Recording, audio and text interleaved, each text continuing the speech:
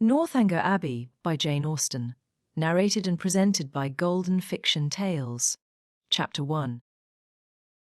No one who had ever seen Catherine Morland in her infancy would have supposed her born to be an heroine. Her situation in life, the character of her father and mother, her own person and disposition were all equally against her. Her father was a clergyman, without being neglected or poor, and a very respectable man, though his name was Richard, and he had never been handsome.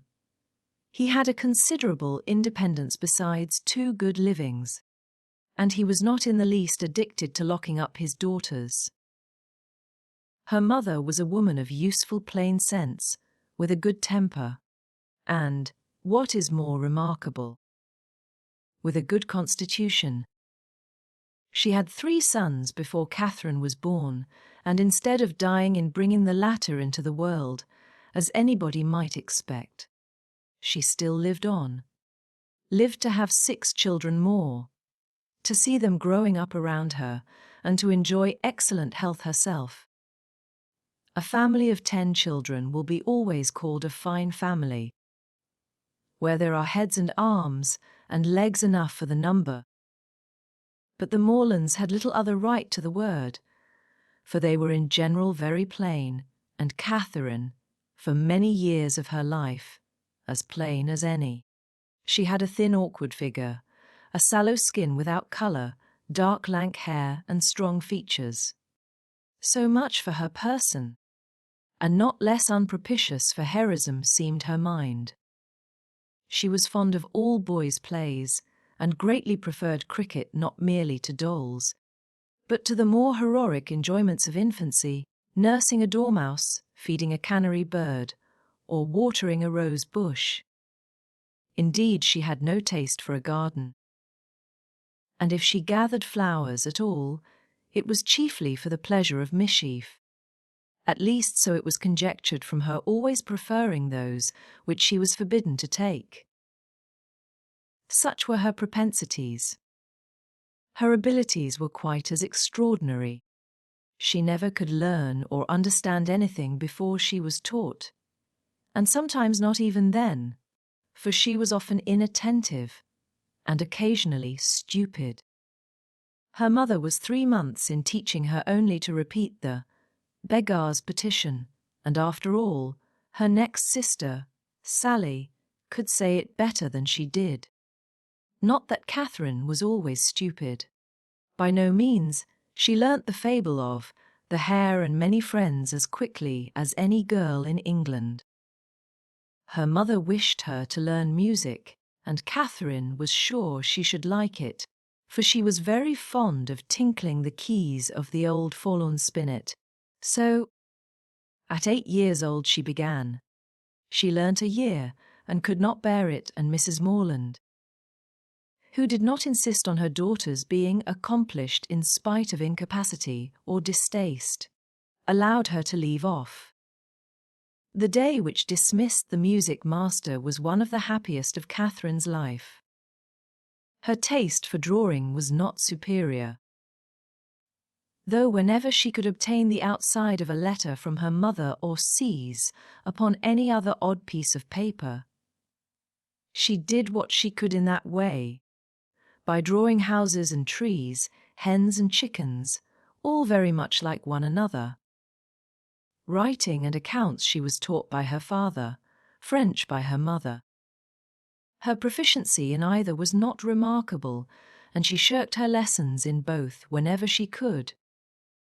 What a strange, unaccountable character! For with all these symptoms of profligacy at 10 years old, she had neither a bad heart nor a bad temper, was seldom stubborn, scarcely ever quarrelsome, and very kind to the little ones, with few interruptions of tyranny. She was moreover noisy and wild, hated confinement and cleanliness, and loved nothing so well in the world as rolling down the green slope at the back of the house. Such was Catherine Morland at 10. At 15, appearances were mending.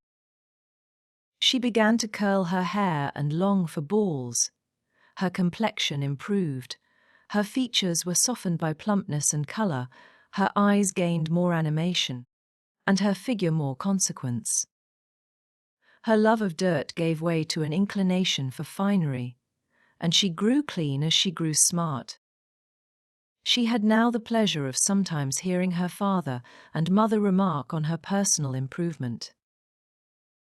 Catherine grows quite a good-looking girl. She is almost pretty today, were words which caught her ears now and then. And how welcome were the sounds!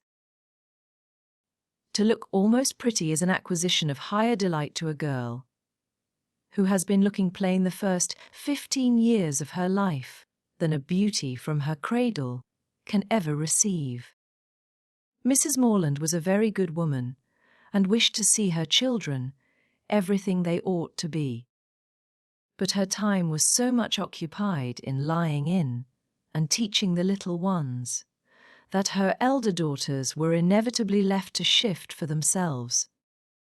And it was not very wonderful that Catherine, who had by nature nothing heroic about her, should prefer cricket, baseball, riding on horseback, and running about the country at the age of 14 to books, or at least books of information.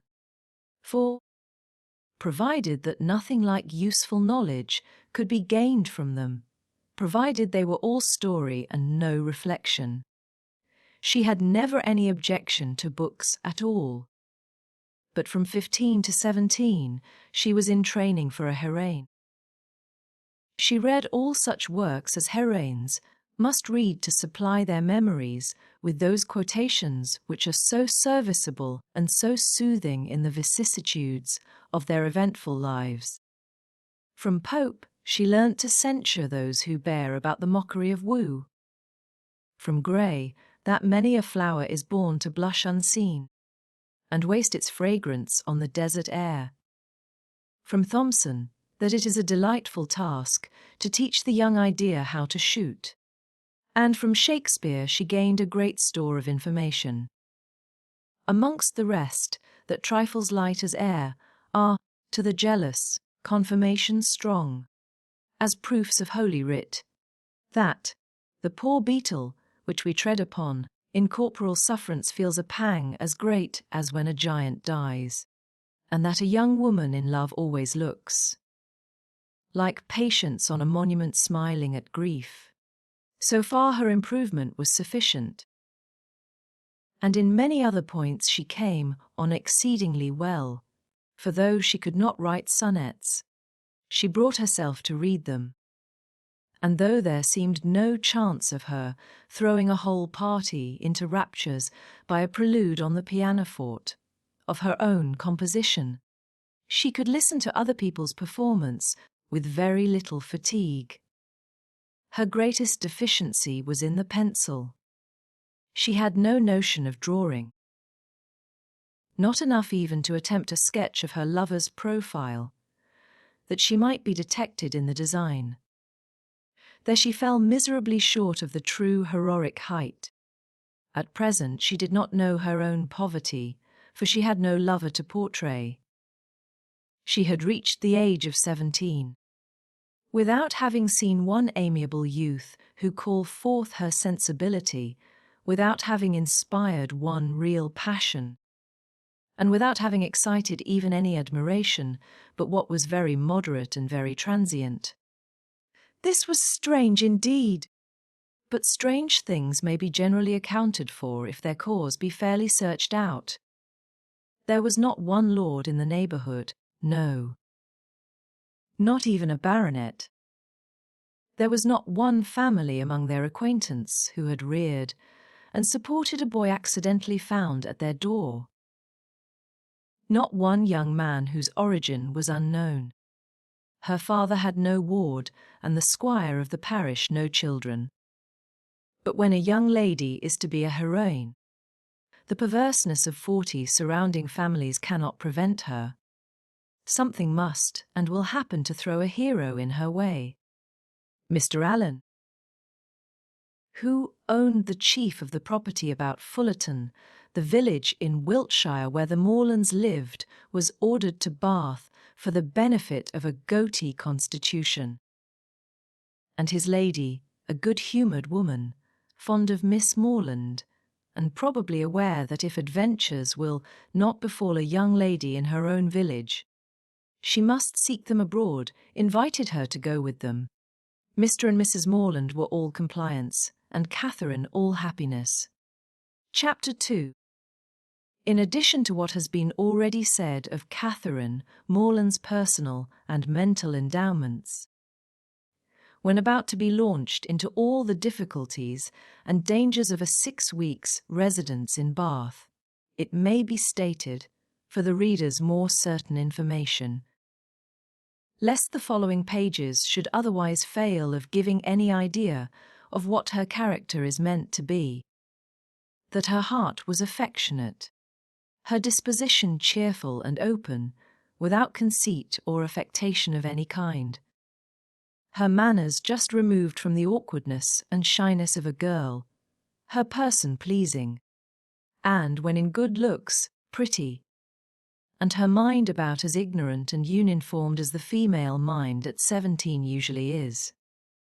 When the hour of departure drew near, the maternal anxiety of Mrs. Morland will be naturally supposed to be most severe.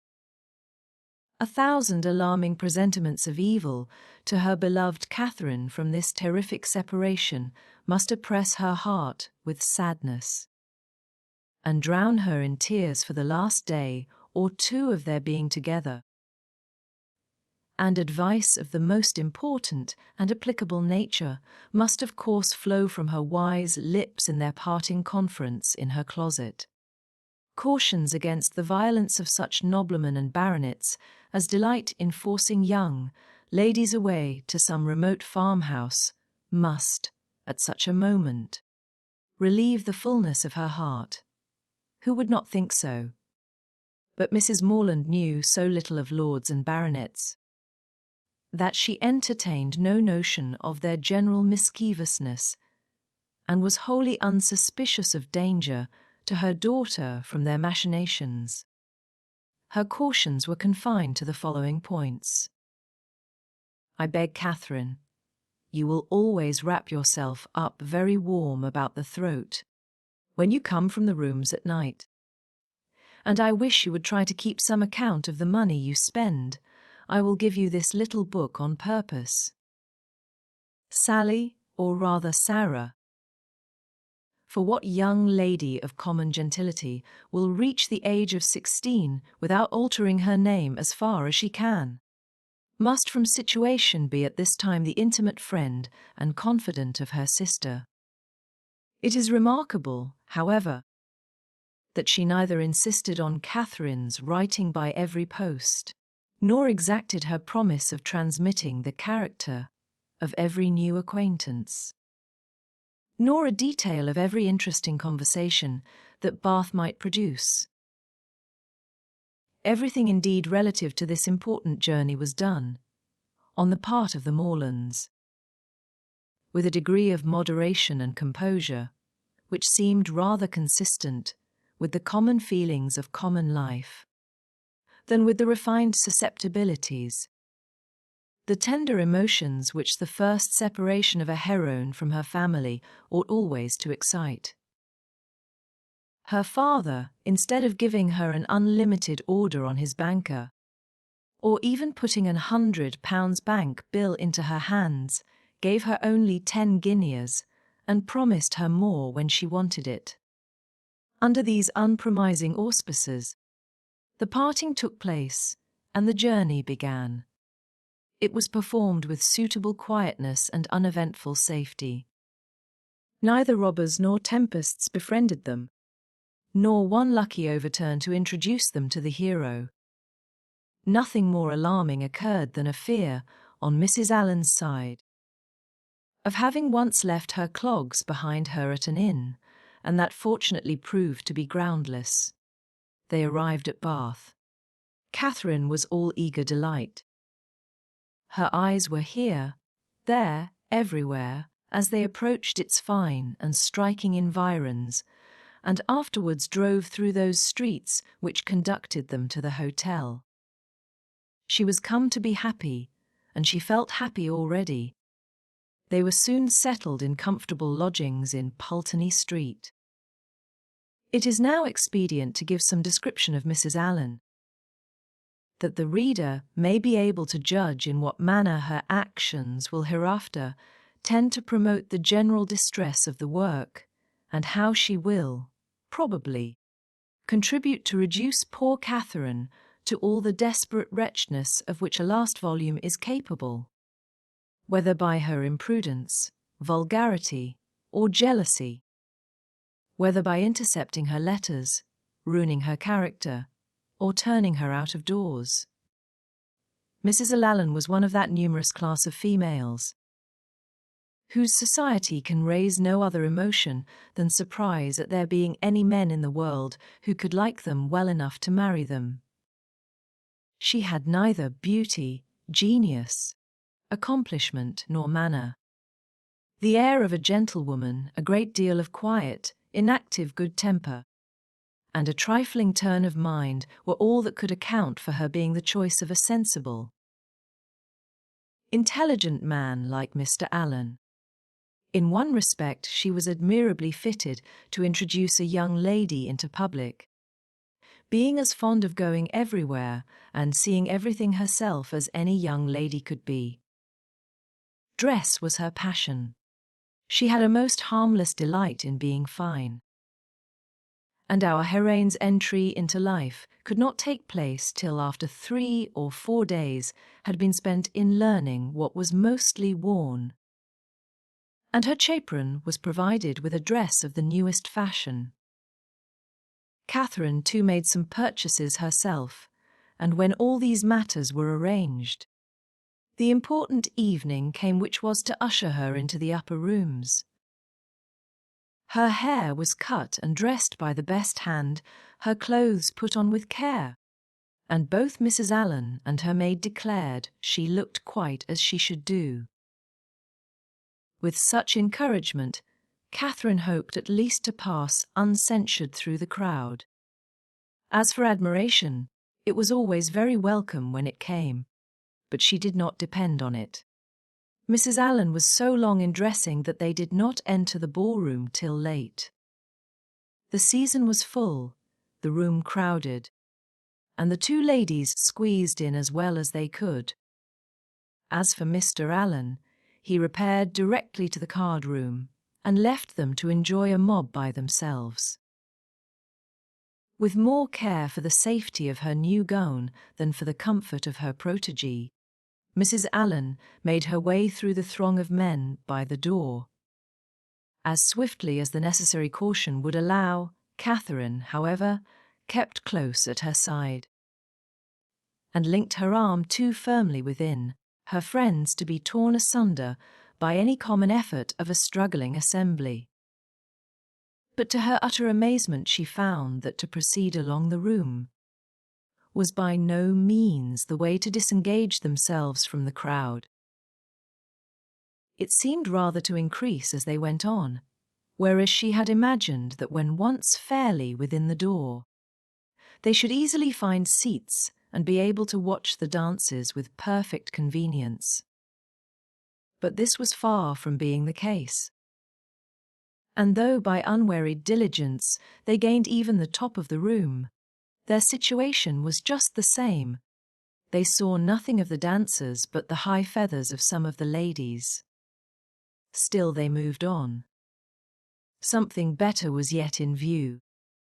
And by a continued exertion of strength and ingenuity they found themselves at last in the passage behind the highest bench.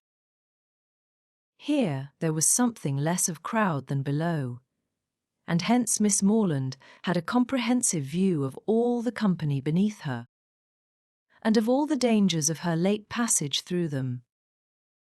It was a splendid sight, and she began, for the first time that evening, to feel herself at a ball. She longed to dance, but she had not an acquaintance in the room. Mrs. Allen did all that she could do in such a case by saying very placidly, every now and then. I wish you could dance, my dear. I wish you could get a partner. For some time her young friend felt obliged to her for these wishes, but they were repeated so often, and proved so totally ineffectual, that Catherine grew tired at last, and would thank her no more. They were not long able, however, to enjoy the repose of the eminence they had so laboriously gained. Everybody was shortly in motion for tea, and they must squeeze out like the rest. Catherine began to feel something of disappointment. She was tired of being continually pressed against by people, the generality of whose faces possessed nothing to interest, and with all of whom she was so wholly unacquainted that she could not relieve the irksomeness of imprisonment by the exchange of a syllable with any of her fellow captives. And when at last arrived in the tea-room, she felt yet more the awkwardness of having no party to join, no acquaintance to claim, no gentleman to assist them.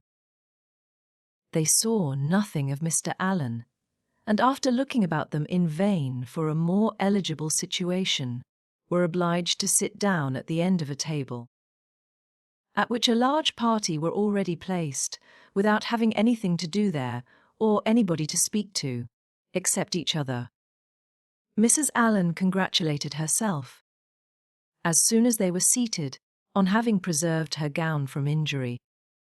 "It would have been very shocking to have it torn," said she. "Would not it?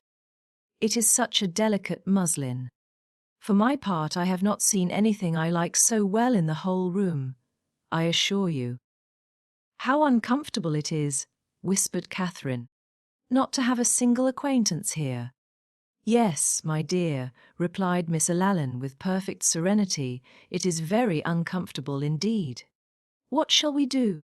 The gentlemen and ladies at this table look as if they wondered why we came here. We seem forcing ourselves into their party." "Aye, so we do. That is very disagreeable.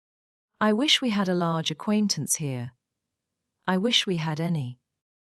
It would be somebody to go to." "Very true, my dear, and if we knew anybody we would join them directly. The Skinners were here last year. I wish they were here now. Had not we better go away as it is? Here are no tea things for us, you see." "No more there are, indeed." "How very provoking. But I think we had better sit still, for one gets so tumbled in such a crowd. How is my head, my dear?" "Somebody gave me a push that has hurt it, I am afraid." "No, indeed, it looks very nice. But, dear Mrs. Allen, are you sure there is nobody you know in all this multitude of people? I think you must know somebody." "I don't, upon my word. I wish I did. I wish I had a large acquaintance here with all my heart, and then I should get you a partner. I should be so glad to have you dance. There goes a strange-looking woman. What an odd gown she has got on! How old-fashioned it is! Look at the back." After some time they received an offer of tea from one of their neighbours. It was thankfully accepted, and this introduced a light conversation with the gentleman who offered it, which was the only time that anybody spoke to them during the evening, till they were discovered and joined by Mr. Allen when the dance was over. "Well, Miss Morland," said he directly, "I hope you have had an agreeable ball." "Very agreeable indeed," she replied, vainly endeavouring to hide a great yawn. "I wish she had been able to dance," said his wife. "I wish we could have got a partner for her. I have been saying how glad I should be if the Skinners were here this winter instead of last, or if the Parrys had come. As they talked of once, she might have danced with George Parry. I am so sorry she has not had a partner. We shall do better another evening, I hope," was Mr. Allen's consolation. The company began to disperse when the dancing was over. enough to leave space for the remainder to walk about in some comfort. And now was the time for a heroine, who had not yet played a very distinguished part in the events of the evening, to be noticed and admired. Every 5 minutes, by removing some of the crowd, gave greater openings for her charms. She was now seen by many young men who had not been near her before. Not one, however, started with rapturous wonder on beholding her. No whisper of eager inquiry ran round the room, nor was she once called a divinity by anybody. Yet Catherine was in very good looks, and had the company only seen her 3 years before, they would now have thought her exceedingly handsome.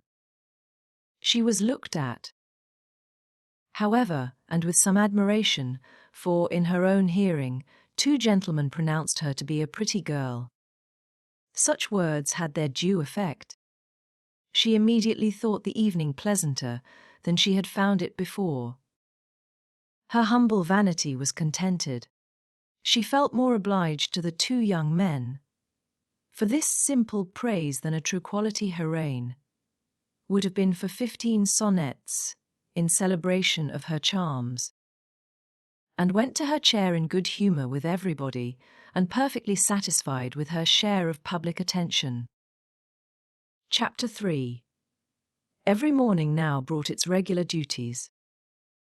Shops were to be visited, some new part of the town to be looked at, and the pump room to be attended, where they paraded up and down for an hour, looking at everybody and speaking to no one. The wish of a numerous acquaintance in Bath was still uppermost with Mrs. Allen, and she repeated it after every fresh proof, which every morning brought, of her knowing nobody at all. They made their appearance in the lower rooms, and here fortune was more favourable to our heroine. The master of the ceremonies introduced to her a very gentleman-like young man as a partner. His name was Tilney. He seemed to be about 4 or 25, was rather tall, had a pleasing countenance, a very intelligent and lively eye, and, if not quite handsome, was very near it. His address was good, and Catherine felt herself in high luck. There was little leisure for speaking while they danced, but when they were seated at tea, she found him as agreeable as she had already given him credit for being. He talked with fluency and spirit, and there was an archness and pleasantry in his manner which interested, though it was hardly understood by her. After chatting some time on such matters as naturally arose from the objects around them, he suddenly addressed her with, "I have hitherto been very remiss, madam, in the proper attentions of a partner here. I have not yet asked you how long you have been in Bath, whether you were ever here before, whether you have been at the upper rooms, the theatre, and the concert, and how you like the place altogether. I have been very negligent. But are you now at leisure to satisfy me in these particulars? If you are, I will begin directly. You need not give yourself that trouble, sir. No trouble, I assure you, madam." Then forming his features into a set smile, and affectedly softening his voice, he added, with a simpering air, "Have you been long in Bath, madam?" "About a week, sir," replied Catherine, trying not to laugh. "Really?" with affected astonishment. "Why should you be surprised, sir?" "Why, indeed?" said he in his natural tone. "But some emotion must appear to be raised by your reply, and surprise is more easily assumed, and not less reasonable than any other. Now let us go on. Were you never here before, madam?" "Never, sir."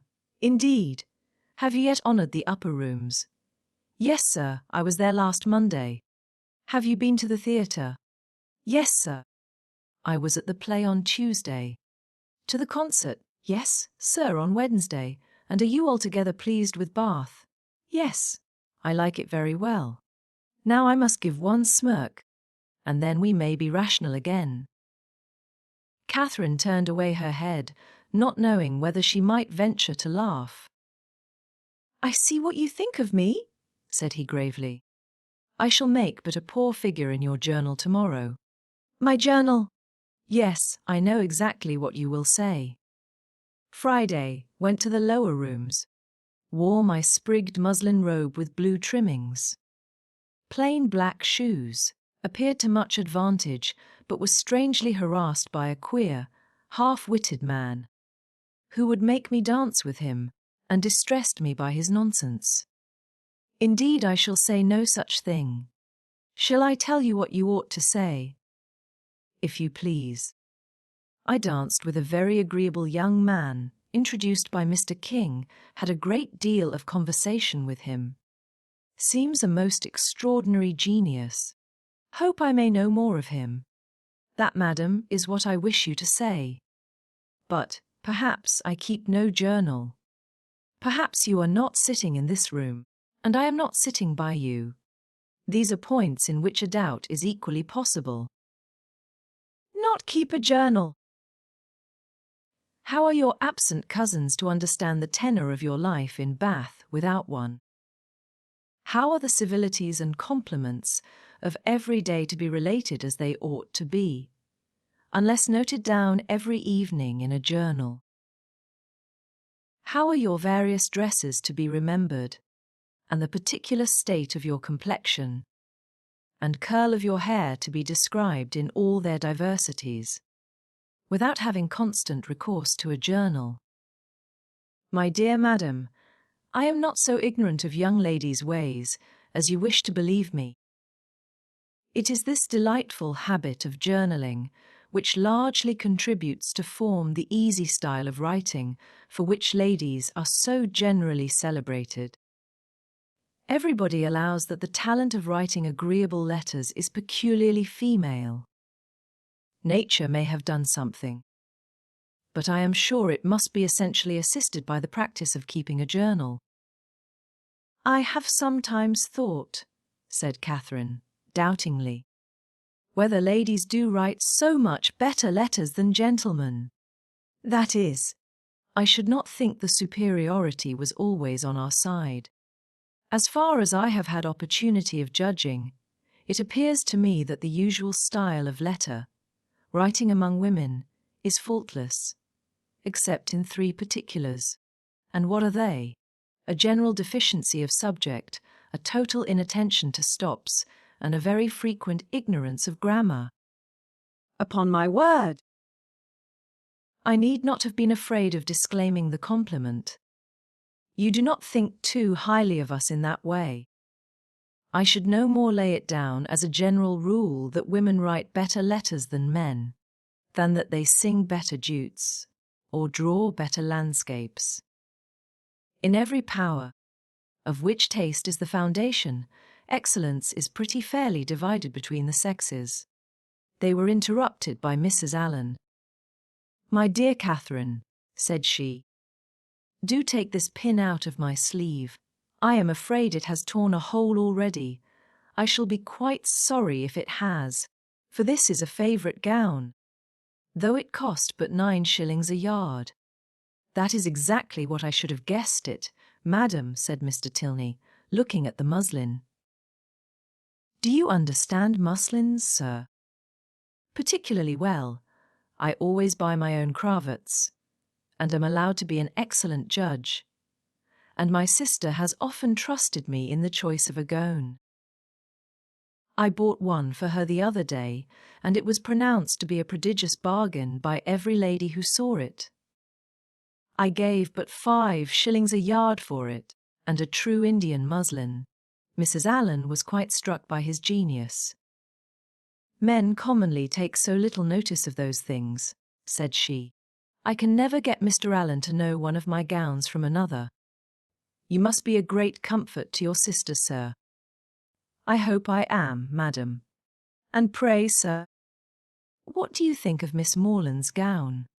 "It is very pretty, madam," said he, gravely examining it, "but I do not think it will wash well. I am afraid it will fray." "How can you," said Catherine, laughing, "be so?" She had almost said strange. "I am quite of your opinion, sir," replied Mrs. Allen. "And so I told Miss Morland when she bought it. But then, you know, madam, muslin always turns to some account or other. Miss Morland will get enough out of it for a handkerchief, or a cap, or a cloak. Muslin can never be said to be wasted. I have heard my sister say so 40 times. When she has been extravagant in buying more than she wanted, or careless in cutting it to pieces. Bath is a charming place, sir. There are so many good shops here. We are sadly off in the country, not what we have very good shops in Salisbury, but it is so far to go. 8 miles is a long way. Mr. Allen says it is 9. Measured 9, but I am sure it cannot be more than 8, and it is such a fag. I come back tired to death. Now, here one can step out of doors and get a thing in 5 minutes. Mr. Tilney was polite enough to seem interested in what she said, and she kept him on the subject of muslins till the dancing recommenced. Catherine feared, as she listened to their discourse, that he indulged himself a little too much with the fables of others. "What are you thinking of so earnestly?" said he, as they walked back to the ballroom. "Not of your partner, I hope, for, by that shake of the head, your meditations are not satisfactory." Catherine coloured, and said, "I was not thinking of anything. That is artful and deep, to be sure, but I had rather be told at once that you will not tell me." "Well then, I will not. Thank you, for now we shall soon be acquainted, as I am authorized to tease you on this subject whenever we meet, and nothing in the world advances intimacy so much." They danced again, and, when the assembly closed, parted, on the lady's side at least, with a strong inclination for continuing the acquaintance. Whether she thought of him so much, while she drank her warm wine and water, and prepared herself for bed, as to dream of him when there, cannot be ascertained. But I hope it was no more than in a slight slumber, or a morning doze at most, for if it be true, as a celebrated writer has maintained, that no young lady can be justified in falling in love before the gentleman's love is declared, it must be very improper that a young lady shouldn't dream of a gentleman before the gentleman is first known to have dreamt of her. How proper Mr. Tilney might be as a dreamer or a lover had not yet perhaps entered Mr. Allen's head, but that he was not objectionable as a common acquaintance for his young charge, he was on inquiry satisfied, for he had early in the evening taken pains to know who her partner was, and had been assured of Mr. Tilney's being a clergyman, and of a very respectable family in Gloucestershire. Chapter 4. With more than usual eagerness did Catherine hasten to the pump room the next day, secure within herself of seeing Mr. Tilling there before the morning were over, and ready to meet him with a smile, but no smile was demanded. Mr. Tilney did not appear. Every creature in Bath, except himself, was to be seen in the room at different periods of the fashionable hours. Crowds of people were every moment passing in and out, up the steps and down, people whom nobody cared about and nobody wanted to see, and he only was absent. "What a delightful place Bath is," said Mrs. Allen as they sat down near the great clock after parading the room till they were tired, "and how pleasant it would be if we had any acquaintance here." This sentiment had been uttered so often in vain that Mrs. Allen had no particular reason to hope it would be followed with more advantage now. But we are told to despair of nothing we would attain, as unwearied diligence our point would gain. And the unwearied diligence with which she had every day wished for the same thing was at length to have its just reward. For hardly had she been seated 10 minutes before a lady of about her own age, who was sitting by her, and had been looking at her attentively for several minutes, addressed her with great complaisance in these words: "I think, madam, I cannot be mistaken. It is a long time since I had the pleasure of seeing you. But is not your name Allen?" This question answered, as it readily was, the stranger pronounced hers to be Thorpe. And Mrs. Allen immediately recognized the features of a former schoolfellow and intimate, whom she had seen only once since their respective marriages, and that many years ago. Their joy on this meeting was very great, as well it might, since they had been contented to know nothing of each other for the last 15 years. Compliments on good looks now passed, and, after observing how time had slipped away since they were last together, how little they had thought of meeting in Bath, and what a pleasure it was to see an old friend, they proceeded to make inquiries and give intelligence as to their families, sisters, and cousins, talking both together, far more ready to give than to receive information, and each hearing very little of what the other said. Mrs. Thorpe, however, had one great advantage as a talker over Mrs. Allen, in a family of children, and when she expatiated on the talents of her sons and the beauty of her daughters, when she related their different situations and views. That John was at Oxford, Edward at Merchant Taylor's, and William at sea, and all of them more beloved and respected in their different station than any other 3 beings ever were. Mrs. Allen had no similar information to give, no similar triumphs to press on the unwilling and unbelieving ear of her friend, and was forced to sit and appear to listen to all these maternal effusions, consoling herself, however, with the discovery, which her keen eyes soon made, that the lace on Mrs. Thorpe's pelisse was not half so handsome as that on her own. "Here come my dear girls," cried Mrs. Thorpe, pointing at 3 smart-looking females who, arm in arm, were then moving towards her. "My dear Mrs. Allen, I long to introduce them. They will be so delighted to see you. The tallest is Isabella, my eldest. Is not she a fine young woman? The others are very much admired too, but I believe Isabella is the handsomest." The Miss Thorpes were introduced, and Miss Morland, who had been for a short time forgotten, was introduced likewise. The name seemed to strike them all, and, after speaking to her with great civility, the eldest young lady observed aloud to the rest, "How excessively like her brother Miss Morland is." "The very picture of him indeed," cried the mother. "And I should have known her anywhere for his sister," was repeated by them all 2 or 3 times over. For a moment Catherine was surprised. But Mrs. Thorpe and her daughters had scarcely begun the history of their acquaintance with Mr. James Morland, before she remembered that her eldest brother had lately formed an intimacy with a young man of his own college, of the name of Thorpe, and that he had spent the last week of the Christmas vacation with his family near London.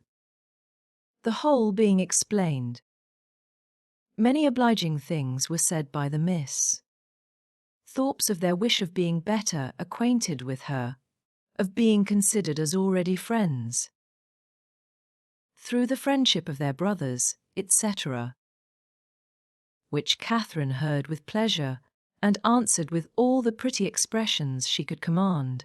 And, as the first proof of amity, she was soon invited to accept an arm of the eldest Miss Thorpe, and take a turn with her about the room. Catherine was delighted with this extension of her Bath acquaintance, and almost forgot Mr. Tilney while she talked to Miss Thorpe. Friendship is certainly the finest balm for the pangs of disappointed love. Their conversation turned upon those subjects, of which the free discussion has generally much to do in perfecting a sudden intimacy between two young ladies, such as dress, balls, flirtations, and quizzes. Miss Thorpe, however, being 4 years older than Miss Morland, and at least 4 years better informed, had a very decided advantage in discussing such points.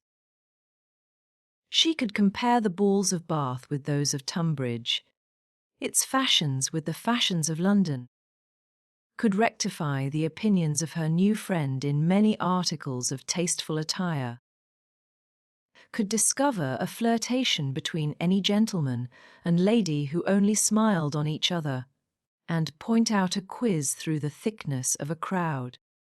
These powers received due admiration from Catherine, to whom they were entirely new. And the respect which they naturally inspired might have been too great for familiarity, had not the easy gaiety of Miss Thorpe's manners, and her frequent expressions of delight on this acquaintance with her, softened down every feeling of awe, and left nothing but tender affection. Their increasing attachment was not to be satisfied with half a dozen turns in the pump room, but required, when they all quitted it together, that Miss Thorpe should accompany Miss Morland to the very door of Mr. Allen's house, and that they should there part with a most affectionate and lengthened shake of hands, after learning, to their mutual relief, that they should see each other across the theatre at night, and say their prayers in the same chapel the next morning. Catherine then ran directly upstairs, and watched Miss Thorpe's progress down the street from the drawing-room window, admired the graceful spirit of her walk, the fashionable air of her figure and dress, and felt grateful, as well she might, for the chance which had procured her such a friend. Mrs. Thorpe was a widow, and not a very rich one. She was a good, humoured, well-meaning woman, and a very indulgent mother.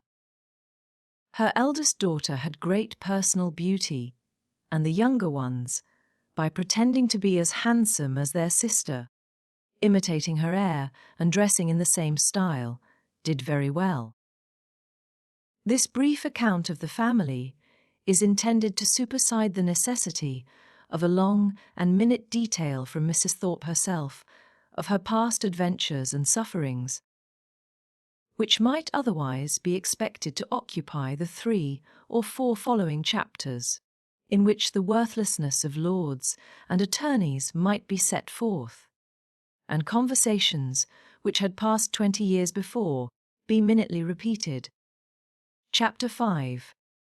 Catherine was not so much engaged at the theatre that evening in returning the nods and smiles of Miss Thorpe, though they certainly claimed much of her leisure, as to forget to look with an inquiring eye for Mr. Tilney in every box which her eye could reach, but she looked in vain. Mr. Tilney was no fonder of the play than the pump room.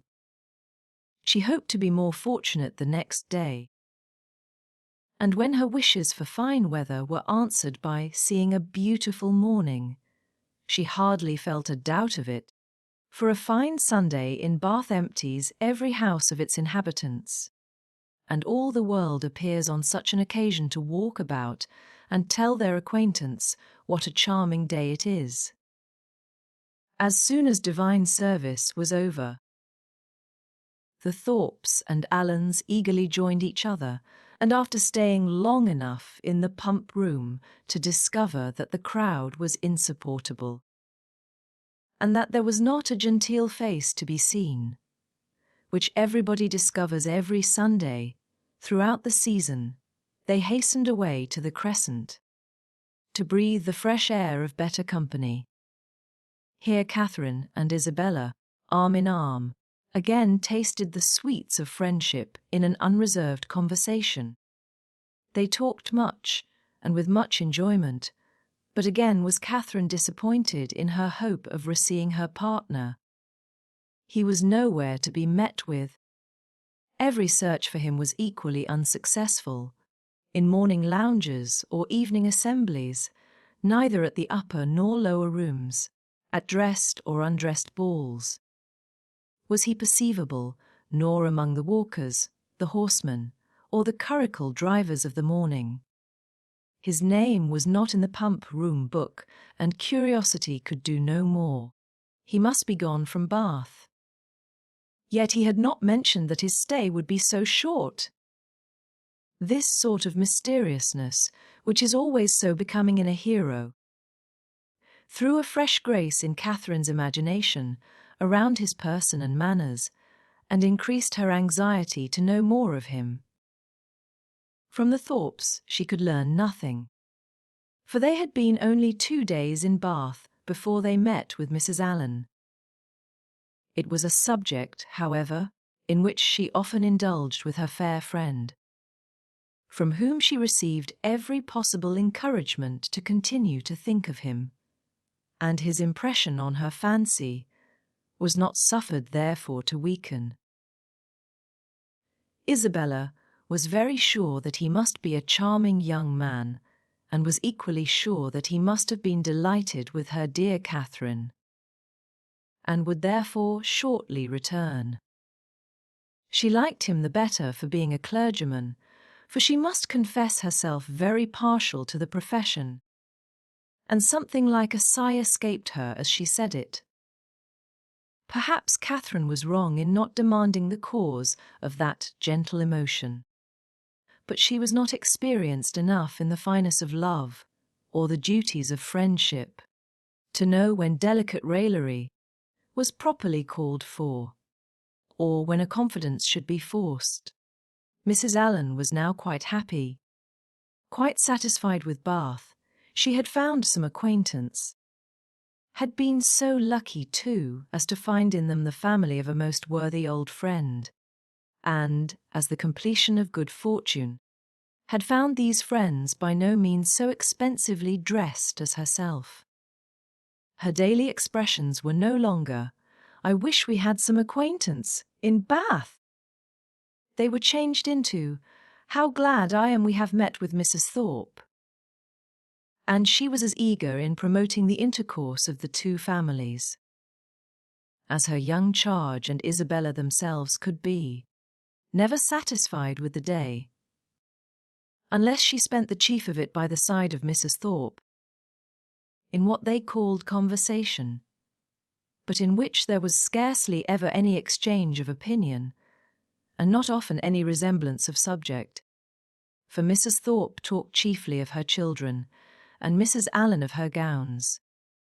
The progress of the friendship between Catherine and Isabella was quick, as its beginning had been warm, and they passed so rapidly through every gradation of increasing tenderness that there was shortly no fresh proof of it to be given to their friends or themselves.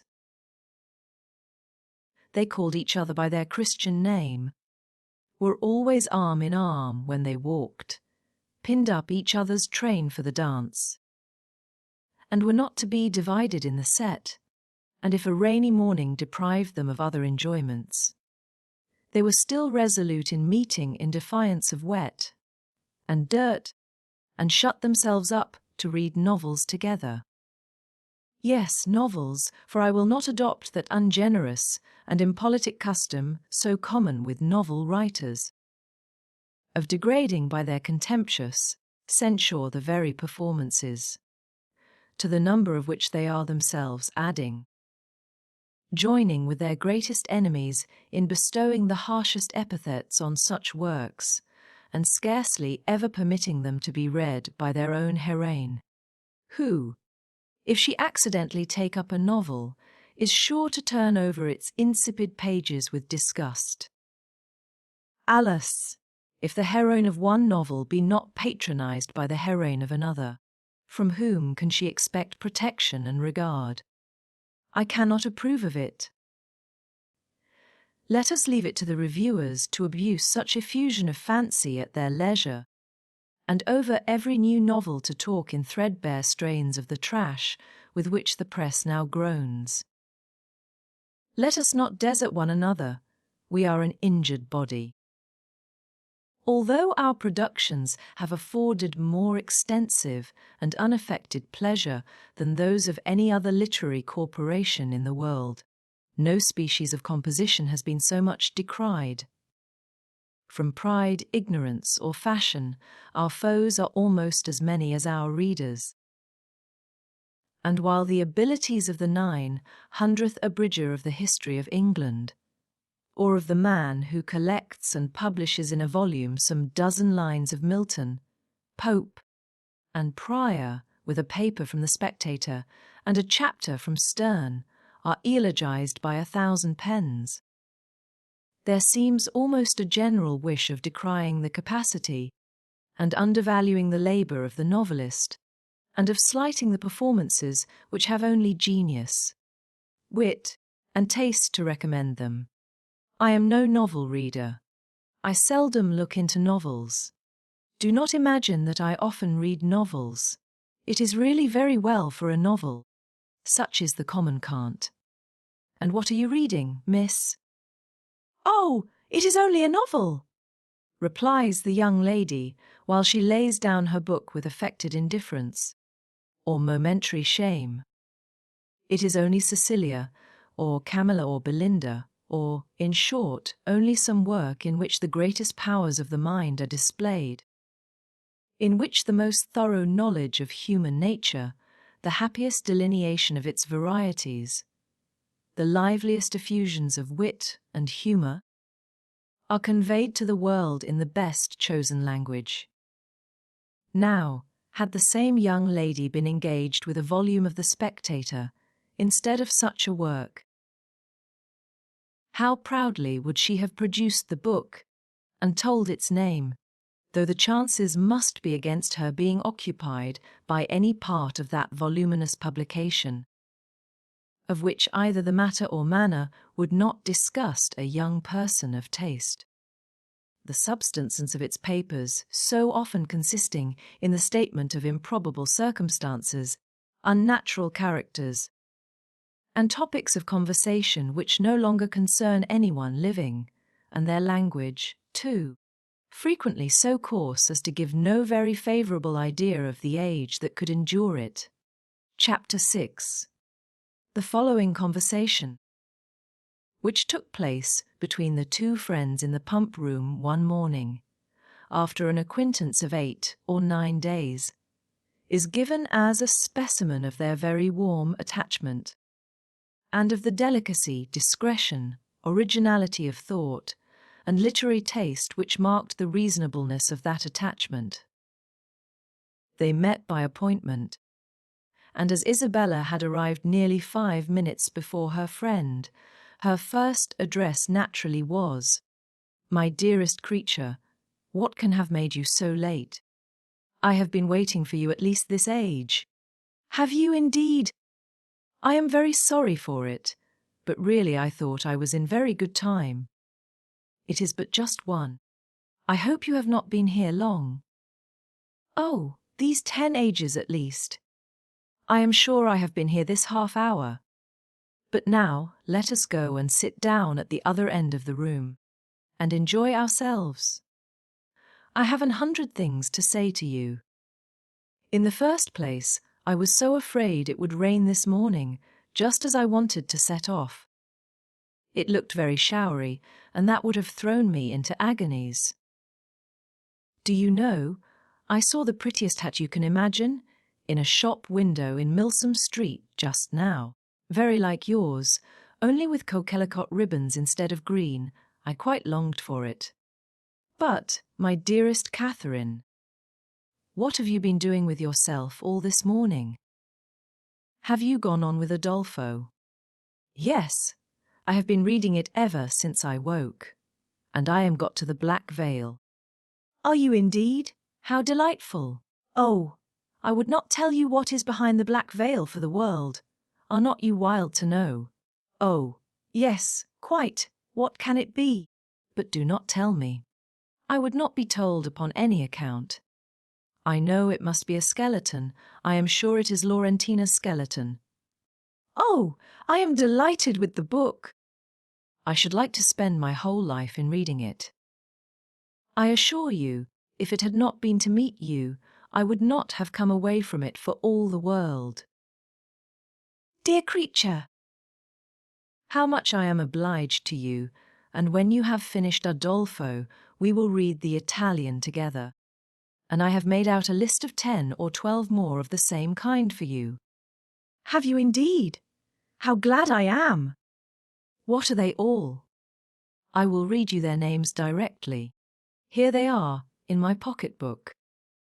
Castle of Wolfenbach, Clermont, Mysterious Warnings, Necromancer of the Black Forest, Midnight Bell, Orphan of the Rhine, and Horrid Mysteries.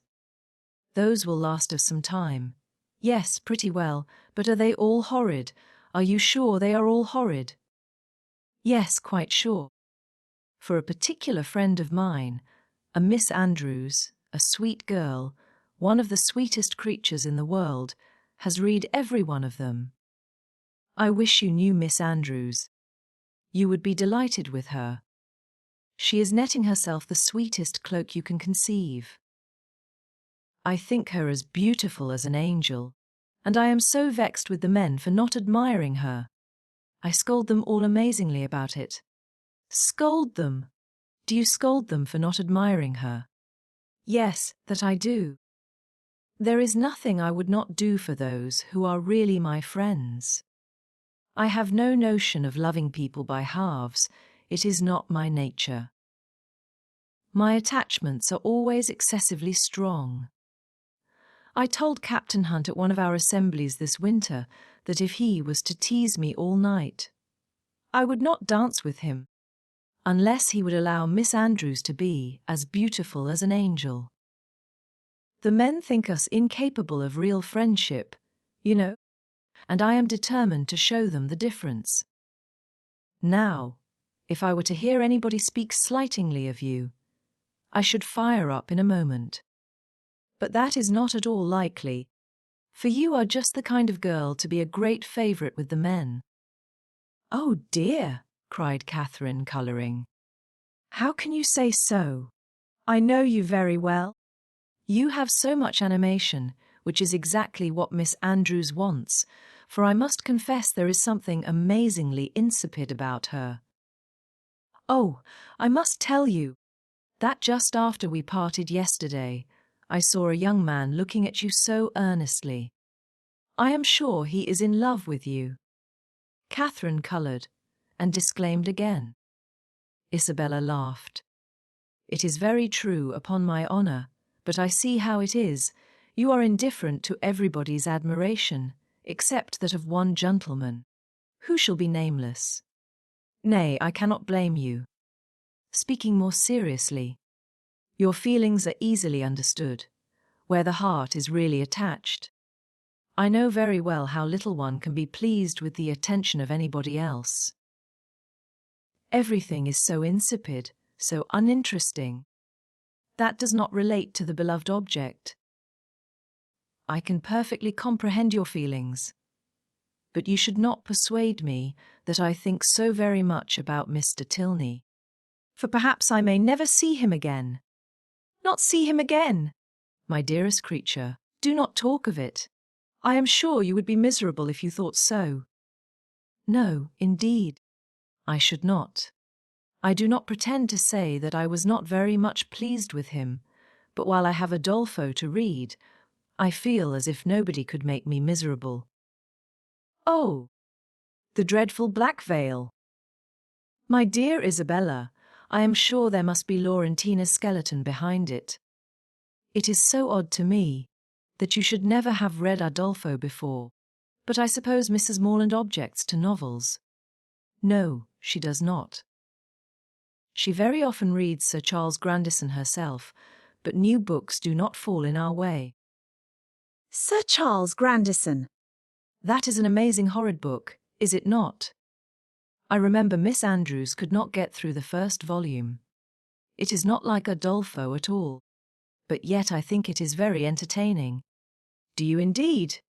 You surprise me, I thought it had not been readable. But, my dearest Catherine, have you settled what to wear on your head tonight? I am determined at all events to be dressed exactly like you. The men take notice of that sometimes, you know.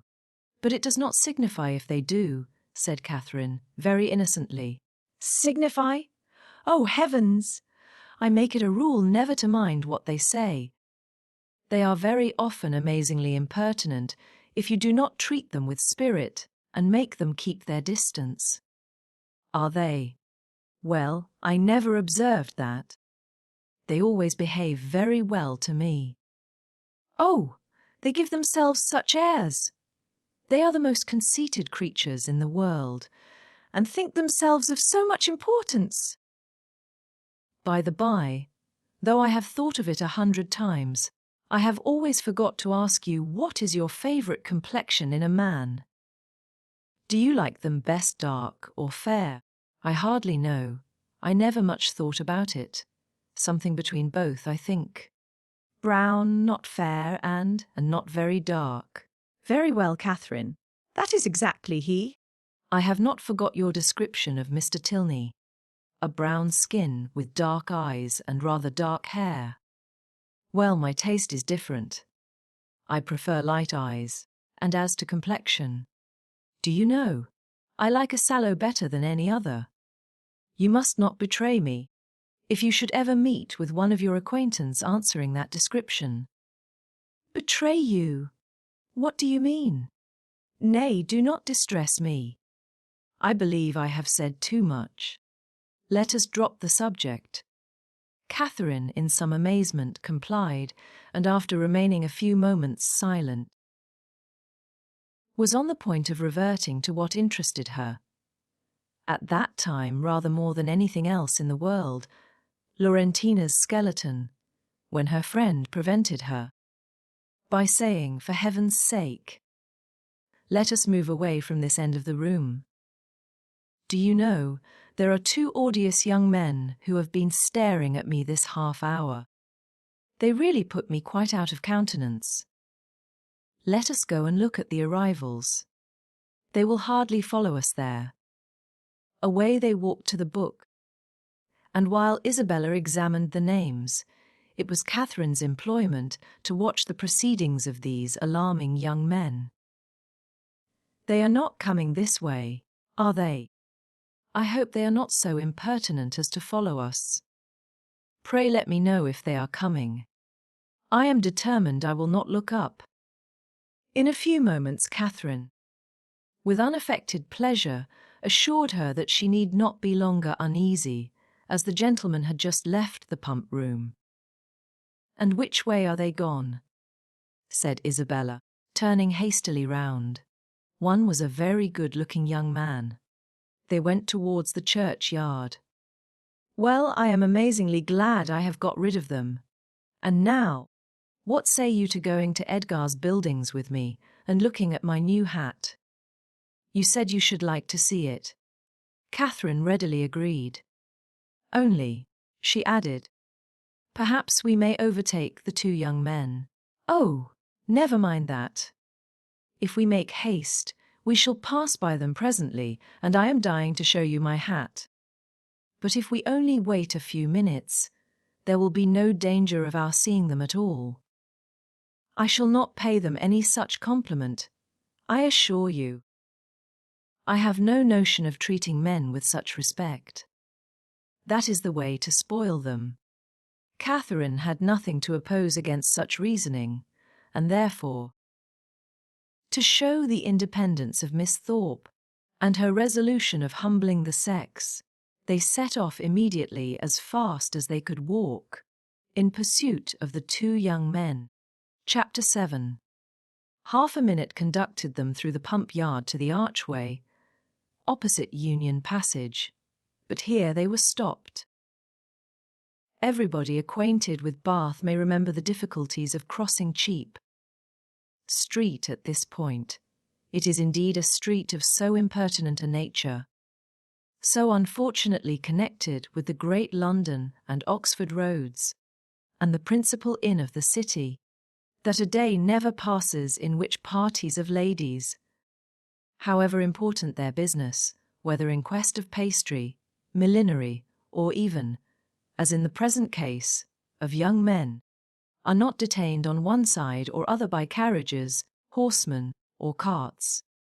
This evil had been felt and lamented at least 3 times a day by Isabella since her residence in Bath, and she was now fated to feel and lament it once more, for at the very moment of coming opposite to Union Passage, and within view of the 2 gentlemen who were proceeding through the crowds, and threading the gutters of that interesting alley, they were prevented crossing by the approach of a gig, driven along on bad pavement by a most knowing-looking coachman, with all the vehemence that could most fitly endanger the lives of himself, his companion, and his horse.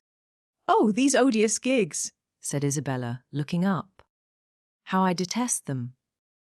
But this detestation, though so just, was of short duration, for she looked again and exclaimed, "Delightful! Mr. Morland and my brother! Good heaven! It is James!" was uttered at the same moment by Catherine, and, on catching the young men's eyes, the horse was immediately checked with a violence which almost threw him on his haunches, and the servant having now scampered up, the gentleman jumped out, and the equipage was delivered to his care. Catherine, by whom this meeting was wholly unexpected, received her brother with the liveliest pleasure, and he, being of a very amiable disposition, and sincerely attached to her, gave every proof on his side of equal satisfaction, which he could have leisure to do, while the bright eyes of Miss Thorpe were incessantly challenging his notice, and to her his devoirs were speedily paid. With a mixture of joy and embarrassment which might have informed Catherine, had she been more expert in the development of other people's feelings, and less simply engrossed by her own, that her brother thought her friend quite as pretty as she could do herself. John Thorpe, who in the meantime had been giving orders about the horses, soon joined them, and from him she directly received the amends which were her due, for while he slightly and carelessly touched the hand of Isabella, on her he bestowed a whole scrape and half a short bow. He was a stout young man of middling height, who, with a plain face and ungraceful form, seemed fearful of being too handsome unless he wore the dress of a groom, and too much like a gentleman unless he were easy where he ought to be civil, and impudent where he might be allowed to be easy. He took out his watch. "How long do you think we have been running it from Tetbury, Miss Morland?" "I do not know the distance." Her brother told her that it was 23 miles. 23! cried Thorpe. 25 if it is an inch.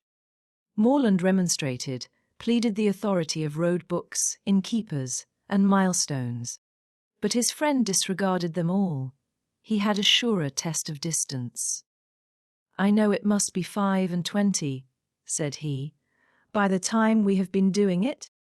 It is now 1:30. We drove out of the inn yard at Tetbury as the town clock struck 11, and I defy any man in England to make my horse go less than 10 miles an hour in harness that makes it exactly 25. "You have lost an hour," said Morland. "It was only 10 o'clock when we came from Tetbury." 10 o'clock! It was 11, upon my soul! I counted every stroke. "This brother of yours would persuade me out of my senses. Miss Morland, do but look at my horse.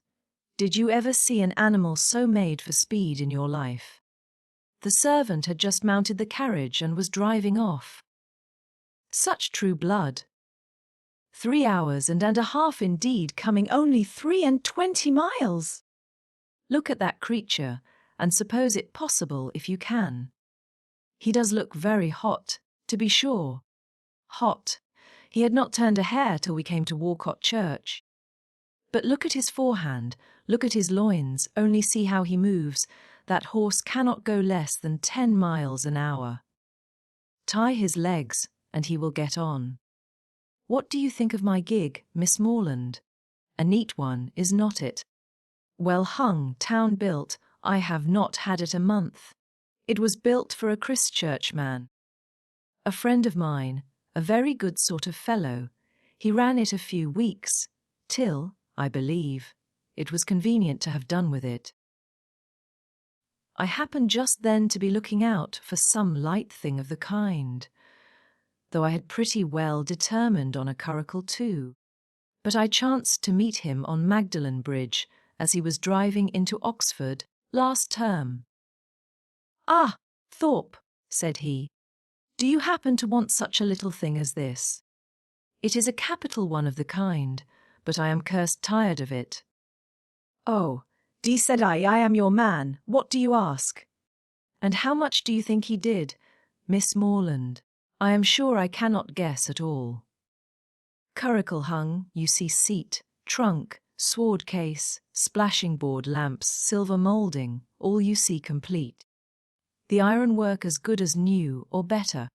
He asked 50 guineas, I closed with him directly, threw down the money, and the carriage was mine. "And I am sure," said Catherine, "I know so little of such things that I cannot judge whether it was cheap or dear. Neither one nor t'other. I might have got it for less, I dare say, but I hate haggling, and poor Freeman wanted cash." "That was very good-natured of you," said Catherine, quite pleased. "Oh, damn it." "When one has the means of doing a kind thing by a friend, I hate to be pitiful."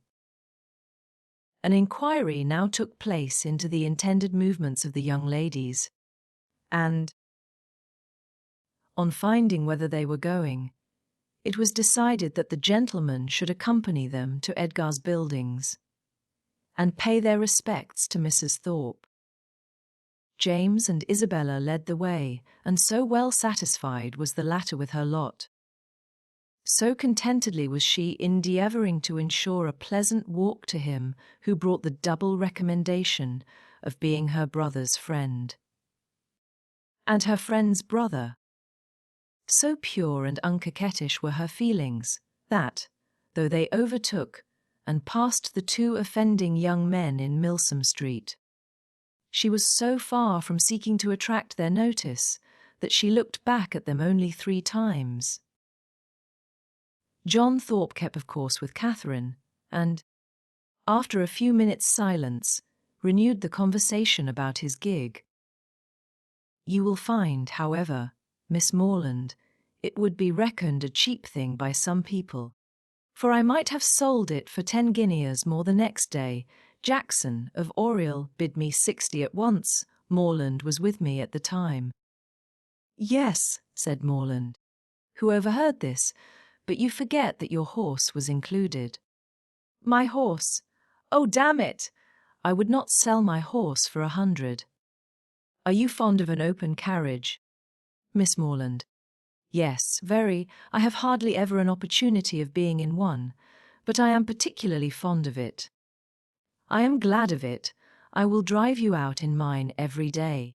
"Thank you," said Catherine, in some distress, from a doubt of the propriety of accepting such an offer.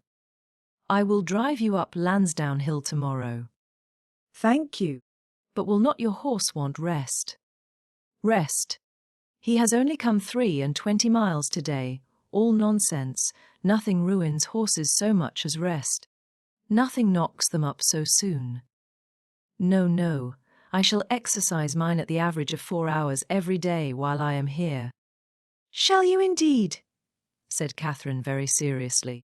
"That will be 40 miles a day." 40. "Aye, 50 for what I care." "Well, I will drive you up Lansdowne tomorrow, mind. I am engaged." "How delightful that will be!" cried Isabella, turning round. "My dearest Catherine, I quite envy you, but I am afraid, brother, you will not have room for a third." "A third indeed! No, no. I did not come to Bath to drive my sisters about. That would be a good joke, Faith. Morland must take care of you. This brought on a dialogue of civilities between the other two, but Catherine heard neither particulars nor the result. Her companion's discourse now sunk from its hitherto anno, mated pitch to nothing more than a short decisive sentence of praise or condemnation on the face of every woman they met. And Catherine, after listening and agreeing as long as she could, with all the civility and deference of the youthful female mind, fearful of hazarding an opinion of its own in opposition to that of a self-assured man, especially where the beauty of her own sex is concerned, ventured at length to vary the subject by a question which had been long uppermost in her thoughts. It was, "Have you ever read Udolpho?" "Mr. Dolpho?" "Oh, Lord!" "Not I. I never read novels. I have something else to do." Catherine, humbled and ashamed, was going to apologize for her question, but he prevented her by saying, "Novels are also full of nonsense and stuff. There has not been a tolerably decent one come out since Tom Jones, except The Monk. I read that t'other day. But as for all the others, they are the stupidest things in creation. I think you must like Udolpho. If you were to read it, it is so very interesting." "Not I, Faith. No." "If I read any, it shall be Mrs. Radcliffe's. Her novels are amusing enough. They are worth reading. Some fun and nature in them." "Udolpho was written by Mrs. Radcliffe," said Catherine, with some hesitation, from the fear of mortifying him. "No, sure was it?" I remember, so it was. I was thinking of that other stupid book. Written by that woman they make such a fuss about, she who married the French emigrant. I suppose you mean Camilla." "Yes, that's the book. Such unnatural stuff." "An old man playing at seesaw. I took up the first volume once and looked it over, but I soon found it would not do. Indeed, I guessed what sort of stuff it must be before I saw it. As soon as I heard she had married an emigrant, I was sure I should never be able to get through it. I have never read it. You had no loss, I assure you. It is the horridest nonsense you can imagine. There is nothing in the world in it but an old man's playing at see-saw and learning Latin. Upon my soul there is not." This critique, the justness of which was unfortunately lost on poor Catherine, brought them to the door of Mrs. Thorpe's lodgings. And the feelings of the discerning and unprejudiced reader of Camilla gave way to the feelings of the dutiful and affectionate son, as they met Mrs. Thorpe, who had descried them from above in the passage. "Ah, mother, how do you do?" said he, giving her a hearty shake of the hand. "Where did you get that quiz of a hat? It makes you look like an old witch. Here is Morland, and I come to stay a few days with you, so you must look out for a couple of good beds somewhere near."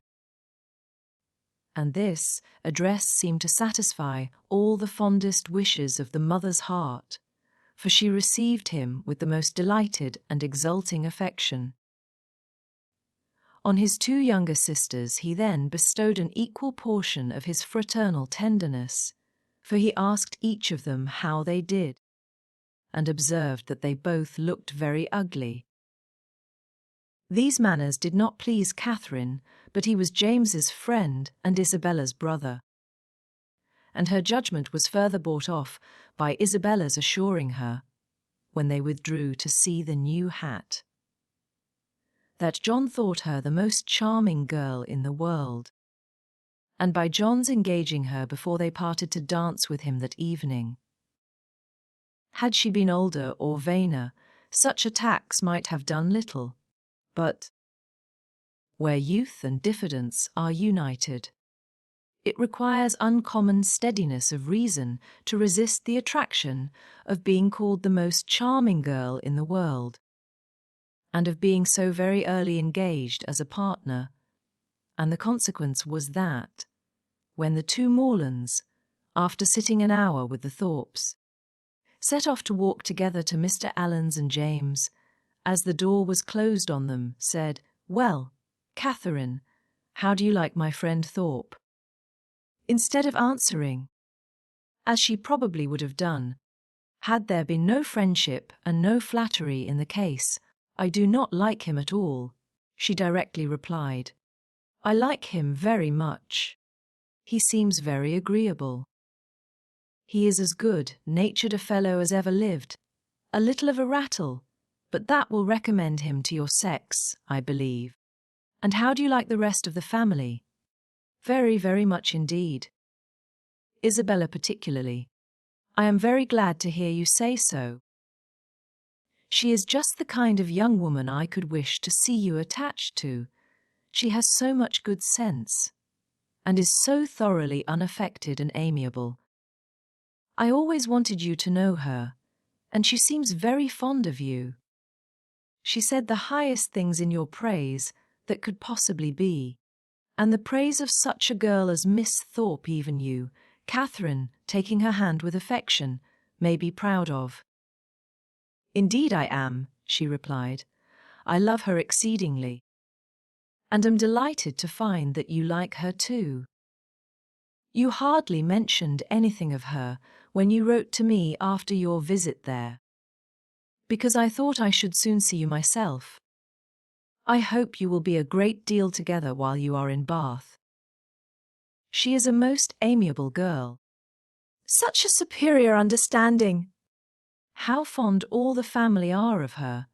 She is evidently the general favourite, and how much she must be admired in such a place as this. Is not she?" "Yes, very much indeed, I fancy. Mr. Allen thinks her the prettiest girl in Bath.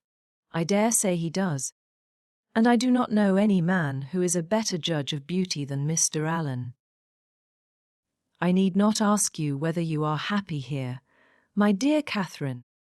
With such a companion and friend as Isabella Thorpe, it would be impossible for you to be otherwise, and the Allens, I am sure, are very kind to you." "Yes, very kind.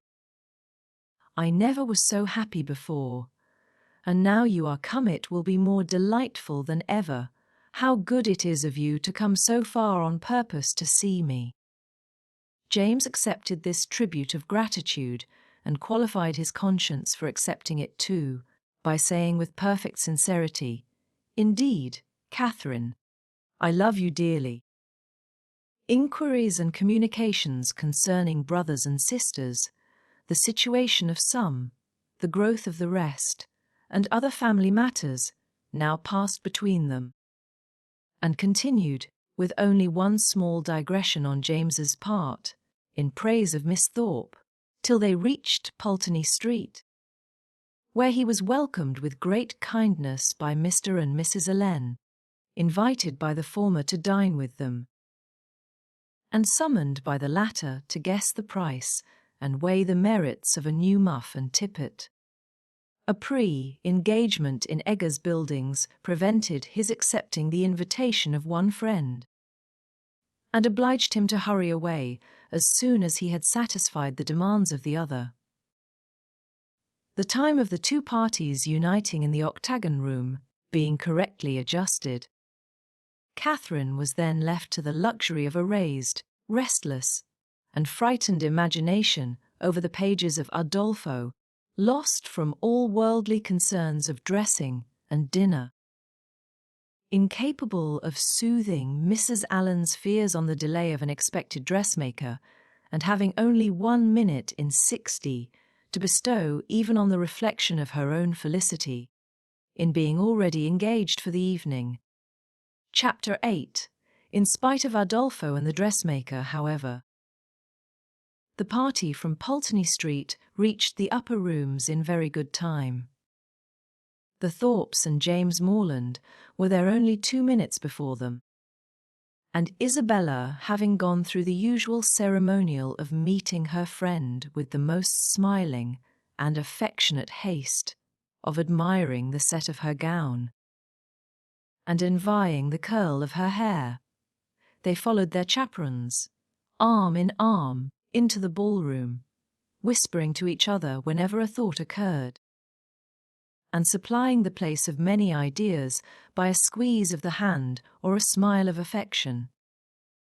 The dancing began within a few minutes after they were seated, and James, who had been engaged quite as long as his sister, was very importunate with Isabella to stand up, but John was gone into the card room to speak to a friend, and nothing, she declared, should induce her to join the set before her dear Catherine could join it too.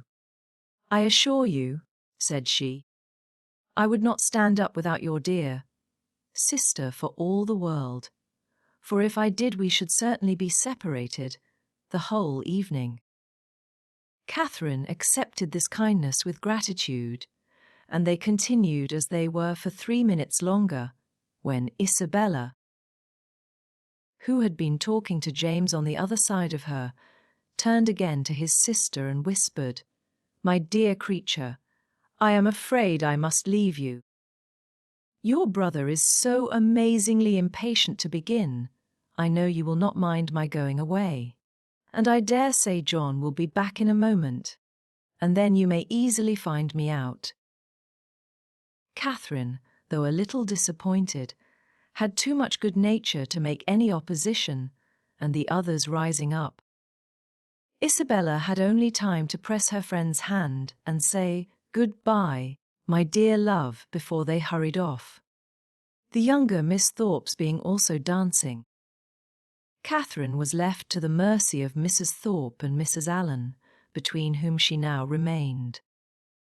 She could not help being vexed at the non-appearance of Mr. Thorpe, for she not only longed to be dancing, but was likewise aware that, as the real dignity of her situation could not be known, she was sharing with the scores of other young ladies, still sitting down all the discredit of wanting a partner, to be disgraced in the eye of the world, to wear the appearance of infamy, while her heart is all purity, her actions all innocence, and the misconduct of another the true source of her debasement, is one of those circumstances which peculiarly belong to the heroine's life, and her fortitude under it what particularly dignifies her character.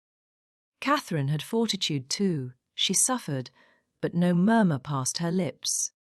From this state of humiliation she was roused, at the end of 10 minutes, to a pleasanter feeling, by seeing, not to Thorpe, but Mr. Tilney, within 3 yards of the place where they sat. He seemed to be moving that way, but he did not see her, and therefore the smile and the blush, which his sudden reappearance raised in Catherine, passed away without sullying her heroic importance. He looked as handsome and as lively as ever, and was talking with interest to a fashionable and pleasing-looking young woman, who leant on his arm, and whom Catherine immediately guessed to be his sister, thus unthinkingly throwing away a fair opportunity of considering him lost to her forever, by being married already.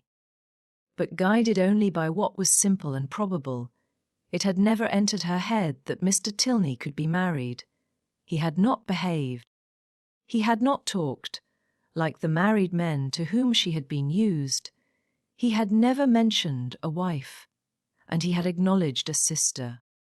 From these circumstances sprang the instant conclusion of his sister's now being by his side, and therefore, instead of turning of a death-like paleness and falling in a fit on Mrs. Allen's bosom, Catherine sat erect, in the perfect use of her senses, and with cheeks only a little redder than usual.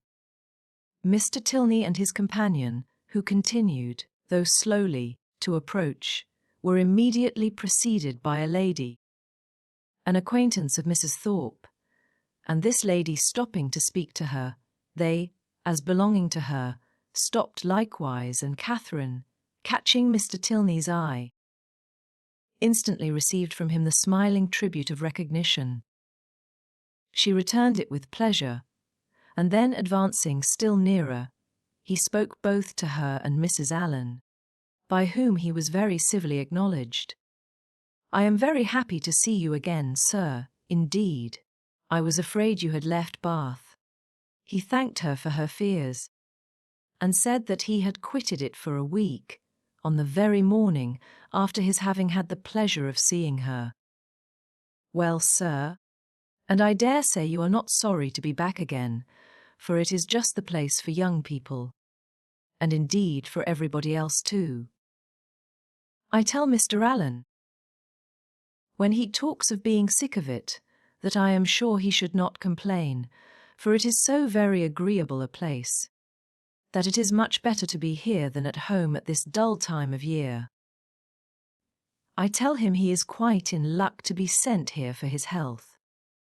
And I hope, madam, that Mr. Allen will be obliged to like the place, from finding it of service to him." "Thank you, sir. I have no doubt that he will. A neighbour of ours, Dr. Skinner, was here for his health last winter and came away quite stout. That circumstance must give great encouragement." "Yes, sir. And Dr. Skinner and his family were here 3 months. So I tell Mr. Allen he must not be in a hurry to get away." Here they were interrupted by a request from Mrs. Thorpe to Mrs. Allen, that she would move a little to accommodate Mrs. Hughes and Miss Tilney with seats, as they had agreed to join their party. This was accordingly done, Mr. Tilney still continuing standing before them, and after a few minutes' consideration, he asked Catherine to dance with him. This compliment, delightful as it was, produced severe mortification to the lady, and in giving her denial, she expressed her sorrow on the occasion, so very much as if she really felt it, that had Thorpe, who joined her just afterwards, been half a minute earlier, he might have thought her sufferings rather too acute. The very easy manner in which he then told her that he had kept her waiting did not, by any means, reconcile her more to her lot. Nor did the particulars which he entered into while they were standing up, of the horses and dogs of the friend whom he had just left, and of a proposed exchange of terriers between them, interest her so much as to prevent her looking very often towards that part of the room where she had left Mr. Tilney. Of her dear Isabella, to whom she particularly longed to point out that gentleman, she could see nothing. They were in different sets. She was separated from all her party, and away from all her acquaintance. One mortification succeeded another, and from the whole she deduced this useful lesson: that to go previously engaged to a ball does not necessarily increase either the dignity or enjoyment of a young lady. From such a moralizing strain as this, she was suddenly roused by a touch on the shoulder, and turning round, perceived Mrs. Hughes directly behind her, attended by Miss Tilney and a gentleman. "I beg your pardon, Miss Morland," said she, "for this liberty, but I cannot anyhow get to Miss Thorpe." And Mrs. Thorpe said she was sure you would not have the least objection to letting in this young lady by you. Mrs. Hughes could not have applied to any creature in the room more happy to oblige her than Catherine. The young ladies were introduced to each other, Miss Tilney expressing a proper sense of such goodness, Miss Morland with the real delicacy of a generous mind making light of the obligation, and Mrs. Hughes, satisfied with having so respectably settled her young charge, returned to her party. Miss Tilney had a good figure, a pretty face, and a very agreeable countenance, and her air, though it had not all the decided pretension, The resolute stylishness of Miss Thorpe's had more real elegance. Her manners showed good sense and good breeding. They were neither shy nor affectedly open, and she seemed capable of being young, attractive, and at a ball without wanting to fix the attention of every man near her, and without exaggerated feelings of ecstatic delight or inconceivable vexation on every little trifling occurrence. Catherine, interested at once by her appearance and her relationship to Mr. Tilney, was desirous of being acquainted with her, and readily talked therefore whenever she could think of anything to say, and had courage and leisure for saying it. But the hindrance thrown in the way of a very speedy intimacy, by the frequent want of one or more of these requisites, prevented their doing more than going through the first rudiments of an acquaintance, by informing themselves how well the other liked Bath, how much she admired its buildings and surrounding country, whether she drew, or played, or sang, and whether she was fond of riding on horseback. The 2 dances were scarcely concluded before Catherine found her arm gently seized by her faithful Isabella, who in great spirits exclaimed, "At last I have got you. My dearest creature, I have been looking for you this hour. What could induce you to come into this set, when you knew I was in the other? I have been quite wretched without you. My dear Isabella, how was it possible for me to get at you? I could not even see where you were, so I told your brother all the time, but he would not believe me. Do go and see for her, Mr. Morland, said I. But all in vain. He would not stir an inch. Was not it so, Mr. Morland? But you men are all so immoderately lazy. I have been scolding him to such a degree, my dear Catherine, you would be quite amazed. You know I never stand upon ceremony with such people.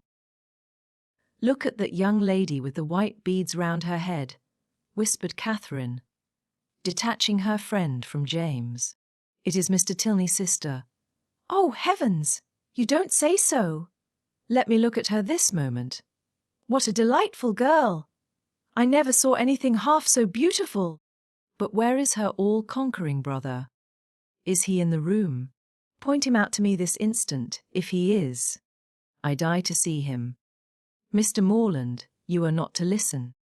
We are not talking about you. But what is all this whispering about? What is going on?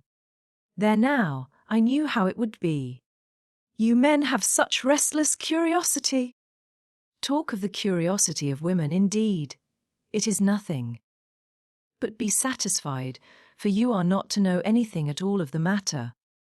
And is that likely to satisfy me? Do you think? Well, I declare I never knew anything like you. What can it signify to you, what we are talking of? Perhaps we are talking about you. Therefore I would advise you not to listen, or you may happen to hear something not very agreeable. In this commonplace chatter, which lasted some time, the original subject seemed entirely forgotten, and though Catherine was very well pleased to have it dropped for a while, she could not avoid a little suspicion at the total suspension of all Isabella's impatient desire to see Mr. Tilney. When the orchestra struck up a fresh dance, James would have led his fair partner away, but she resisted. I tell you, Mr. Morland, she cried, I would not do such a thing for all the world. How can you be so teasing? Only conceive, my dear Catherine, what your brother wants me to do. He wants me to dance with him again. Though I tell him that it is a most improper thing, and entirely against the rules. It would make us the talk of the place, if we were not to change partners. Upon my honour, said James, in these public assemblies, it is as often done as not. Nonsense, how can you say so? But when you me have a point to carry, you never stick at anything. My sweet Catherine, do support me, persuade your brother how impossible it is. Tell him that it would quite shock you to see me do such a thing, now would not it? No, not at all, but if you think it wrong, you had much better change. There, cried Isabella, you hear what your sister says, and yet you will not mind her. Well, remember that is not my fault, if we set all the old ladies in Bath in a bustle. Come along, my dearest Catherine, for heaven's sake, and stand by me. And off they went to regain their former place. John Thorpe, in the meanwhile, had walked away, and Catherine, ever willing to give Mr. Tilney an opportunity of repeating the agreeable request which had already flattered her once, made her way to Mrs. Allen and Mrs. Thorpe as fast as she could, in the hope of finding him still with them. A hope which, when it proved to be fruitless, she felt to have been highly unreasonable. Well, my dear, said Mrs. Thorpe, impatient for praise of her son, I hope you have had an agreeable parter. Very agreeable, madam. I am glad of it. John has charming spirits, has not he? Did you meet Mr. Tilney, my dear? Said Miss Allen. No, where is he? He was with us just now, and said he was so tired of lounging about that he was resolved to go and dance, so I thought perhaps he would ask you, if he met with you. Where can he be? Said Catherine, looking round, but she had not looked round long before she saw him leading a young lady to the dance. Ah, he has got a partner. I wish he had asked you, said Mrs. Allen, and after a short silence, she added, he is a very agreeable young man. Indeed he is, Mrs. Allen, said Mrs. Thorpe, smiling complacently. I must say it, though I am his mother, that there is not a more agreeable young man in the world. This inapplicable answer might have been too much for the comprehension of many. But it did not puzzle Mrs. Allen, for after only a moment's consideration, she said, in a whisper to Catherine, I dare say she thought I was speaking of her son. Catherine was disappointed and vexed. She seemed to have missed by so little the very object she had had in view, and this persuasion did not incline her to a very gracious reply, when John Thorpe came up to her soon afterwards and said, Well, Miss Morland, I suppose you and I are to stand up and jig it together again. Oh no, I am much obliged to you, our 2 dances are over, and, besides, I am tired, and do not mean to dance any more. Do not you? Then let us walk about and quiz people. Come along with me, and I will show you the 4 greatest quizzers in the room. My 2 younger sisters and their partners. I have been laughing at them this half-hour. Again Catherine excused herself, and at last he walked off to quiz his sisters by himself. The rest of the evening she found very dull. Mr. Tilney was drawn away from their party at tea, to attend that of his partner. Miss Tilney, though belonging to it, did not sit near her, and James and Isabella were so much engaged in conversing together that the latter had no leisure to bestow more on her friend than 1 smile, 1 squeeze, and 1 Dearest Catherine. Chapter 9. The progress of Catherine's unhappiness from the events of the evening was as follows. It appeared first in a general dissatisfaction with everybody about her, while she remained in the rooms, which speedily brought on considerable weariness and a violent desire to go home. This, on arriving in Pulteney Street, took the direction of extraordinary hunger, and when that was appeased, changed into an earnest longing to be in bed. Such was the extreme point of her distress.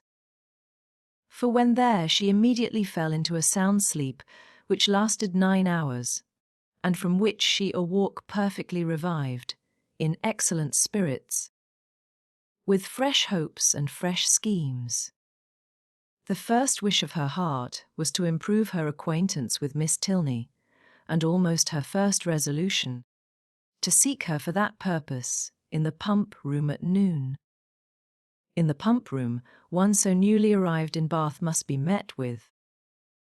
And that building she had already found so favourable for the discovery of female excellence and the completion of female intimacy, so admirably adapted for secret discourses and unlimited confidence, that she most reasonably encouraged to expect another friend from within its walls. Her plan for the morning thus settled, she sat quietly down to her book after breakfast, resolving to remain in the same place and the same employment till the clock struck 1, and from habitude very little incommoded by the remarks and ejaculations of Mrs. Allen, whose vacancy of mind and incapacity for thinking were such that as she never talked a great deal, so she could never be entirely silent, and, therefore, while she sat at her work, if she lost her needle or broke her thread, if she heard a carriage in the street, or saw a speck upon her gown, she must observe it aloud, whether there were anyone at leisure to answer her or not. At about 12:30, a remarkably loud rap drew her in haste to the window, and scarcely had she time to inform Catherine of there being 2 open carriages at the door.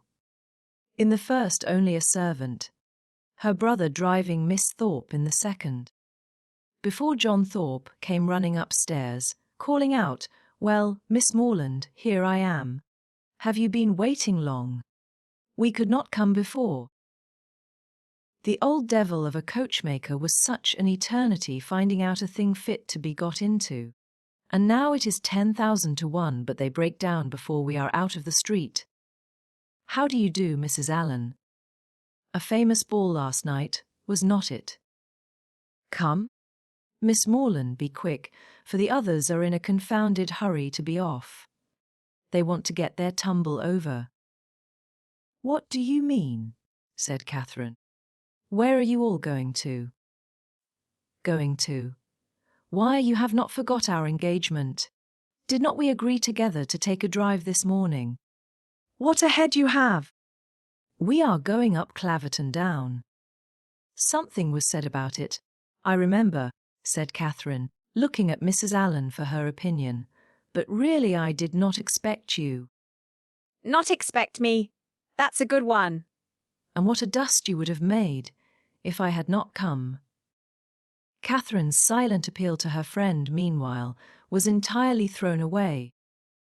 For Mrs. Allen, not being at all in the habit of conveying any expression herself by a look, was not aware of its being ever intended by anybody else, and Catherine, whose desire of seeing Miss Tilney again could at that moment bear a short delay in favour of a drive, and who thought there could be no impropriety in her going with Mr. Thorpe, as Isabella was going at the same time with James, was therefore obliged to speak plainer.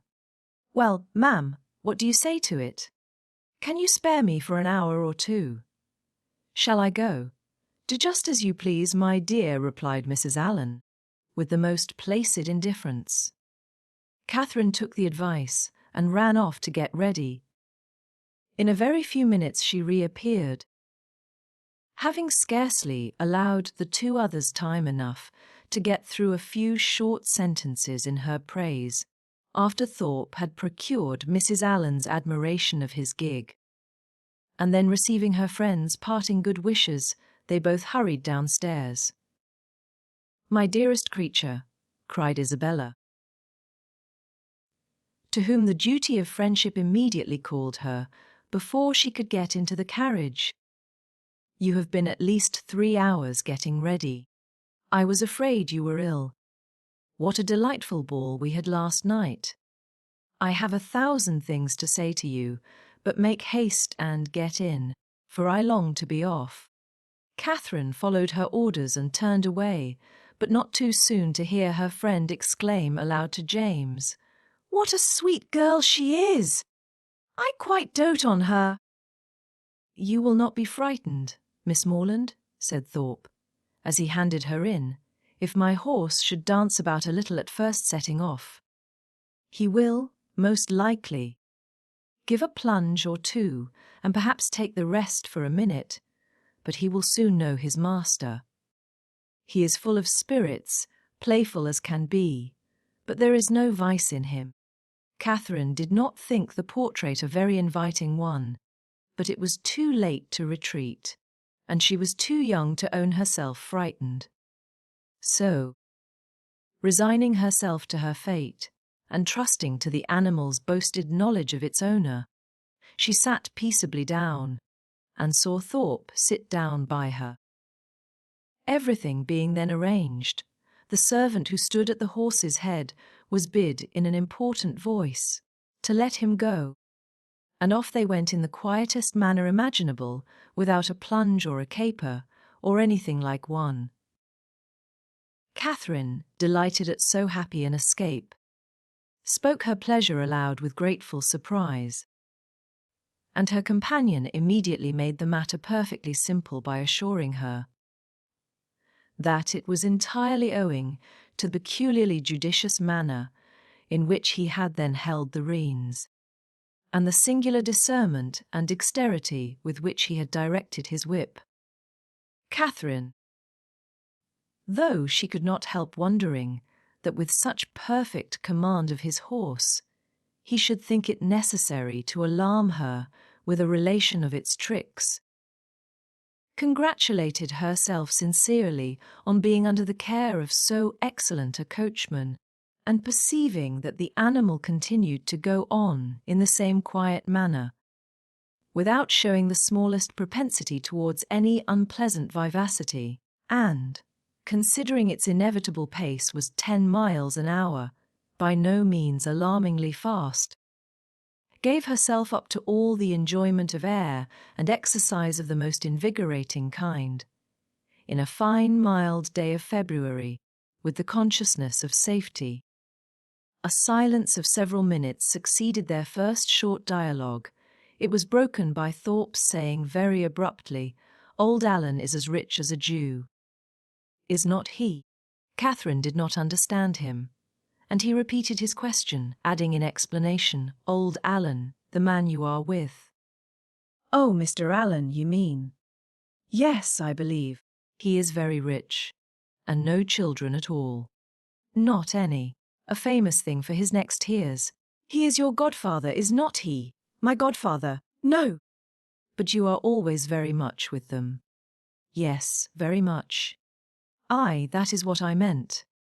He seems a good kind of old fellow enough, and has lived very well in his time. I dare say he is not gouty for nothing. Does he drink his bottle a day now? His bottle a day? No. Why should you think of such a thing? He is a very temperate man, and you could not fancy him in liquor last night. Lord help you! You women are always thinking of men's being in liquor. Why? You do not suppose a man is overset by a bottle?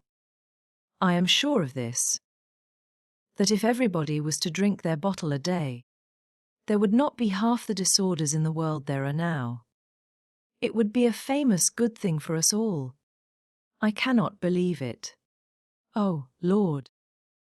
It would be the saving of thousands. There is not the 100th part of the wine consumed in this kingdom that there ought to be. Our foggy climate wants help. And yet I have heard that there is a great deal of wine drunk in Oxford. Oxford? There is no drinking at Oxford now, I assure you. Nobody drinks there. You would hardly meet with a man who goes beyond his 4 pints at the utmost. Now, for instance, it was reckoned a remarkable thing, at the last party in my rooms, that upon an average we cleared about 5 pints a head. It was looked upon as something out of the common way. Mine is famous good stuff, to be sure. You would not often meet with anything like in Oxford, and that may account for it. But this will just give you a notion of the general rate of drinking there. Yes. It does give a notion, said Catherine warmly, and that is, that you all drink a great deal more wine than I thought you did. However, I am sure James does not drink so much. This declaration brought on a loud and overpowering reply, of which no part was very distinct, except the frequent exclamations, amounting almost to oaths, which adorned it, and Catherine was left, when it ended, with rather a strengthened belief of there being a great deal of wine drunk in Oxford, and the same happy conviction of her brother's comparative sobriety. Thorpe's ideas then all reverted to the merits of his own equipage, and she was called on to admire the spirit and freedom with which his horse moved along, and the ease which his paces, as well as the excellence of the springs, gave the motion of the carriage. She followed him in all his admiration as well as she could. To go before or beyond him was impossible. His knowledge and her ignorance of the subject, his rapidity of expression, and her diffidence of herself put that out of her power. She could strike out nothing new in commendation, but she readily echoed whatever he chose to assert. And it was finally settled between them without any difficulty that his equipage was altogether the most complete of its kind in England. His carriage the neatest, his horse the best goer, and himself the best coachman. You do not really think, Mr. Thorpe, said Catherine, venturing after some time to consider the matter as entirely decided, and to offer some little variation on the subject, that James's gig will break down. Break down? Oh, Lord! Did you ever see such a little tit-uppy thing in your life? There is not a sound piece of iron about it. The wheels have been fairly worn out these 10 years at least. And as for the body? Upon my soul, you might shake it to pieces yourself with a touch. It is the most devilish little rickety business I ever beheld. Thank God! We have got a better.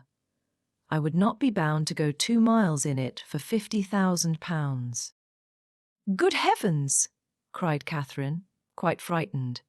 Then pray let us turn back. They will certainly meet with an accident if we go on.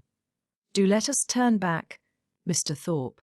Stop and speak to my brother, and tell him how very unsafe it is. Unsafe? Oh, Lord, what is there in that? They will only get a roll if it does break down, and there is plenty of dirt. It will be excellent falling. Oh, curse it! The carriage is safe enough, if a man knows how to drive it. A thing of that sort in good hands will last above 20 years after it is fairly worn out. Lord bless you! I would undertake for £5 to drive it to York and back again, without losing a nail. Catherine listened with astonishment. She knew not how to reconcile two such very different accounts of the same thing, for she had not been brought up to understand the propensities of a rattle, nor to know to how many idle assertions and impudent falsehoods the excess of vanity will lead. Her own family were plain, matter-of-fact people who seldom aimed wit of any kind, her father, at the utmost, being contented with a pun, and her mother with a proverb. They were not in the habit, therefore, of telling lies to increase their importance, or of asserting at one moment what they would contradict the next. She reflected on the affair for some time in much perplexity, and was more than once on the point of requesting from Mr. Thorpe a clearer insight into his real opinion on the subject. But she checked herself, because it appeared to her that he did not excel in giving those clearer insights, in making those things plain which he had before made ambiguous, and, joining to this, the consideration that he would not really suffer his sister and his friend to be exposed to a danger from which he might easily preserve them, She concluded at last that he must know the carriage to be in fact perfectly safe, and therefore would alarm herself no longer. By him the whole matter seemed entirely forgotten, and all the rest of his conversation, or rather talk, began and ended with himself and his own concerns.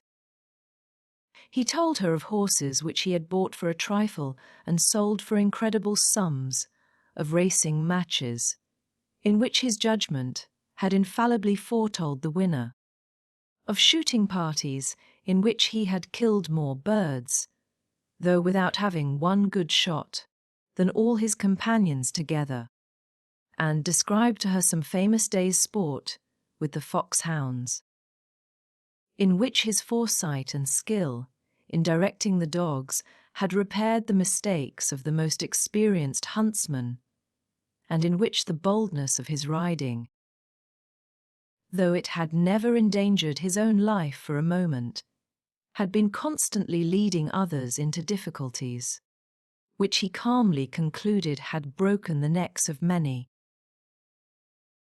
Little as Catherine was in the habit of judging for herself, and unfixed as were her general notions of what men ought to be, she could not entirely repress a doubt, while she bore with the effusions of his endless conceit, of his being altogether completely agreeable.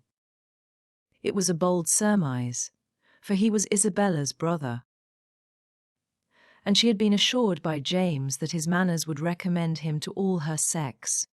But in spite of this, the extreme wariness of his company, which crept over her before they had been out an hour, and which continued unceasingly to increase till they stopped in Pulteney Street again, induced her, in some small degree, to resist such high authority and to distrust his powers of giving universal pleasure.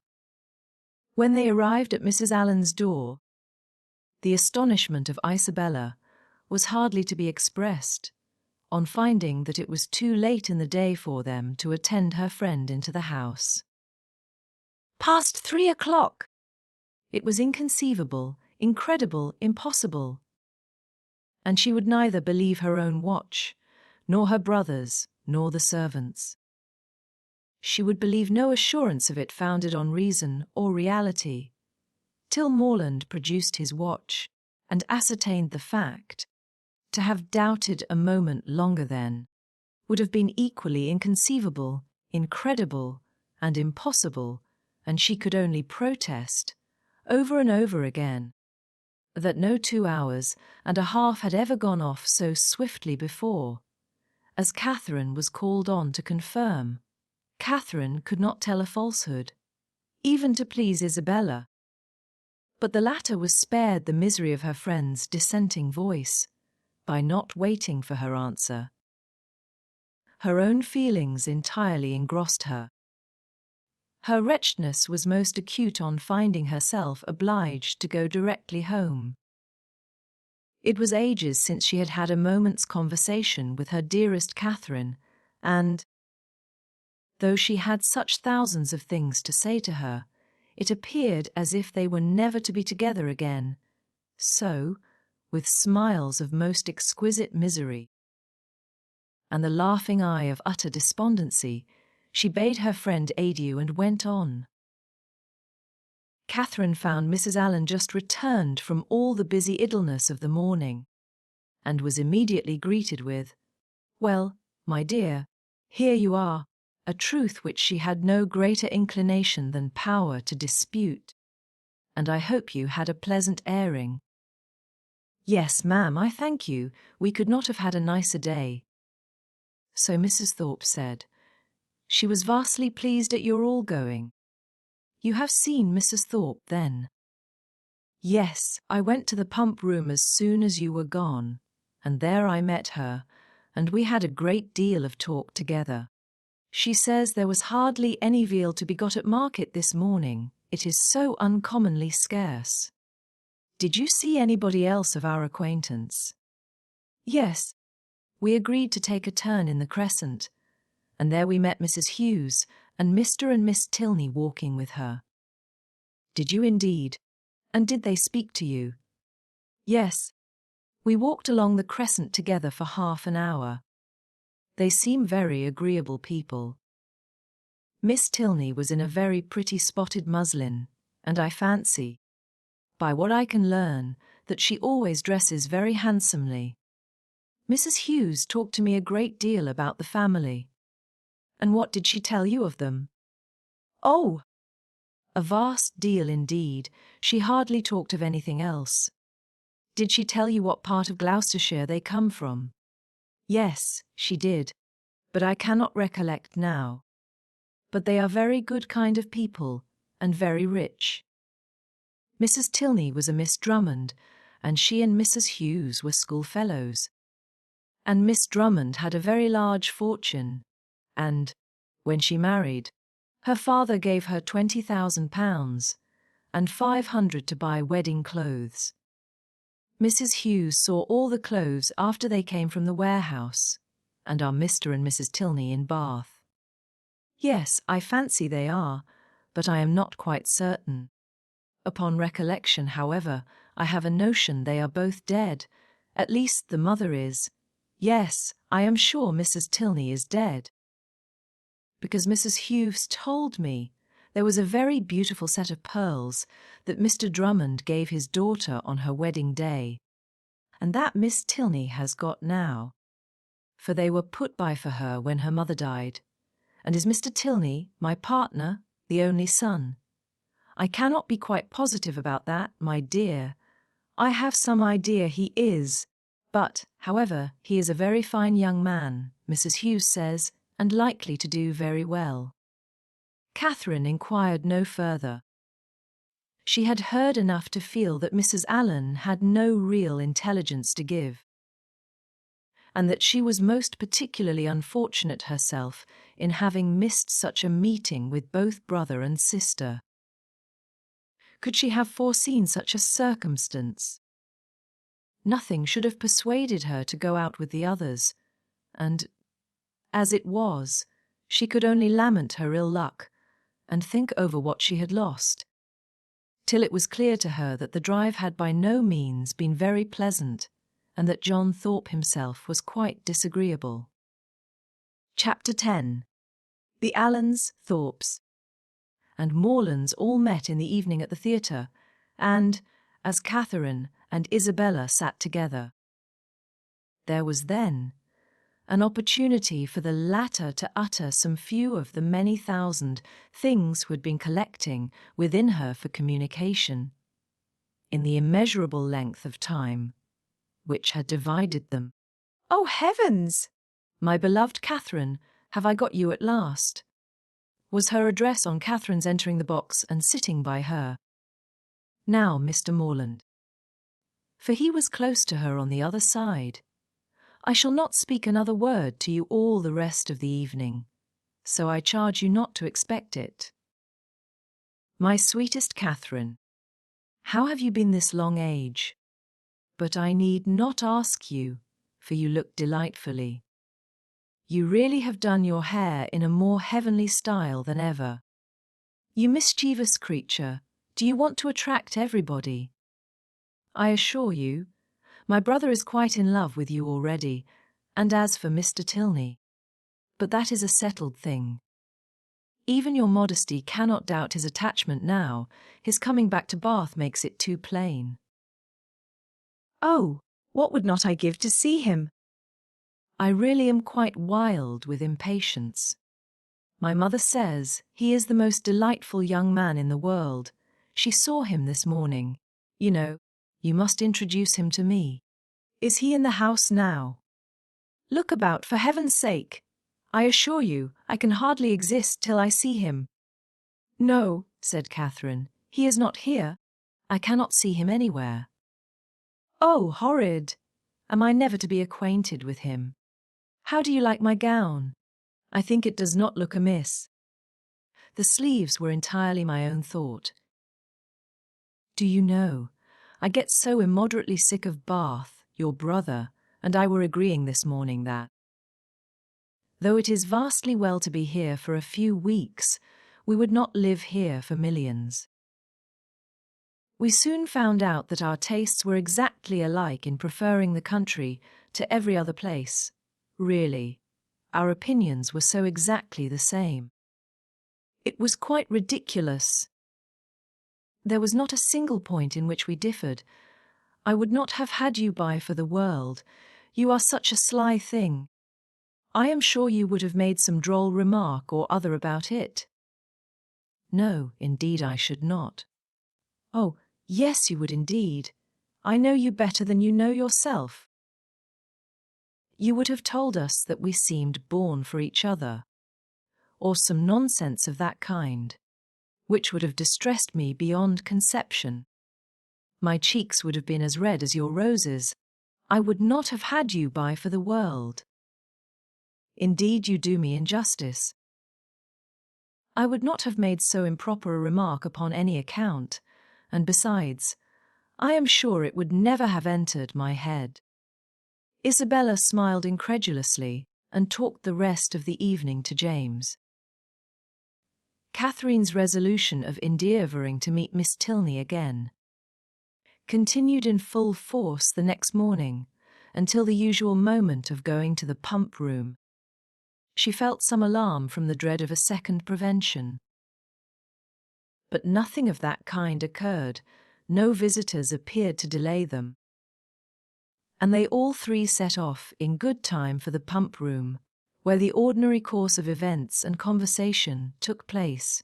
Mr. Allen, after drinking his glass of water, joined some gentlemen to talk over the politics of the day and compare the accounts of their newspapers, and the ladies walked about together, noticing every new face and almost every new bonnet in the room. The female part of the Thorpe family, attended by James Morland, appeared among the crowd in less than a quarter of an hour, and Catherine immediately took her usual place by the side of her friend. James, who was now in constant attendance, maintained a similar position, and separating themselves from the rest of their party, they walked in that manner for some time, till Catherine began to doubt the happiness of a situation which, confining her entirely to her friend and brother, gave her very little share in the notice of either. They were always engaged in some sentimental discussion or lively dispute, but their sentiment was conveyed in such whispering voices, and their vivacity attended with so much laughter, that though Catherine's supporting opinion was not unfrequently called for by one or the other, she was never able to give any, from not having heard a word of the subject. At length, however, she was empowered to disengage herself from her friend by the avowed necessity of speaking to Miss Tilney, whom she most joyfully saw just entering the room with Mrs. Hughes, and whom she instantly joined. With a firmer determination to be acquainted than she might have had courage to command, had she not been urged by the disappointment of the day before. Miss Tilney met her with great civility, returned her advances with equal goodwill, and they continued talking together, as long as both parties remained in the room.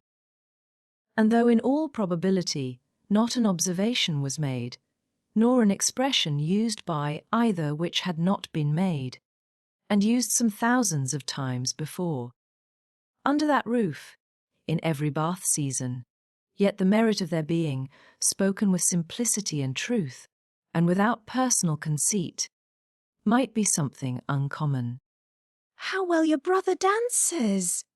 was an artless exclamation of Catherine's towards the close of their conversation, which at once surprised and amused her companion. "Henry," she replied with a smile. "Yes, he does dance very well. He must have thought it very odd to hear me say I was engaged the other evening, when he saw me sitting down. But I really had been engaged the whole day to Mr. Thorpe." Miss Tilney could only bow. "You cannot think," added Catherine after a moment's silence, How surprised I was to see him again. I felt so sure of his being quite gone away. When Henry had the pleasure of seeing you before. He was in Bath but for a couple of days. He came only to engage lodgings for us. That never occurred to me, and of course, not seeing him anywhere, I thought he must be gone. Was not the young lady he danced with on Monday a Miss Smith? Yes, an acquaintance of Mrs. Hughes. I dare say she was very glad to dance. Do you think her pretty? Not very. He never comes to the pump room, I suppose.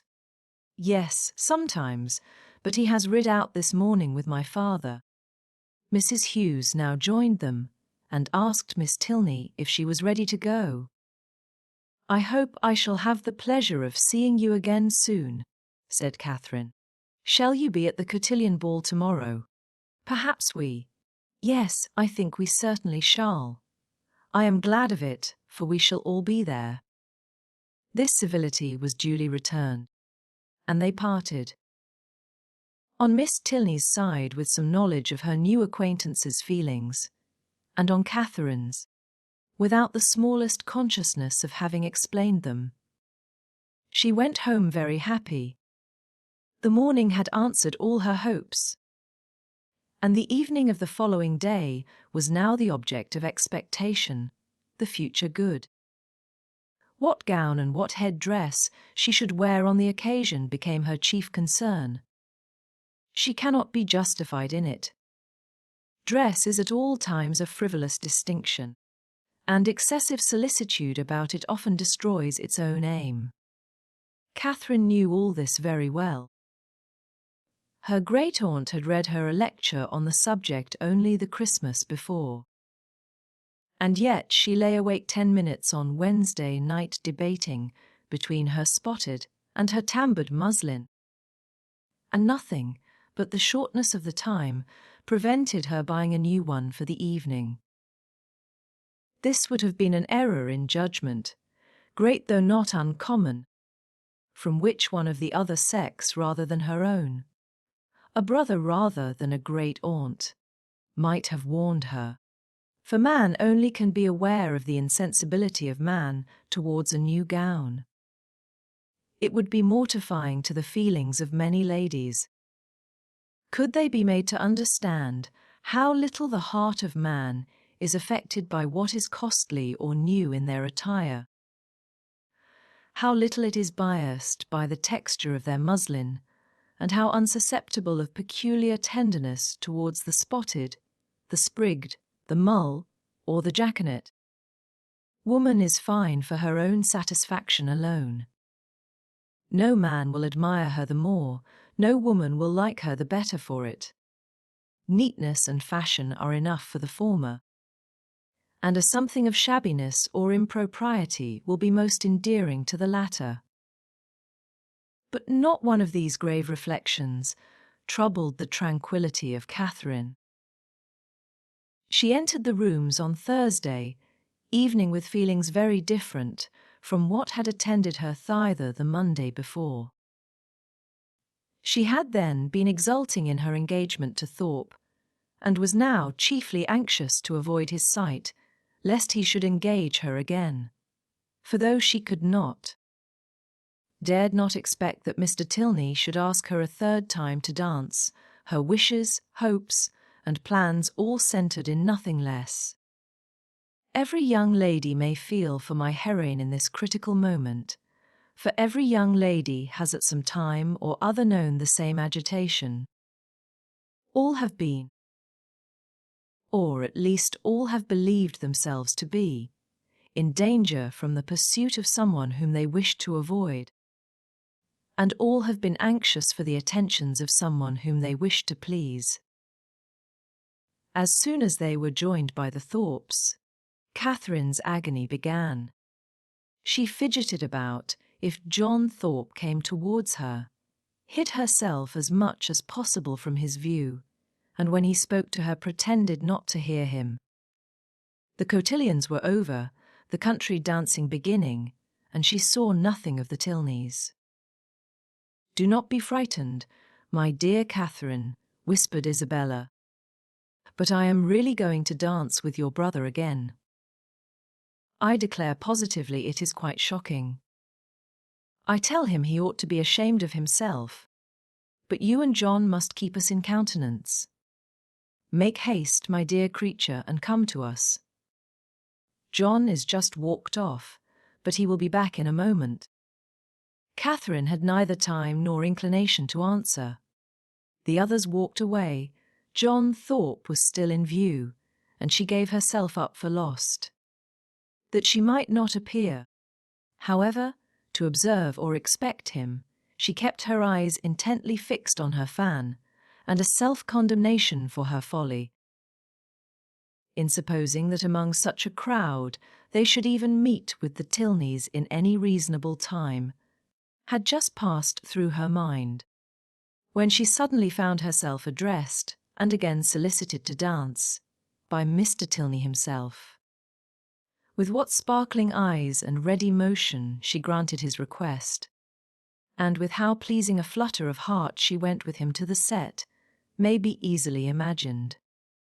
To escape, and as she believed, so narrowly escape John Thorpe, and to be asked, so immediately on his joining her, asked by Mr. Tilney, as if he had sought her on purpose. It did not appear to her that life could supply any greater felicity. Scarcely had they worked themselves into the quiet possession of a place, however, when her attention was claimed by John Thorpe, who stood behind her. "Heyday, Miss Morland," said he. "What is the meaning of this? I thought you and I were to dance together. I wonder you should think so, for you never asked me." "That is a good one, by Jove." "I asked you as soon as I came into the room, and I was just going to ask you again, but when I turned round, you were gone. This is a cursed shabby trick." "I only came for the sake of dancing with you, and I firmly believe you were engaged to me ever since Monday." "Yes, I remember. I asked you while you were waiting in the lobby for your cloak. And here have I been telling all my acquaintance that I was going to dance with the prettiest girl in the room, and when they see you standing up with somebody else, they will quiz me famously. Oh no, they will never think of me after such a description as that. By heavens, if they do not, I will kick them out of the room for blockheads. What chap have you there?" Catherine satisfied his curiosity. "Tilney," he repeated. I do not know him." "A good figure of a man well put together. Does he want a horse?" "Here is a friend of mine, Sam Fletcher, has got one to sell that would suit anybody. A famous clever animal for the road. Only 40 guineas. I had 50 minds to buy it myself, for it is one of my maxims always to buy a good horse when I meet with one. But it would not answer my purpose. It would not do for the field. I would give any money for a real good hunter. I have 3 now, the best that ever were backed. I would not take 800 guineas for them. Fletcher and I mean to get a house in Leicestershire against the next season. It is so damn uncomfortable, living at an inn." This was the last sentence by which he could weary Catherine's attention, for he was just then borne off by the resistless pressure of a long string of passing ladies. Her partner now drew near and said, "That gentleman would have put me out of patience had he stayed with you half a minute longer. He has no business to withdraw the attention of my partner from me. We have entered into a contract of mutual agreeableness for the space of an evening, and all our agreeableness belongs solely to each other for that time. Nobody can fasten themselves on the notice of one without injuring the rights of the other. I consider a country dance as an emblem of marriage. Fidelity and complaisance are the principal duties of both, and those men who do not choose to dance or marry themselves have no business with the partners or wives of their neighbours. But they are such very different things that you think they cannot be compared together. To be sure not. People that marry can never part, but must go and keep house together. People that dance only stand opposite each other in a long room for half an hour. And such is your definition of matrimony and dancing. Taken in that light, certainly, their resemblance is not striking, but I think I could place them in such a view. You will allow that in both, man has the advantage of choice, woman only the power of refusal, that in both, it is an engagement between man and woman, formed for the advantage of each, and that when once entered into, they belong exclusively to each other till the moment of its dissolution, that it is their duty, each to endeavour to give the other no cause for wishing that he or she had bestowed themselves elsewhere, and their best interest to keep their own imaginations from wandering towards the perfections of their neighbours, or fancying that they should have been better off with anyone else. You will allow all this? Yes, to be sure, as you state it, all this sounds very well. But still they are so very different. I cannot look upon them at all in the same light, nor think the same duties belong to them.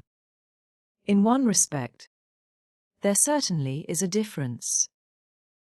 In marriage, the man is supposed to provide for the support of the woman to make the home agreeable to the man. He is to purvey, and she is to smile.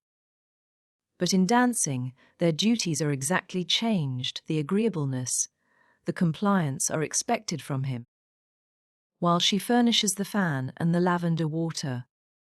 That, I suppose, was the difference of duties which struck you as rendering the conditions incapable of comparison. No, indeed, I never thought of that. Then I am quite at a loss. One thing, however, I must observe.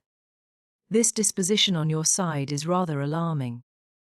You totally disallow any similarity in the obligations.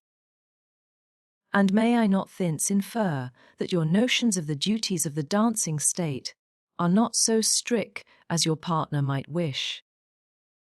Have I not reason to fear that if the gentleman who spoke to you just now were to return, or if any other gentleman were to address you, there would be nothing to restrain you from conversing with him as long as you chose? Mr. Thorpe is such a very particular friend of my brother's, that if he talks to me, I must talk to him again, but there are hardly 3 young men in the room besides him that I have any acquaintance with. And is that to be my only security? Alas, alas! Nay, I am sure you cannot have a better, for if I do not know anybody, it is impossible for me to talk to them, and besides, I do not want to talk to anybody. Now you have given me a security worth having, and I shall proceed with courage. Do you find Bath as agreeable as when I had the honour of making the inquiry before? Yes, quite. More so, indeed. More so. Take care, or you will forget to be tired of it at the proper time. You ought to be tired at the end of 6 weeks. I do not think I should be tired if I were to stay here 6 months. Bath, compared with London, has little variety, and so everybody finds out every year. For 6 weeks I allow Bath is pleasant enough, but beyond that, it is the most tiresome place in the world. You would be told so by people of all descriptions, who come regularly every winter, lengthen their 6 weeks into 10 or 12, and go away at last because they can afford to stay no longer. Well, other people must judge for themselves, and those who go to London may think nothing of Bath. But I, who live in a small retired village in the country, can never find greater sameness in such a place as this than in my own home, for here are a variety of amusements, a variety of things to be seen and done all day long, which I can know nothing of there. You are not fond of the country. Yes, I am. I have always lived there and always been very happy. But certainly there is much more sameness in a country life than in a Bath life.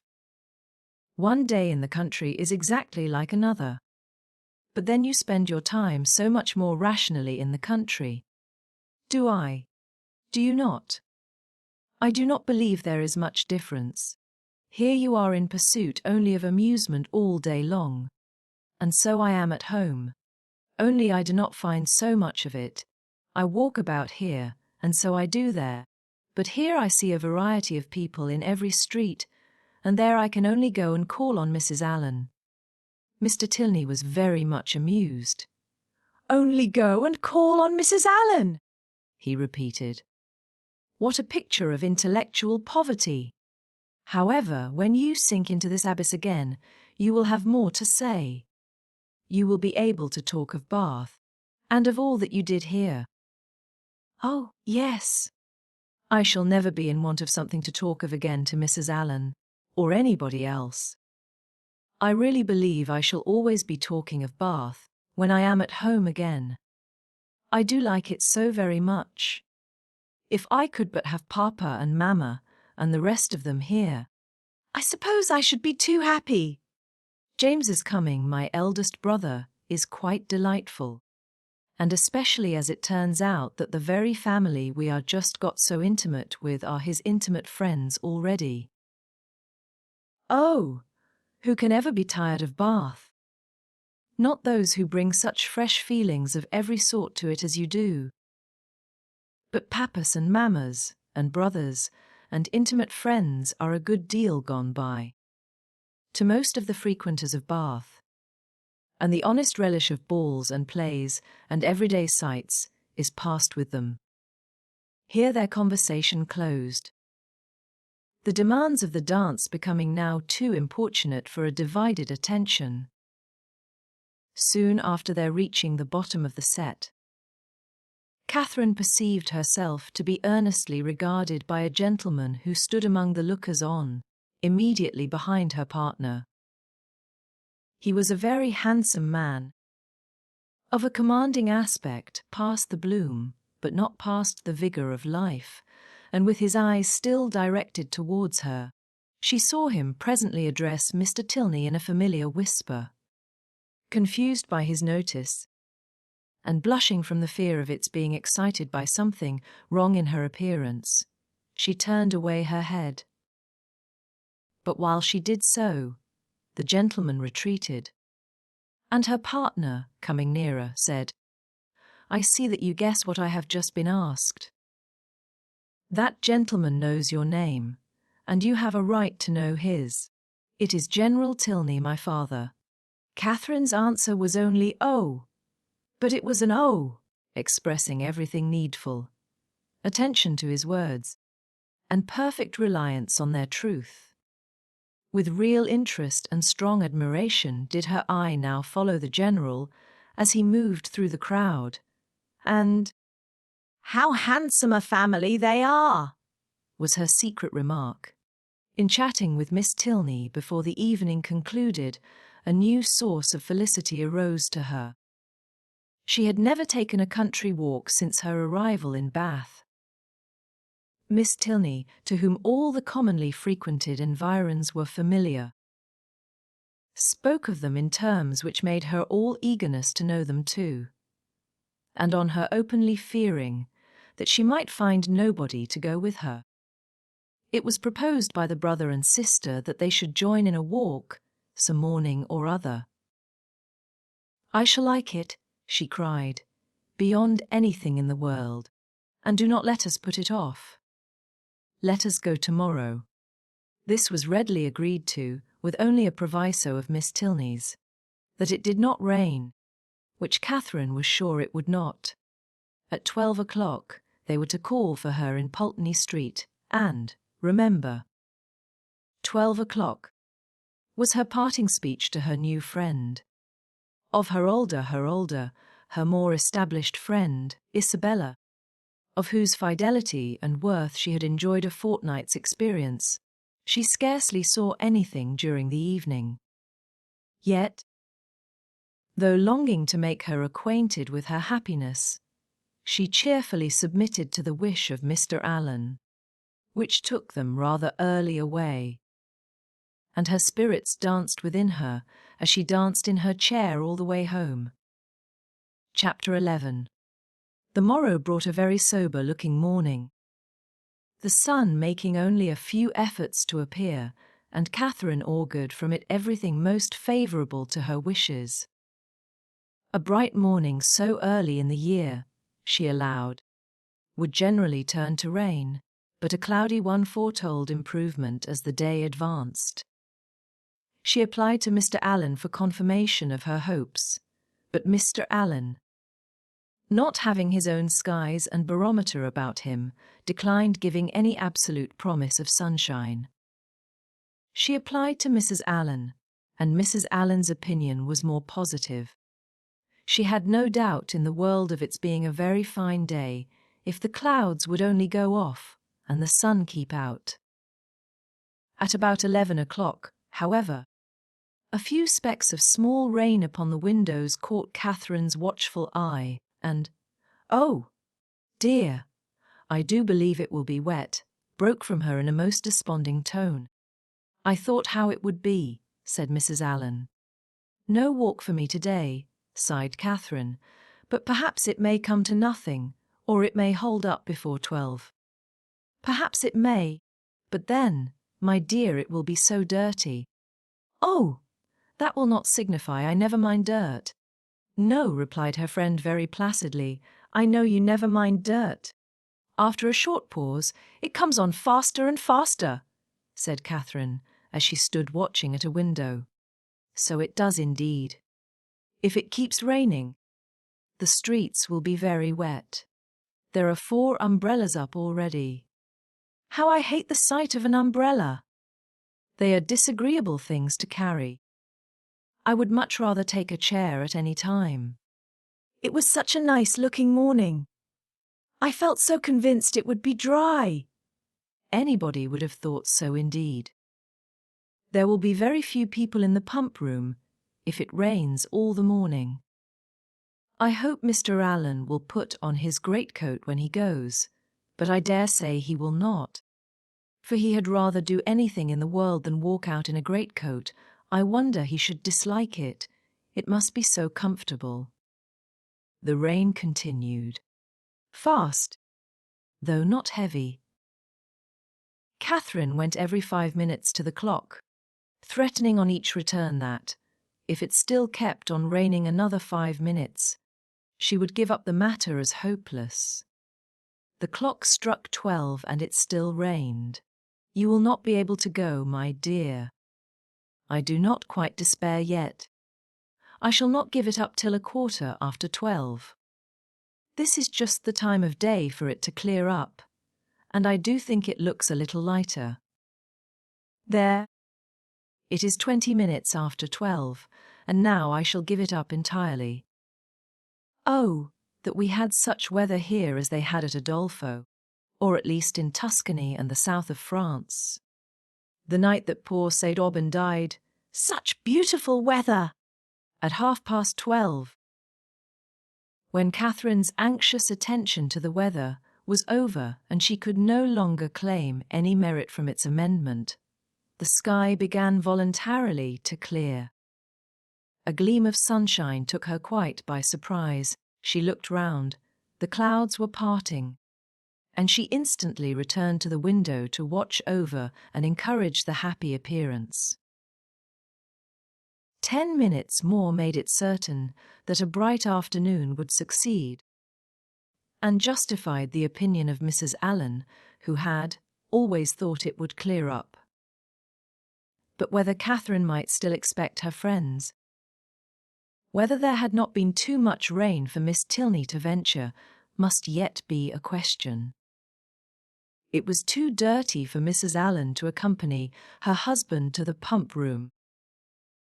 He accordingly set off by himself, and Catherine had barely watched him down the street when her notice was claimed by the approach of the same 2 open carriages, containing the same 3 people that had surprised her so much a few mornings back.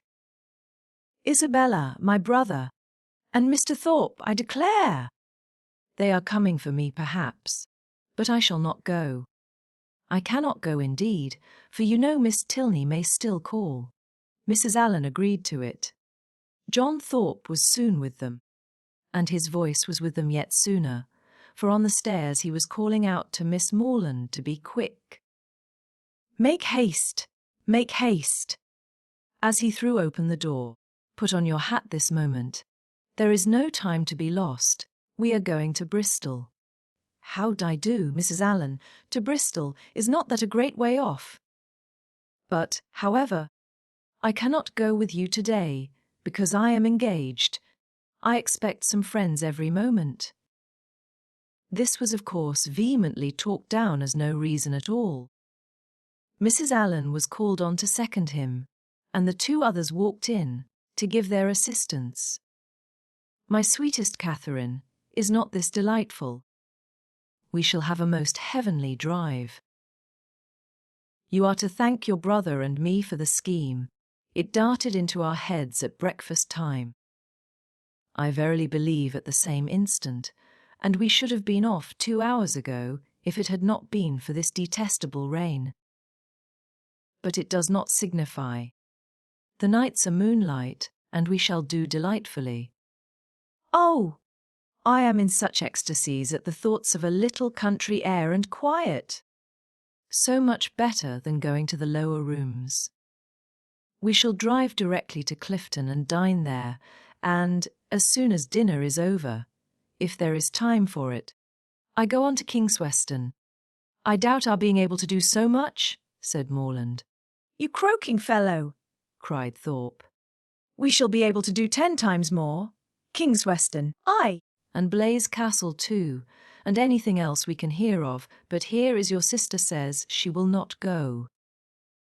Blaise Castle, cried Catherine. What is that? The finest place in England, worth going 50 miles at any time to see. What, is it really a castle, an old castle? The oldest in the kingdom. But is it like what one reads of? Exactly, the very same. But now really, are there towers and long galleries? By dozens. Then I should like to see it, but I cannot. I cannot go. Not go, my beloved creature, what do you mean? I cannot go because...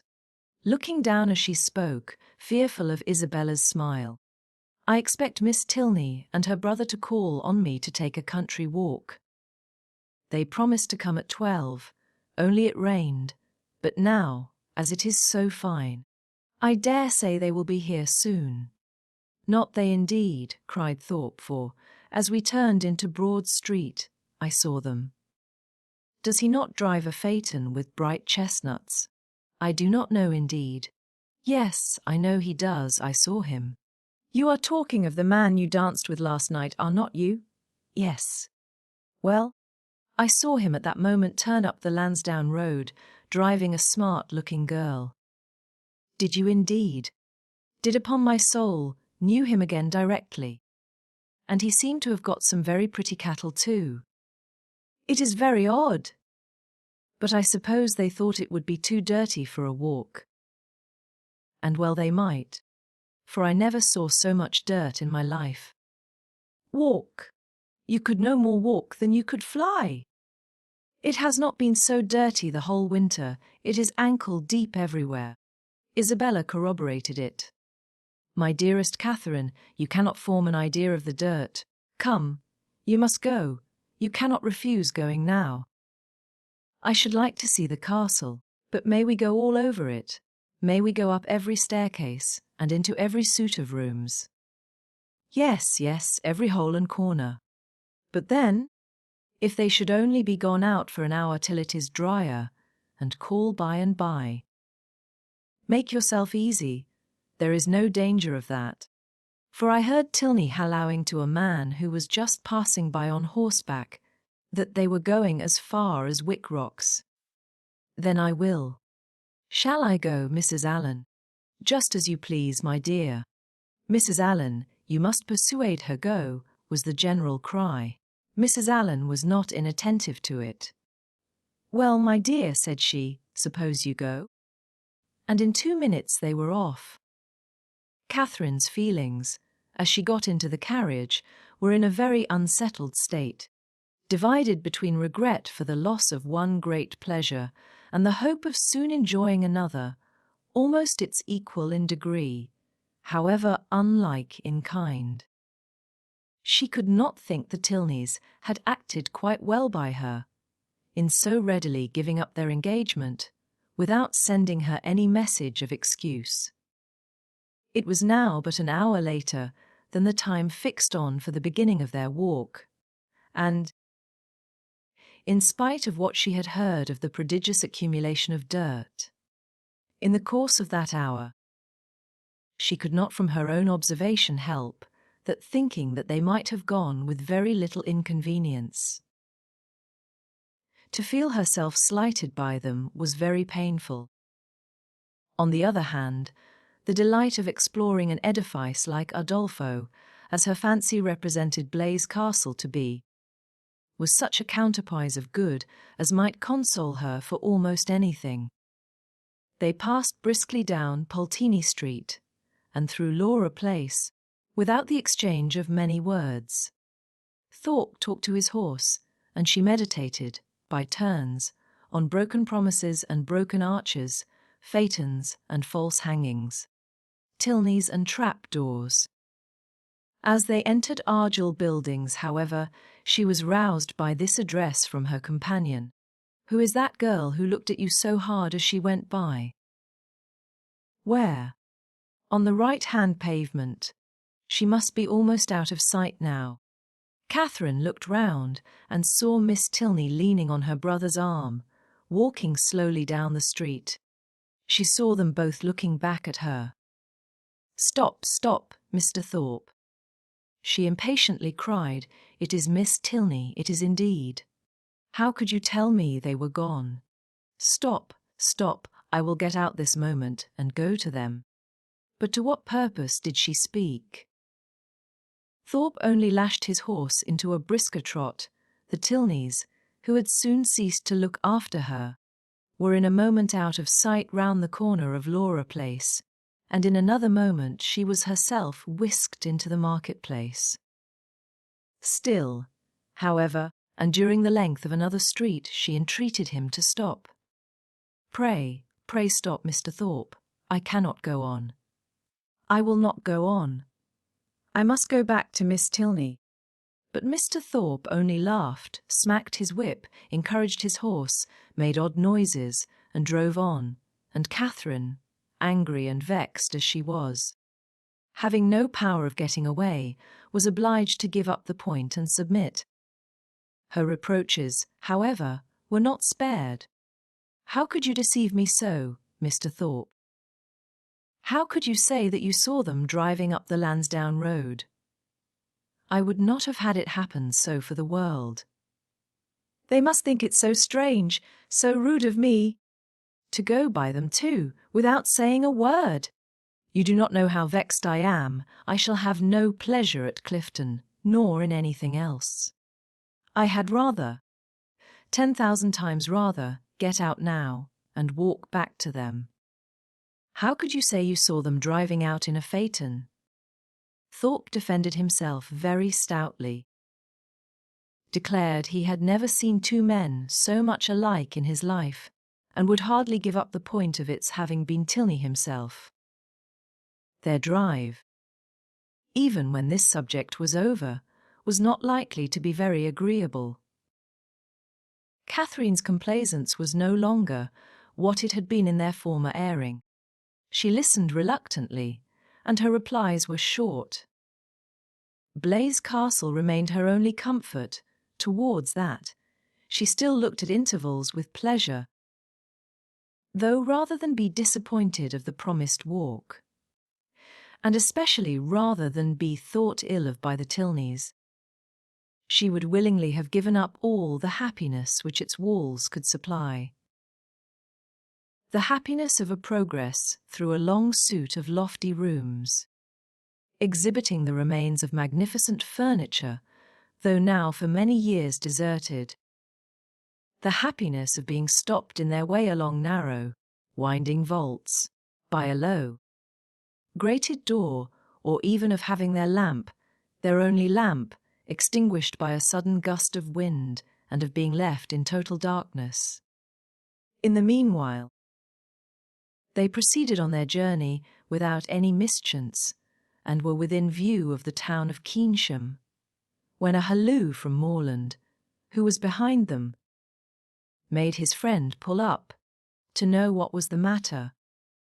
The others then came close enough for conversation, and Morland said, "We had better go back, Thorpe.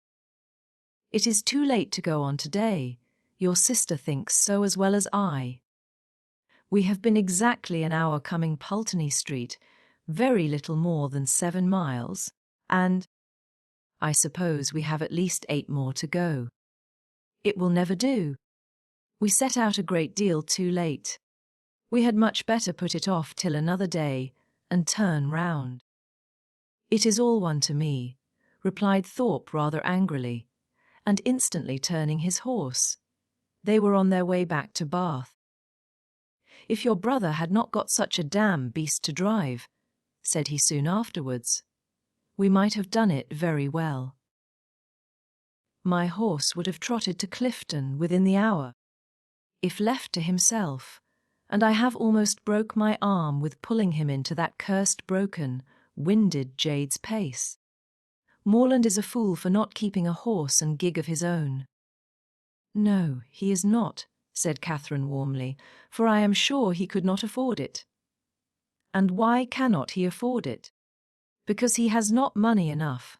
And whose fault is that?" "Nobody's, that I know of."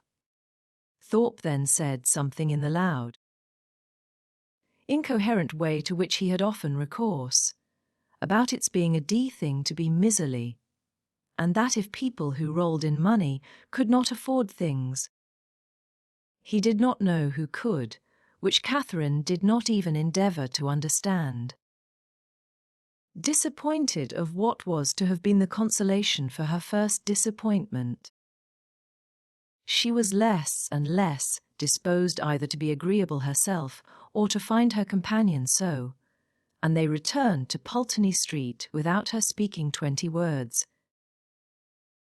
As she entered the house, the footman told her that a gentleman and lady had called and inquired for her a few minutes after her setting off, that, when he told them she was gone out with Mr. Thorpe, the lady had asked whether any message had been left for her, and on his saying no, had felt for a card, but said she had none about her, and went away. Pondering over these heart-rending tidings, Catherine walked slowly upstairs. At the head of them she was met by Mr. Allen, who, on hearing the reason of their speedy return, said, "I am glad your brother had so much sense. I am glad you are come back. It was a strange, wild scheme. They all spent the evening together at Thorpe's." Catherine was disturbed and out of spirits, but Isabella seemed to find a pool of commerce, in the fate of which she shared, by private partnership with Morland, a very good equivalent for the quiet and country air of an inn at Clifton. Her satisfaction, too, in not being at the lower rooms was spoken more than once. "How I pity the poor creatures that are going there. How glad I am that I am not amongst them. I wonder whether it will be a full ball or not. They have not begun dancing yet. I would not be there for all the world. It is so delightful to have an evening now, and then to oneself. I dare say it will not be a very good ball. I know the Mitchells will not be there. I am sure I pity everybody that is. But I dare say, Mr. Morland, you long to be at it. Do not you? I am sure you do. Well, pray do not let anybody here be a restraint on you. I dare say we could do very well without you." But you men think yourselves of such consequence. Catherine could almost have accused Isabella of being wanting in tenderness towards herself and her sorrows. So very little they appear to dwell on her mind, and so very inadequate was the comfort she offered. "Do not be so dull, my dearest creature," she whispered. "You will quite break my heart." It was amazingly shocking, to be sure, but the Tilneys were entirely to blame. Why were not they more punctual? It was dirty, indeed. But what did that signify? I am sure, John, and I should not have minded it. I never mind going through anything where a friend is concerned. That is my disposition. And John is just the same. He has amazing strong feelings. Good heavens, what a delightful hand you have got! Kings, I vow! I never was so happy in my life. I would 50 times rather you should have them than myself. And now I may dismiss my heroine to the sleepless couch, which is the true heroine's portion, to a pillow strewed with thorns and wet with tears. And lucky may she think herself, if she get another good night's rest in the course of the next 3 months. Chapter 12. "Mrs. Allen," said Catherine the next morning, "will there be any harm in my calling on Miss Tilney today?" "I shall not be easy till I have explained everything. Go, by all means, my dear, only put on a white gown. Miss Tilney always wears white." Catherine cheerfully complied, and being properly equipped, was more impatient than ever to be at the pump room, that she might inform herself of General Tilney's lodgings, for though she believed they were in Milsom Street, she was not certain of the house, and Mrs. Allen's wavering convictions only made it more doubtful. To Milsom Street she was directed, and having made herself perfect in the number, hastened away with eager steps and a beating heart to pay her visit, explain her conduct, and be forgiven. Tripping lightly through the churchyard, and resolutely turning away her eyes, that she might not be obliged to see her beloved Isabella and her dear family, who, she had reason to believe, were in a shop hard by. She reached the house without any impediment, looked at the number, knocked at the door, and inquired for Miss Tilney. The man believed Miss Tilney to be at home, but was not quite certain. Would she be pleased to send up her name? She gave her card. In a few minutes the servant returned, and with a look which did not quite confirm his words, said he had been mistaken, for that Miss Tilney was walked out. Catherine, with a blush of mortification, left the house. She felt almost persuaded that Miss Tilney was at home, and too much offended to admit her, and as she retired down the street, could not withhold one glance at the drawing-room windows, in expectation of seeing her there, but no one appeared at them. At the bottom of the street, however, she looked back again, and then, not at a window, but issuing from the door, she saw Miss Tilney herself. She was followed by a gentleman whom Catherine believed to be her father, and they turned up towards Edgar's buildings. Catherine, in deep mortification, proceeded on her way. She could almost be angry herself at such angry incivility, but she checked the resentful sensation. She remembered her own ignorance. She knew not how such an offence as hers might be classed by the laws of worldly politeness, to what a degree of unforgivingness it might with propriety lead, nor to what rigours of rudeness in return it might justly make her amenable. Dejected and humbled, she had even some thoughts of not going with the others to the theatre that night. But it must be confessed that they were not of long continuance. For she soon recollected, in the first place, that she was without any excuse for staying at home, and, in the second, that it was a play she wanted very much to see. To the theatre, accordingly, they all went. No Tilneys appeared to plague or please her.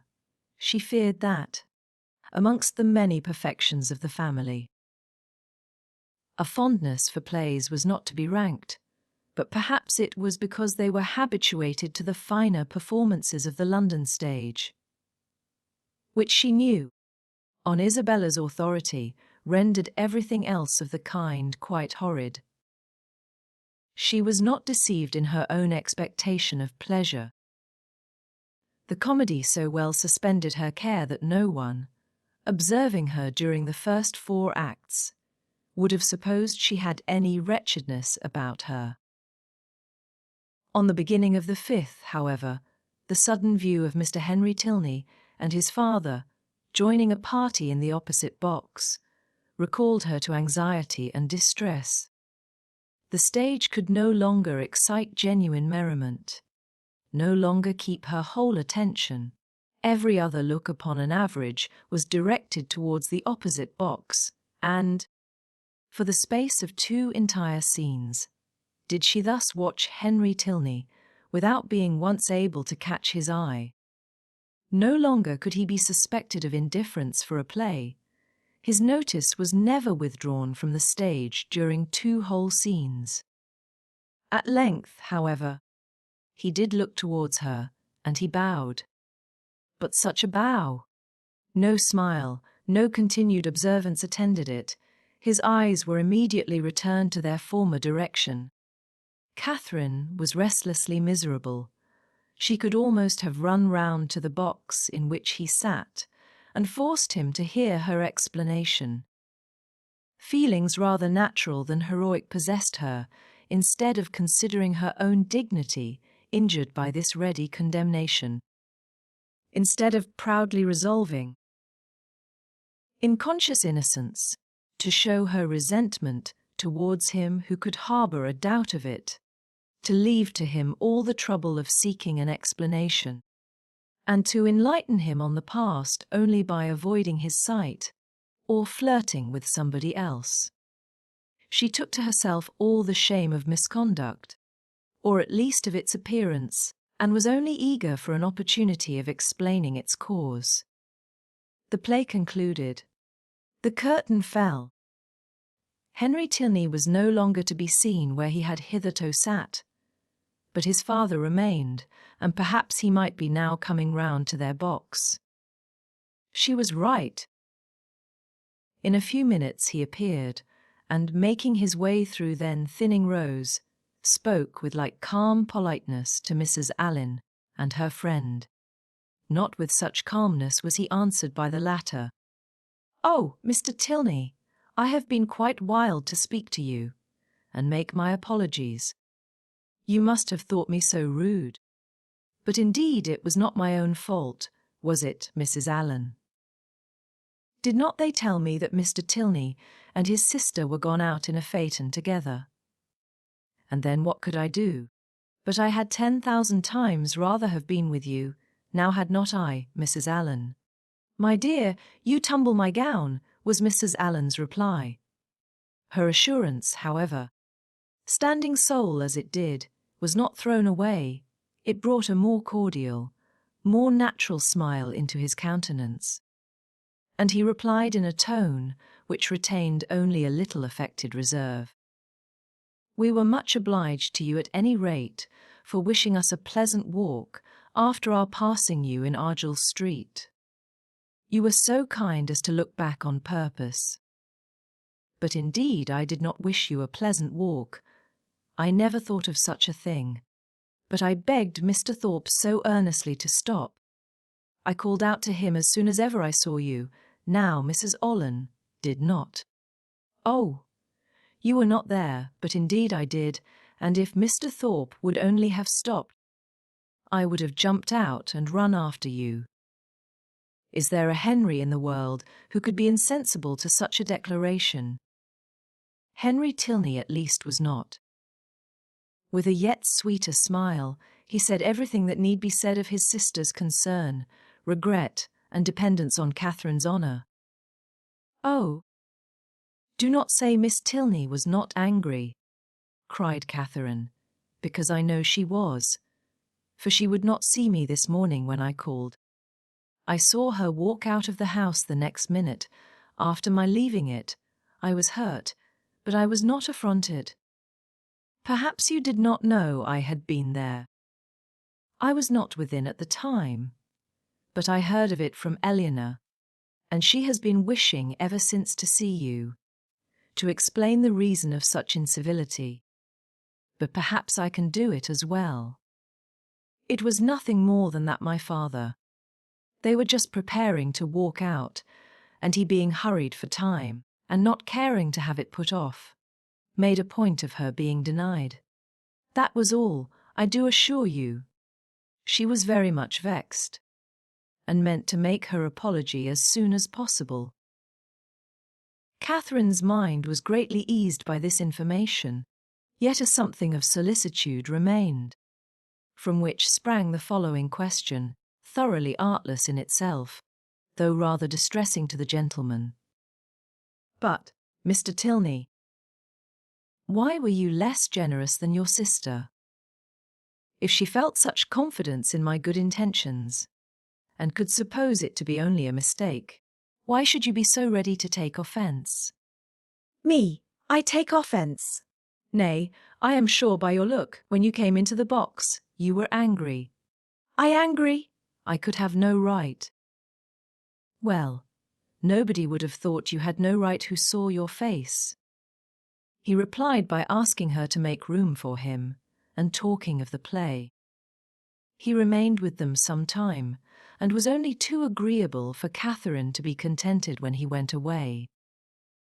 Before they parted, however, it was agreed that the projected walk should be taken as soon as possible, and, setting aside the misery of his quitting their box, she was, upon the whole, left one of the happiest creatures in the world. While talking to each other, she had observed with some surprise that John Thorpe, who was never in the same part of the house for 10 minutes together, was engaged in conversation with General Tilney, and she felt something more than surprise when she thought she could perceive herself the object of their attention and discourse. What could they have to say of her? She feared General Tilney did not like her appearance. She found it was implied in his preventing her admittance to his daughter, rather than postpone his own walk a few minutes. "How came Mr. Thorpe to know your father?" was her anxious inquiry as she pointed them out to her companion. He knew nothing about it, but his father, like every military man, had a very large acquaintance. When the entertainment was over, Thorpe came to assist them in getting out. Catherine was the immediate object of his gallantry, and, while they waited in the lobby for a chair, he prevented the inquiry which had travelled from her heart, almost to the tip of her tongue, by asking, in a consequential manner, whether she had seen him talking with General Tilney. "He is a fine old fellow, upon my soul, stout, active, looks as young as his son.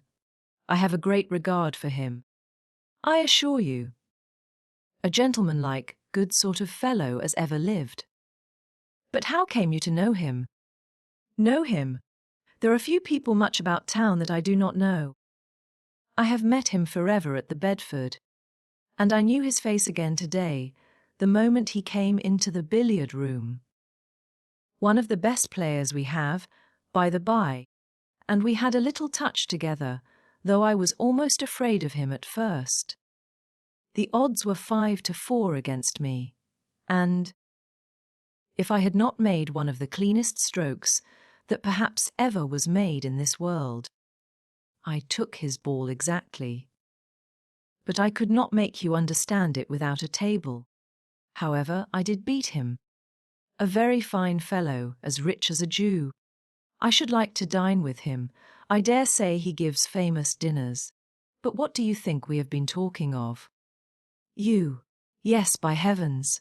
and the General thinks you the finest girl in Bath." "Oh, nonsense! How can you say so? And what do you think I said?" Lowering his voice, "Well done, General," said I am quite of your mind." Here Catherine, who was much less gratified by his admiration than by General Tinney's, was not sorry to be called away by Mr. Allen. Thorpe, however, would see her to her chair, and, till she entered it, continued the same kind of delicate flattery, in spite of her entreating him to have done. That General Tilney, instead of disliking, should admire her, was very delightful, and she joyfully thought there was not one of the family whom she need now fear to meet.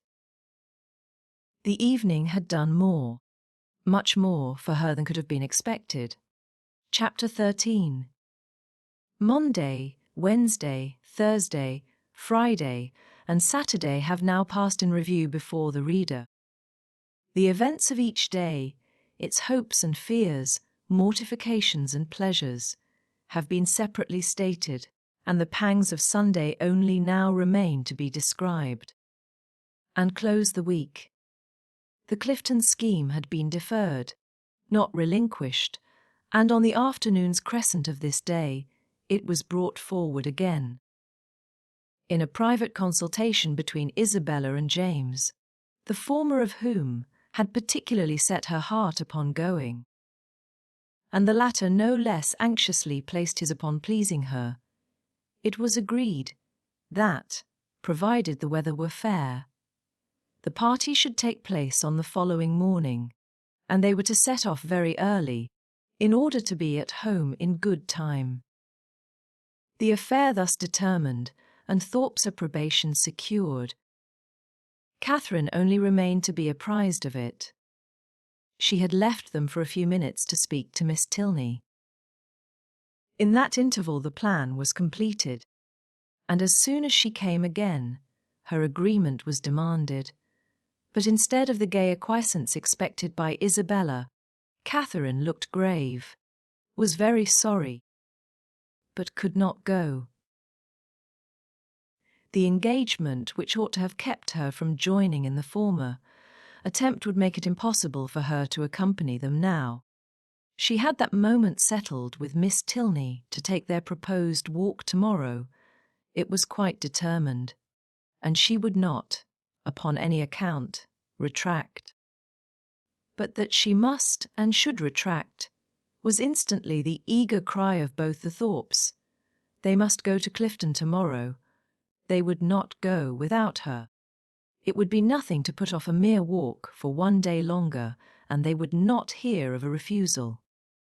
Catherine was distressed, but not subdued. "Do not urge me, Isabella. I am engaged to Miss Tilney. I cannot go." This availed nothing. The same arguments assailed her again. She must go, she should go, and they would not hear of refusal. It would be so easy to tell Miss Tilney that you had just been reminded of a prior engagement, and must only beg to put off the walk till Tuesday. No, it would not be easy. I could not do it. There has been no prior engagement. But Isabella became only more and more urgent, calling on her in the most affectionate manner, addressing her by the most endearing names. She was sure her dearest, sweetest Catherine would not seriously refuse such a trifling request to a friend who loved her so dearly. She knew her beloved Catherine to have so feeling a heart, so sweet a temper, to be so easily persuaded by those she loved. But all in vain. Catherine felt herself to be in the right, and though pained by such tender, such flattering supplication, could not allow it to influence her. Isabella then tried another method. She reproached her with having more affection for Miss Tilney, though she had known her so little a while, than for her best and oldest friends, with being grown cold and indifferent, in short, towards herself. "I cannot help being jealous, Catherine, when I see myself slighted for strangers. I, who love you so excessively. When once my affections are placed, it is not in the power of anything to change them. But I believe my feelings are stronger than anybody's. I am sure they are too strong for my own peace. And to see myself supplanted in your friendship by strangers does cut me to the quick, I own. These Tilneys seem to swallow up everything else. Catherine thought this reproach equally strange and unkind. Was it the part of a friend thus to expose her feelings to the notice of others? Isabella appeared to her ungenerous and selfish, regardless of everything but her own gratification. These painful ideas crossed her mind, though she said nothing. Isabella, in the meanwhile, had applied her handkerchief to her eyes, and Morland, miserable at such a sight, could not help saying, "Nay, Catherine, I think you cannot stand out any longer now. The sacrifice is not much, and to oblige such a friend. I shall think you quite unkind, if you still refuse." This was the first time of her brother's openly siding against her. And anxious to avoid his displeasure, she proposed a compromise. If they would only put off their scheme till Tuesday, which they might easily do, as it depended only on themselves, she could go with them, and everybody might then be satisfied. "But no, no, no," was the immediate answer. That could not be, for Thorpe did not know that he might not go to town on Tuesday. Catherine was sorry, but could do no more, and a short silence ensued, which was broken by Isabella, who in a voice of cold resentment said, "Very well. Then there is an end of the party. If Catherine does not go, I cannot. I cannot be the only woman. I would not, upon any account in the world, do so improper a thing." "Catherine, you must go," said James. "But why cannot Mr. Thorpe drive one of his other sisters? I dare say either of them would like to go." "Thank ye," cried Thorpe. "But I did not come to Bath to drive my sisters about and look like a fool. No, if you do not go, damn me if I do. I only go for the sake of driving you. That is a compliment which gives me no pleasure." But her words were lost on Thorpe, who had turned abruptly away. The three others still continued together, walking in a most uncomfortable manner to poor Catherine. Sometimes not a word was said, sometimes she was again attacked with supplications or reproaches, and her arm was still linked within Isabella's, though their hearts were at war. At one moment she was softened, at another irritated, always distressed, but always steady. "I did not think you had been so obstinate, Catherine," said James. "You were not used to be so hard to persuade. You once were the kindest, best-tempered of my sisters." "I hope I am not less so now," she replied, very feelingly, "but indeed I cannot go. If I am wrong, I am doing what I believe to be right." "I suspect," said Isabella, in a low voice, "there is no great struggle." Catherine's heart swelled. She drew away her arm, and Isabella made no opposition. Thus passed a long 10 minutes, till they were again joined by Thorpe, who, coming to them with a gayer look, said, "Well, I have settled the matter, and now we may all go tomorrow with a safe conscience. I have been to Miss Tilney and made your excuses." "You have not," cried Catherine. "I have, upon my soul. Left her this moment. Told her you had sent me to say that, having just recollected a prior engagement of going to Clifton with us tomorrow, you could not have the pleasure of walking with her till Tuesday." She said, "Very well." Tuesday was just as convenient to her, so there is an end of all our difficulties. A pretty good thought of mine. Hey! Isabella's countenance was once more all smiles and good humour, and James too looked happy again. "A most heavenly thought indeed." "Now, my sweet Catherine, All our distresses are over, you are honourably acquitted, and we shall have a most delightful party." "This will not do," said Catherine. "I cannot submit to this. I must run after Miss Tilney directly and set her right." Isabella, however, caught hold of one hand, Thorpe of the other, and remonstrances poured in from all three. Even James was quite angry.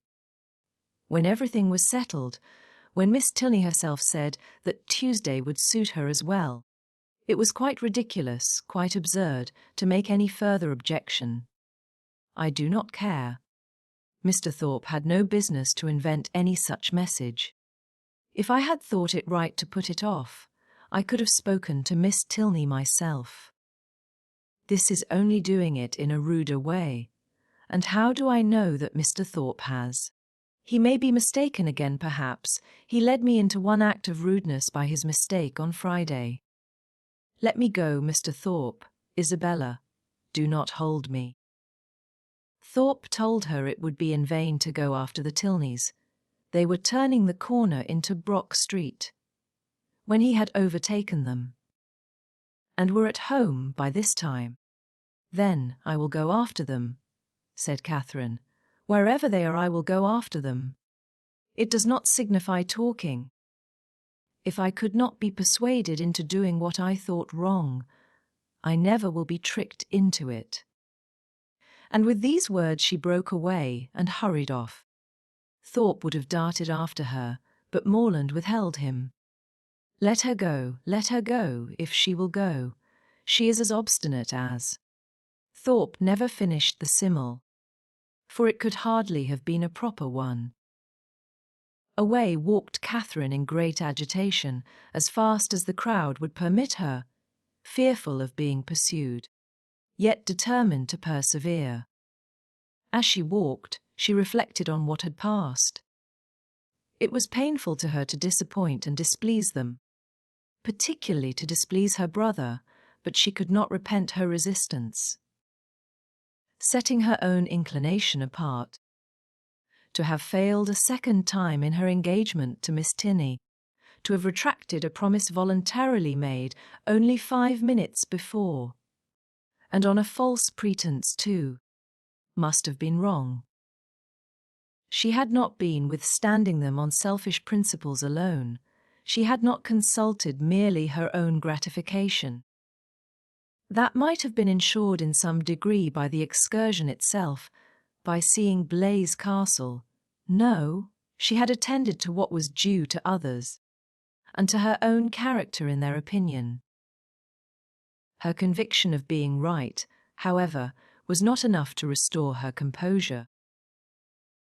Till she had spoken to Miss Tilney she could not be at ease, and quickening her pace, when she got clear of the crescent, she almost ran over the remaining ground till she gained the top of Milsom Street. So rapid had been her movements that in spite of the Tilneys' advantage in the outset, they were but just turning into their lodgings as she came within view of them, and the servant still remaining at the open door. She used only the ceremony of saying that she must speak with Miss Tilney that moment, and hurrying by him proceeded upstairs. Then, opening the first door before her, which happened to be the right, she immediately found herself in the drawing-room with General Tilney, his son and daughter. Her explanation, defective only in being, from her irritation of nerves and shortness of breath. No explanation at all was instantly given. "I am come in a great hurry. It was all a mistake. I never promised to go. I told them from the first I could not go. I ran away in a great hurry to explain it. I did not care what you thought of me. I would not stay for the servant." The business, however, though not perfectly elucidated by this speech, soon ceased to be a puzzle. Catherine found that John Thorpe had given the message, and Miss Tilney had no scruple in owning herself greatly surprised by it. But whether her brother had still exceeded her in resentment. Catherine, though she instinctively addressed herself as much to one as to the other in her vindication, had no means of knowing whatever might have been felt before her arrival. Her eager declarations immediately made every look and sentence as friendly as she could desire. The affair thus happily settled, she was introduced by Miss Tilney to her father, and received by him with such ready, such solicitous politeness as recalled Thorpe's information to her mind, and made her think with pleasure that he might be sometimes depended on. To such anxious attention was the General's civility carried, that not aware of her extraordinary swiftness in entering the house, he was quite angry with the servant whose neglect had reduced her to open the door of the apartment herself. What did William mean by it? He should make a point of inquiring into the matter. And if Catherine had not most warmly asserted his innocence, it seemed likely that William would lose the favour of his master forever, if not his place, by her rapidity. After sitting with them a quarter of an hour, she rose to take leave, and was then most agreeably surprised by General Tilney's asking her if she would do his daughter the honour of dining and spending the rest of the day with her. Miss Tilney added her own wishes. Catherine was greatly obliged, but it was quite out of her power. Mr. and Mrs. Allen would expect her back every moment. The General declared he could say no more. The claims of Mr. and Mrs. Allen were not to be superseded, but on some other day he trusted, when longer notice could be given, they would not refuse to spare her to her friend. Oh no, Catherine was sure they would not have the least objection, and she should have great pleasure in coming. The General attended her himself to the street door, saying everything gallant as they went downstairs, admiring the elasticity of her walk, which corresponded exactly with the spirit of her dancing, and making her one of the most graceful bows she had ever beheld when they parted. Catherine, delighted by all that had passed, proceeded gaily to Pulteney Street, walking, as she concluded, with great elasticity, though she had never thought of it before. She reached home without seeing anything more of the offended party, and now that she had been triumphant throughout, had carried her point, and was secure of her walk, she began, as the flutter of her spirits subsided, to doubt whether she had been perfectly right. A sacrifice was always noble, and if she had given way to their entreaties, she should have been spared the distressing idea of a friend displeased, a brother angry, and a scheme of great happiness to both destroyed, perhaps through her means.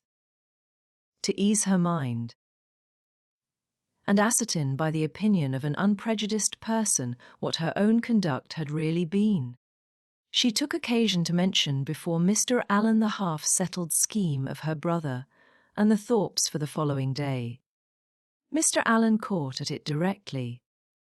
"Well," said he, "and do you think of going too?" "No, I had just engaged myself to walk with Miss Tilney before they told me of it, and therefore you know I could not go with them, could I?" "No, certainly not, and I am glad you do not think of it. These schemes are not at all the thing. Young men and women driving about the country in open carriages. Now and then it is very well, but going to inns and public places together, it is not right, and I wonder Mrs. Thorpe should allow it. I am glad you do not think of going. I am sure Mrs. Morland would not be pleased. Mrs. Allen, are not you of my way of thinking? Do not you think these kind of projects objectionable?" "Yes, very much so indeed. Open carriages are nasty things. A clean gown is not 5 minutes' wear in them. You are splashed getting in and getting out, and the wind takes your hair and your bonnet in every direction. I hate an open carriage myself. I know you do. But that is not the question. Do not you think it has an odd appearance, if young ladies are frequently driven about in them by young men, to whom they are not even related? Yes, my dear, a very odd appearance indeed. I cannot bear to see it. Dear madam, cried Catherine. Then why did not you tell me so before? I am sure if I had known it to be improper, I would not have gone with Mr. Thorpe at all. But I always hoped you would tell me, if you thought I was doing wrong. And so I should, my dear, you may depend on it, for as I told Mrs. Morland at parting, I would always do the best for you in my power. But one must not be over-particular. Young people will be young people, as your good mother says herself. You know I wanted you, when we first came, not to buy that sprigged muslin, but you would. Young people do not like to be always thwarted. But this was something of real consequence, and I do not think you would have found me hard to persuade. As far as it has gone hitherto, there is no harm done, said Mr. Allen, and I would only advise you, my dear, not to go out with Mr. Thorpe any more. That is just what I was going to say, added his wife. Catherine, relieved for herself, felt uneasy for Isabella, and after a moment's thought, asked Mr. Allen whether it would not be both proper and kind in her to write to Miss Thorpe, and explain the indecorum of which she must be as insensible as herself, for she considered that Isabella might otherwise perhaps be going to Clifton the next day, in spite of what had passed. Mr. Allen, however, discouraged her from doing any such thing. You had better leave her alone, my dear. She is old enough to know what she is about, and if not, has a mother to advise her. Mrs. Thorpe is too indulgent beyond a doubt, but however, you had better not interfere. She and your brother choose to go, and you will be only getting ill will. Catherine submitted, and though sorry to think that Isabella should be doing wrong, felt greatly relieved by Mr. Allen's approbation of her own conduct, and truly rejoiced to be preserved by his advice from the danger of falling into such an error herself. Her escape from being one of the party to Clifton was now an escape indeed, for what would the Tilneys have thought of her? If she had broken her promise to them, in order to do what was wrong in itself, if she had been guilty of one breach of propriety, only to enable her to be guilty of another. Chapter 14. The next morning was fair, and Catherine almost expected another attack from the assembled party. With Mr. Allen to support her, she felt no dread of the event. But she would gladly be spared a contest where victory itself was painful, and was heartily rejoiced therefore at neither seeing nor hearing anything of them. The Tilneys called for her at the appointed time, and no new difficulty arising, no sudden recollection, no unexpected summons, no impertinent intrusion to disconcert their measures, my heroine was most unnaturally able to fulfil her engagement, though it was made with the hero himself. They determined on walking round Beechen Cliff, that noble hill whose beautiful verdure and hanging coppice render it so striking an object from almost every opening in Bath. I never look at it, said Catherine, as they walked along the side of the river without thinking of the south of France. You have been abroad then? Said Henry, a little surprised. Oh no, I only mean what I have read about. It always puts me in mind of the country that Emily and her father travelled through, in the mysteries of Ardolfo. But you never read novels, I dare say. Why not? Because they are not clever enough for you.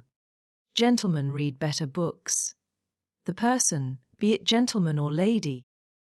Who has not pleasure in a good novel must be intolerably stupid. I have read all Mrs. Radcliffe's works, and most of them with great pleasure. The Mysteries of Udolpho. When I had once begun it, I could not lay down again. I remember finishing it in 2 days. My hair standing on end the whole time. Yes, added Miss Tilney. And I remember that you undertook to read it aloud to me, and that when I was called away for only 5 minutes to answer a note, instead of waiting for me, you took the volume into the Hermitage Walk, and I was obliged to stay till you had finished it. Thank you, Eleanor. A most honourable testimony. You see, Miss Morland, the injustice of your suspicions. Here was I, in my eagerness to get on, refusing to wait only 5 minutes for my sister, breaking the promise I had made of reading it aloud, and keeping her in suspense at a most interesting part, by running away with the volume, which, you are to observe, was her own, particularly her own. I am proud when I reflect on it, and I think it must establish me in your good opinion. I am very glad to hear it indeed, and now I shall never be ashamed of liking Udolpho myself. But I really thought before, young men despised novels amazingly. It is amazingly. It may well suggest amazement if they do, for they read nearly as many as women. I myself have read hundreds and hundreds. Do not imagine that you can cope with me in a knowledge of Julius and Louisus. If we proceed to particulars, and engage in the never-ceasing inquiry of have you read this, and have you read that, I shall soon leave you as far behind me as, what shall I say? I want an appropriate simile. As far as your friend Emily herself left poor Valancourt when she went with her aunt into Italy. Consider how many years I have had the start of you. I had entered on my studies at Oxford, while you were a good little girl working your sampler at home. Not very good, I am afraid. But now really, do not you think Udolpho the nicest book in the world? The nicest? By which I suppose you mean the neatest. That must depend upon the binding. Henry, said Miss Tilney, you are very impertinent. Miss Morland, he is treating you exactly as he does his sister. He is forever finding fault with me, for some incorrectness of language, and now he is taking the same liberty with you. The word nicest, as you used it, did not suit him, and you had better change it as soon as you can, or we shall be overpowered with Johnson and Blair all the rest of the way. I am sure, cried Catherine. I did not mean to say anything wrong, but it is a nice book, and why should not I call it so? Very true, said Henry, and this is a very nice day, and we are taking a very nice walk, and you are 2 very nice young ladies. Oh, it is a very nice word indeed. It does for everything. Originally, perhaps, it was applied only to express neatness, propriety, delicacy, or refinement. People were nice in their dress, in their sentiments, or their choice. But now every commendation on every subject is comprised in that one word. While, in fact, cried his sister, it ought only to be applied to you, without any commendation at all. You are more nice than wise. Come, Miss Morland, let us leave him to meditate over our faults in the utmost propriety of diction, while we praise Udolpho in whatever terms we like best. It is a most interesting work. You are fond of that kind of reading. To say the truth, I do not much like any other. Indeed. That is, I can read poetry and plays, and things of that sort, and do not dislike travels. But history, real solemn history, I cannot be interested in, can you? Yes, I am fond of history. I wish I were too. I read it a little as a duty. But it tells me nothing that does not either vex or weary me. The quarrels of popes and kings, with wars or pestilences, in every page, the men also good for nothing, and hardly any women at all. It is very tiresome, and yet I often think it odd that it should be so dull, for a great deal of it must be invention. The speeches that are put into the heroes' mouths, their thoughts and designs. The chief of all this must be invention, and invention is what delights me in other books. Historians, you think, said Miss Tilney, are not happy in their flights of fancy. They display imagination without raising interest. I am fond of history, and am very well contented to take the false with the true. In the principal facts they have sources of intelligence in former histories and records, which may be as much depended on, I conclude, as anything that does not actually pass under one's own observation. And as for the little embellishments you speak of, they are embellishments, and I like them as such. If a speech be well drawn up, I read it with pleasure, by whomsoever it may be made, and probably with much greater, if the production of Mr. Hume or Mr. Robertson, than if the genuine words of Caractacus, Agricola, or Alfred the Great. You are fond of history, And so are Mr. Allen and my father, and I have 2 brothers who do not dislike it. So many instances within my small circle of friends is remarkable. At this rate, I shall not pity the writers of history any longer. If people like to read their books, it is all very well, but to be at so much trouble in filling great volumes, which, as I used to think, nobody would willingly ever look into, to be labouring only for the torment of little boys and girls, always struck me as a hard fate.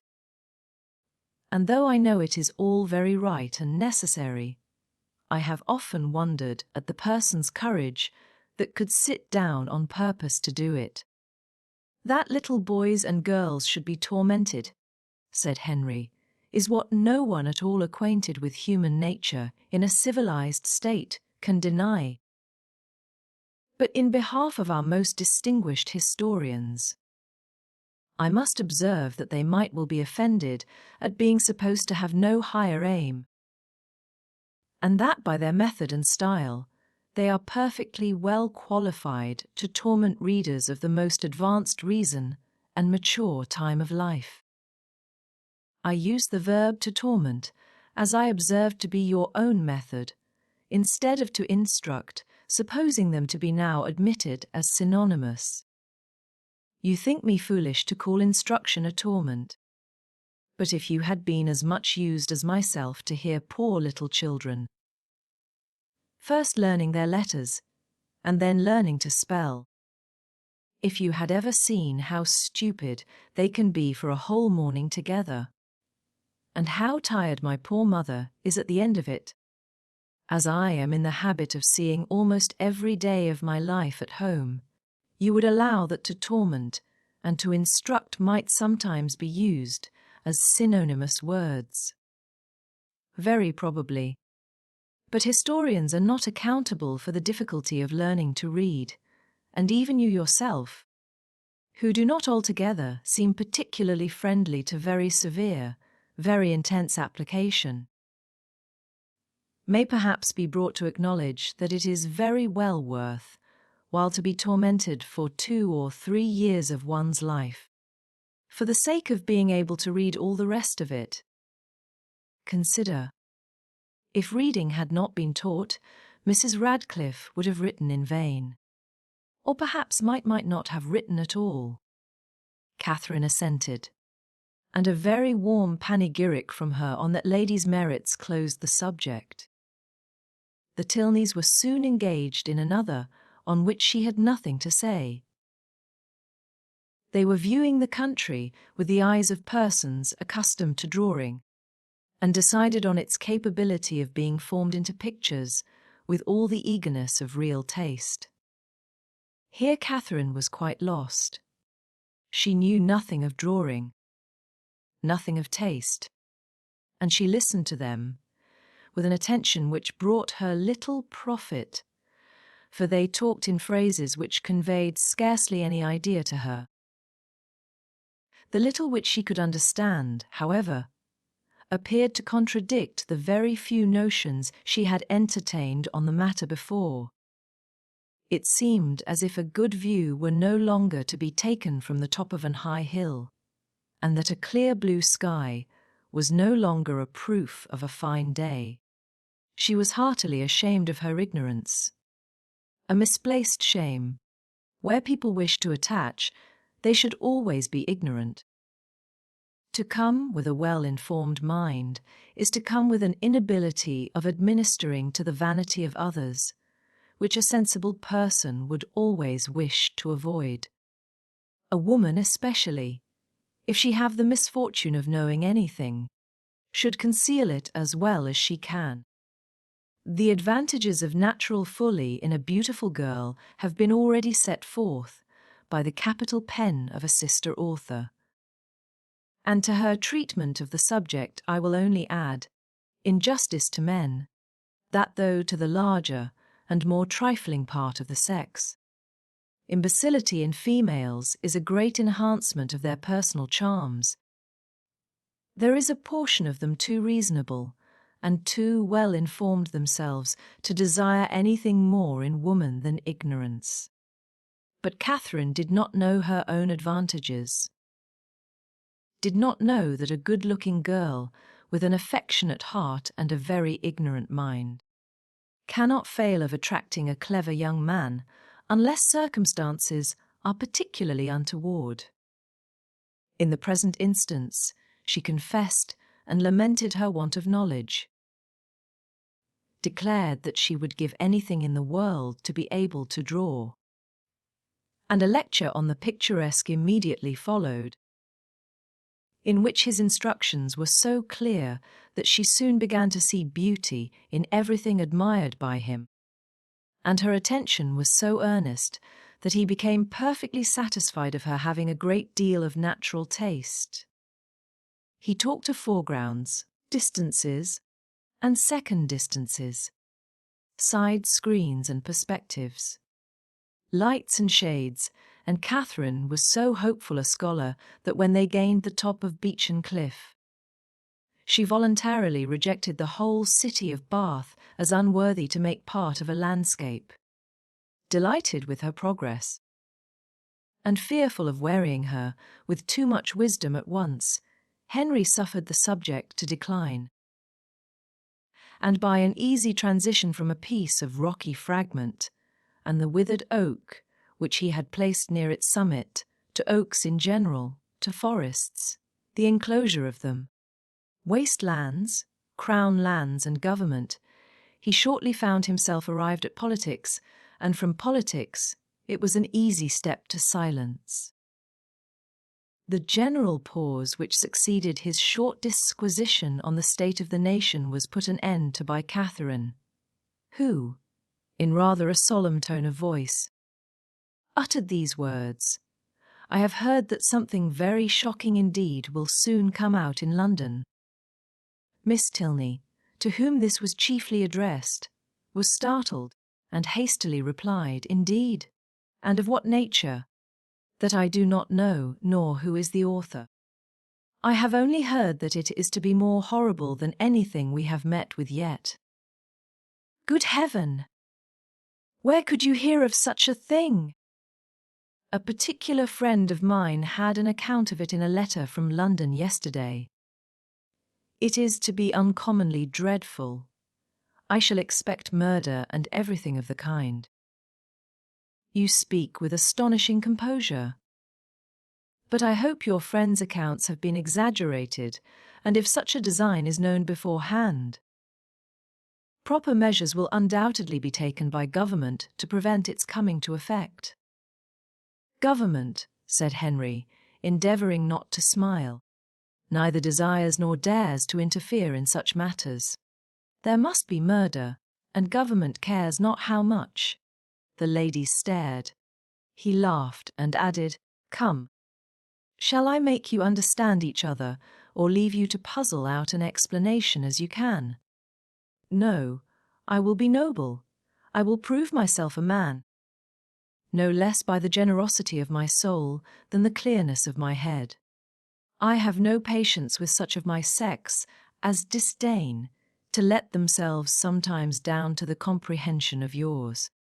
Perhaps the abilities of women are neither sound nor acute, neither vigorous nor keen. Perhaps they may want observation, discernment, judgment, fire, genius, and wit. Miss Morland, do not mind what he says, but have the goodness to satisfy me as to this dreadful riot. Riot? What riot? My dear Eleanor, the riot is only in your own brain. The confusion there is scandalous. Miss Morland has been talking of nothing more dreadful than a new publication, which is shortly to come out, in 3 duodecimo volumes, 276 pages in each, with a frontispiece to the first, of 2 tombstones and a lantern. Do you understand? And you, Miss Morland? My stupid sister has mistaken all your clearest expressions. You talked of expected horrors in London, and instead of instantly conceiving, as any rational creature would have done, that such words could relate only to a circulating library, she immediately pictured to herself a mob of 3,000 men assembling in set. George's Fields, the Bank attacked, the Tower threatened, the streets of London flowing with blood, a detachment of the 12th Light Dragoons, the hopes of the nation, called up from Northampton to quell the insurgents. And the gallant Captain Frederick Tilney, in the moment of charging at the head of his troop, knocked off his horse by a brickbat from an upper window. Forgive her stupidity. The fears of the sister have added to the weakness of the woman, but she is by no means a simpleton in general. Catherine looked grave. And now, Henry, said Miss Tilney, that you have made us understand each other, you may as well make Miss Morland understand yourself. Unless you mean to have her think you intolerably rude to your sister, and a great brute in your opinion of women in general. Miss Morland is not used to your odd ways. I shall be most happy to make her better acquainted with them, no doubt, but that is no explanation of the present. What am I to do? You know what you ought to do. Clear your character handsomely before her. Tell her that you think very highly of the understanding of women. Miss Morland, I think very highly of the understanding of all the women in the world, especially of those, whoever they may be, with whom I happen to be in company. That is not enough. Be more serious. Miss Morland, no one can think more highly of the understanding of women than I do. In my opinion, nature has given them so much that they never find it necessary to use more than half. We shall get nothing more serious from him now, Miss Morland. He is not in a sober mood. But I do assure you that he must be entirely misunderstood, if he can ever appear to say an unjust thing of any woman at all, or an unkind one of me. It was no effort to Catherine to believe that Henry Tilney could never be wrong. His manner might sometimes surprise, but his meaning must always be just. And what she did not understand, she was almost as ready to admire as what she did. The whole walk was delightful, and though it ended too soon, its conclusion was delightful too.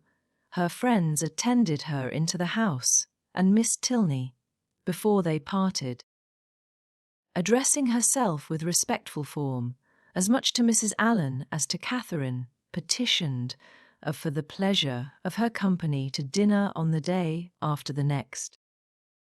No difficulty was made on Mrs. Allen's side, and the only difficulty on Catherine's was in concealing the excess of her pleasure. The morning had passed away so charmingly as to banish all her friendship and natural affection. for no thought of Isabella or James had crossed her during their walk. When the Tilneys were gone, she became amiable again, but she was amiable for some time to little effect. Mrs. Allen had no intelligence to give that could relieve her anxiety. She had heard nothing of any of them. Towards the end of the morning, however, Catherine, having occasion for some indispensable yard of ribbon, which must be bought without a moment's delay, walked out into the town, and in Bond Street overtook the second Miss Thorpe, as she was loitering towards Edgar's buildings between two of the sweetest girls in the world, who had been her dear friends all the morning. From her, she soon learned that the party to Clifton had taken place. "They set off at 8 this morning," said Miss Anne, "and I am sure I do not envy them their drive. I think you and I are very well off to be out of the scrape. It must be the dullest thing in the world, for there is not a soul at Clifton at this time of year. Belle went with your brother, and John drove Maria." Catherine spoke the pleasure she really felt on hearing this part of the arrangement. "Oh, yes," rejoined the other, "Maria is gone. She was quite wild to go. She thought it would be something very fine. I cannot say I admire her taste, and for my part, I was determined from the first not to go, if they pressed me ever so much." Catherine, a little doubtful of this, could not help answering, "I wish you could have gone too. It is a pity you could not all go. Thank you, but it is quite a matter of indifference to me. Indeed, I would not have gone on any account. I was saying so to Emily and Sophia when you overtook us." Catherine was still unconvinced, but glad that Anne should have the friendship of an Emily and a Sophia to console her. She bade her adieu without much uneasiness, and returned home, pleased that the party had not been prevented by her refusing to join it, and very heartily wishing that it might be too pleasant to allow either James or Isabella to resent her resistance any longer. Chapter 15. Early the next day. A note from Isabella, speaking peace and tenderness in every line, and entreating the immediate presence of her friend on a matter of the utmost importance, hastened Catherine, in the happiest state of confidence and curiosity, to Edgar's buildings. The two youngest Miss Thorpes were by themselves in the parlour, and, on Anne's quitting it to call her sister, Catherine took the opportunity of asking the other for some particulars of their yesterday's party. Maria desired no greater pleasure than to speak of it, and Catherine immediately learnt that it had been altogether the most delightful scheme in the world. That nobody could imagine how charming it had been, and that it had been more delightful than anybody could conceive. Such was the information of the first 5 minutes. The second unfolded thus much in detail: that they had driven directly to the York Hotel, ate some soup, and bespoke an early dinner, walked down to the pump room, tasted the water, and laid out some shillings in purses and spars, thence adjourned to eat ice at a pastry cook's, and hurrying back to the hotel, swallowed their dinner in haste, to prevent being in the dark, and then had a delightful drive back, only the moon was not up, and it rained a little, and Mr. Morland's horse was so tired he could hardly get it along. Catherine listened with heartfelt satisfaction. It appeared that Blaise Castle had never been thought of, and, as for all the rest, there was nothing to regret for half an instant. Maria's intelligence concluded with a tender effusion of pity for her sister Anne, whom she represented as insupportably cross from being excluded the party. "She will never forgive me, I am sure, but you know, how could I help it? John would have me go, for he vowed he would not drive her, because she had such thick ankles. I dare say she will not be in good humour again this month. But I am determined I will not be cross. It is not a little matter that puts me out of temper. Isabella now entered the room with so eager a step and a look of such happy importance, as engaged all her friends' notice. Maria was without ceremony sent away, and Isabella, embracing Catherine, thus began. Yes, my dear Catherine, it is so indeed. Your penetration has not deceived you. Oh, that arch eye of yours! It sees through everything. Catherine replied only by a look of wondering ignorance. Nay, my beloved, sweetest friend, continued the other, compose yourself. I am amazingly agitated, as you perceive. Let us sit down and talk in comfort. Well, and so you guessed it the moment you had my note. Sly creature! Oh! My dear Catherine, you alone, who know my heart, can judge of my present happiness. Your brother is the most charming of men. I only wish I were more worthy of him. But what will your excellent father and mother say? Oh, heavens! When I think of them I am so agitated. Catherine's understanding began to awake. An idea of the truth suddenly darted into her mind, and, with the natural blush of so new an emotion, she cried out, Good heaven! My dear Isabella, what do you mean? Can you really be in love with James? This bold surmise, however, she soon learnt comprehended but half the fact. The anxious affection, which she was accused of having continually watched in Isabella's every look and action, had, in the course of their yesterday's party, received the delightful confession of an equal love. Her heart and faith were alike engaged to James. Never had Catherine listened to anything so full of interest, wonder and joy. Her brother and her friend engaged. New to such circumstances, the importance of it appeared unspeakably great. And she contemplated it as one of those grand events of which the ordinary course of life can hardly afford a return. The strength of her feelings she could not express, the nature of them, however, contented her friend. The happiness of having such a sister was their first effusion, and the fair ladies mingled in embraces and tears of joy. Delighting, however, as Catherine sincerely did, in the prospect of the connection, it must be acknowledged that Isabella far surpassed her in tender anticipations. You will be so infinitely dearer to me, my Catherine, than either Anne or Maria. I feel that I shall be so much more attached to my dear Morland's family than to my own. This was a pitch of friendship beyond Catherine. You are so like your dear brother, continued Isabella, that I quite doted on you the first moment I saw you. But so it always is with me. The first moment settles everything. The very first day that Morland came to us last Christmas, the very first moment I beheld him, my heart was irrecoverably gone. I remember I wore my yellow gown, with my hair done up in braids, and when I came into the drawing-room, and John introduced him, I thought I never saw anybody so handsome before. Here Catherine secretly acknowledged the power of love, for, though exceedingly fond of her brother, and partial to all his endowments, she had never in her life thought him handsome. I remember, too, Miss Andrews drank tea with us that evening, and wore her puce-coloured sarcenet, and she looked so heavenly, that I thought your brother must certainly fall in love with her.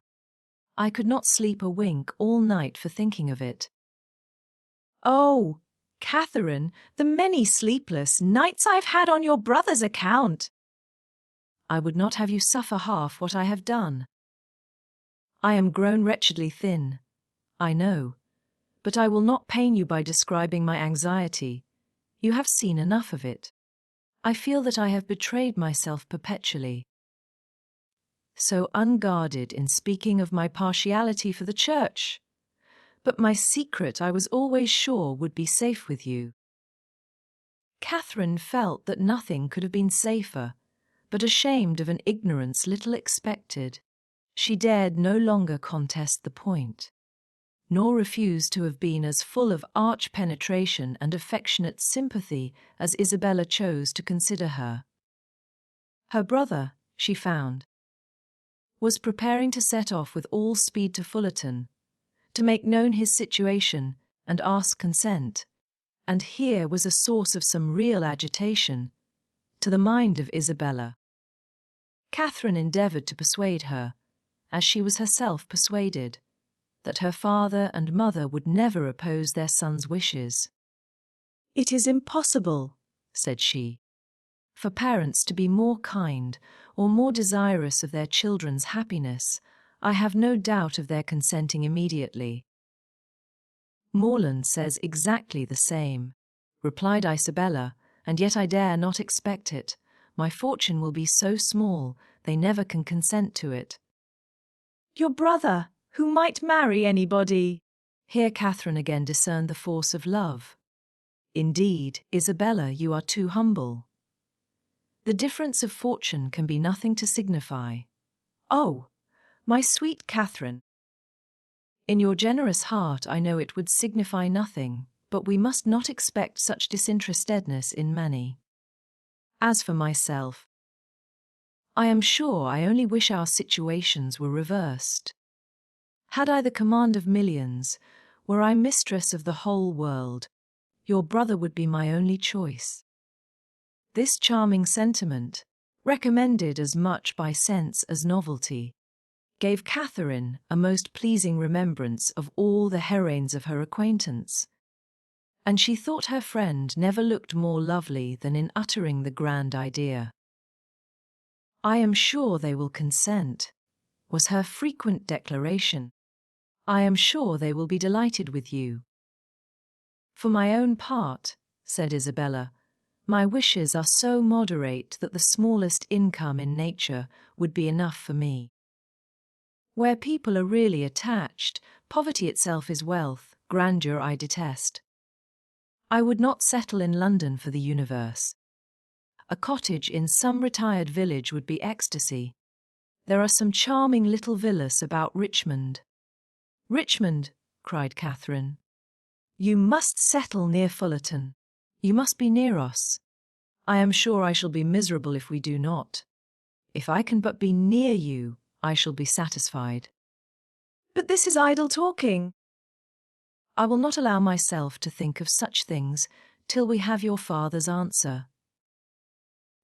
Morland says that by sending it tonight to Salisbury, we may have it tomorrow. Tomorrow. I know I shall never have courage to open the letter. I know it will be the death of me." A reverie succeeded this conviction, and when Isabella spoke again, it was to resolve on the quality of her wedding gown. Their conference was put an end to by the anxious young lover himself, who came to breathe his parting sigh before he set off for Wiltshire. Catherine wished to congratulate him, but knew not what to say, and her eloquence was only in her eyes. From them, however, the 8 parts of speech shone out most expressively, and James could combine them with ease. Impatient for the realization of all that he hoped at home, his adieux were not long, and they would have been yet shorter, had he not been frequently detained by the urgent entreaties of his fair one that he would go. Twice was he called almost from the door by her eagerness to have him gone. "Indeed, Morland, I must drive you away. Consider how far you have to ride. I cannot bear to see you linger so. For heaven's sake, waste no more time. There go. I insist on it." The two friends, with hearts now more united than ever, were inseparable for the day, and in schemes of sisterly happiness the hours flew along. Mrs. Thorpe and her son, who were acquainted with everything, and who seemed only to want Mr. Morland's consent to consider Isabella's engagement as the most fortunate circumstance imaginable for their family, were allowed to join their councils and add their quota of significant looks and mysterious expressions to fill up the measure of curiosity to be raised in the unprivileged younger sisters. To Catherine's simple feelings, this odd sort of reserve seemed neither kindly meant nor consistently supported, and its unkindness she would hardly have forborne pointing out had its inconsistency been less their friend. But Anne and Maria soon set her heart at ease by the sagacity of their I know what, and the evening was spent in a sort of war of wit, a display of family ingenuity. On one side in the mystery of an affected secret, on the other of undefined discovery, all equally acute. Catherine was with her friend again the next day, endeavouring to support her spirits, and while away the many tedious hours before the delivery of the letters, a needful exertion. For as the time of reasonable expectation drew near, Isabella became more and more desponding, and before the letter arrived, had worked herself into a state of real distress. But when it did come, where could distress be found? I have had no difficulty in gaining the consent of my kind parents, and am promised that everything in their power shall be done to forward my happiness, were the first 3 lines, and in one moment all was joyful security. The brightest glow was instantly spread over Isabella's features. All care and anxiety seemed removed, her spirits became almost too high for control, and she called herself without scruple the happiest of mortals. Mrs. Thorpe, with tears of joy, embraced her daughter, her son, her visitor, and could have embraced half the inhabitants of Bath with satisfaction. Her heart was overflowing with tenderness. It was, dear John and dear Catherine at every word. Dear Anne and dear Maria must immediately be made sharers in their felicity, and 2 dears at once before the name of Isabella were not more than that beloved child had now well earned. John himself was no skulker in joy. He not only bestowed on Mr. Morland the high commendation of being one of the finest fellows in the world, but swore off many sentences in his praise. The letter, whence sprang all this felicity, was short, containing little more than this assurance of success, and every particular was deferred till James could write again. But for particulars Isabella could well afford to wait. The needful was comprised in Mr. Morland's promise. His honour was pledged to make everything easy, and by what means their income was to be formed, whether landed property were to be resigned, or funded money made over, was a matter in which her disinterested spirit took no concern. She knew enough to feel secure of an honourable and speedy establishment, and her imagination took a rapid flight over its attendant felicities. She saw herself at the end of a few weeks, the gaze and admiration of every new acquaintance at Fullerton, the envy of every valued old friend in Putney, with a carriage at her command, a new name on her tickets, and a brilliant exhibition of hoop rings on her finger. When the contents of the letter were ascertained, John Thorpe, who had only waited its arrival to begin his journey to London, prepared to set off. "Well, Miss Morland," said he, on finding her alone in the parlour, "I am come to bid you good-bye." Catherine wished him a good journey. Without appearing to hear her, he walked to the window, fidgeted about, hummed a tune, and seemed wholly self-occupied. "Shall not you be late at Devizes?" said Catherine. He made no answer, but after a minute's silence burst out with, "A famous good thing this marrying scheme, upon my soul. A clever fancy of Morland's and Bell's. What do you think of it, Miss Morland? I say it is no bad notion. I am sure I think it a very good one. Do you? That's honest, by heavens. I am glad you are no enemy to matrimony, however. Did you ever hear the old song? Going to one wedding brings on another. I say, you will come to Bell's wedding, I hope. Yes, I have promised your sister to be with her, if possible. And then you know, twisting himself about and forcing a foolish laugh. I say, then you know, we may try the truth of this same old song. May we? But I never sing. Well, I wish you a good journey. I dine with Miss Tilney today, and must now be going home. Nay, but there is no such confounded hurry. Who knows when we may be together again? Not but that I shall be down again by the end of a fortnight, and a devilish long fortnight it will appear to me. Then why do you stay away so long? Replied Catherine, finding that he waited for an answer. That is kind of you, however. Kind and good-natured. I shall not forget it in a hurry. But you have more good nature and all that than anybody living, I believe. A monstrous deal of good nature, and it is not only good nature, but you have so much of everything, and then you have such. Upon my soul, I do not know anybody like you. Oh, dear! There are a great many people like me, I dare say, only a great deal better. Good morning to you. But I say, Miss Morland, I shall come and pay my respects at Fullerton before it is long, if not disagreeable. Pray do. My father and mother will be very glad to see you, and I hope, Miss Morland, you will not be sorry to see me. Oh, dear, not at all. There are very few people I am sorry to see.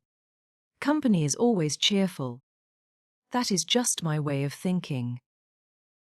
Give me but a little cheerful company, let me only have the company of the people I love. Let me only be where I like and with whom I like, and the devil take the rest, say I. And I am heartily glad to hear you say the same. But I have a notion, Miss Morland. You and I think pretty much alike upon most matters.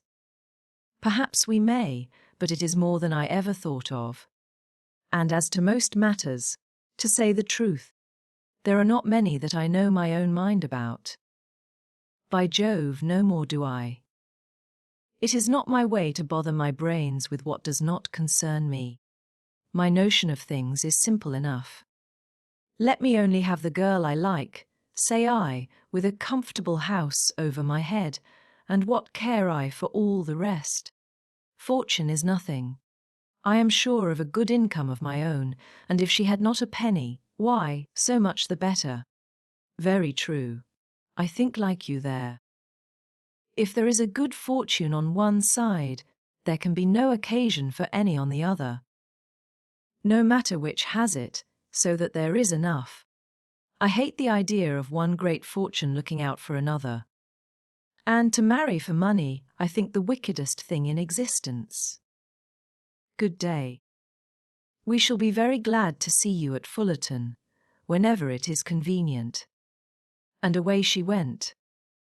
It was not in the power of all his gallantry to detain her longer.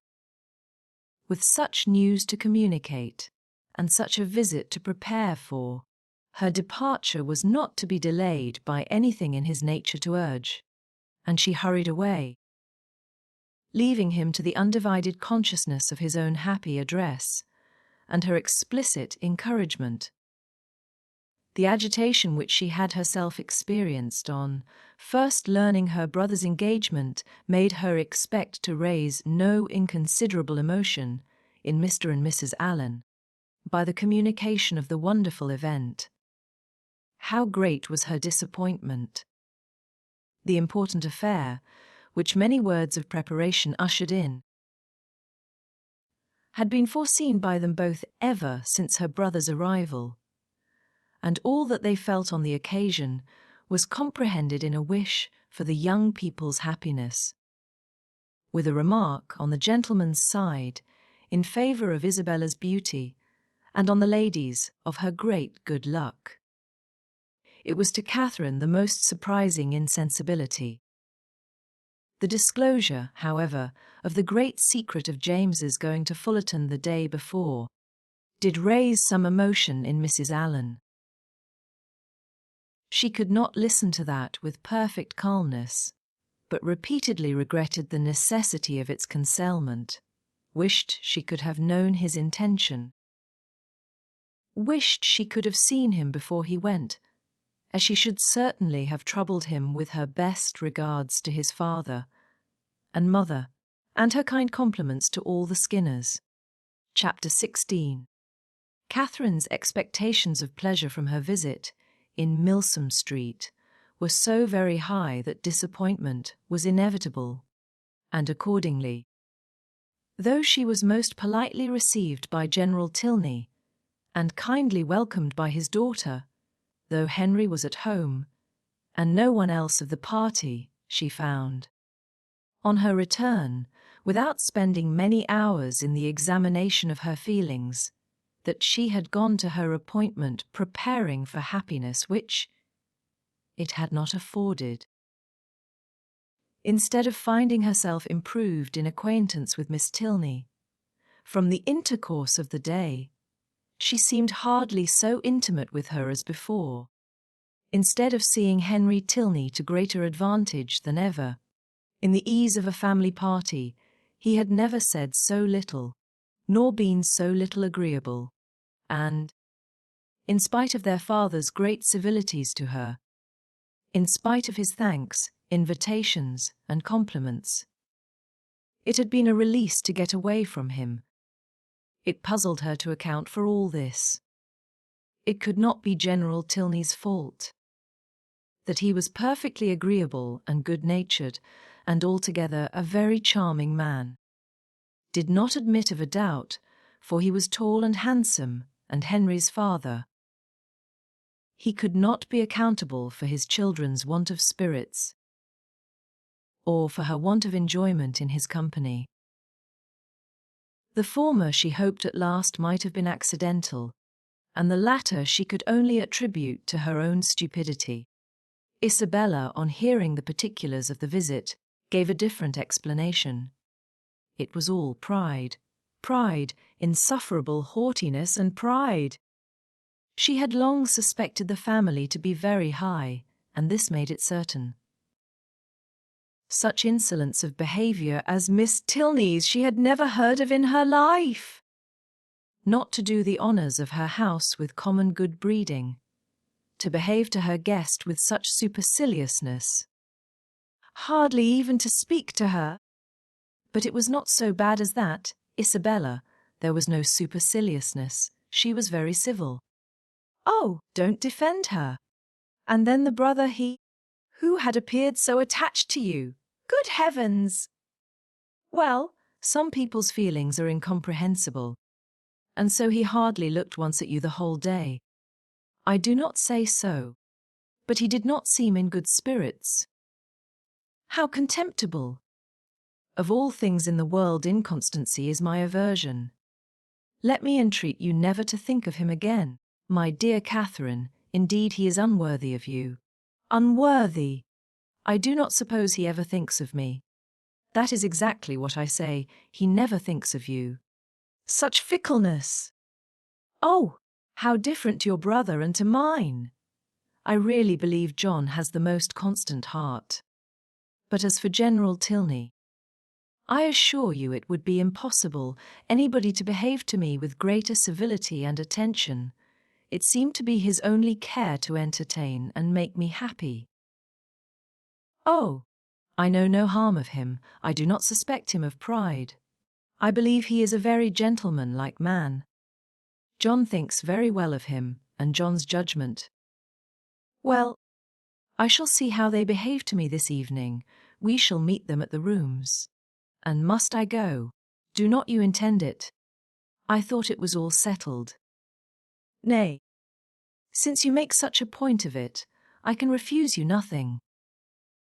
But do not insist upon my being very agreeable, for my heart, you know, will be some 40 miles off. And as for dancing, do not mention it, I beg, that is quite out of the question. Charles Hodges will plague me to death, I dare say, but I shall cut him very short.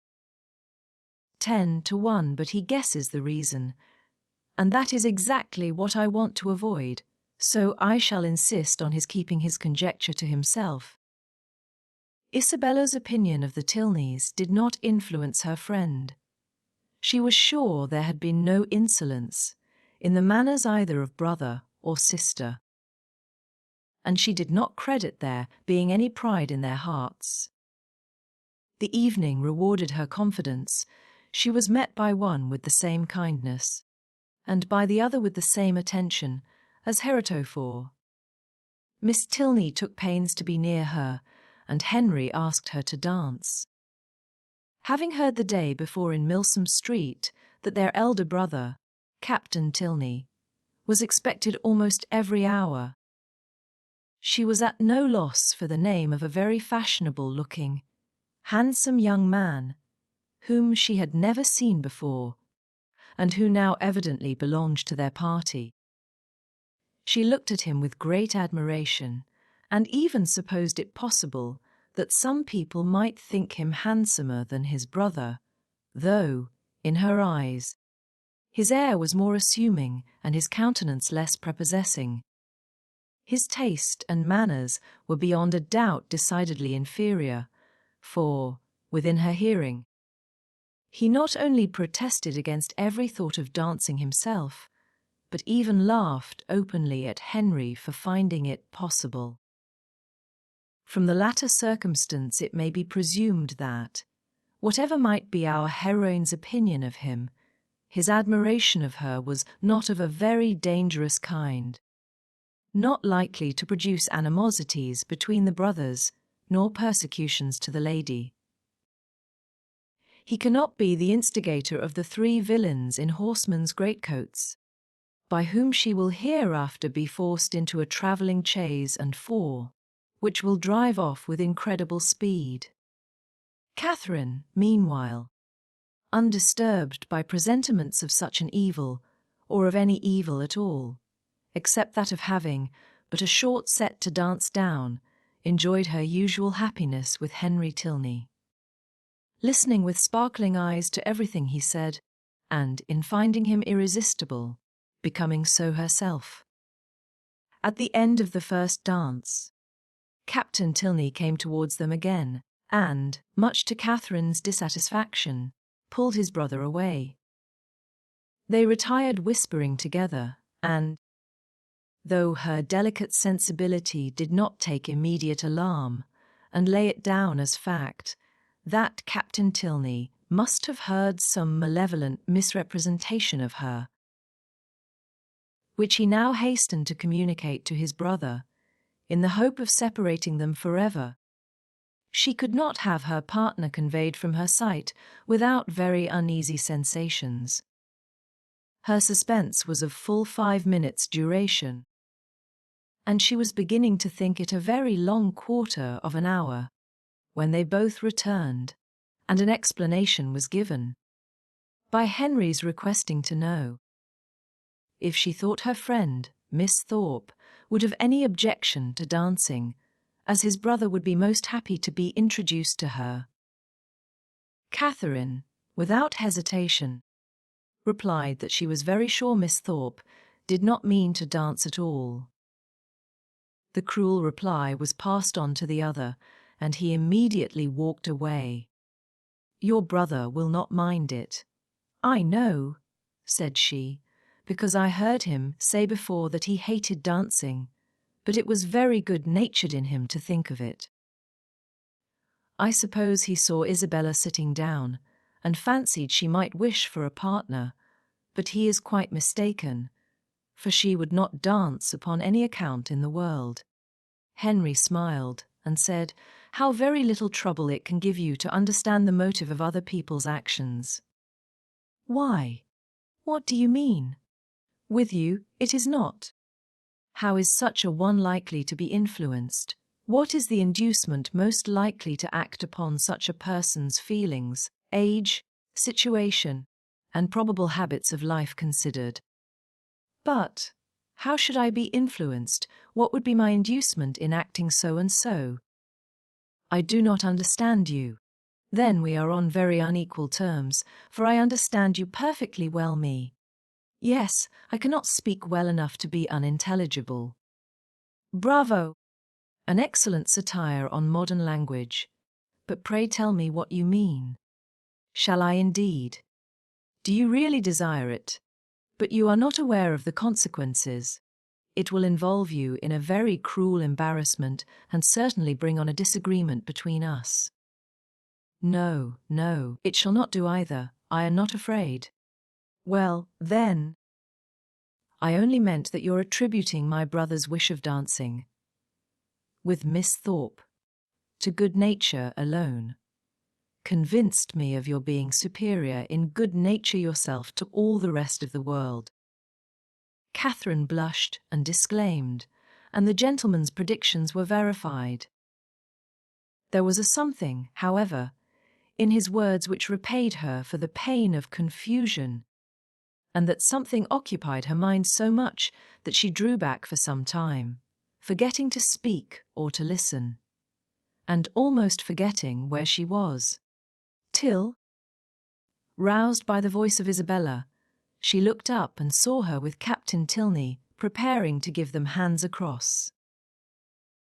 Isabella shrugged her shoulders and smiled. The only explanation of this extraordinary change which could at that time be given, but as it was not quite enough for Catherine's comprehension, she spoke her astonishment in very plain terms to her partner. I cannot think how it could happen. Isabella was so determined not to dance. And did Isabella never change her mind before? Oh, but because... And your brother? After what you told him from me, how could he think of going to ask her? I cannot take surprise to myself on that head. You bid me be surprised on your friend's account, and therefore I am. But as for my brother, his conduct in the business, I must own, has been no more than I believed him perfectly equal to. The fairness of your friend was an open attraction. Her firmness, could only be understood by yourself. You are laughing, but I assure you Isabella is very firm in general. It is as much as should be said of anyone. To be always firm must be to be often obstinate. When properly to relax is the trial of judgment, and, without reference to my brother, I really think Miss Thorpe has by no means chosen ill in fixing on the present hour. The friends were not able to get together for any confidential discourse till all the dancing was over. But then, as they walked about the room arm in arm, Isabella thus explained herself. I do not wonder at your surprise, and I am really fatigued to death.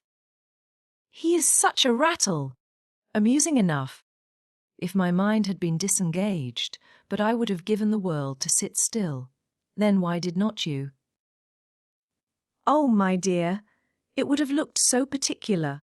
And you know how I abhor doing that. I refused him as long as I possibly could, but he would take no denial. You have no idea how he pressed me. I begged him to excuse me and get some other partner. But no, not he. After aspiring to my hand, there was nobody else in the room he could bear to think of. And it was not that he wanted merely to dance, he wanted to be with me. Oh, such nonsense! I told him he had taken a very unlikely way to prevail upon me, for, of all things in the world, I hated fine speeches and compliments, and so then I found there would be no peace if I did not stand up. Besides, I thought Mrs. Hughes, who introduced him, might take it ill if I did not. And your dear brother, I am sure he would have been miserable if I had sat down the whole evening. I am so glad it is over. My spirits are quite jaded with listening to his nonsense. And then, being such a smart young fellow, I saw every eye was upon us. He is very handsome indeed. Handsome? Yes, I suppose he may. I dare say people would admire him in general, But he is not at all in my style of beauty. I hate a florid complexion and dark eyes in a man. However, he is very well. Amazingly conceited, I am sure. I took him down several times, you know, in my way.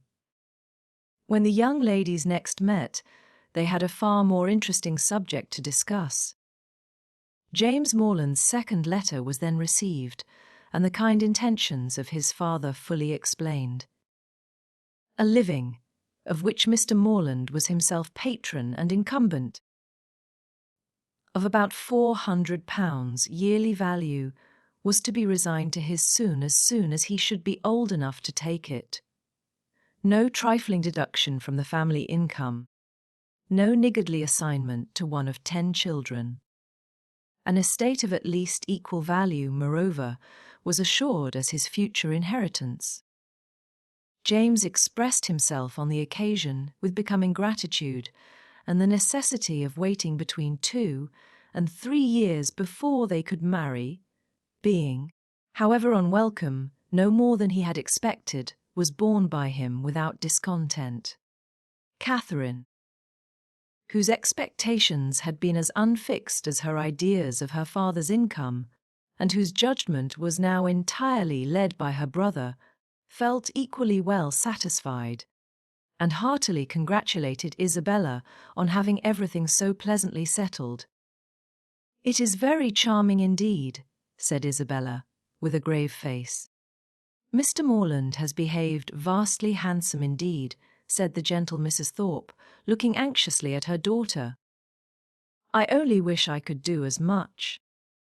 One could not expect more from him, no. If he finds he can do more by and by, I dare say he will, for I am sure he must be an excellent good-hearted man. 400 is but a small income to begin on indeed, but your wishes, my dear Isabella, are so moderate, you do not consider how little you ever want, my dear. It is not on my own account I wish for more, but I cannot bear to be the means of injuring my dear Morland, making him sit down upon an income hardly enough to find one in the common necessaries of life. For myself, it is nothing. I never think of myself. I know you never do, my dear, and you will always find your reward in the affection it makes everybody feel for you. There never was a young woman so beloved as you are by everybody that knows you, and I dare say when Mr. Morland sees you, my dear child. But do not let us distress our dear Catherine by talking of such things. Mr. Morland has behaved so very handsome, you know. I always heard he was a most excellent man.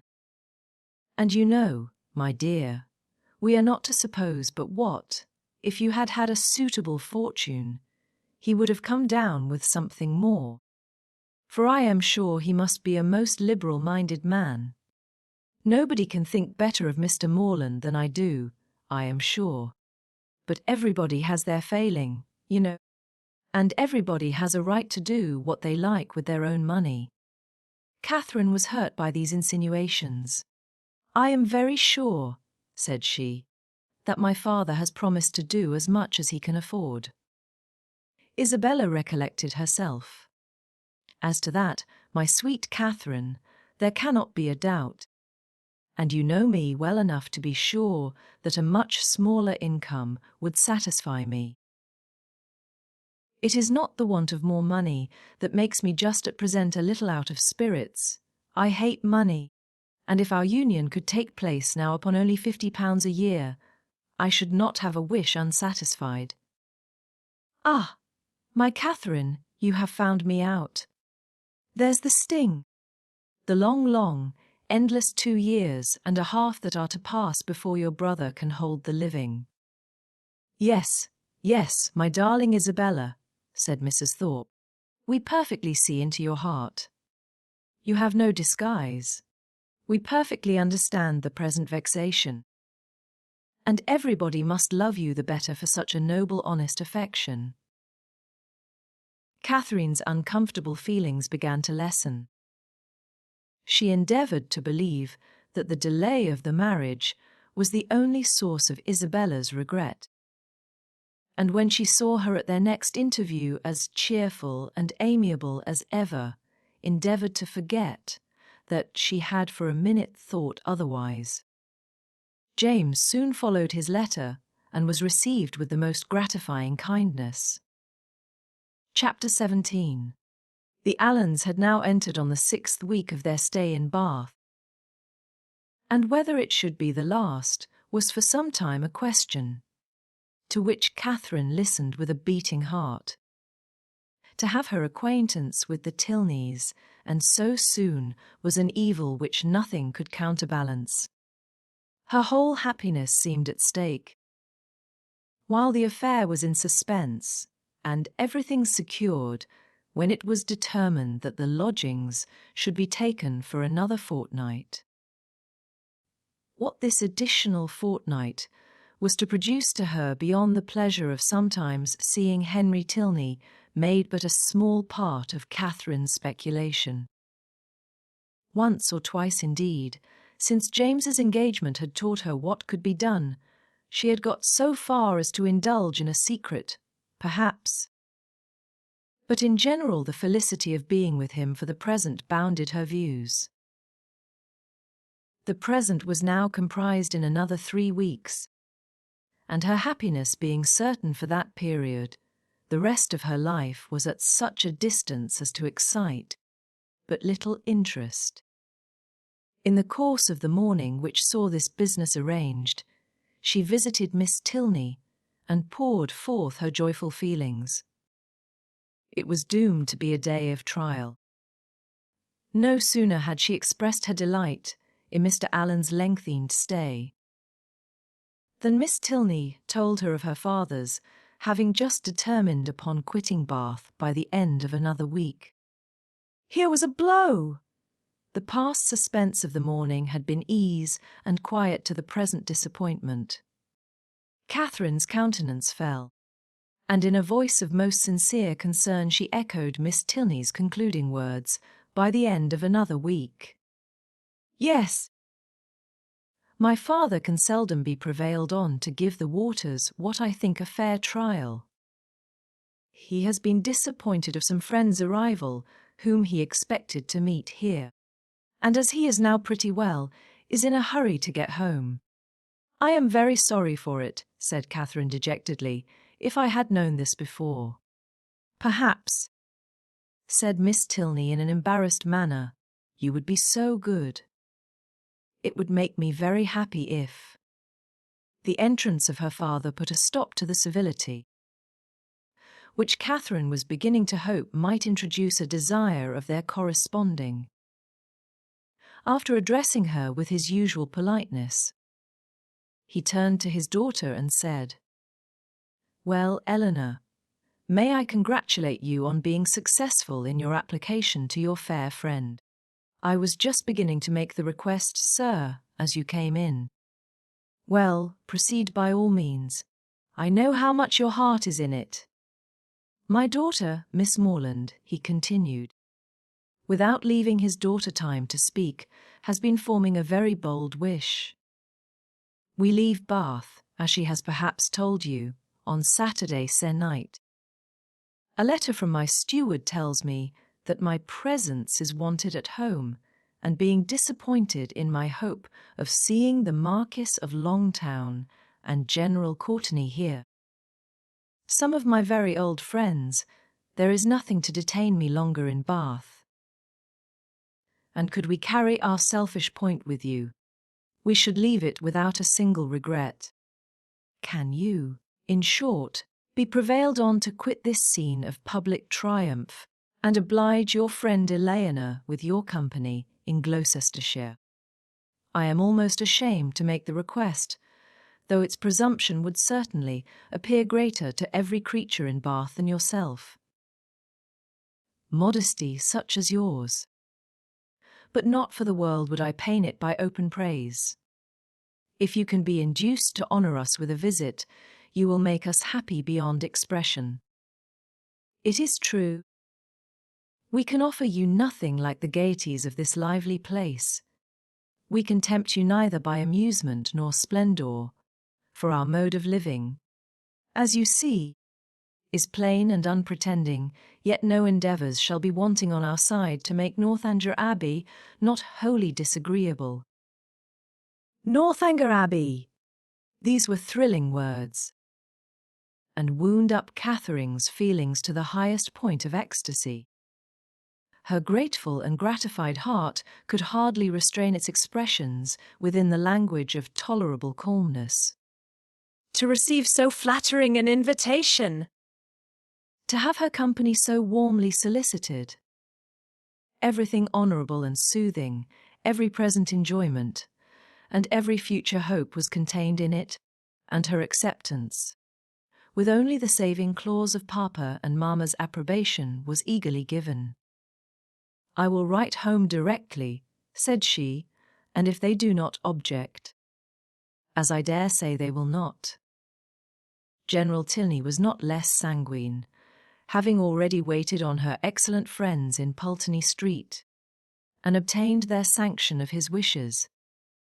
"Since they can consent to part with you," said he, "we may expect philosophy from all the world." Miss Tilney was earnest, though gentle, in her secondary civilities, and the affair became in a few minutes as nearly settled as this necessary reference to Fullerton would allow. The circumstances of the morning had led Catherine's feelings through the varieties of suspense, security, and disappointment.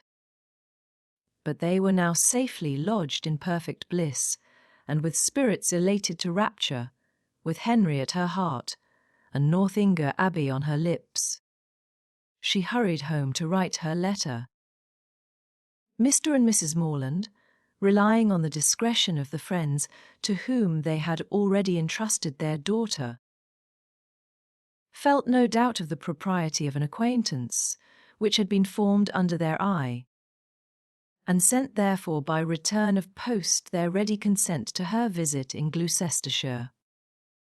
This indulgence, though not more than Catherine had hoped for, completed her conviction of being favoured beyond every other human creature, in friends and fortune, circumstance and chance. Everything seemed to cooperate for her advantage. By the kindness of her first friends, the Allens, she had been introduced into scenes where pleasures of every kind had met her. Her feelings, her preferences, had each known the happiness of a return. Wherever she felt attachment, she had been able to create it. The affection of Isabella was to be secured to her in a sister. The Tilneys, they by whom, above all, she desired to be favourably thought of, outstripped even her wishes in the flattering measures by which their intimacy was to be continued. She was to be their chosen visitor. She was to be for weeks under the same roof with the person whose society she mostly prized. And, in addition to all the rest, this roof was to be the roof of an abbey. Her passion for ancient edifices was next in degree to her passion for Henry Tilney. And castles and abbeys made usually the charm of those reveries which his image did not fill. To see and explore either the ramparts and keep of the one, or the cloisters of the other, had been for many weeks a darling wish, though to be more than the visitor of an hour had seemed too nearly impossible for desire. And yet this was to happen. With all the chances against her of house, hall, place, park, court, and cottage, Northanger turned up in a bay, and she was to be its inhabitant. Its long, damp passages, its narrow cells and ruined chapel were to be within her daily reach, and she could not entirely subdue the hope of some traditional legends, some awful memorials of an injured and ill-fated nun. It was wonderful that her friends should seem so little elated by the possession of such a home, that the consciousness of it should be so meekly borne. The power of early habit only could account for it. A distinction to which they had been born gave no pride. Their superiority of abode was no more to them than their superiority of person. Many were the inquiries she was eager to make of Miss Tilney. But so active were her thoughts, that when these inquiries were answered, she was hardly more assured than before. Of Northanger Abbey having been a richly endowed convent at the time of the Reformation. Of its having fallen into the hands of an ancestor of the Tilneys on its dissolution. Of a large portion of the ancient building still making a part of the present dwelling, although the rest was decayed, or of it standing low in a valley, sheltered from the north and east by rising woods of oak. Chapter 18. With a mind thus full of happiness, Catherine was hardly aware that 2 or 3 days had passed away without her seeing Isabella for more than a few minutes together. She began first to be sensible of this, and to sigh for her conversation, as she walked along the pump room one morning, by Mrs. Allen's side, without anything to say or to hear, and scarcely had she felt a 5 minutes' longing of friendship, before the object of it appeared, and inviting her to a secret conference, led the way to a seat. "This is my favourite place," said she as they sat down on a bench between the doors, which commanded a tolerable view of everybody entering at either. "It is so out of the way." Catherine, observing that Isabella's eyes were continually bent towards one door or the other, as in eager expectation, and remembering how often she had been falsely accused of being arch, thought the present a fine opportunity for being really so, and therefore gaily said, "Do not be uneasy, Isabella, James will soon be here." "Pisha, my dear creature," she replied. "Do not think me such a simpleton as to be always wanting to confine him to my elbow. It would be hideous to be always together. We should be the jest of the place. And so you are going to Northanger. I am amazingly glad of it. It is one of the finest old places in England, I understand. I shall depend upon a most particular description of it. You shall certainly have the best in my power to give. But who are you looking for? Are your sisters coming? I am not looking for anybody. One's eyes must be somewhere, and you know what a foolish trick I have of fixing mine, when my thoughts are 100 miles off. I am amazingly absent. I believe I am the most absent creature in the world. Tilney says it is always the case with minds of a certain stamp. But I thought, Isabella, you had something in particular to tell me. Oh yes, and so I have. But here is a proof of what I was saying. My poor head, I had quite forgot it. Well, the thing is this. I have just had a letter from John. You can guess the contents. No, indeed, I cannot. My sweet love, do not be so abominably affected. What can he write about, but yourself? You know he is over head and ears in love with you. With me, dear Isabella? Nay, my sweetest Catherine. This is being quite absurd. Modesty and all that is very well in its way, but really a little common honesty is sometimes quite as becoming. I have no idea of being so overstrained. It is fishing for compliments. His attentions were such as a child must have noticed. And it was but half an hour before he left Bath that you gave him the most positive encouragement. He says so in this letter.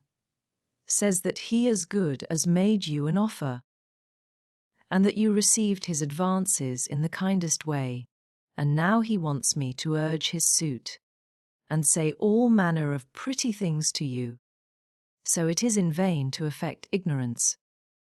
Catherine, with all the earnestness of truth, expressed her astonishment at such a charge, protesting her innocence of every thought of Mr. Thorpe's being in love with her, and the consequent impossibility of her having ever intended to encourage him. As to any attentions on his side, I do declare, upon my honour, I never was sensible of them for a moment, except just his asking me to dance the first day of his coming. And as to making me an offer, or anything like it, there must be some unaccountable mistake. I could not have misunderstood a thing of that kind, you know. And, as I ever wish to be believed, I solemnly protest that no syllable of such a nature ever passed between us. The last half hour before he went away, it must be all and completely a mistake, for I did not see him once that whole morning. But that you certainly did, for you spent the whole morning in Edgar's buildings. It was the day your father's consent came, and I am pretty sure that you and John were alone in the parlour some time before you left the house. Are you? Well, if you say it, it was so, I dare say. But for the life of me, I cannot recollect it. I do remember now being with you, and seeing him as well as the rest, but that we were ever alone for 5 minutes. However, it is not worth arguing about, for whatever might pass on his side, you must be convinced, by my having no recollection of it, that I never thought, nor expected, nor wished for anything of the kind from him. I am excessively concerned that he should have any regard for me. But indeed it has been quite unintentional on my side. I never had the smallest idea of it. Pray undeceive him as soon as you can, and tell him I beg his pardon. That is, I do not know what I ought to say, but make him understand what I mean, in the properest way. I would not speak disrespectfully of a brother of yours, Isabella, I am sure, but you know very well that if I could think of one man more than another, he is not the person. Isabella was silent. My dear friend, you must not be angry with me. I cannot suppose your brother cares so very much about me. And, you know, we shall still be sisters. Yes, yes, with a blush. There are more ways than one of our being sisters. But where am I wandering to? Well, my dear Catherine, the case seems to be that you are determined against poor John. Is not it so? I certainly cannot return his affection, and as certainly never meant to encourage it. Since that is the case, I am sure I shall not tease you any further. John desired me to speak to you on the subject, and therefore I have. But I confess, as soon as I read his letter, I thought it a very foolish, imprudent business, and not likely to promote the good of either. For what were you to live upon, supposing you came together? You have both of you something, to be sure, but it is not a trifle that will support a family nowadays, and after all that romancers may say, there is no doing without money. I only wonder John could think of it. He could not have received my last. You do acquit me, then, of anything wrong. You are convinced that I never meant to deceive your brother, never suspected him of liking me till this moment. Oh, as to that, answered Isabella laughingly, I do not pretend to determine what your thoughts and designs in time past may have been. All that is best known to yourself. A little harmless flirtation or so will occur, and one is often drawn on to give more encouragement than one wishes to stand by. But you may be assured that I am the last person in the world to judge you severely. All those things should be allowed for in youth and high spirits. What one means one day, you know, one may not mean the next. Circumstances change, opinions alter. But my opinion of your brother never did alter. It was always the same. You are describing what never happened. My dearest Catherine, continued the other without at all listening to her. I would not for all the world be the means of hurrying you into an engagement before you knew what you were about. I do not think anything would justify me in wishing you to sacrifice all your happiness merely to oblige my brother, because he is my brother, and who perhaps, after all, you know, might be just as happy without you, for people seldom know what they would be at, young men especially. They are so amazingly changeable and inconstant. What I say is, why should a brother's happiness be dearer to me than a friend's? You know I carry my notions of friendship pretty high. But, above all things, my dear Catherine, do not be in a hurry. Take my word for it, that if you are in too great a hurry, you will certainly live to repent it. Tilney says there is nothing people are so often deceived in as the state of their own affections, and I believe he is very right. Ah? Here he comes, never mind. He will not see us, I am sure. Catherine, looking up, perceived Captain Tilney, and Isabella, earnestly fixing her eye on him as she spoke, soon caught his notice. He approached immediately, and took the seat to which her movements invited him. His first address made Catherine start. Though spoken low, she could distinguish what? Always to be watched in person or by proxy. Sheer nonsense, was Isabella's answer in the same half-whisper. Why do you put such things into my head? If I could believe it. My spirit, you know, is pretty independent. I wish your heart were independent. That would be enough for me. My heart, indeed. What can you have to do with hearts? You men have none of you any hearts. If we have not hearts, we have eyes, and they give us torment enough. Do they? I am sorry for it.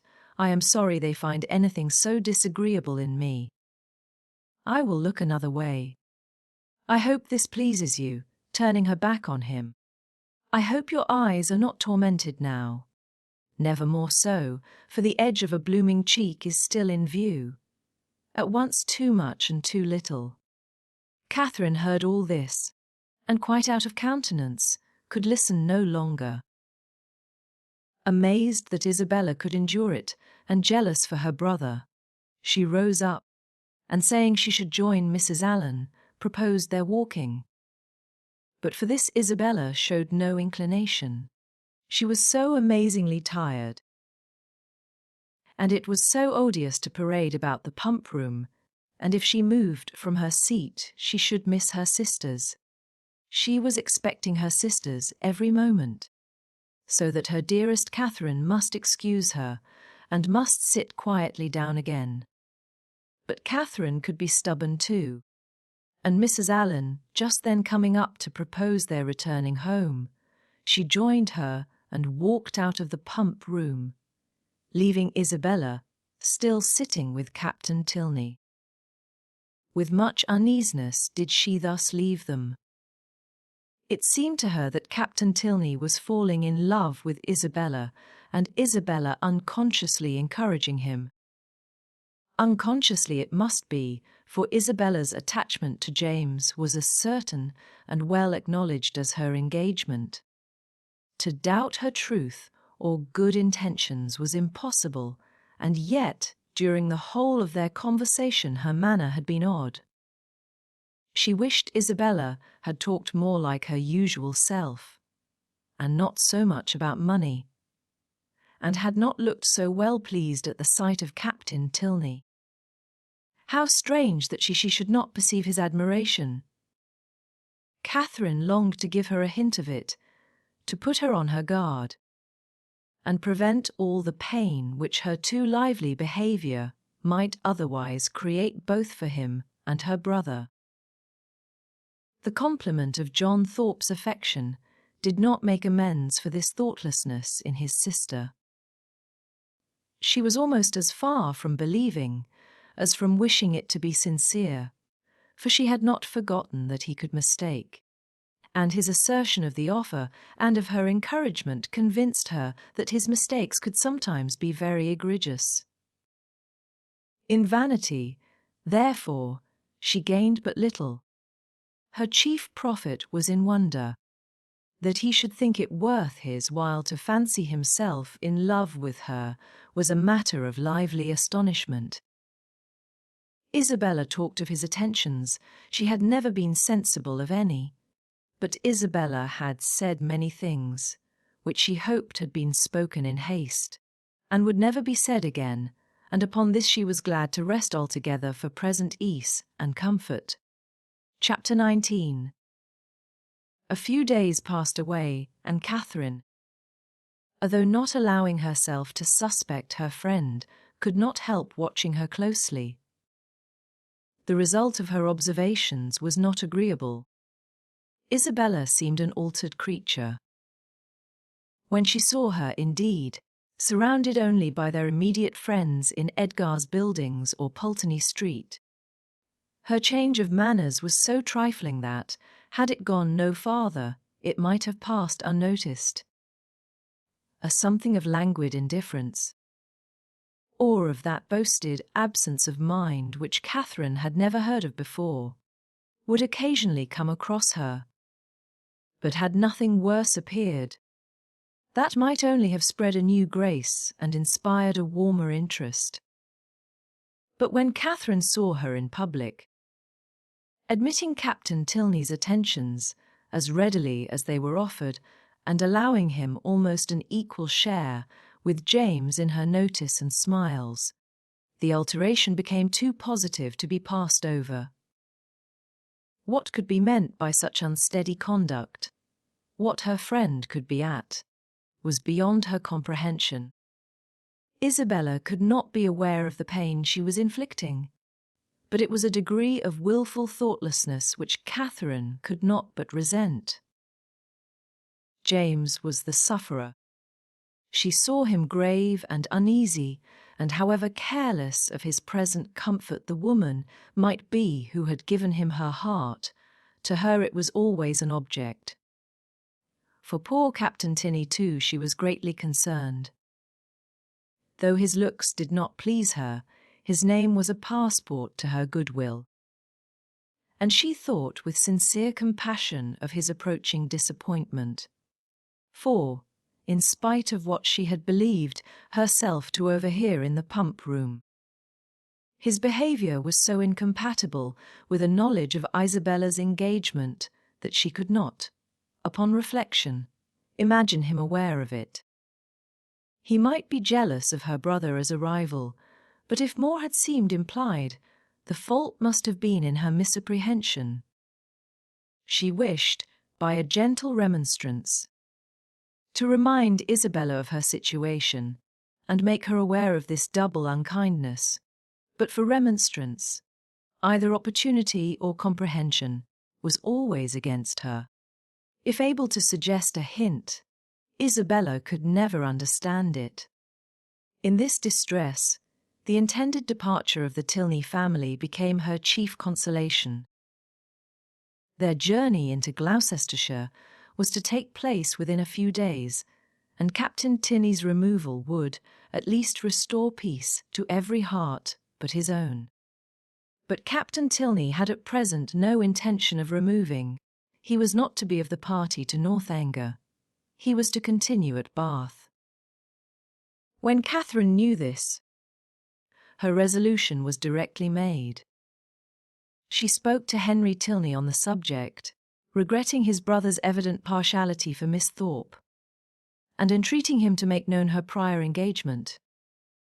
"My brother does know it," was Henry's answer. "Does he? Then why does he stay here?" He made no reply, and was beginning to talk of something else, but she eagerly continued, "Why do not you persuade him to go away? The longer he stays, the worse it will be for him at last. Pray advise him for his own sake, and for everybody's sake, to leave Bath directly. Absence will in time make him comfortable again, but he can have no hope here, and it is only staying to be miserable." Henry smiled and said, "I am sure my brother would not wish to do that. Then you will persuade him to go away."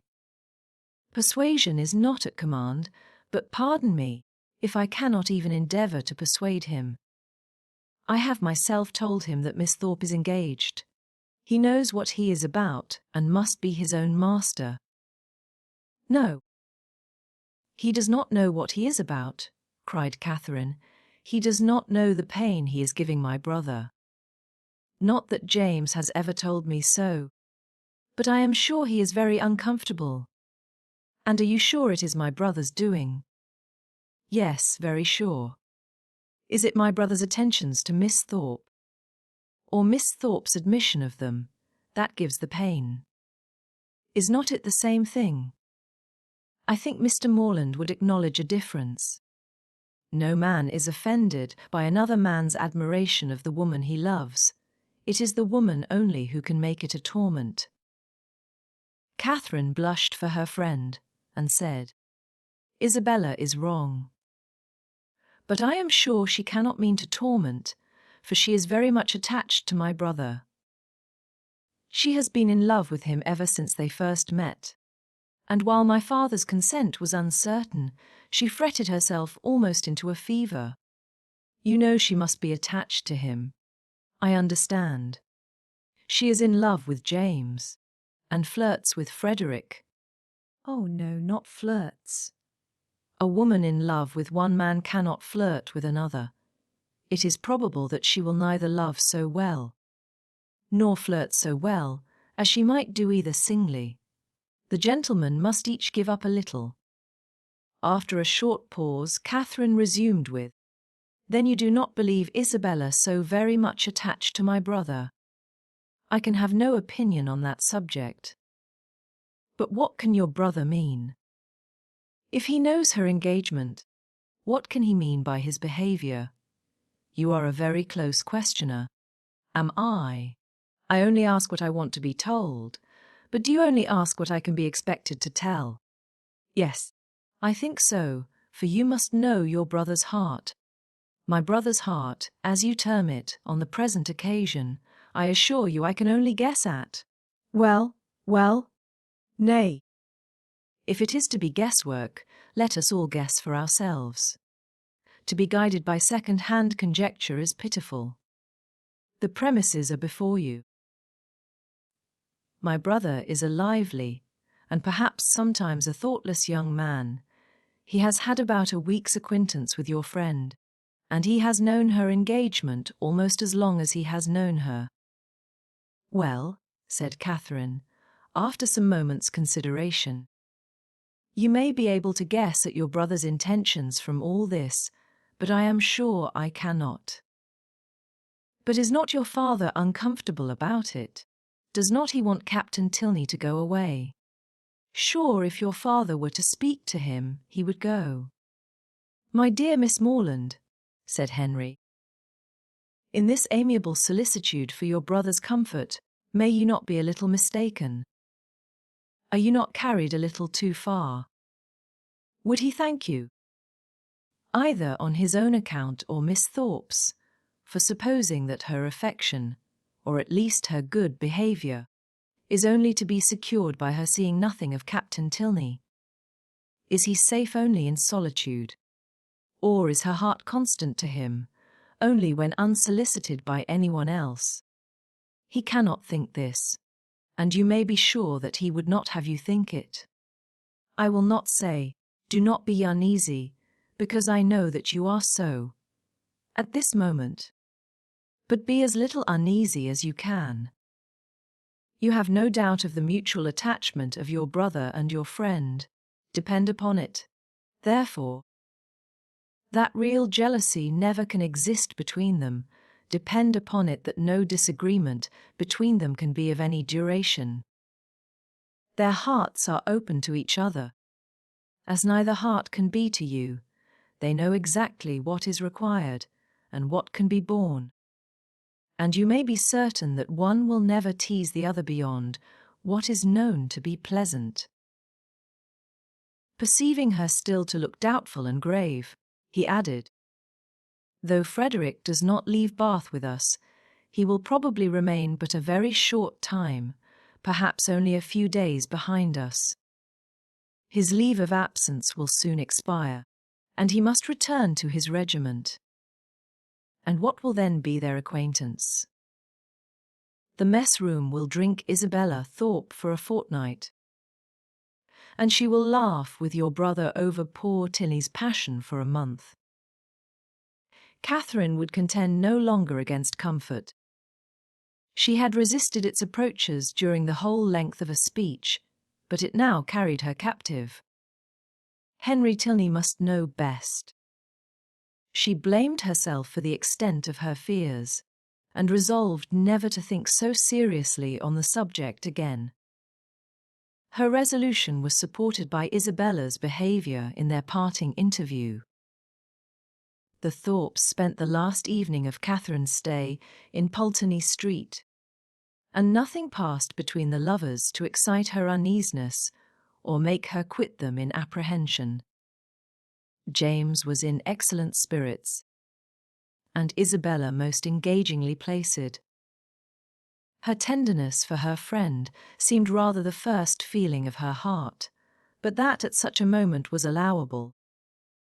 And once she gave her lover a flat contradiction, and once she drew back her hand, but Catherine remembered Henry's instructions, and placed it all to judicious affection.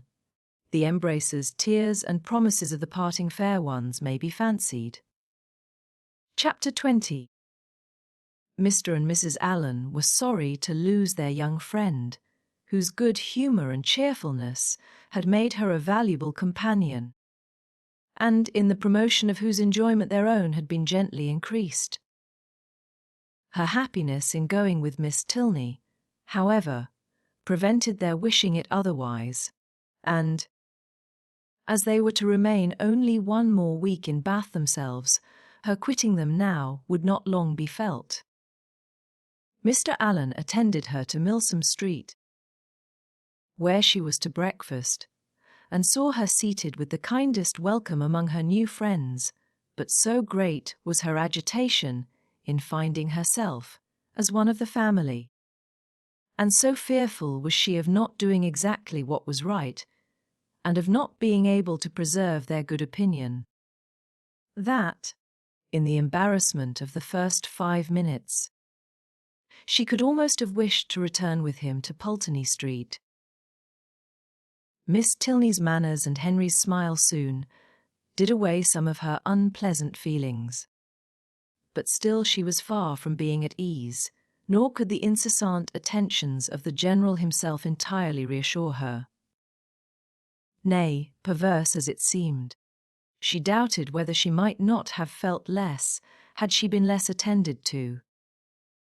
His anxiety for her comfort, his continual solicitations that she would eat, and his often expressed fears of her seeing nothing to her taste, though never in her life before had she beheld half such variety on a breakfast table, made it impossible for her to forget for a moment that she was a visitor.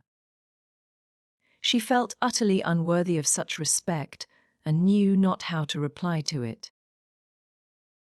Her tranquillity was not improved by the General's impatience for the appearance of his eldest son, nor by the displeasure he expressed at his laziness when Captain Tilney at last came down.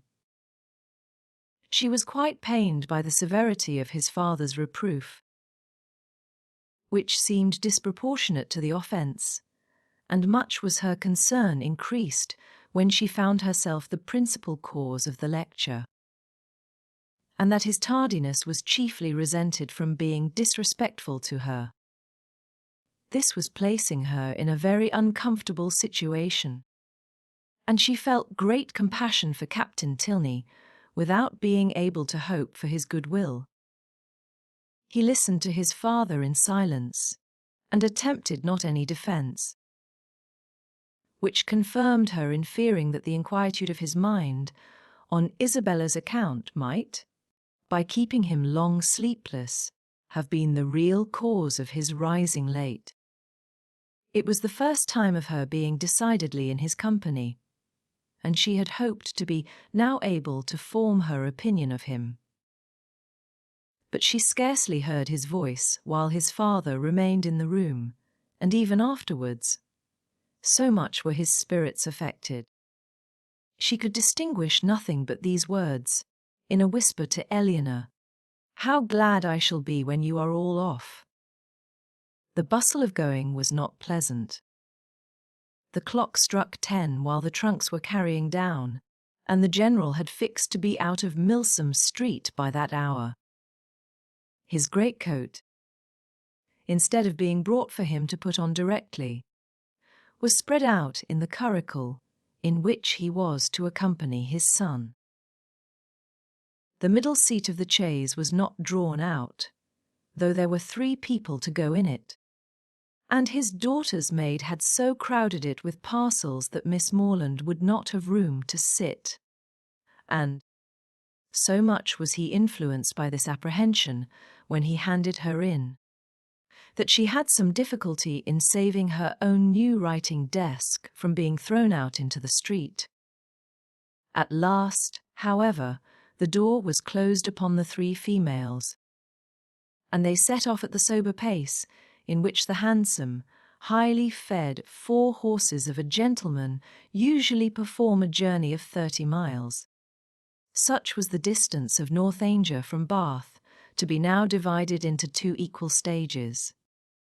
Catherine's spirits revived as they drove from the door, for with Miss Tilney she felt no restraint, and, with the interest of a road entirely new to her, of an abbey before, and a curricle behind, she caught the last view of Bath without any regret, and met with every milestone before she expected it. The tediousness of a 2 hours' wait at Petty France, in which there was nothing to be done but to eat without being hungry, and loiter about without anything to see, next followed, and her admiration of the style in which they travelled, of the fashionable chaise and 4 postilions handsomely liveried, rising so regularly in their stirrups, and numerous outriders properly mounted, sunk a little under this consequent inconvenience. Had their party been perfectly agreeable, the delay would have been nothing. But General Tilney, though so charming a man, seemed always a check upon his children's spirits, and scarcely anything was said but by himself, the observation of which, with his discontent at whatever the inn afforded, and his angry impatience at the waiters, made Catherine grow every moment more in awe of him, and appeared to lengthen the 2 hours into 4. At last, however, the order of release was given, and much was Catherine then surprised by the General's proposal of her taking his place in his son's curricle for the rest of the journey. The day was fine, and he was anxious for her seeing as much of the country as possible. The remembrance of Mr. Allen's opinion respecting young men's open carriages made her blush at the mention of such a plan, and her first thought was to decline it, but her second was of greater deference for General Tilney's judgment. He could not propose anything improper for her, and in the course of a few minutes she found herself with Henry in the curricle, as happy a being as ever existed. A very short trial convinced her that a curricle was the prettiest equipage in the world. The chaise and 4 wheeled off with some grandeur, to be sure, but it was a heavy and troublesome business, and she could not easily forget its having stopped 2 hours at Petty France. Half the time would have been enough for the curricle, and so nimbly were the light horses disposed to move, that, had not the General chosen to have his own carriage lead the way, they could have passed it with ease in half a minute. But the merit of the curricle did not all belong to the horses Henry drove so well. so quietly, without making any disturbance, without parodying to her, or swearing at them. So different from the only gentleman coachman whom it was in her power to compare him with? And then his hat sat so well, and the innumerable capes of his greatcoat looked so becomingly important. To be driven by him, next to being dancing with him, was certainly the greatest happiness in the world. In addition to every other delight, she had now that of listening to her own praise, of being thanked at least, on his sister's account, for her kindness in thus becoming her visitor, of hearing it ranked as real friendship, and described as creating real gratitude. His sister, he said, was uncomfortably circumstanced. She had no female companion, and, in the frequent absence of her father, was sometimes without any companion at all. "But how can that be?" said Catherine. "Are not you with her? Northanger is not more than half my home. I have an establishment at my own house in Woodston, which is nearly 20 miles from my father's, and some of my time is necessarily spent there." "How sorry you must be for that! I am always sorry to leave Eleanor." "Yes, but besides your affection for her, you must be so fond of the Abbey. After being used to such a home as the Abbey, an ordinary parsonage house must be very disagreeable." He smiled and said, "You have formed a very favourable idea of the Abbey." "To be sure, I have. Is not it a fine old place, just like what one reads about? And are you prepared to encounter all the horrors that a building such as what one reads about may produce? Have you a stout heart? Nerves fit for sliding panels and tapestry? Oh, yes, I do not think I should be easily frightened, because there would be so many people in the house. And besides, it has never been uninhabited and left deserted for years, and then the family come back to it unawares, without giving any notice, as generally happens. No, certainly. We shall not have to explore our way into a hall dimly lighted by the expiring embers of a wood fire, nor be obliged to spread our beds on the floor of a room without windows, doors, or furniture. But you must be aware that when a young lady is, by whatever means, introduced into a dwelling of this kind, she is always lodged apart from the rest of the family, while they snugly repair to their own end of the house. She is formally conducted by Dorothy, the ancient housekeeper, up a different staircase, and along many gloomy passages, into an apartment never used since some cousin or kin died in it about 20 years before. Can you stand such a ceremony as this? Will not your mind misgive you when you find yourself in this gloomy chamber, too lofty and extensive for you, with only the feeble rays of a single lamp to take in its size, its walls hung with tapestry exhibiting figures as large as life, and the bed, of dark green stuff or purple veldt, presenting even a funereal appearance? Will not your heart sink within you?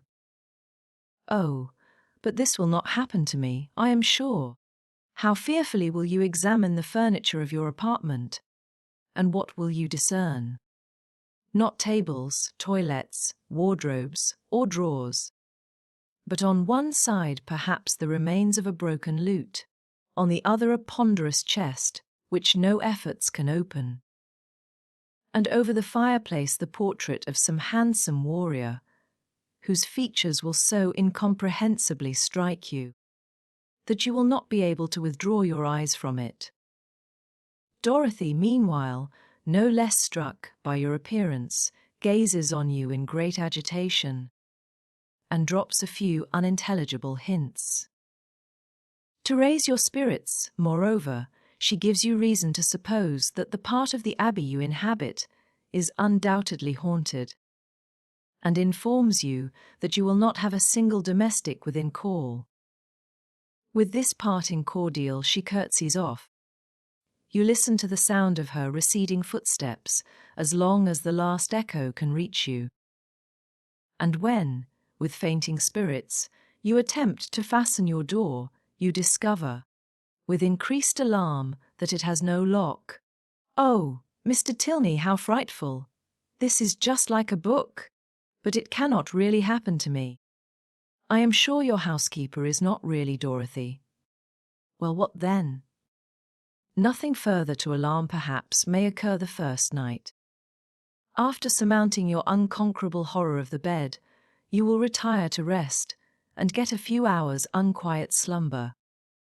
But on the second, or at farthest the third night after your arrival, you will probably have a violent storm. Peals of thunder so loud as to seem to shake the edifice to its foundation will roll round the neighbouring mountains. And during the frightful gusts of wind which accompany it, you will probably think you discern. For your lamp is not extinguished. One part of the hanging more violently agitated than the rest. Unable, of course, to repress your curiosity in so favourable a moment for indulging it, you will instantly arise, and throwing your dressing gown around you, proceed to examine this mystery. After a very short search, you will discover a division in the tapestry so artfully constructed as to defy the minutest inspection, and on opening it, a door will immediately appear. Which door, being only secured by massy bars and a padlock, you will, after a few efforts, succeed in opening. And, with your lamp in your hand, will pass through it into a small vaulted room. No, indeed, I should be too much frightened to do any such thing. What? Not when Dorothy has given you to understand that there is a secret subterraneous communication between your apartment and the chapel of St. Anthony, scarcely 2 miles off. Could you shrink from so simple an adventure? No, you will proceed into this small vaulted room, and through this into several others, without perceiving anything very remarkable in either. In one perhaps there may be a dagger, in another a few drops of blood, and in a third the remains of some instrument of torture, but there being nothing in all this out of the common way, and your lamp being nearly exhausted, you will return towards your own apartment. In repassing through the small vaulted room, however, your eyes will be attracted towards a large, old-fashioned cabinet of ebony and gold, which, though narrowly examining the furniture before, you had passed unnoticed. Impelled by an irresistible presentiment, you will eagerly advance to it, unlock its folding doors, and search into every drawer. But for some time, without discovering anything of importance, perhaps nothing but a considerable hoard of diamonds. At last, however, by touching a secret spring, an inner compartment will open. A roll of paper appears. You seize it. It contains many sheets of manuscript. You hasten with the precious treasure into your own chamber, but scarcely have you been able to decipher. Ho thou, whomsoever thou mayst be, into whose hands these members of the wretched Matilda may fall. When your lamp suddenly expires in the socket, and leaves you in total darkness. Oh no, do not say so. Well, go on. But Henry was too much amused by the interest he had raised to able to carry it farther. He could no longer command solemnity either of subject or voice, and was obliged to entreat her to use her own fancy in the perusal of Matilda's woos. Catherine, recollecting herself, grew ashamed of her eagerness, and began earnestly to assure him that her attention had been fixed without the smallest apprehension of really meeting with what he related. Miss Tilney, she was sure, would never put her into such a chamber as he had described. She was not at all afraid. As they drew near the end of their journey, her impatience for a sight of the Abbey. For some time suspended by his conversation on subjects very different, returned in full force, and every bend in the road was expected with solemn awe to afford a glimpse of its massy walls of grey stone, rising amidst a grove of ancient oaks, with the last beams of the sun playing in beautiful splendour on its high Gothic windows. But so low did the building stand, that she found herself passing through the great gates of the lodge into the very grounds of Northanger, without having discerned even an antique chimney. She knew not that she had any right to be surprised, but there was a something in this mode of approach which she certainly had not expected. To pass between lodges of a modern appearance, to find herself with such ease in the very precincts of the Abbey, and driven so rapidly along a smooth, level road of fine gravel, without obstacle, alarm, or solemnity of any kind, struck her as odd and inconsistent. She was not long at leisure, however, for such considerations. A sudden scud of rain, driving full in her face, made it impossible for her to observe anything further, and fixed all her thoughts on the welfare of her new straw bonnet, and she was actually under the Abbey walls, was springing, with Henry's assistance, from the carriage, was beneath the shelter of the old porch, and had even passed on to the hall, where her friend and the general were waiting to welcome her, without feeling one awful foreboding of future misery to herself, or one moment's suspicion of any past scenes of horror being acted within the solemn edifice.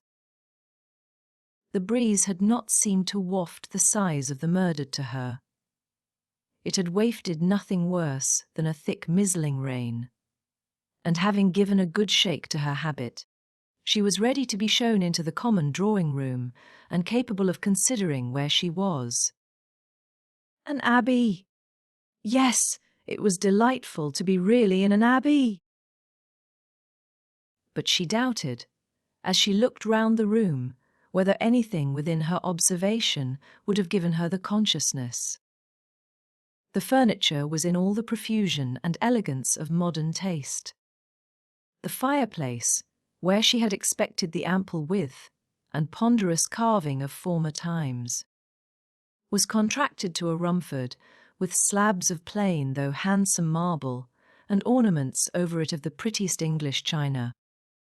The windows, to which she looked with peculiar dependence, from having heard the general talk of his preserving them in their Gothic form with reverential care, were yet less what her fancy had portrayed. To be sure, the pointed arch was preserved. The form of them was Gothic. They might be even casements. But every pane was so large, so clear, so light, to an imagination which had hoped for the smallest divisions and the heaviest stone work, for painted glass, dirt, and cobwebs, the difference was very distressing. The general, perceiving how her eye was employed, began to talk of the smallness of the room and simplicity of the furniture, where everything, being for daily use, pretended only to comfort, etc. Flattering himself, however, that there were some apartments in the Abbey not unworthy her notice, and was proceeding to mention the costly gilding of one in particular, when, taking out his watch, he stopped short to pronounce it with surprise within 20 minutes of 5. This seemed the word of separation, and Catherine found herself hurried away by Miss Tilney, in such a manner as convinced her that the strictest punctuality to the family hours would be expected at Northanger. Returning through the large and lofty hall, they ascended a broad staircase of shining oak, which, after many flights and many landing places, brought them upon a long, wide gallery. On one side it had a range of doors, and it was lighted on the other by windows which Catherine had only time to discover looked into a quadrangle. Before Miss Tilney led the way into a chamber, and scarcely staying to hope she would find it comfortable, left her with an anxious entreaty that she would make as little alteration as possible in her dress. Chapter 21.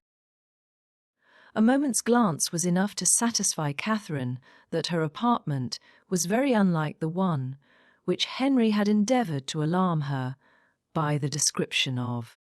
It was by no means unreasonably large, and contained neither tapestry nor velvet.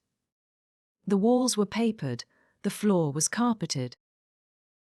The windows were neither less perfect nor more dim than those of the drawing-room below. The furniture, though not of the latest fashion, was handsome and comfortable, and the air of the room altogether far from uncheerful. Her heart instantaneously at ease on this point, she resolved to lose no time in particular examination of anything, as she greatly dreaded disobliging the general by any delay. Her habit therefore was thrown off with all possible haste, and she was preparing to unpin the linen package, which the chaise seat had conveyed for her immediate accommodation, when her eye suddenly fell on a large high chest, standing back in a deep recess on one side of the fireplace. The sight of it made her start, and, forgetting everything else, she stood gazing on it in motionless wonder, while these thoughts crossed her. "This is strange indeed. I did not expect such a sight as this. An immense heavy chest. What can it hold? Why should it be placed here?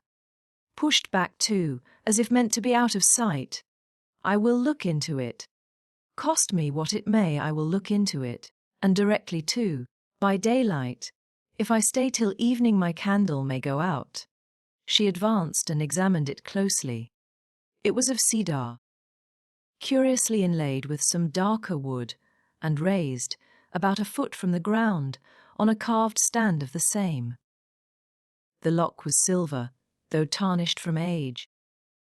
At each end were the imperfect remains of handles also of silver, broken perhaps prematurely by some strange violence, and, on the centre of the lid, was a mysterious cipher in the same metal. Catherine bent over it intently, but without being able to distinguish anything with certainty. She could not, in whatever direction she took it, believe the last letter to be a T, and yet that it should be anything else in that house was a circumstance to raise no common degree of astonishment. If not originally theirs, by what strange events could it have fallen into the Tilney family? Her fearful curiosity was every moment growing greater, and seizing, with trembling hands, the hasp of the lock, she resolved at all hazards to satisfy herself at least as to its contents. With difficulty, for something seemed to resist her efforts, she raised the lid a few inches, but at that moment a sudden knocking at the door of the room made her, starting, quit her hold, and the lid closed with alarming violence. This ill-timed intruder was Miss Tilney's maid, sent by her mistress to be of use to Miss Morland. And though Catherine immediately dismissed her, it recalled her to the sense of what she ought to be doing, and forced her, in spite of her anxious desire to penetrate this mystery, to proceed in her dressing without further delay. Her progress was not quick, for her thoughts and her eyes were still bent on the object, so well calculated to interest and alarm, and though she dared not waste a moment upon a second attempt, she could not remain many paces from the chest.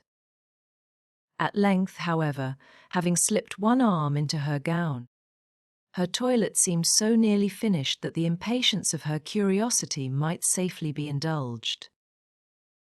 One moment surely might be spared, and, so desperate should be the exertion of her strength, that, Unless secured by supernatural means, the lid in one moment should be thrown back. With this spirit she sprang forward, and her confidence did not deceive her. Her resolute effort threw back the lid, and gave to her astonished eyes the view of a white cotton counterpane, properly folded, reposing at one end of the chest in undisputed possession. She was gazing on it with the first blush of surprise when Miss Tilney, anxious for her friend's being ready, entered the room, and to the rising shame of having harboured for some minutes an absurd expectation, was then added the shame of being caught in so idle a search. "That is a curious old chest, is not it?" said Miss Tilney, as Catherine hastily closed it and turned away to the glass. "It is impossible to say how many generations it has been here. How it came to be first put in this room I know not, but I have not had it moved, because I thought it might sometimes be of use in holding hats and bonnets. The worst of it is that its weight makes it difficult to open. In that corner, however, it is at least out of the way." Catherine had no leisure for speech, being at once blushing, tying her gown, and forming wise resolutions with the most violent dispatch. Miss Tilney gently hinted her fear of being late, and in half a minute they ran downstairs together, in an alarm not wholly unfounded. For General Tilney was pacing the drawing-room, his watch in his hand, and having, on the very instant of their entering, pulled the bell with violence, ordered dinner to be on table directly. Catherine trembled at the emphasis with which he spoke, and sat pale and breathless, in a most humble mood, concerned for his children, and detesting old chests, and the General, recovering his politeness as he looked at her, spent the rest of his time in scolding his daughter for so foolishly hurrying her fair friend, who was absolutely out of breath from haste, when there was not the least occasion for hurry in the world. But Catherine could not at all get over the double distress of having involved her friend in a lecture and been a great simpleton herself, till they were happily seated at the dinner table, when the General's complacent smiles, and a good appetite of her own, restored her to peace. The dining parlour was a noble room, suitable in its dimensions to a much larger drawing-room than the one in common use, and fitted up in a style of luxury and expense which was almost lost on the unpractised eye of Catherine, who saw little more than its spaciousness and the number of their attendants. Of the former, she spoke aloud her admiration, and the General, with a very gracious countenance, acknowledged that it was by no means an ill-sized room, and further confessed that, though as careless on such subjects as most people, he did look upon a tolerably large eating-room as one of the necessaries of life. He supposed, however, that she must have been used to much better-sized apartments at Mr. Allen's.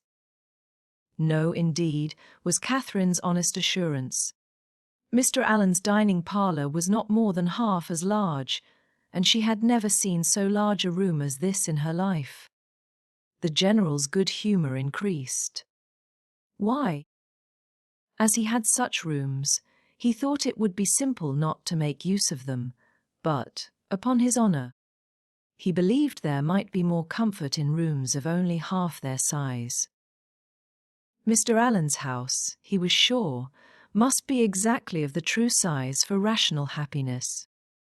The evening passed without any further disturbance, and, in the occasional absence of General Tilney, with much positive cheerfulness.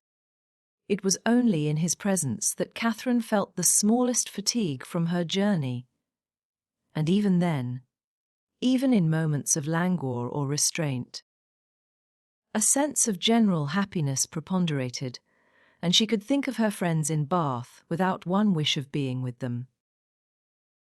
The night was stormy. The wind had been rising at intervals the whole afternoon, and by the time the party broke up, it blew and rained violently. Catherine, as she crossed the hall, listened to the tempest with sensations of awe, and, when she heard it rage round a corner of the ancient building, and close with sudden fury a distant door, felt for the first time that she was really in an abbey. Yes, these were characteristic sounds. They brought to her recollection a countless variety of dreadful situations and horrid scenes, which such buildings had witnessed, and such storms ushered in, and most heartily did she rejoice in the happier circumstances attending her entrance within walls so solemn. She had nothing to dread from midnight assassins or drunken gallants. Henry had certainly been only in jest in what he had told her that morning. In a house so furnished and so guarded, she could have nothing to explore or to suffer, and might go to her bedroom as securely as if it had been her own chamber at Fullerton, thus wisely fortifying her mind as she proceeded upstairs. She was enabled, especially on perceiving that Miss Tilney slept only 2 doors from her, to enter her room with a tolerably stout heart, and her spirits were immediately assisted by the cheerful blaze of a wood fire. "How much better is this," said she, as she walked to the fender. "How much better to find a fire ready lit, than to have to wait shivering in the cold till all the family are in bed, as so many poor girls have been obliged to do, and then to have a faithful old servant frightening one by coming in with a faggot. How glad I am that Northanger is what it is! If it had been like some other places, I do not know that, in such a night as this, I could have answered for my courage. But now, to be sure, there is nothing to alarm one." She looked round the room. The window curtains seemed in motion. It could be nothing but the violence of the wind penetrating through the divisions of the shutters, and she stepped boldly forward, carelessly humming a tune, to assure herself of its being so, peeped courageously behind each curtain, saw nothing on either low window seat to scare her, and on placing a hand against the shutter, felt the strongest conviction of the wind's force. A glance at the old chest, as she turned away from this examination, was not without its use. She scorned the causeless fears of an idle fancy, and began with a most happy indifference to prepare herself for bed. She should take her time. She should not hurry herself. She did not care if she were the last person up in the house. But she would not make up her fire. That would seem cowardly, as if she wished for the protection of light after she were in bed. The fire therefore died away, and Catherine, having spent the best part of an hour in her arrangements, was beginning to think of stepping into bed, when, on giving a parting glance round the room, she was struck by the appearance of a high, old-fashioned black cabinet, which, though in a situation conspicuous enough, had never caught her notice before. Henry's words, his description of the ebony cabinet, which was to escape her observation at first, immediately rushed across her, and though there could be nothing really in it, there was something whimsical. It was certainly a very remarkable coincidence. She took her candle and looked closely at the cabinet. It was not absolutely ebony and gold, but it was Japan, black and yellow Japan of the handsomest kind. And as she held her candle, the yellow had very much the effect of gold. The key was in the door, and she had a strange fancy to look into it, not, however, with the smallest expectation of finding anything, but it was so very odd, after what Henry had said. In short, she could not sleep till she had examined it. So, placing the candle with great caution on a chair, she seized the key with a very tremulous hand and tried to turn it, but it resisted her utmost strength. Alarmed, but not discouraged, she tried it another way. A bolt flew, and she believed herself successful. But how strangely mysterious! The door was still immovable. She paused a moment in breathless wonder. The wind roared down the chimney, the rain beat in torrents against the windows, and everything seemed to speak the awfulness of her situation. To retire to bed, however, unsatisfied on such a point, would be vain. Since sleep must be impossible with the consciousness of a cabinet so mysteriously closed in her immediate vicinity. Again, therefore, she applied herself to the key. And after moving it in every possible way for some instants, with the determined celerity of hope's last effort, the door suddenly yielded to her hand. Her heart leaped with exultation at such a victory, and having thrown open each folding door, the second being secured only by bolts of less wonderful construction than the lock, though in that her eye could not discern anything unusual. A double range of small drawers appeared in view, with some larger drawers above and below them, and in the centre, a small door, closed also with a lock and key, secured in all probability a cavity of importance. Catherine's heart beat quick, but her courage did not fail her. With a cheek flushed by hope, and an eye straining with curiosity, her fingers grasped the handle of a drawer and drew it forth. It was entirely empty. With less alarm and greater eagerness she seized a second, a third, a fourth, each was equally empty. Not one was left unsearched, and in not one was anything found. Well read in the art of concealing a treasure, the possibility of false linings to the drawers did not escape her, and she felt round each with anxious acuteness in vain. The place in the middle alone remained now unexplored, and though she had never from the first had the smallest idea of finding anything in any part of the cabinet, and was not in the least disappointed at her ill success thus far, it would be foolish not to examine it thoroughly. While she was about it, it was some time, however, before she could unfasten the door, the same difficulty occurring in the management of this inner lock as of the outer. But at length it did open, and not vain, as hitherto, was her search. Her quick eyes directly fell on a roll of paper pushed back into the further part of the cavity, apparently for concealment, and her feelings at that moment were indescribable. Her heart fluttered, her knees trembled, and her cheeks grew pale. She seized, with an unsteady hand, the precious manuscript, for half a glance sufficed to ascertain written characters. And while she acknowledged with awful sensations this striking exemplification of what Henry had foretold, resolved instantly to peruse every line before she attempted to rest. The dimness of the light her candle emitted made her turn to it with alarm. But there was no danger of its sudden extinction. It had yet some hours to burn, and that she might not have any greater difficulty in distinguishing the writing than what its ancient date might occasion, she hastily snuffed it. Alas! It was snuffed and extinguished in one. A lamp could not have expired with more awful effect. Catherine, for a few moments, was motionless with horror. It was done completely. Not a remnant of light in the wick could give hope to the rekindling breath.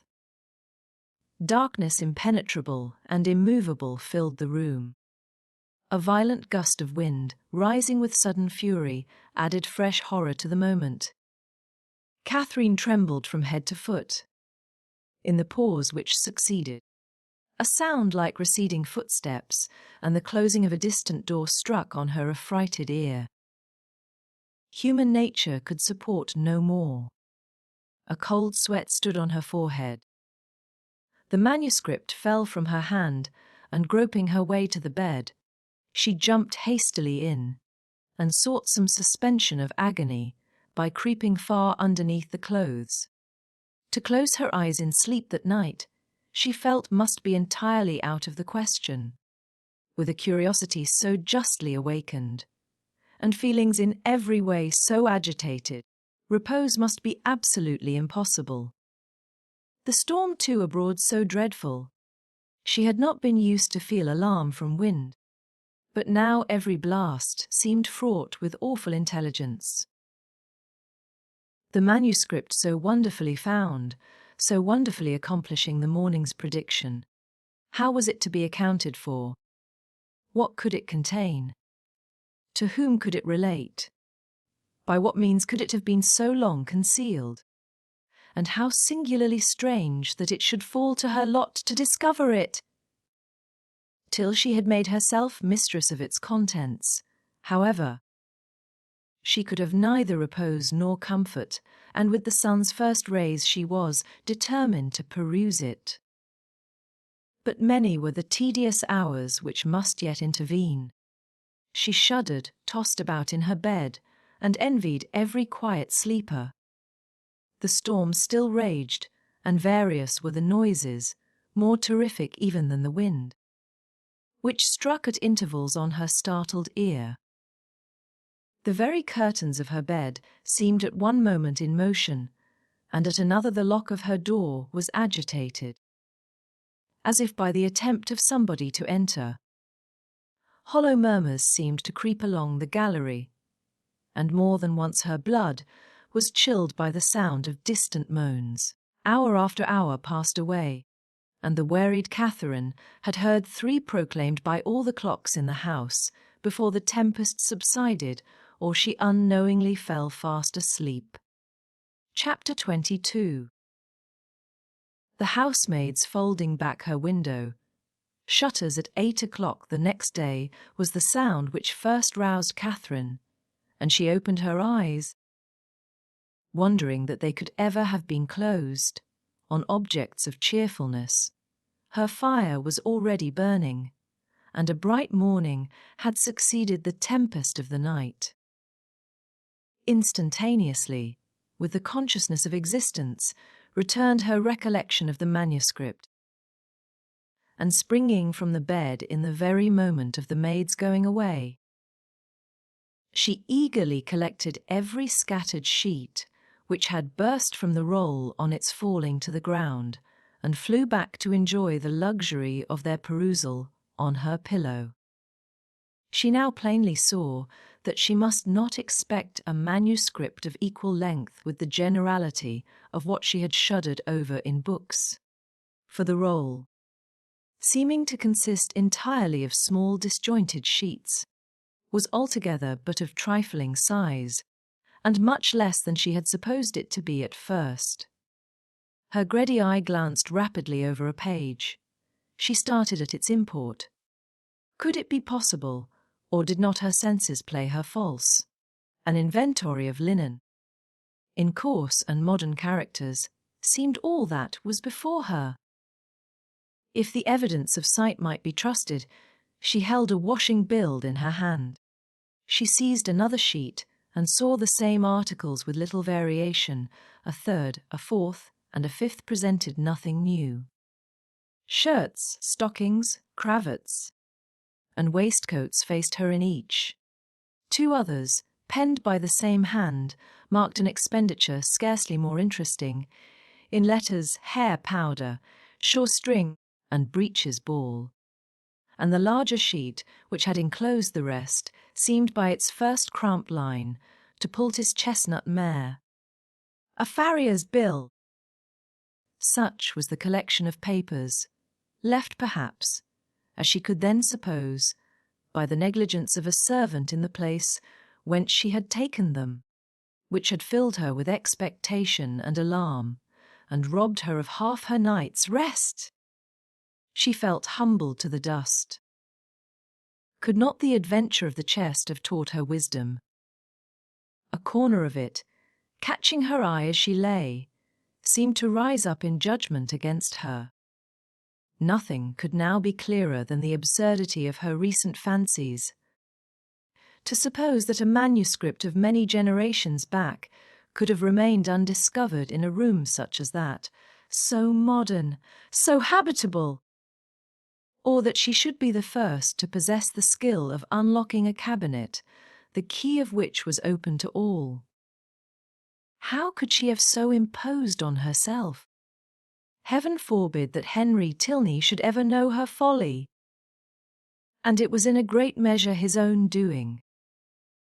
For had not the cabinet appeared so exactly to agree with his description of her adventures, she should never have felt the smallest curiosity about it. This was the only comfort that occurred.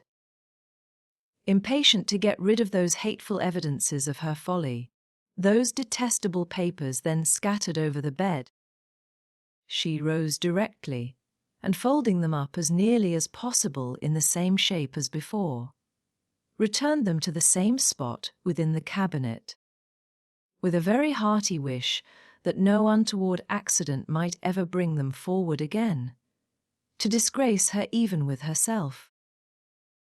Why the locks should have been so difficult to open, however, was still something remarkable, for she could now manage them with perfect ease.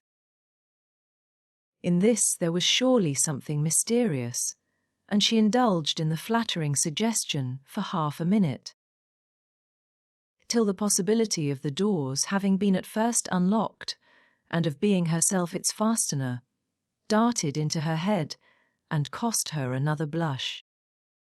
She got away as soon as she could from a room in which her conduct produced such unpleasant reflections, and found her way with all speed to the breakfast parlour, as it had been pointed out to her by Miss Tilney the evening before. Henry was alone in it, and his immediate hope of her having been undisturbed by the tempest, with an arch reference to the character of the building they inhabited, was rather distressing. For the world would she not have her weakness suspected, and yet, unequal to an absolute falsehood, was constrained to acknowledge that the wind had kept her awake a little. But we have a charming morning after it, she added, desiring to get rid of the subject, and storms and sleeplessness are nothing when they are over. What beautiful hyacinths! I have just learnt to love a hyacinth, and how might you learn? By accident or argument. Your sister taught me, I cannot tell how. Mrs. Allen used to take pains, year after year, to make me like them. But I never could, till I saw them the other day in Milsom Street. I am naturally indifferent about flowers. But now you love a hyacinth. So much the better. You have gained a new source of enjoyment, and it is well to have as many holds upon happiness as possible. Besides, a taste for flowers is always desirable in your sex, as a means of getting you out of doors, and tempting you to more frequent exercise than you would otherwise take. And though the love of a hyacinth may be rather domestic, who can tell, the sentiment once raised, but you may in time come to love a rose. But I do not want any such pursuit to get me out of doors. The pleasure of walking and breathing fresh air is enough for me, and in fine weather I am out more than half my time. Mamma says I am never within. At any rate, however, I am pleased that you have learnt to love a hyacinth. The mere habit of learning to love is the thing, and a teachableness of disposition in a young lady is a great blessing. Has my sister a pleasant mode of instruction? Catherine was saved the embarrassment of attempting an answer by the entrance of the General, whose smiling compliments announced a happy state of mind, but whose gentle hint of sympathetic early rising did not advance her composure. The elegance of the breakfast, set forced itself on Catherine's notice when they were seated at table, and, luckily, it had been the General's choice. He was enchanted by her approbation of his taste, confessed it to be neat and simple, thought it right to encourage the manufacture of his country, and for his part, to his uncritical palate, the tea was as well flavoured from the clay of Staffordshire as from that of Dresden or Sea-Lev. But this was quite an old set, purchased 2 years ago. The manufacture was much improved since that time. He had seen some beautiful specimens when last in town, and had he not been perfectly without vanity of that kind, might have been tempted to order a new set. He trusted, however, that an opportunity might ere long occur of selecting one, though not for himself. Catherine was probably the only one of the party who did not understand him. Shortly after breakfast, Henry left them for Woodston, where business required and would keep him 2 or 3 days. They all attended in the hall to see him mount his horse, and immediately Henri, entering the breakfast room, Catherine walked to a window in the hope of catching another glimpse of his figure. "This is a somewhat heavy call upon your brother's fortitude," observed the General to Eleanor. "Woodston will make but a sombre appearance today." "Is it a pretty place?" asked Catherine. "What say you, Eleanor? Speak your opinion. For ladies can best tell the taste of ladies in regard to places as well as men. I think it would be acknowledged by the most impartial eye to have many recommendations. The house stands among fine meadows facing the south-east, with an excellent kitchen, garden in the same aspect, the walls surrounding which I built and stocked myself about 10 years ago for the benefit of my son. It is a family living, Miss Morland, and the property in the place being chiefly my own, you may believe I take care that it shall not be a bad one. Did Henry's income depend solely on this living, he would not be ill provided for. Perhaps it may seem odd that with only 2 younger children, I should think any profession necessary for him. And certainly there are moments when we could all wish him disengaged from every tie of business. But though I may not exactly make converts of you young ladies, I am sure your father, Miss Morland, would agree with me in thinking it expedient to give every young man some employment. The money is nothing, it is not an object, but employment is the thing. Even Frederick, my eldest son, you see, who will perhaps inherit as considerable a landed property as any private man in the county, has his profession. The imposing effect of this last argument was equal to his wishes. The silence of the lady proved it to be unanswerable.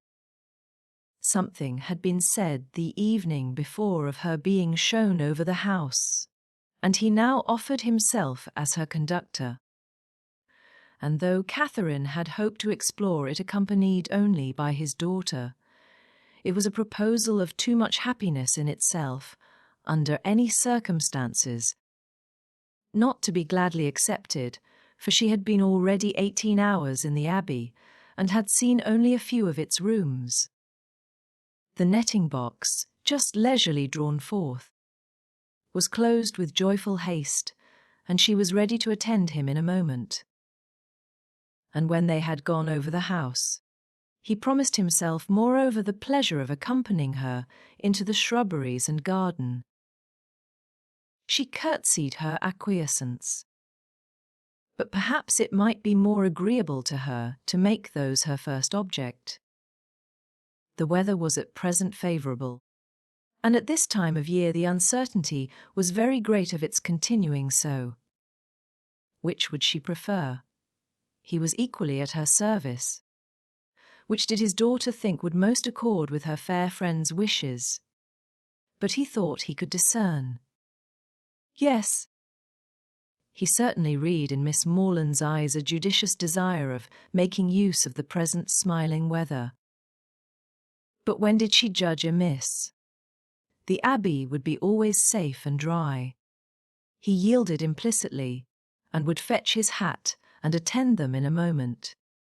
He left the room, and Catherine, with a disappointed, anxious face, began to speak of her unwillingness that he should be taking them out of doors against his own inclination, under a mistaken idea of pleasing her. But she was stopped by Miss Tilney's saying, with a little confusion, "I believe it will be wisest to take the morning, while it is so fine. And do not be uneasy on my father's account. He always walks out at this time of day." Catherine did not exactly know how this was to be understood. Why was Miss Tilney embarrassed? Could there be any unwillingness on the General's side to show her over the Abbey? The proposal was his own, and was not it odd that he should always take his walk so early? Neither her father nor Mr. Allen did so. It was certainly very provoking. She was all impatience to see the house, and had scarcely any curiosity about the grounds. If Henry had been with them indeed! But now she should not know what was picturesque when she saw it. Such were her thoughts, but she kept them to herself, and put on her bonnet in patient discontent. She was struck, however, beyond her expectation, by the grandeur of the Abbey as she saw it for the first time from the lawn. The whole building enclosed a large court, and two sides of the quadrangle, rich in Gothic ornaments, stood forward for admiration. The remainder was shut off by knolls of old trees or luxuriant plantations, and the steep woody hills rising behind, to give it shelter, were beautiful even in the leafless month of March.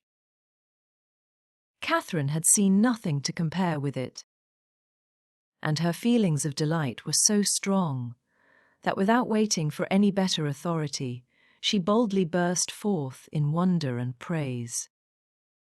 The General listened with assenting gratitude, and it seemed as if his own estimation of Northanger had waited unfixed till that hour. The kitchen garden was to be next admired, and he led the way to it across a small portion of the park. The number of acres contained in this garden, such as Catherine could not listen to without dismay, being more than double the extent of all Mr. Allen's, as well as her father's, including churchyard and orchard. The walls seemed countless in number, endless in length. A village of hot houses seemed to arise among them, and a whole parish to be at work within the enclosure. The General was flattered by her looks of surprise, which told him almost as plainly, as he soon forced her to tell him in words, that she had never seen any gardens at all equal to them before, and he then modestly owned that, without any ambition of that sort himself, without any solicitude about it, he did believe them to be unrivalled in the kingdom. If he had a hobby horse, it was that. He loved a garden. Though careless enough in most matters of eating, he loved good fruit. Or if he did not, his friends and children did. There were great vexations, however, attending such a garden as his. The utmost care could not always secure the most valuable fruits. The pinery had yielded only 100 in the last year. Mr. Allen, he supposed, must feel these inconveniences as well as himself. No, not at all. Mr. Allen did not care about the garden, and never went into it. With a triumphant smile of self-satisfaction, the General wished he could do the same, for he never entered his, without being vexed in some way or other by its falling short of his plan. How were Mr. Allen's succession houses worked? Describing the nature of his own as they entered them, Mr. Allen had only one small hot house, which Mrs. Allen had the use of for her plants in winter, and there was a fire in it now and then. "He is a happy man," said the General, with a look of very happy contempt.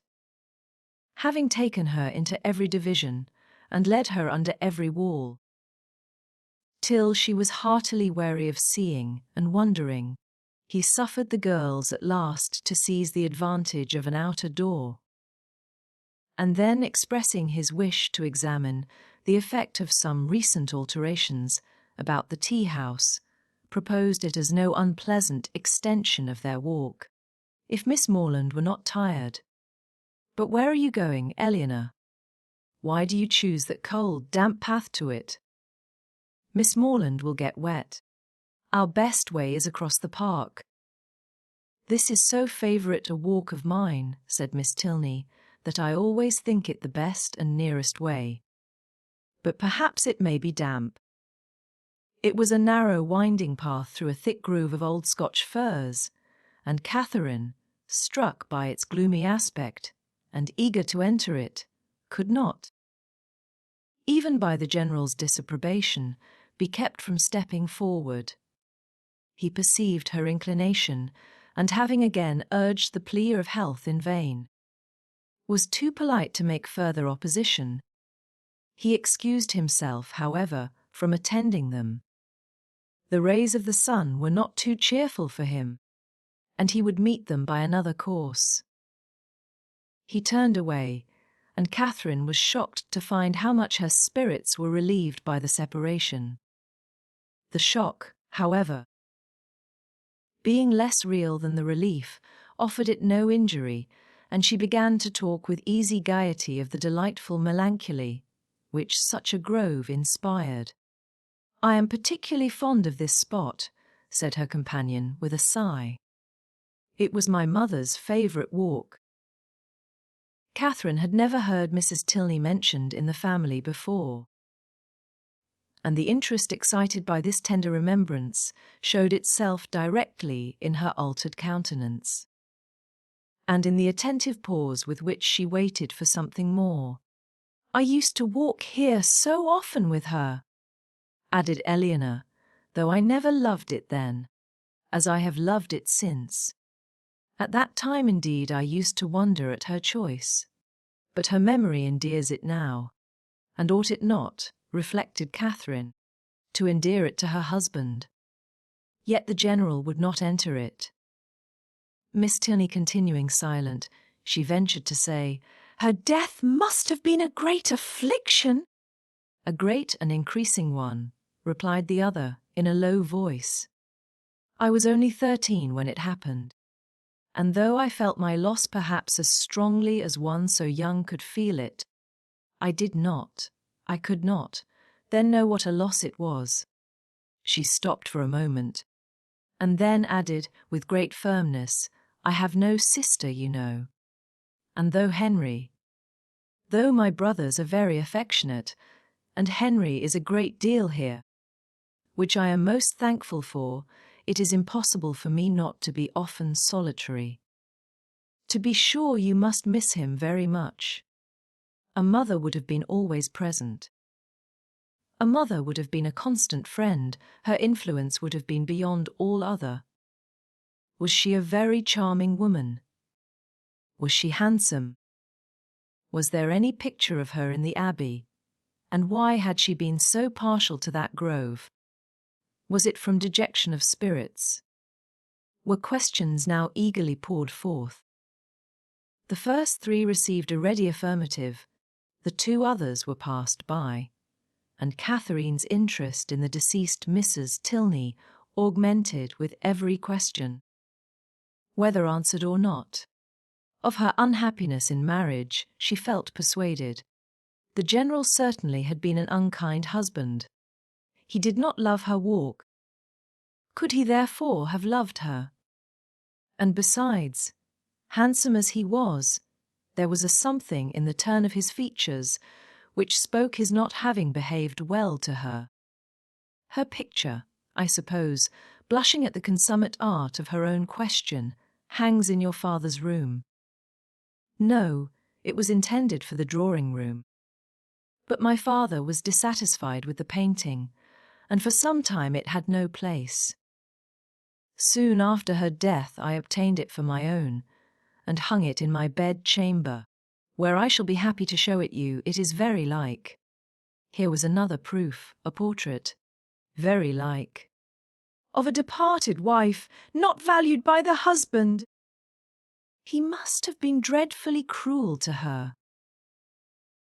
Catherine attempted no longer to hide from herself the nature of the feelings which, in spite of all his attentions, he had previously excited, and what had been terror and dislike before was now absolute aversion. Yes, aversion. His cruelty to such a charming woman made him odious to her. She had often read of such characters which Mr. Allen had been used to call unnatural and overdrawn. But here was proof positive of the contrary. She had just settled this point when the end of the path brought them directly upon the general, and in spite of all her virtuous indignation, she found herself again obliged to walk with him, listen to him, and even to smile when he smiled. Being no longer able, however, to receive pleasure from the surrounding objects, she soon began to walk with lassitude. The general perceived it, and with a concern for her health, which seemed to reproach her for her opinion of him, was most urgent for returning with his daughter to the house. He would follow them in a quarter of an hour. Again they parted, but Eleanor was called back in half a minute to receive a strict charge against taking her friend round the Abbey till his return. This second instance of his anxiety to delay what she so much wished for struck Catherine as very remarkable. Chapter 23. An hour passed away before the general came in, spent, on the part of his young guest, in no very favourable consideration of his character. This lengthened absence, these solitary rambles, did not speak a mind at ease, or a conscience void of reproach. At length he appeared, and, whatever might have been the gloom of his meditations, he could still smile with them. Miss Tilney, understanding in part her friend's curiosity to see the house, soon revived the subject, and her father being, contrary to Catherine's expectations, unprovided with any pretence for further delay, beyond that of stopping 5 minutes to order refreshments to be in the room by their return, was at last ready to escort them. They set forward, and, with a grandeur of air, a dignified step, which caught the eye, but could not shake the doubts of the well-read Catherine, he led the way across the hall, through the common drawing-room and one useless antechamber, into a room magnificent both in size and furniture. The real drawing-room, used only with company of consequence.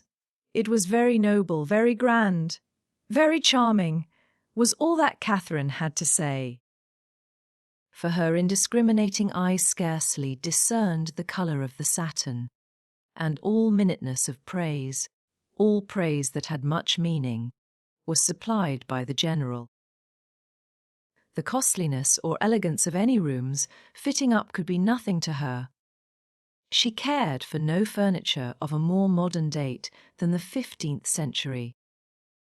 When the general had satisfied his own curiosity, in a close examination of every well-known ornament, they proceeded into the library, an apartment, in its way, of equal magnificence, exhibiting a collection of books on which an humble man might have looked with pride. Catherine heard, admired, and wondered with more genuine feeling than before.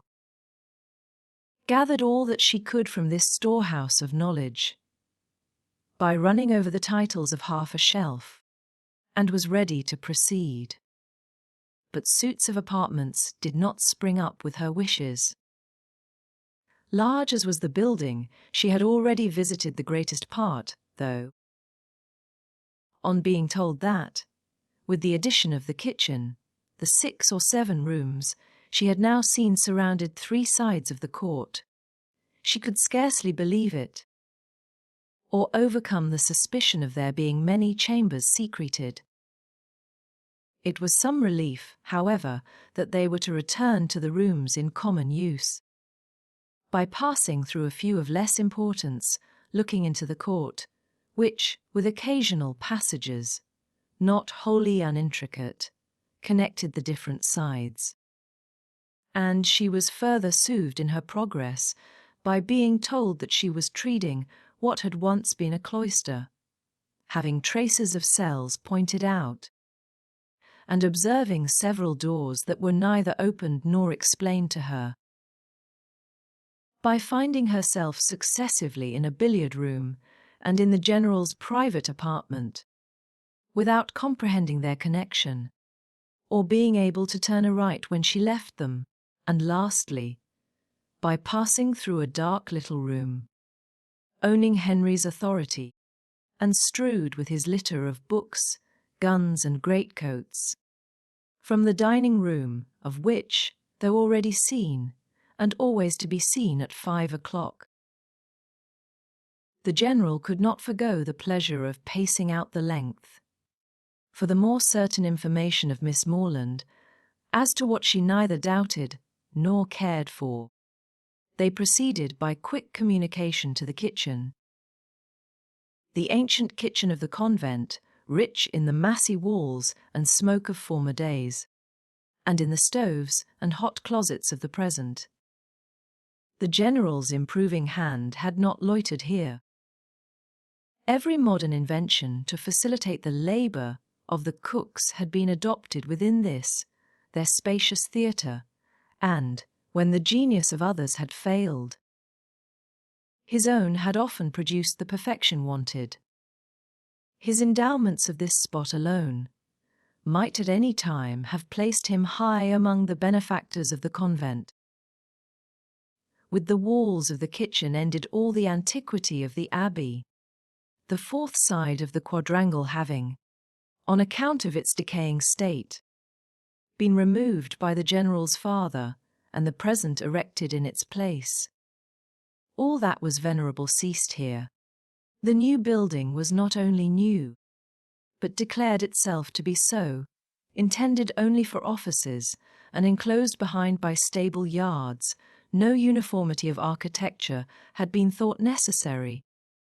Catherine could have raved at the hand, which had swept away what must have been beyond the value of all the rest, for the purposes of mere domestic economy, and would willingly have been spared the mortification of a walk through scenes so fallen, had the general allowed it.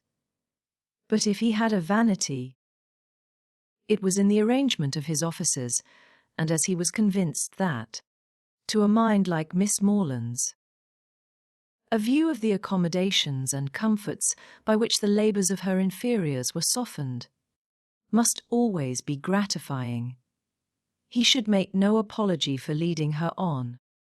They took a slight survey of all, and Catherine was impressed, beyond her expectation, by their multiplicity and their convenience. The purposes for which a few shapeless pantries and a comfortless scullery were deemed sufficient at Fullerton were here carried on in appropriate divisions, commodious and roomy. The number of servants continually appearing did not strike her less than the number of their offices. Wherever they went, some patterned girl stopped to curtsy, or some footman in dishabille sneaked off. Yet this was an abbey! How inexpressibly different in these domestic arrangements from such as she had read about. From abbeys and castles, in which, though certainly larger than Northanger, all the dirty work of the house was to be done by 2 pair of female hands at the utmost. How they could get through it all had often amazed Mrs. Allen, and, when Catherine saw what was necessary here, she began to be amazed herself. They returned to the hall, that the chief staircase might be ascended, and the beauty of its wood and ornaments of rich carving might be pointed out. Having gained the top, they turned in an opposite direction from the gallery in which her room lay, and shortly entered one on the same plan, but superior in length and breadth. She was here shown successively into 3 large bed-chambers, with their dressing rooms, most completely and handsomely fitted up. Everything that money and taste could do to give comfort and elegance to apartments had been bestowed on these, and, being furnished within the last 5 years, they were perfect in all that would be generally pleasing, and wanting in all that could give pleasure to Catherine. As they were surveying the last, the General, after slightly naming a few of the distinguished characters by whom they had at times been honoured, turned with a smiling countenance to Catherine, and ventured to hope that henceforward some of their earliest tenants might be our friends from Fullerton. She felt the unexpected compliment, and deeply regretted the impossibility of thinking well of a man so kindly disposed towards herself, and so full of civility to all her family. The gallery was terminated by folding doors, which Miss Tilney, advancing, had thrown open and passed through, and seemed on the point of doing the same by the first door to the left, in another long reach of gallery, when the General, coming forwards, called her hastily, and, as Catherine thought, rather angrily back, demanding whether she were going. And what was there more to be seen? Had not Miss Morland already seen all that could be worth her notice? And did she not suppose her friend might be glad of some refreshment after so much exercise? Miss Tilney drew back directly, and the heavy doors were closed upon the mortified Catherine, who, having seen, in a momentary glance beyond them, a narrower passage, more numerous openings, and symptoms of a winding staircase, believed herself at last within the reach of something worth her notice, and felt, as she unwillingly paced back the gallery, that she would rather be allowed to examine that end of the house than see all the finery of all the rest. The General's evident desire of preventing such an examination was an additional stimulant. Something was certainly to be concealed, her fancy, though it had trespassed lately once or twice, could not mislead her here, and what that something was, a short sentence of Miss Tilney's, as they followed the General at some distance downstairs, seemed to point out. I was going to take you into what was my mother's room, the room in which she died, were all her words, but few as they were, they conveyed pages of intelligence to Catherine. It was no wonder that the General should shrink from the sight of such objects as that room must contain, a room in all probability never entered by him since the dreadful scene had passed, which released his suffering wife, and left him to the stings of conscience.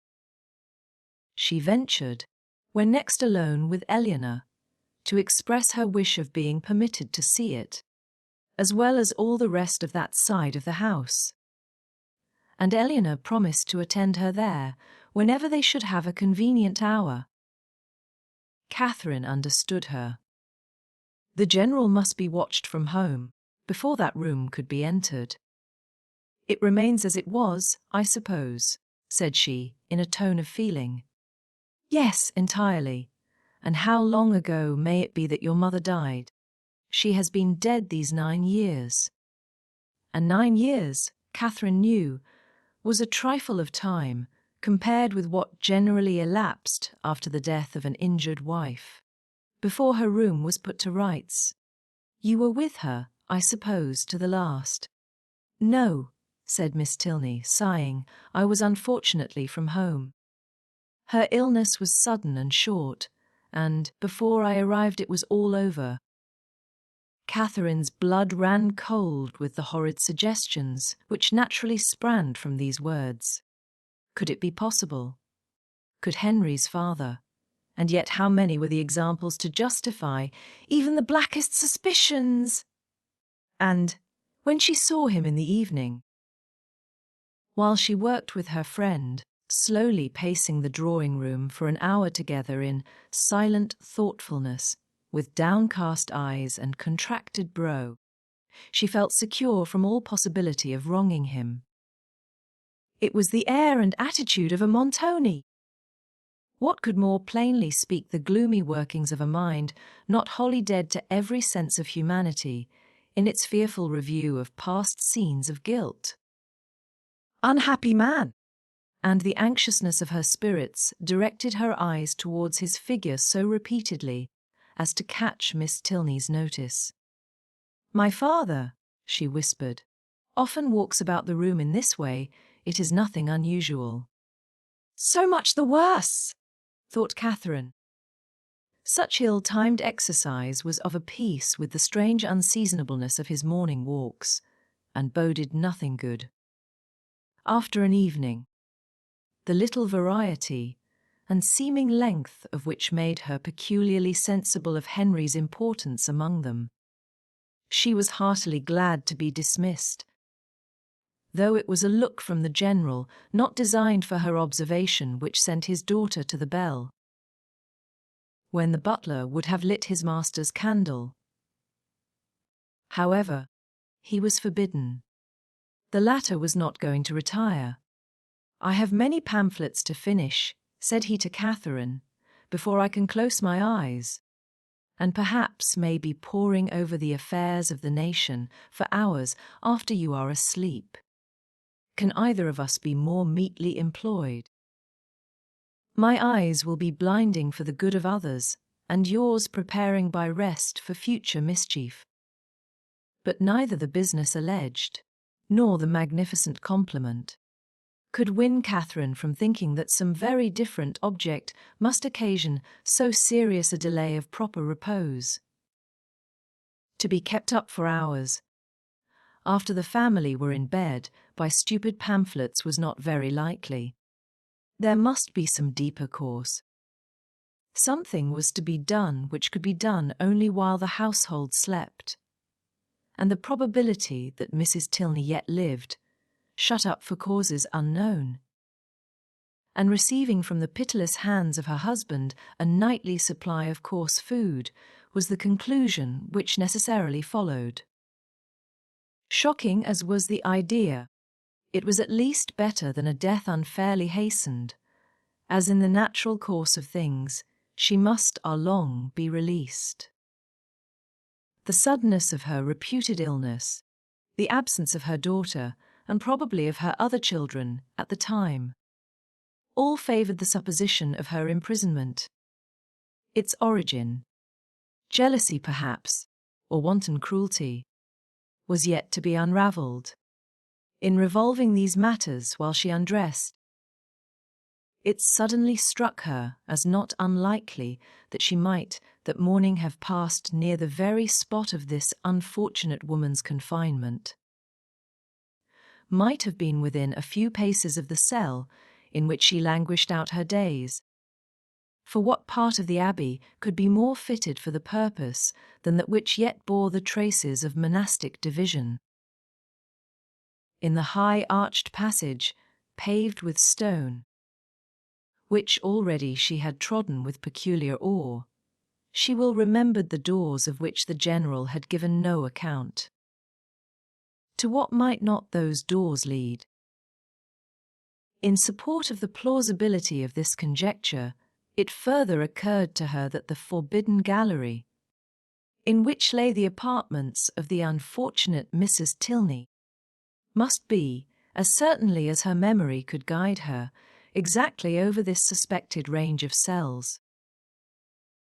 And the staircase by the side of those apartments of which she had caught a transient glimpse, communicating by some secret means with those cells, might well have favoured the barbarous proceedings of her husband.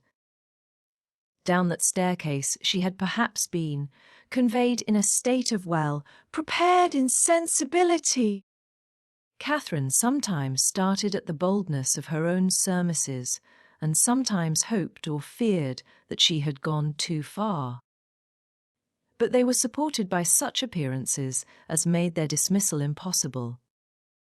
The side of the quadrangle, in which she supposed the guilty scene to be acting, being, according to her belief, just opposite her own, it struck her that, if judiciously watched, some rays of light from the general's lamp might glimmer through the lower windows as he passed to the prison of his wife, and, twice before she stepped into bed, she stole gently from her room to the corresponding window in the gallery, to see if it appeared, but all abroad was dark, and it must yet be too early. The various ascending noises convinced her that the servants must still be up. Till midnight, she supposed it would be in vain to watch, but then, when the clock had struck 12 and all was quiet, she would, if not quite appalled by darkness, steal out and look once more. The clock struck 12, and Catherine had been half an hour asleep. Chapter 24. The next day afforded no opportunity for the proposed examination of the mysterious apartments. It was Sunday, and the whole time between morning and afternoon service was required by the general in exercise abroad or eating cold meat at home. And great as was Catherine's curiosity, her courage was not equal to a wish of exploring them after dinner, either by the fading light of the sky between 6 and 7 o'clock, or by the yet more partial though stronger illumination of a treacherous lamp. The day was unmarked, therefore, by anything to interest her imagination beyond the sight of a very elegant monument to the memory of Mrs. Tilney, which immediately fronted the family pew. By that her eye was instantly caught and long retained, and the perusal of the highly strained epitaph, in which every virtue was ascribed to her by the inconsolable husband, who must have been in some way or other her destroyer, affected her even to tears. That the general, having erected such a monument, should be able to face it, was not perhaps very strange, and yet that he could sit so boldly collected within its view, maintain so elevated an air, look so fearlessly around, nay, that he should even enter the church, seemed wonderful to Catherine. Not, however, that many instances of beings equally hardened in guilt might not be produced. She could remember dozens who had persevered in every possible vice, going on from crime to crime, murdering whomsoever they chose, without any feeling of humanity or remorse, till a violent death or a religious retirement closed their black career. The erection of the monument itself could not in the smallest degree affect her doubts of Mrs. Tilney's actual decease. Was she even to descend into the family vault, where her ashes were supposed to slumber? Was she to behold the coffin in which they were said to be enclosed? What could it avail in such a case? Catherine had read too much not to be perfectly aware of the ease with which a waxen figure might be introduced, and a supposititious funeral carried on. The succeeding morning promised something better. The general's early walk, ill-timed as it was in every other view, was favourable here, and when she knew him to be out of the house, she directly proposed to Miss Tilney the accomplishment of her promise. Eleanor was ready to oblige her, and Catherine reminding her as they went of another promise, their first visit in consequence was to the portrait in her bed-chamber. It represented a very lovely woman with a mild and pensive countenance, justifying, so far, the expectations of its new observer. But they were not in every respect answered, for Catherine had depended upon meeting with features. Hair, complexion. That should be the very counterpart. The very image, if not of Henry's, of Eleanor's. The only portraits of which she had been in the habit of thinking, bearing always an equal resemblance of mother and child. A face once taken was taken for generations. But here she was obliged to look and consider and study for a likeness. She contemplated it, however, in spite of this drawback, with much emotion, and, but for a yet stronger interest, would have left it unwillingly.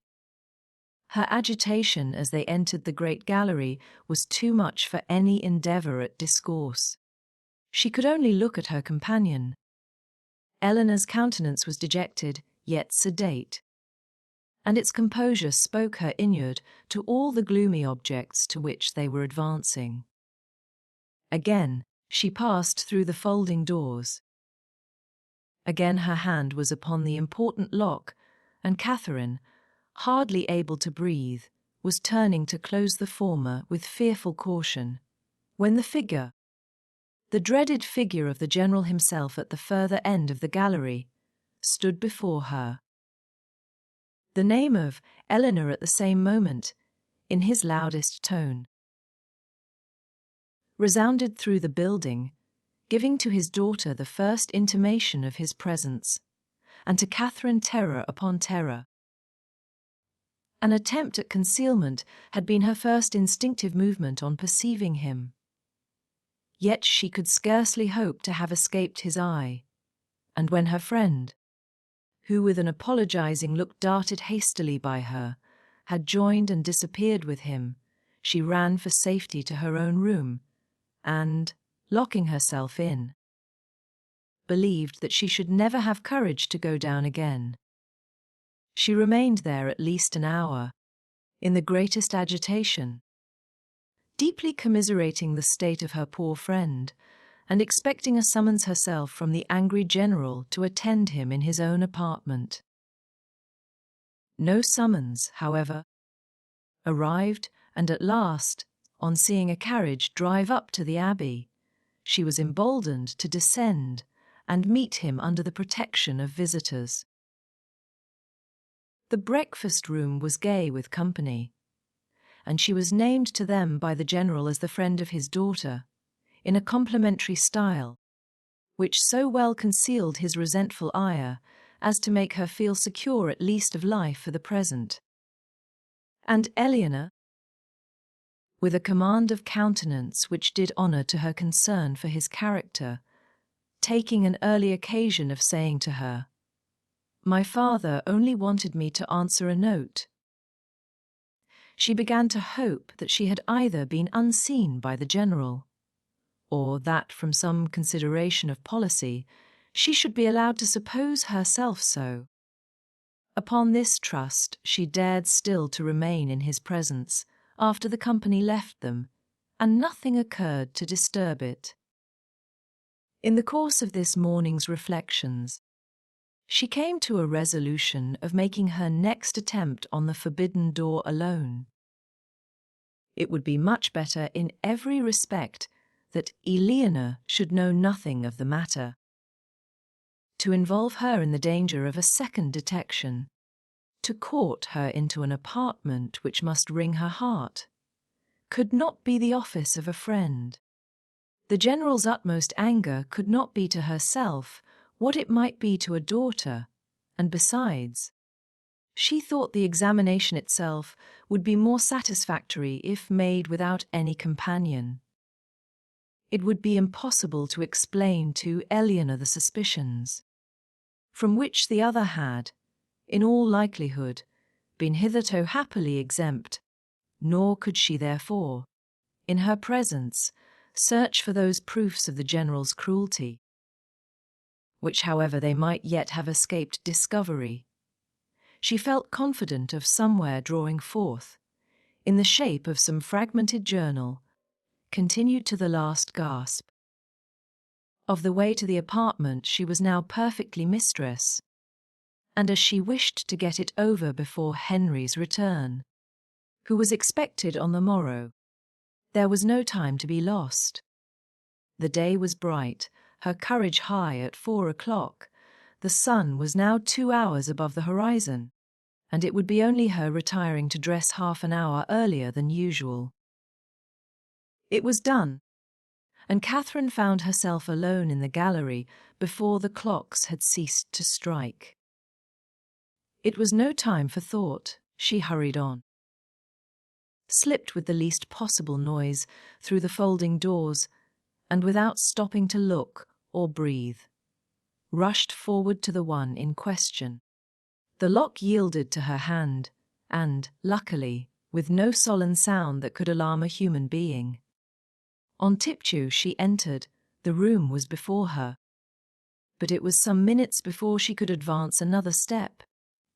She beheld what fixed her to the spot and agitated every feature. She saw a large, well-proportioned apartment, an handsome dimity bed, arranged as unoccupied with an housemaid's care, a bright bath stove, mahogany wardrobes, and neatly painted chairs, on which the warm beams of a western sun gaily poured through 2 sash windows.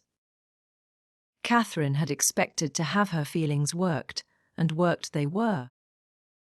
Astonishment and doubt first seized them, and a shortly succeeding ray of common sense added some bitter emotions of shame. She could not be mistaken as to the room, but how grossly mistaken in everything else. In Miss Tilney's meaning, in her own calculation. This apartment, to which she had given a date so ancient, a position so awful, proved to be one end of what the General's father had built. There were 2 other doors in the chamber, leading probably into dressing closets, but she had no inclination to open either. Would the veil in which Mrs. Tilney had last walked, or the volume in which she had last read, remain to tell what nothing else was allowed to whisper? No. Whatever might have been the General's crimes, he had certainly too much wit to let them sue for detection. She was sick of exploring, and desired but to be safe in her own room, with her own heart only privy to its folly. And she was on the point of retreating, as softly as she had entered, when the sound of footsteps, she could hardly tell where, made her pause and tremble. To be found there, even by a servant, would be unpleasant, but by the General, and he seemed always at hand when least wanted, much worse. She listened. The sound had ceased, and resolving not to lose a moment, she passed through and closed the door. At that instant a door underneath was hastily opened. Someone seemed with swift steps to ascend the stairs, by the head of which she had yet to pass before she could gain the gallery. She had no power to move. With a feeling of terror not very definable, she fixed her eyes on the staircase, and in a few moments it gave Henry to her view. "Mr. Tilney!" she exclaimed in a voice of more than common astonishment. He looked astonished too. "Good God!" she continued, not attending to his address. "How came you here? How came you up that staircase? How came I up that staircase?" he replied, greatly surprised. "Because it is my nearest way from the stable yard to my own chamber, and why should I not come up it?" Catherine recollected herself, blushed deeply, and could say no more. He seemed to be looking in her countenance for that explanation which her lips did not afford. She moved on towards the gallery. "And may I not, in my turn," said he, as he pushed back the folding doors, "ask how you came here? This passage is at least as extraordinary a road from the breakfast parlour to your apartment as that staircase can be from the stables to mine." "I have been," said Catherine, looking down, "to see your mother's room." "My mother's room? Is there anything extraordinary to be seen there?" "No, nothing at all. I thought you did not mean to come back till tomorrow." I did not expect to be able to return sooner when I went away, but 3 hours ago I had the pleasure of finding nothing to detain me. You look pale. I am afraid I alarmed you by running so fast up those stairs. Perhaps you did not know. You were not aware of their leading from the offices in common use. No? I was not. You have had a very fine day for your ride. Very, and does Eleanor leave you to find your way into all the rooms in the house by yourself? Oh no. She showed me over the greatest part on Saturday. And we were coming here to these rooms. But only, dropping her voice, your father was with us. And that prevented you, said Henry, earnestly regarding her. Have you looked into all the rooms in that passage? No, I only wanted to see. Is not it very late? I must go and dress. It is only 4:15, showing his watch, and you are not now in Bath. No theatre, no rooms to prepare for. Half an hour at Northanger must be enough. She could not contradict it, and therefore suffered herself to be detained, though her dread of further questions made her, for the first time in their acquaintance, wish to leave him. They walked slowly up the gallery. Have you had any letter from Bath since I saw you? No, and I am very much surprised. Isabella promised so faithfully to write directly. Promised so faithfully? A faithful promise? That puzzles me. I have heard of a faithful performance. But a faithful promise. The fidelity of promising. It is a power little worth knowing, however, since it can deceive and pain you. My mother's room is very commodious. Is it not? Large and cheerful looking, and the dressing closet so well disposed. It always strikes me as the most comfortable apartment in the house, and I rather wonder that Eleanor should not take it for her own. She sent you to look at it, I suppose? No, it has been your own doing entirely. Catherine said nothing. After a short silence, during which he had closely observed her, he added, as there is nothing in the room in itself to raise curiosity. This must have proceeded from a sentiment of respect for my mother's character, as described by Eleanor, which does honour to her memory. The world, I believe, never saw a better woman, but it is not often that virtue can boast an interest such as this.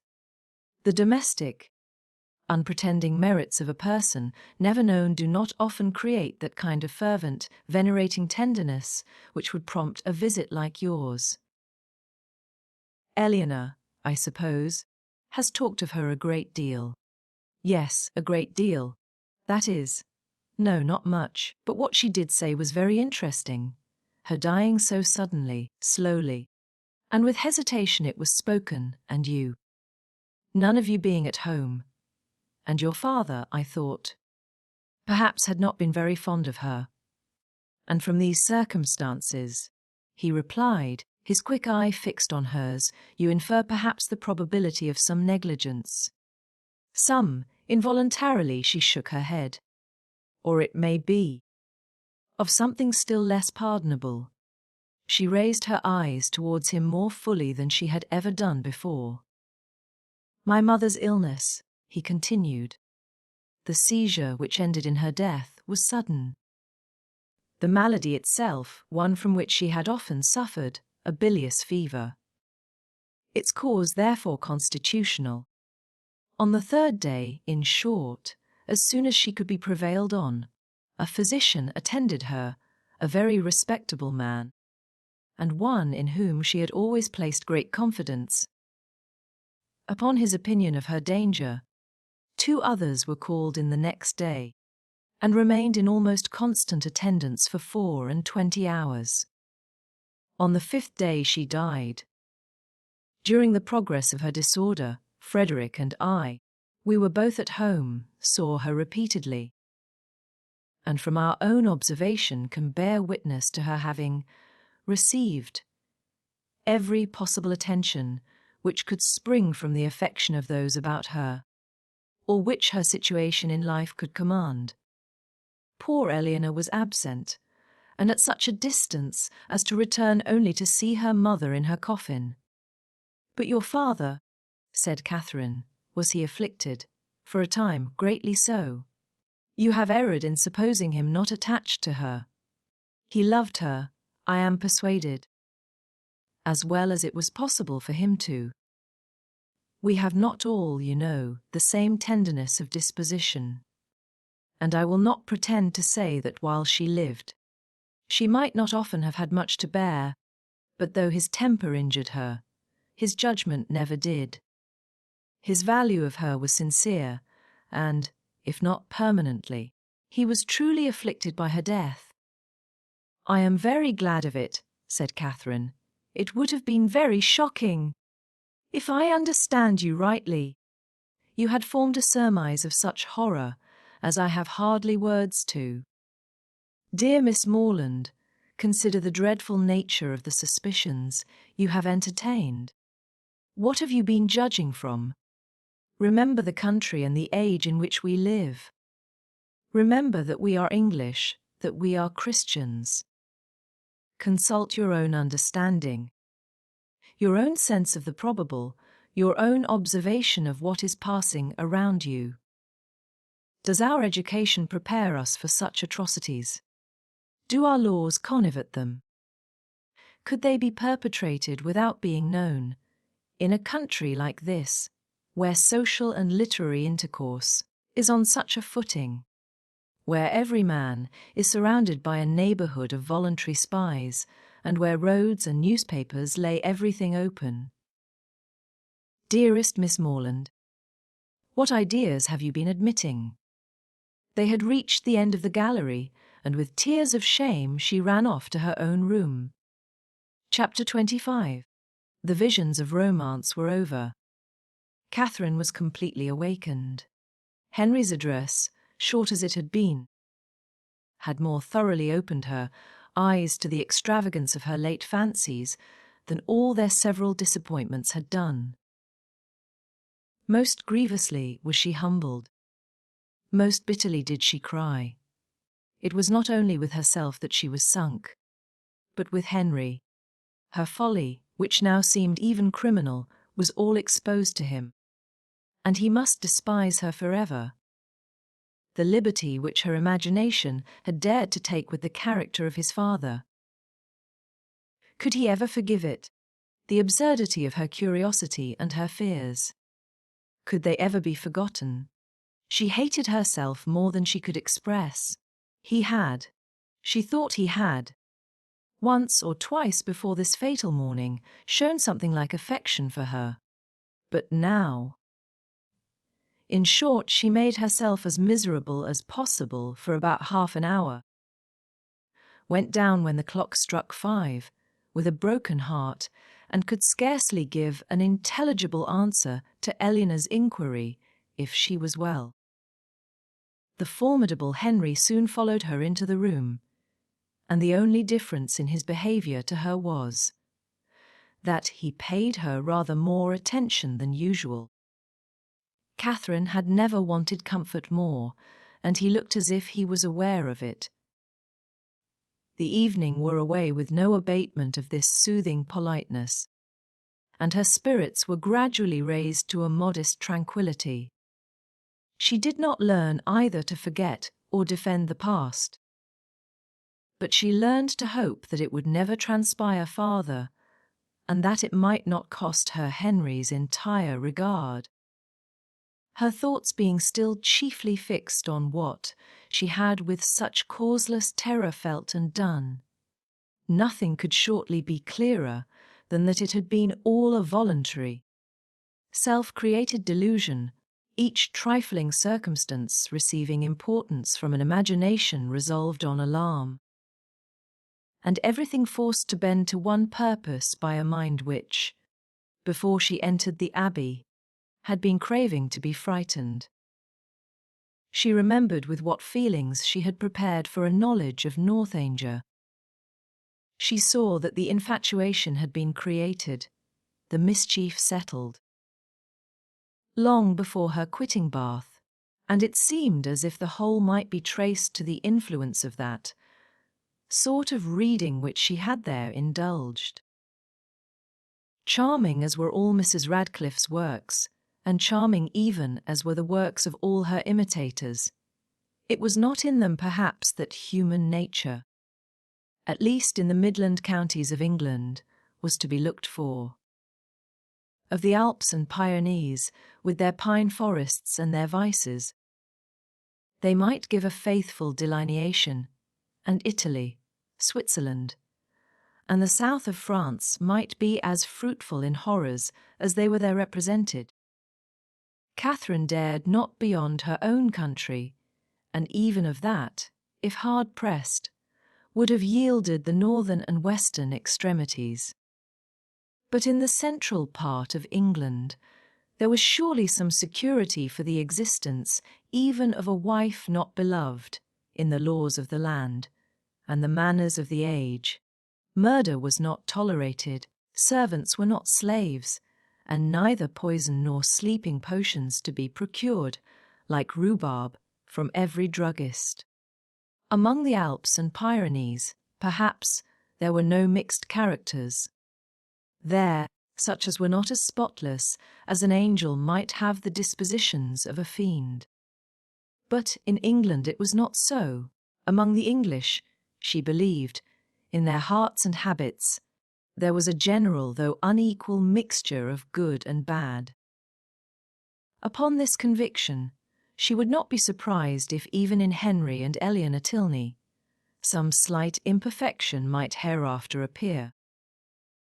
And upon this conviction she need not fear to acknowledge some actual specks in the character of their father, who, though cleared from the grossly injurious suspicions which she must ever blush to have entertained, she did believe, upon serious consideration, to be not perfectly amiable.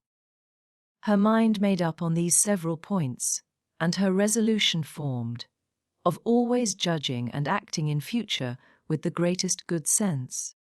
She had nothing to do but to forgive herself and be happier than ever, and the lenient hand of time did much for her by insensible gradations in the course of another day.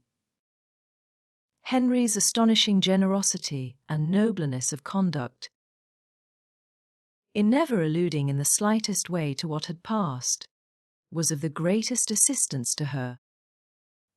And sooner than she could have supposed it possible in the beginning of her distress, her spirits became absolutely comfortable and capable, as heretofore, of continual improvement by anything he said. There were still some subjects, indeed, under which she believed they must always tremble. The mention of a chest or a cabinet, for instance. And she did not love the sight of Japan in any shape. But even she could allow that an occasional memento of past folly, however painful, might not be without use. The anxieties of common life began soon to succeed to the alarms of romance. Her desire of hearing from Isabella grew every day greater. She was quite impatient to know how the Bath world went on, and how the rooms were attended. And especially was she anxious to be assured of Isabella's having matched some fine netting cotton, on which she had left her intent, and of her continuing on the best terms with James. Her only dependence for information of any kind was on Isabella. James had protested against writing to her till his return to Oxford, and Mrs. Allen had given her no hopes of a letter till she had got back to Fullerton.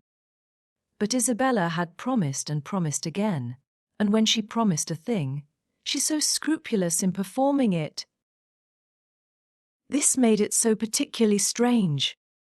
For 9 successive mornings, Catherine wondered over the repetition of a disappointment, which each morning became more severe. But, on the 10th, when she entered the breakfast room, her first object was a letter, held out by Henry's willing hand. She thanked him as heartily as if he had written it himself. It is only from James, however, as she looked at the direction. She opened it. It was from Oxford, and to this purpose. Dear Catherine, though, God knows, with little inclination for writing, I think it my duty to tell you that everything is at an end between Miss Thorpe and me. I left her and Bath yesterday, never to see either again. I shall not enter into particulars.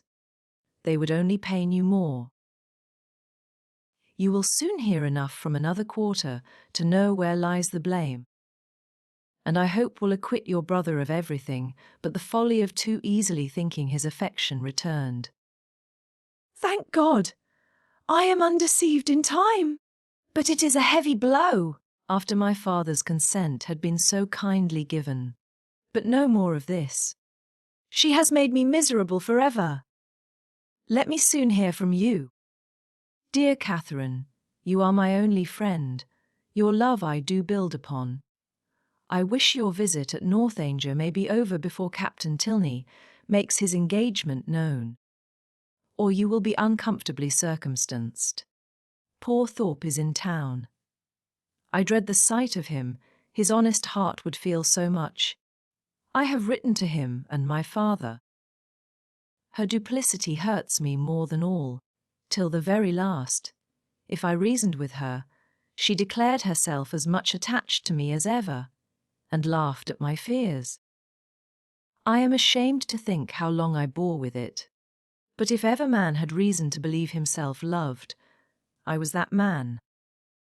I cannot understand even now what she would be at, for there could be no need of my being played off to make her secure of Tilney.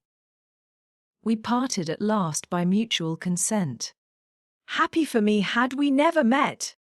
I can never expect to know such another woman. Dearest Catherine, beware how you give your heart. Believe me, etc.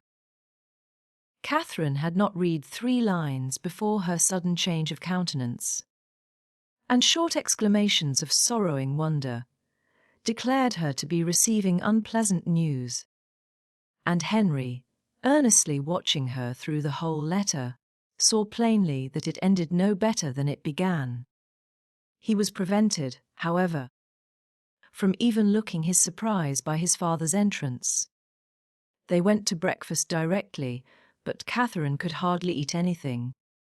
Tears filled her eyes, and even ran down her cheeks as she sat.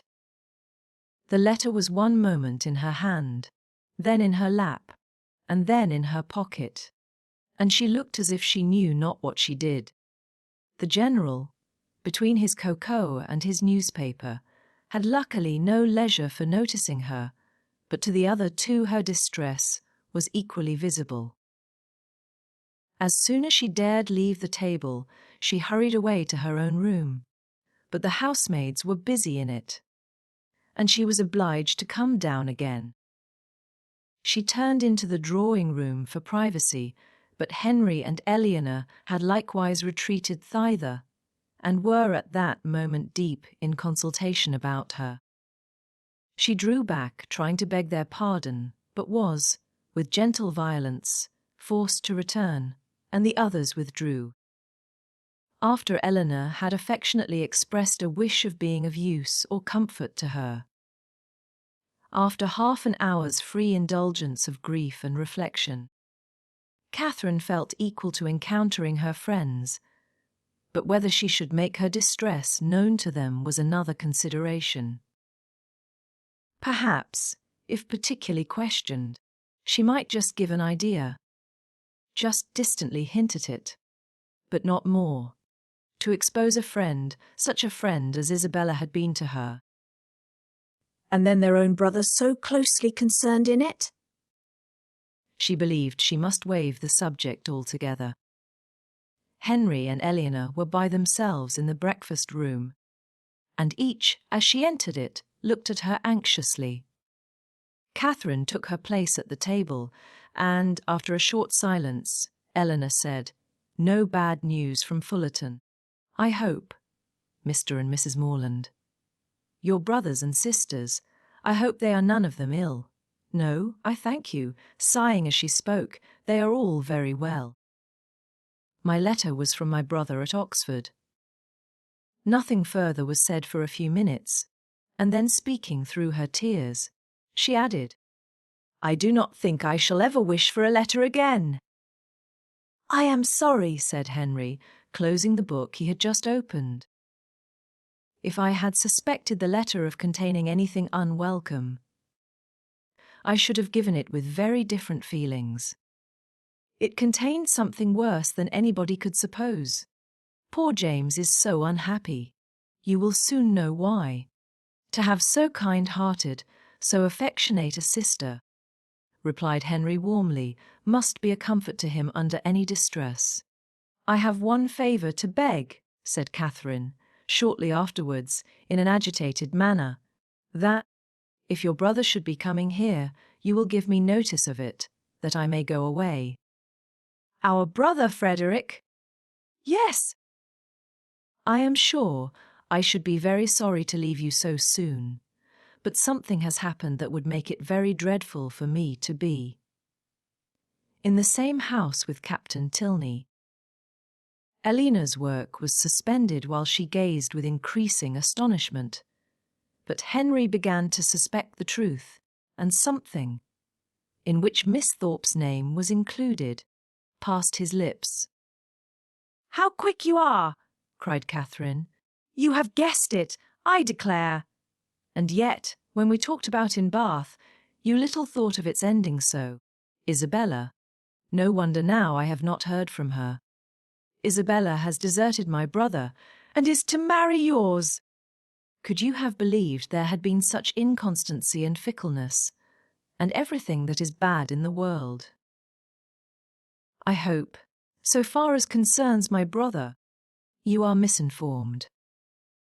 I hope he has not had any material share in bringing on Mr. Morland's disappointment. His marrying Miss Thorpe is not probable. I think you must be deceived so far. I am very sorry for Mr. Morland, sorry that anyone you love should be unhappy. But my surprise would be greater at Frederick's marrying her than at any other part of the story. It is very true, however, you shall read James's letter yourself. Stay, there is one part. Recollecting with a blush the last line, will you take the trouble of reading to us the passages which concern my brother? No, read it yourself, cried Catherine, whose second thoughts were clearer. I do not know what I was thinking of, blushing again that she had blushed before. James only means to give me good advice. He gladly received the letter, and, having read it through, with close attention, returned it saying, Well, if it is to be so, I can only say that I am sorry for it. Frederick will not be the first man who has chosen a wife with less sense than his family expected. I do not envy his situation, either as a lover or a son. Miss Tilney, at Catherine's invitation, now read the letter likewise, and, having expressed also her concern and surprise, began to inquire into Miss Thorpe's connections and fortune. Her mother is a very good sort of woman, was Catherine's answer. What was her father? A lawyer, I believe. They live at Putney. Are they a wealthy family? No, not very. I do not believe Isabella has any fortune at all. But that will not signify in your family. Your father is so very liberal. He told me the other day that he only valued money as it allowed him to promote the happiness of his children. The brother and sister looked at each other.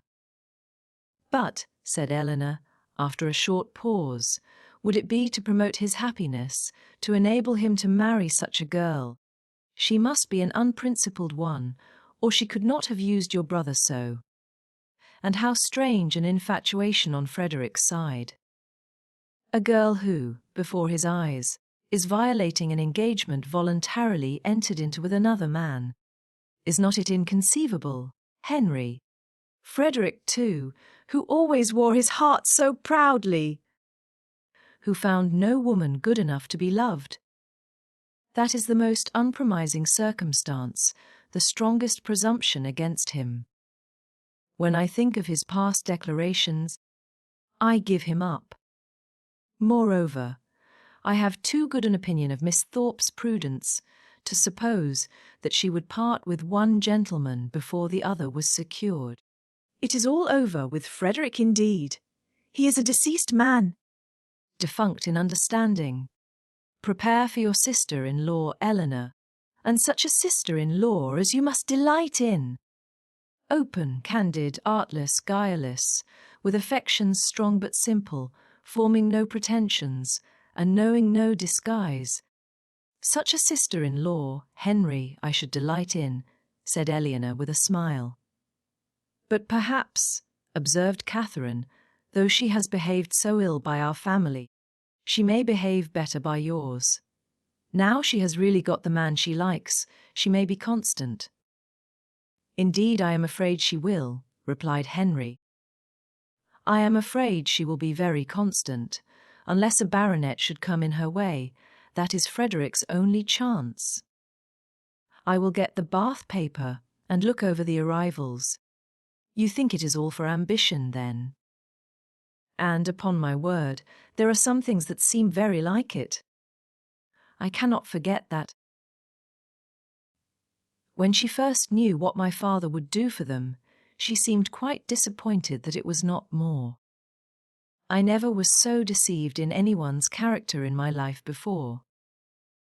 Among all the great variety that you have known and studied, my own disappointment and loss in her is very great, but, as for poor James, I suppose he will hardly ever recover it. Your brother is certainly very much to be pitied at present, but we must not, in our concern for his sufferings, undervalue yours. You feel, I suppose, that in losing Isabella, you lose half yourself. You feel a void in your heart which nothing else can occupy. Society is becoming irksome. And as for the amusements in which you were wont to share at Bath, the very idea of them without her is abhorrent. You would not, for instance, now go to a ball for the world. You feel that you have no longer any friend to whom you can speak with unreserve, on whose regard you can place dependence, or whose counsel, in any difficulty, you could rely on. You feel all this? No, said Catherine, after a few moments' reflection, I do not. Ought he, to say the truth? Though I am hurt and grieved, that I cannot still love her, that I am never to hear from her, perhaps never to see her again, I do not feel so very much afflicted as one would have thought. You feel, as you always do, what is most to the credit of human nature.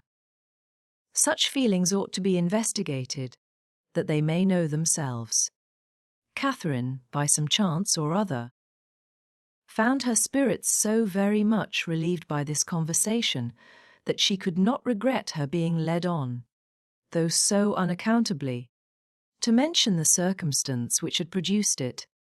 Chapter 26.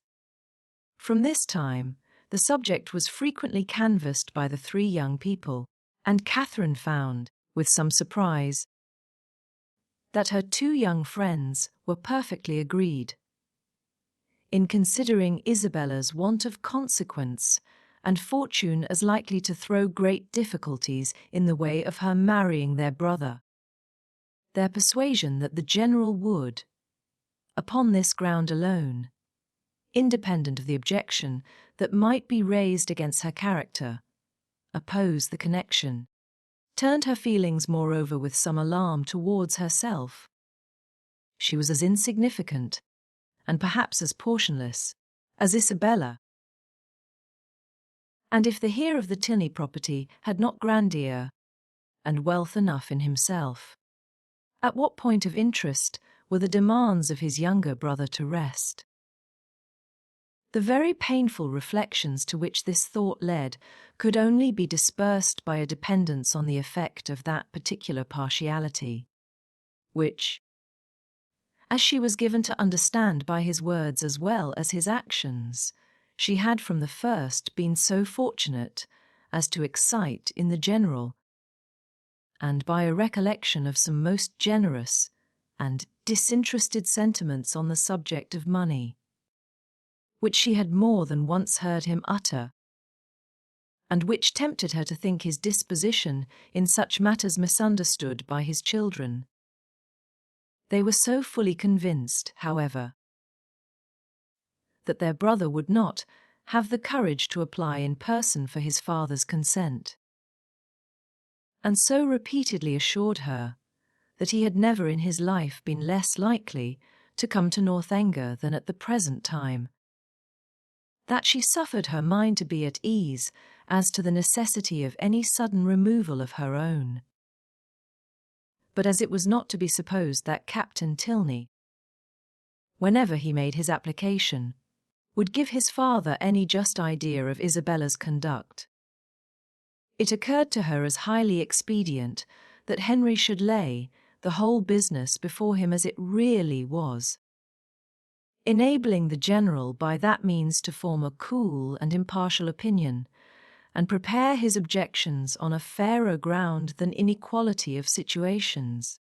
She proposed it to him accordingly, but he did not catch at the measure so eagerly as she had expected. "No," said he, "my father's hands need not be strengthened, and Frederick's confession of folly need not be forestalled. He must tell his own story, but he will tell only half of it. A quarter would be enough." A day or two passed away and brought no tidings of Captain Tilney. His brother and sister knew not what to think. Sometimes it appeared to them as if his silence would be the natural result of the suspected engagement, and at others that it was wholly incompatible with it. The general, meanwhile, though offended every morning by Frederick's remissness in writing, was free from any real anxiety about him, and had no more pressing solicitude than that of making Miss Morland's time at Northanger pass pleasantly. He often expressed his uneasiness on this head, feared the sameness of every day's society and employments would disgust her with the place, wished the Lady Frasers had been in the country, talked every now and then of having a large party to dinner, and once or twice began even to calculate the number of young, dancing people in the neighbourhood. But then it was such a dead time of year, no wild fowl, no game, and the Lady Frasers were not in the country. And it all ended, at last, in his telling Henry one morning that when he next went to Woodston, they would take him by surprise, there some day or other, and eat their mutton with him. Henry was greatly honoured and very happy, and Catherine was quite delighted with the scheme. "And when do you think, sir, I may look forward to this pleasure?" "I must be at Woodston on Monday to attend the parish meeting, and shall probably be obliged to stay 2 or 3 days." "Well, well, we will take our chance some one of those days. There is no need to fix. You are not to put yourself at all out of your way. Whatever you may happen to have in the house will be enough. I think I can answer for the young ladies making allowance for a bachelor's table. Let me see. Monday will be a busy day with you. We will not come on Monday, and Tuesday will be a busy one with me. I expect my surveyor from Brockham with his report in the morning, and afterwards I cannot, in decency, fail attending the club.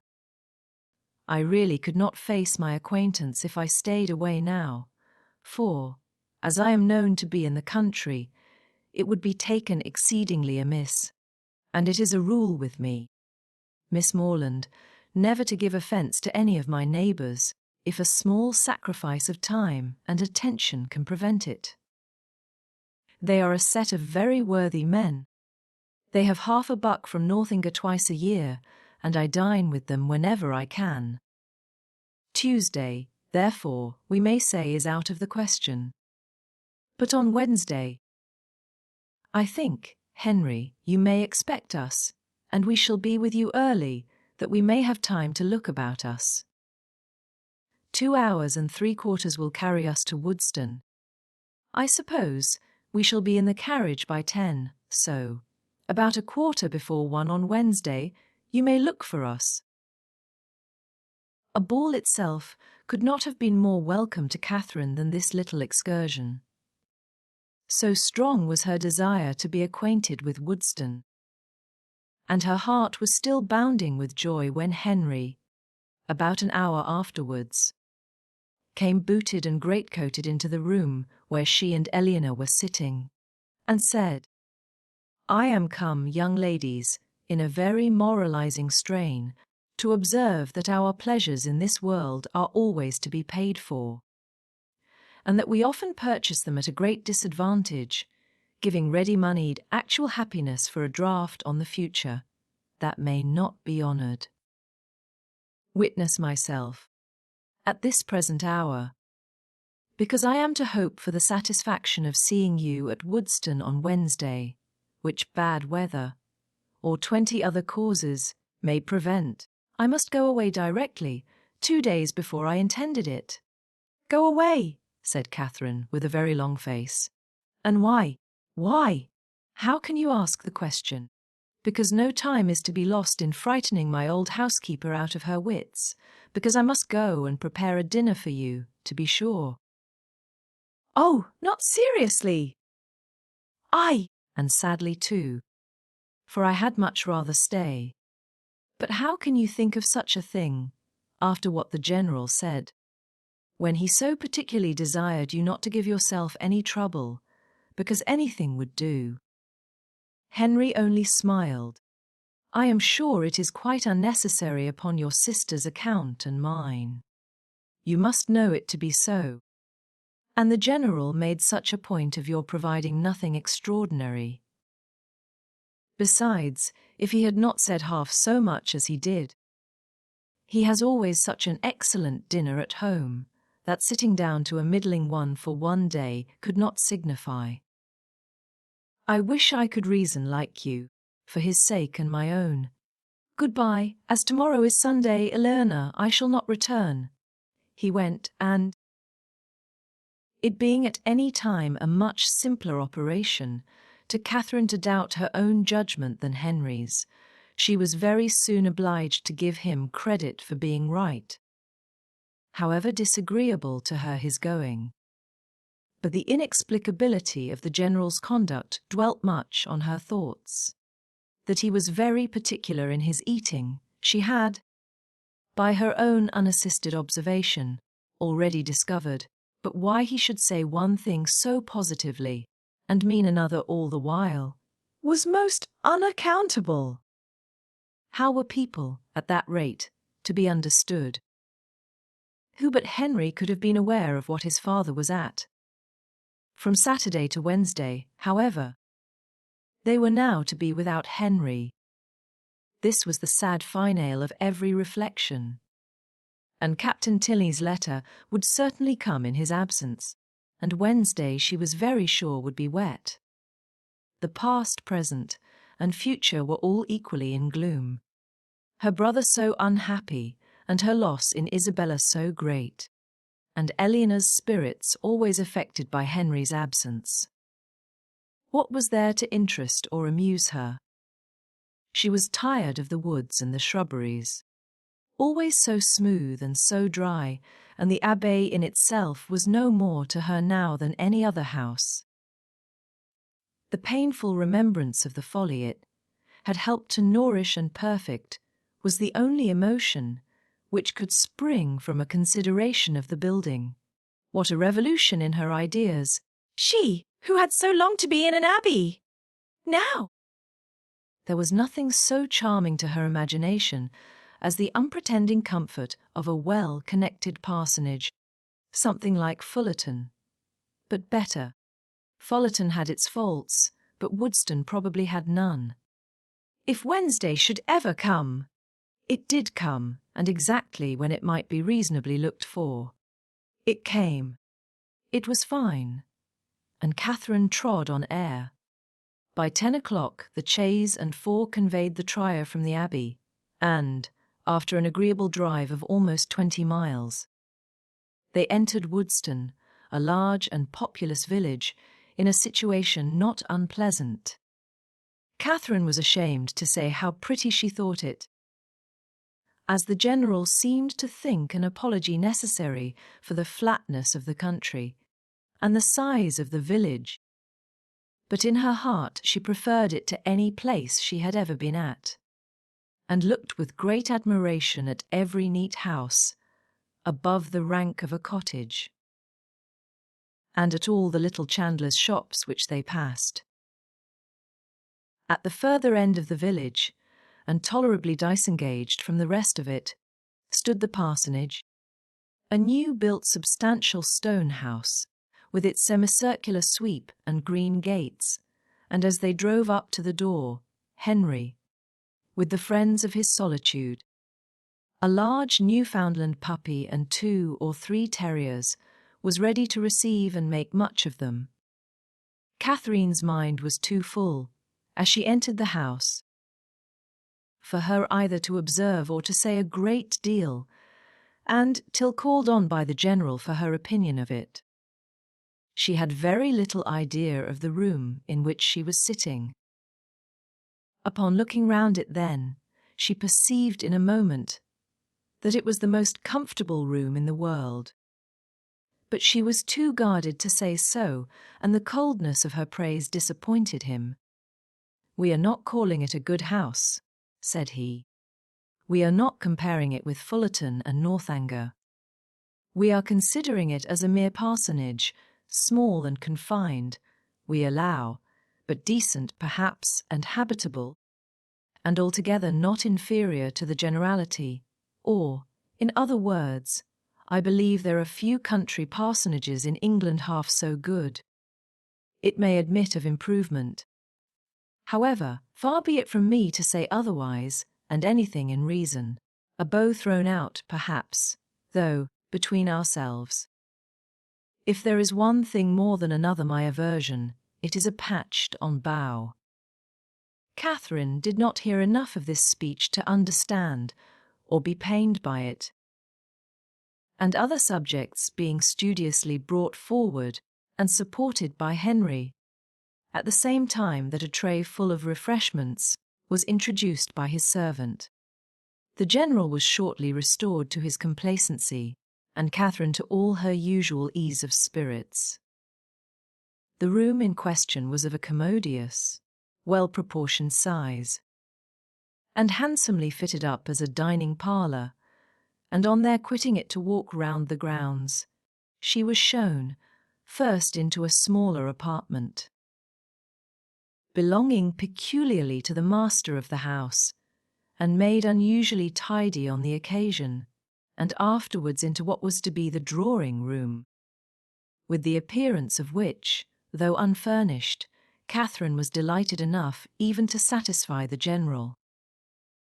It was a prettily shaped room, the windows reaching to the ground, and the view from them pleasant, though only over green meadows, and she expressed her admiration at the moment with all the honest simplicity with which she felt it. "Oh, why do not you fit up this room, Mr. Tilney? What a pity not to have it fitted up! It is the prettiest room I ever saw. It is the prettiest room in the world."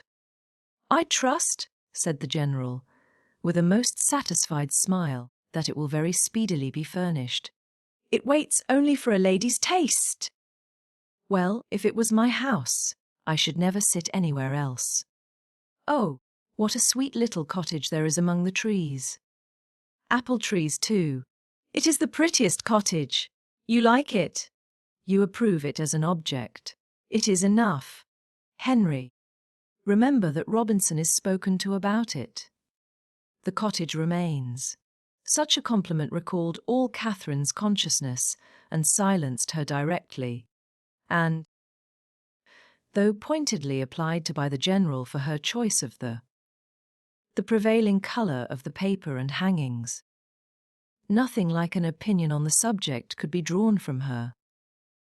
The influence of fresh objects and fresh air, however, was of great use in dissipating these embarrassing associations, and, having reached the ornamental part of the premises, consisting of a walk round two sides of a meadow on which Henry's genius had begun to act about half a year ago, she was sufficiently recovered to think it prettier than any pleasure ground she had ever been in before, though there was not a shrub in it higher than the green bench in the corner. A saunter into other meadows and through part of the village, with a visit to the stables to examine some improvements, and a charming game of play with a litter of puppies, just able to roll about, brought them to 4 o'clock, when Catherine scarcely thought it could be 3. At 4 they were to dine, and at 6 to set off on their return. Never had any day passed so quickly. She could not but observe that the abundance of the dinner did not seem to create the smallest astonishment in the general. Nay, that he was even looking at the side table for cold meat, which was not there. His son and daughter's observations were of a different kind. They had seldom seen him eat so heartily at any table but his own, and never before known him so little disconcerted by the melted butters being oiled. At 6 o'clock, the general having taken his coffee, the carriage again received them, and so gratifying had been the tenor of his conduct throughout the whole visit, so well assured was her mind on the subject of his expectations, that, could she have felt equally confident of the wishes of his son, Catherine would have quitted Woodston with little anxiety as to the how or the when she might return to it. Chapter 27. The next morning brought the following very unexpected letter from Isabella. Bath, April, my dearest Catherine. I received your 2 kind letters with the greatest delight, and have 1,000 apologies to make for not answering them sooner. I really am quite ashamed of my idness, but in this horrid place one can find time for nothing. I had my pen in my hand to begin a letter to you almost every day since you left Bath, but have always been prevented by some silly trifler or other. Pray write to me soon and direct to my own home. Thank God we leave this vile place tomorrow. Since you went away, I have had no pleasure in it. The dust is beyond anything, and everybody one cares for is gone. I believe if I could see you I should not mind the rest. For you are dearer to me than anybody can conceive. I am quite uneasy about your dear brother, not having heard from him since he went to Oxford, and am fearful of some misunderstanding. Your kind offices will set all right. He is the only man I ever did or could love, and I trust you will convince him of it. The spring fashions are partly down, and the hats the most frightful you can imagine. I hope you spend your time pleasantly, but am afraid you never think of me. I will not say all that I could of the family you are with, because I would not be ungenerous, or set you against those you esteem. But it is very difficult to know whom to trust, and young men never know their minds 2 days together. I rejoice to say that the young man whom, of all others, I particularly abhor, has left Bath. You will know from this description I must mean Captain Tilney, who, as you may remember, was amazingly disposed to follow and tease me, before you went away. Afterwards he got worse, and became quite my shadow. Many girls might have been taken in, for never were such attentions, but I knew the fickle sex too well. He went away to his regiment 2 days ago, and I trust I shall never be plagued with him again. He is the greatest coxcomb I ever saw, and amazingly disagreeable. The last 2 days he was always by the side of Charlotte Davis. I pitied his taste, but took no notice of him. The last time we met was in Bath Street, and I turned directly into a shop that he might not speak to me. I would not even look at him. He went into the pump room afterwards, but I would not have followed him for all the world. Such a contrast between him and your brother. Pray send me some news of the latter. I am quite unhappy about him.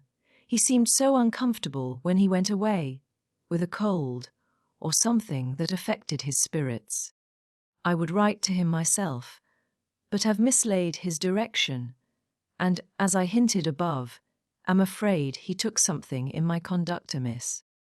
Pray explain everything to his satisfaction, or, if he still harbours any doubt, a line from himself to me, or a call at Putney when next in town, might set all to rights. I have not been to the rooms this age, nor to the play, except going in last night with the Hodges, for a frolic, at half price. They teased me into it, and I was determined they should not say I shut myself up because Tilney was gone. We happened to sit by the Mitchells, and they pretended to be quite surprised to see me out. I knew their spite. At one time they could not be civil to me, but now they are all friendship. But I am not such a fool as to be taken in by them. You know I have a pretty good spirit of my own. Anne Mitchell had tried to put on a turban like mine. As I wore it the week before at the concert, but made wretched work of it. It happened to become my odd face, I believe, at least Tilney told me so at the time, and said every eye was upon me, but he is the last man whose word I would take. I wear nothing but purple now. I know I look hideous in it, but no matter. It is your dear brother's favourite colour. Lose no time, my dearest, sweetest Catherine, in writing to him and to me. Whoever am, etc. Such a strain of shallow artifice could not impose even upon Catherine. Its inconsistencies, contradictions, and falsehood struck her from the very first. She was ashamed of Isabella, and ashamed of having ever loved her. Her professions of attachment were now as disgusting as her excuses were empty, and her demands impudent. Write to James on her behalf. No, James should never hear Isabella's name mentioned by her again. On Henry's arrival from Woodston, she made known to him and Eleanor their brother's safety, congratulating them with sincerity on it, and reading aloud the most material passages of her letter with strong indignation. When she had finished it, "So much for Isabella," she cried. "And for all our intimacy." She must think me an idiot, or she could not have written so, but perhaps this has served to make her character better known to me than mine is to her. I see what she has been about.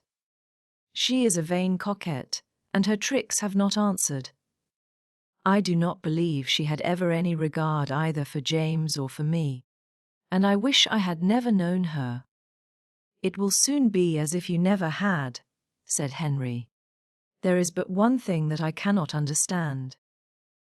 I see that she has had designs on Captain Tilney, which have not succeeded, but I do not understand what Captain Tilney has been about all this time. Why should he pay her such attentions as to make her quarrel with my brother, and then fly off himself? I have very little to say for Frederick's motives, such as I believe them to have been. He has his vanities as well as Miss Thorpe, and the chief difference is that, having a stronger head, they have not yet injured himself. If the effect of his behaviour does not justify him with you, we had better not seek after the cause. Then you do not suppose he ever really cared about her? I am persuaded that he never did, and only made believe to do so for mischief's sake. Henry bowed his assent. Well, then, I must say that I do not like him at all. though it has turned out so well for us, I do not like him at all. As it happens, there is no great harm done, because I do not think Isabella has any heart to lose. But suppose he had made her very much in love with him.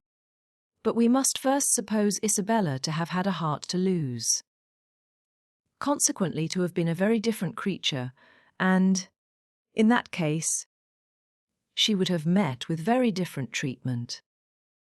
It is very right that you should stand by your brother. And if you would stand by yours, you would not be much distressed by the disappointment of Miss Thorpe. But your mind is warped by an innate principle of general integrity, and therefore not accessible to the cool reasonings of family partiality or a desire of revenge. Catherine was complimented out of further bitterness. Frederick could not be unpardonably guilty, while Henry made himself so agreeable. She resolved on not answering Isabella's letter, and tried to think no more of it. Chapter 28. Soon after this, the General found himself obliged to go to London for a week, and he left Northanger earnestly, regretting that any necessity should rob him even for an hour of Miss Morland's company, and anxiously recommending the study of her comfort and amusement to his children as their chief object in his absence.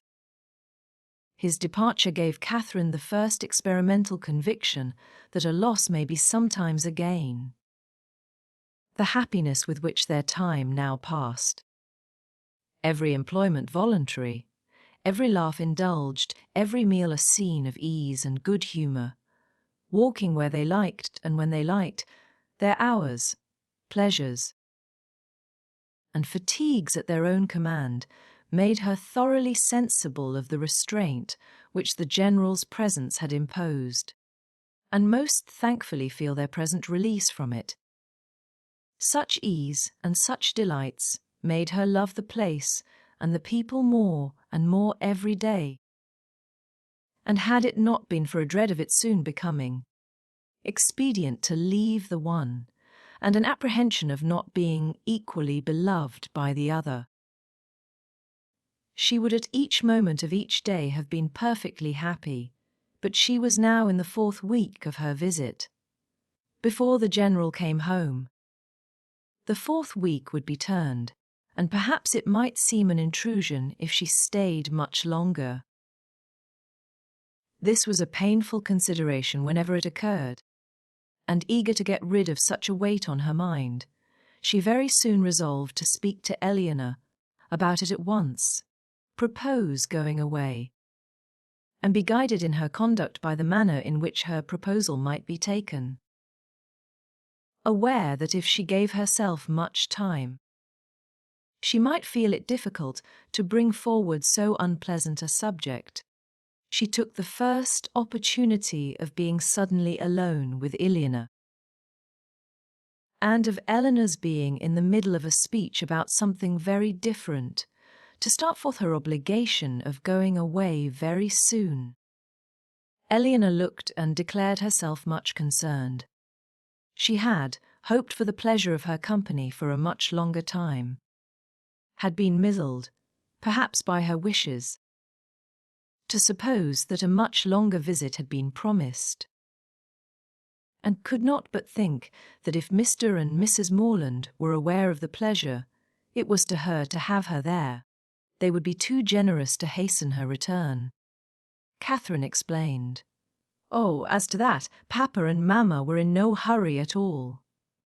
As long as she was happy, they would always be satisfied. Then why, might she ask, in such a hurry herself to leave them?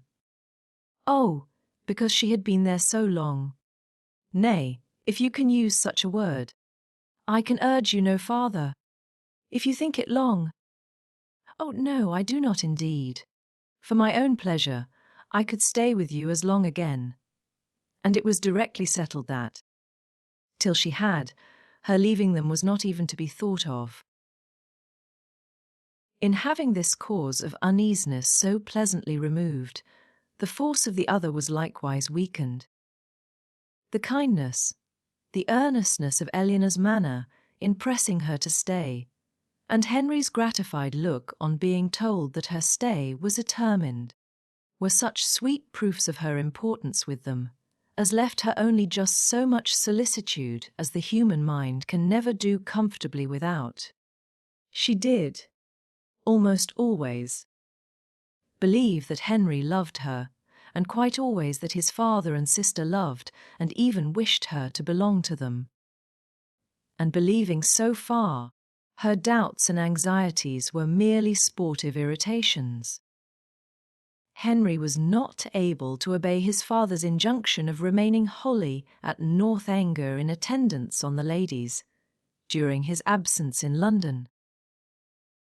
The engagements of his curate at Woodstone obliging him to leave them on Saturday for a couple of nights.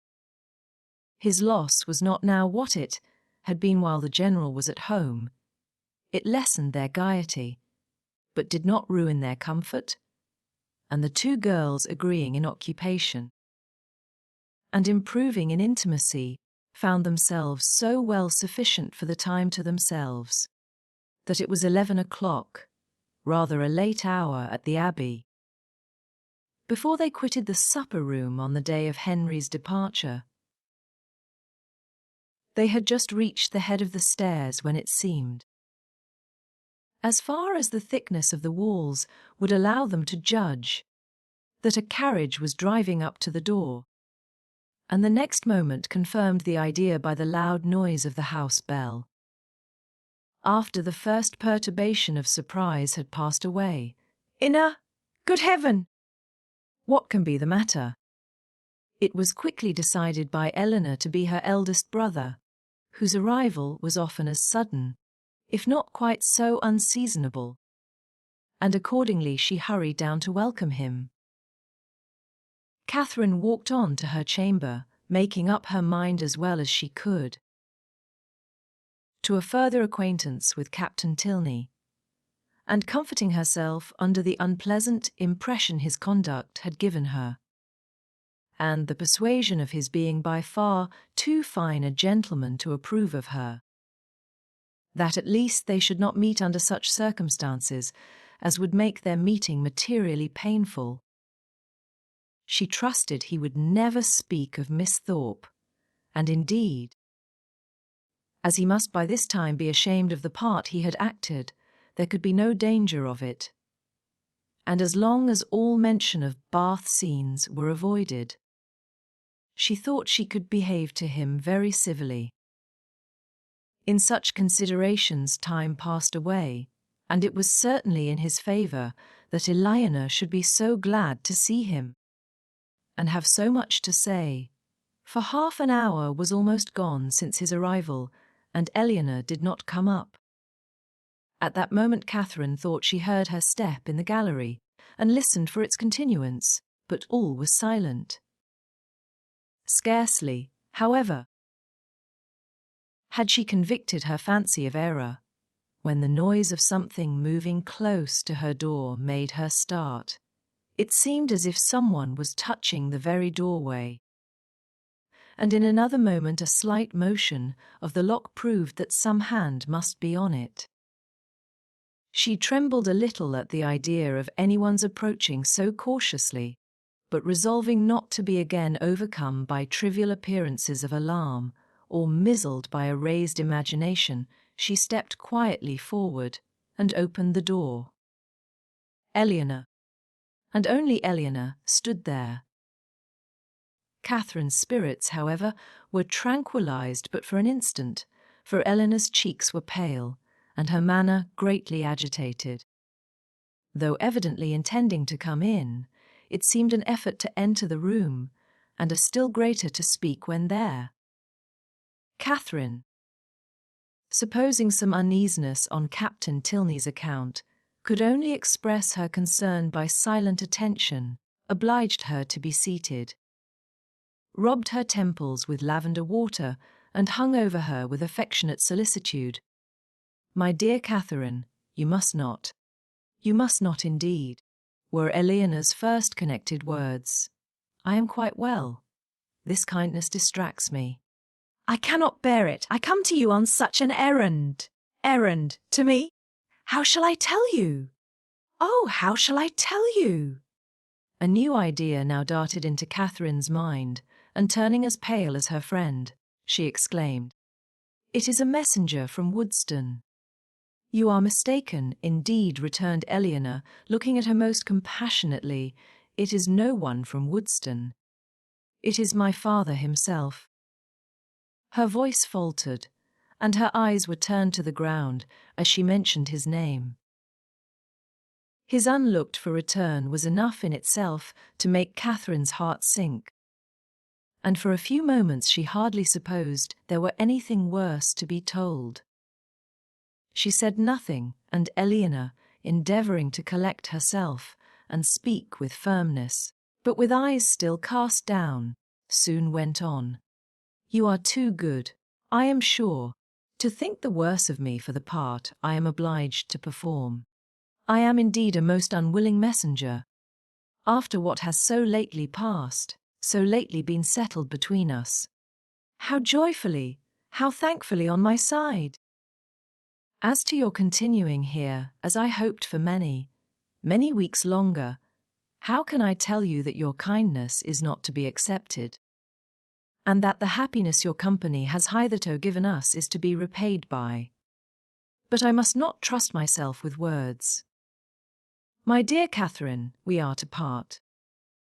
My father has recollected an engagement that takes our whole family away on Monday.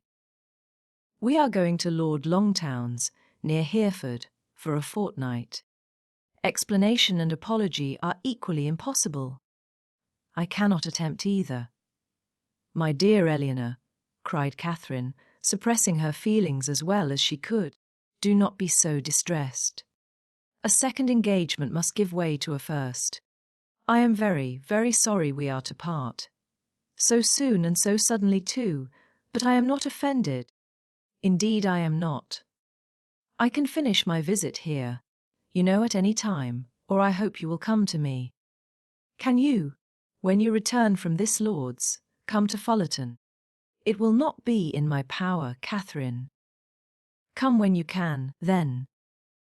Eleanor made no answer, and Catherine's thoughts recurring to something more directly interesting, she added, thinking aloud, "Monday.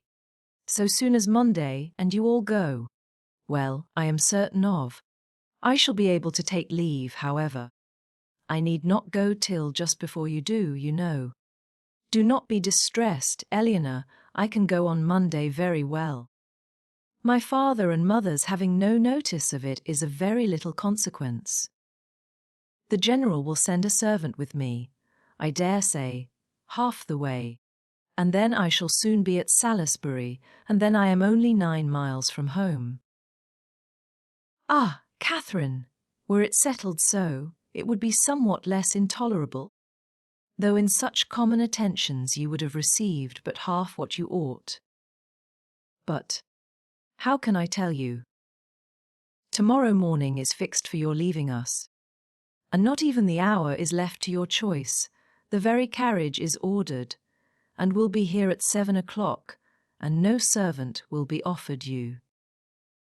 Catherine sat down, breathless and speechless.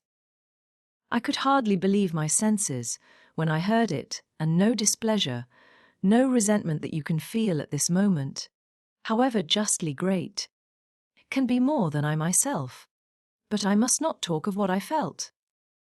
Oh, that I could suggest anything in extenuation! Good God, what will your father and mother say?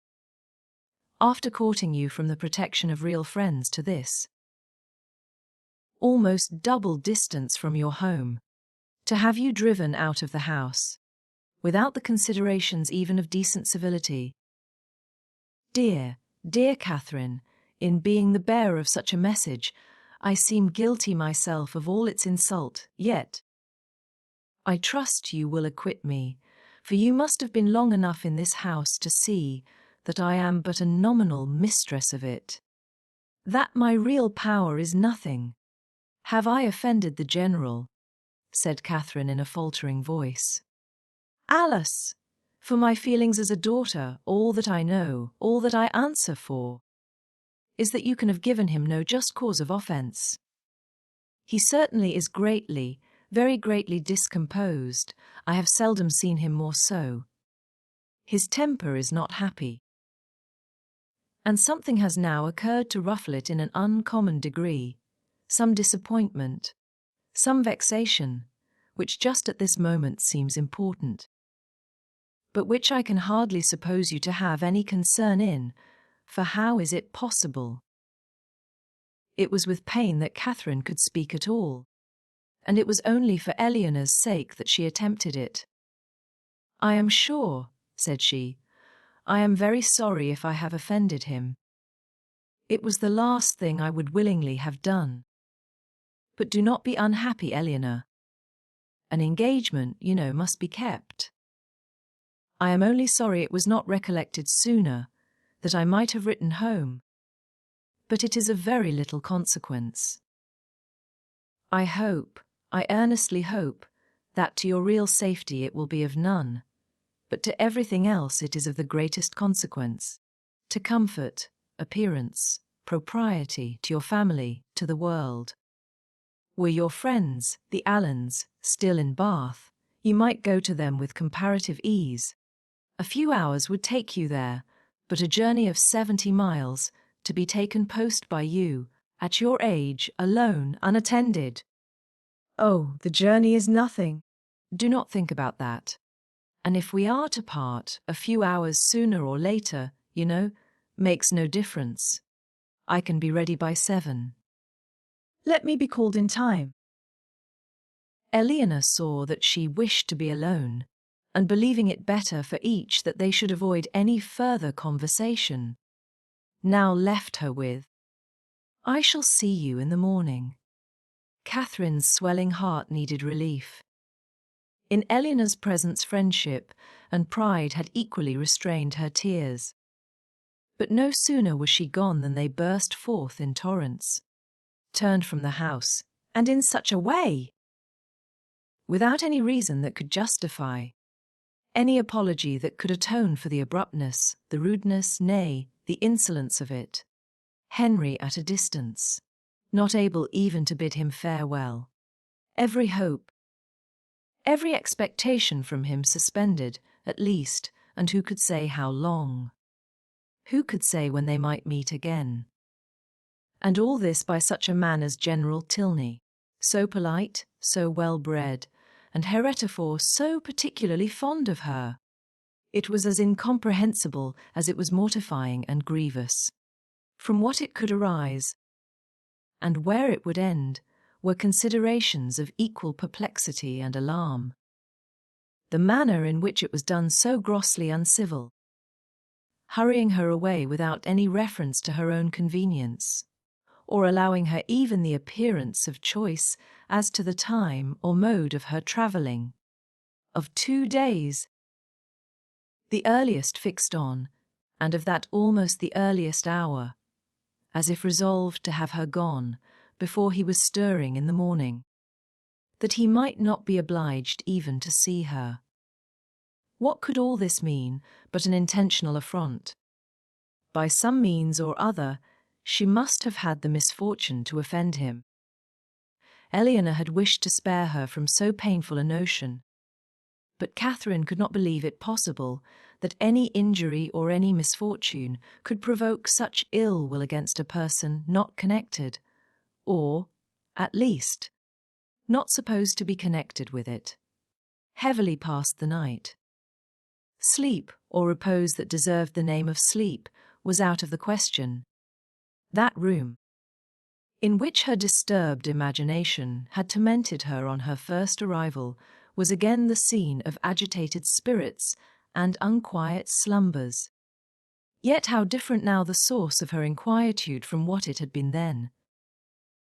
How mournfully superior in reality and substance. Her anxiety had foundation in fact, her fears in probability, and with a mind so occupied in the contemplation of actual and natural evil, the solitude of her situation, the darkness of her chamber, The antiquity of the building were felt and considered without the smallest emotion, and though the wind was high, and often produced strange and sudden noises throughout the house, she heard it all as she lay awake, hour after hour, without curiosity or terror. Soon after 6, Eleanor entered her room, eager to show attention or give assistance where it was possible, but very little remained to be done. Catherine had not loitered. She was almost dressed, and her packing almost finished. The possibility of some conciliatory message from the General occurred to her as his daughter appeared. What so natural as that anger should pass away and repentance succeed it?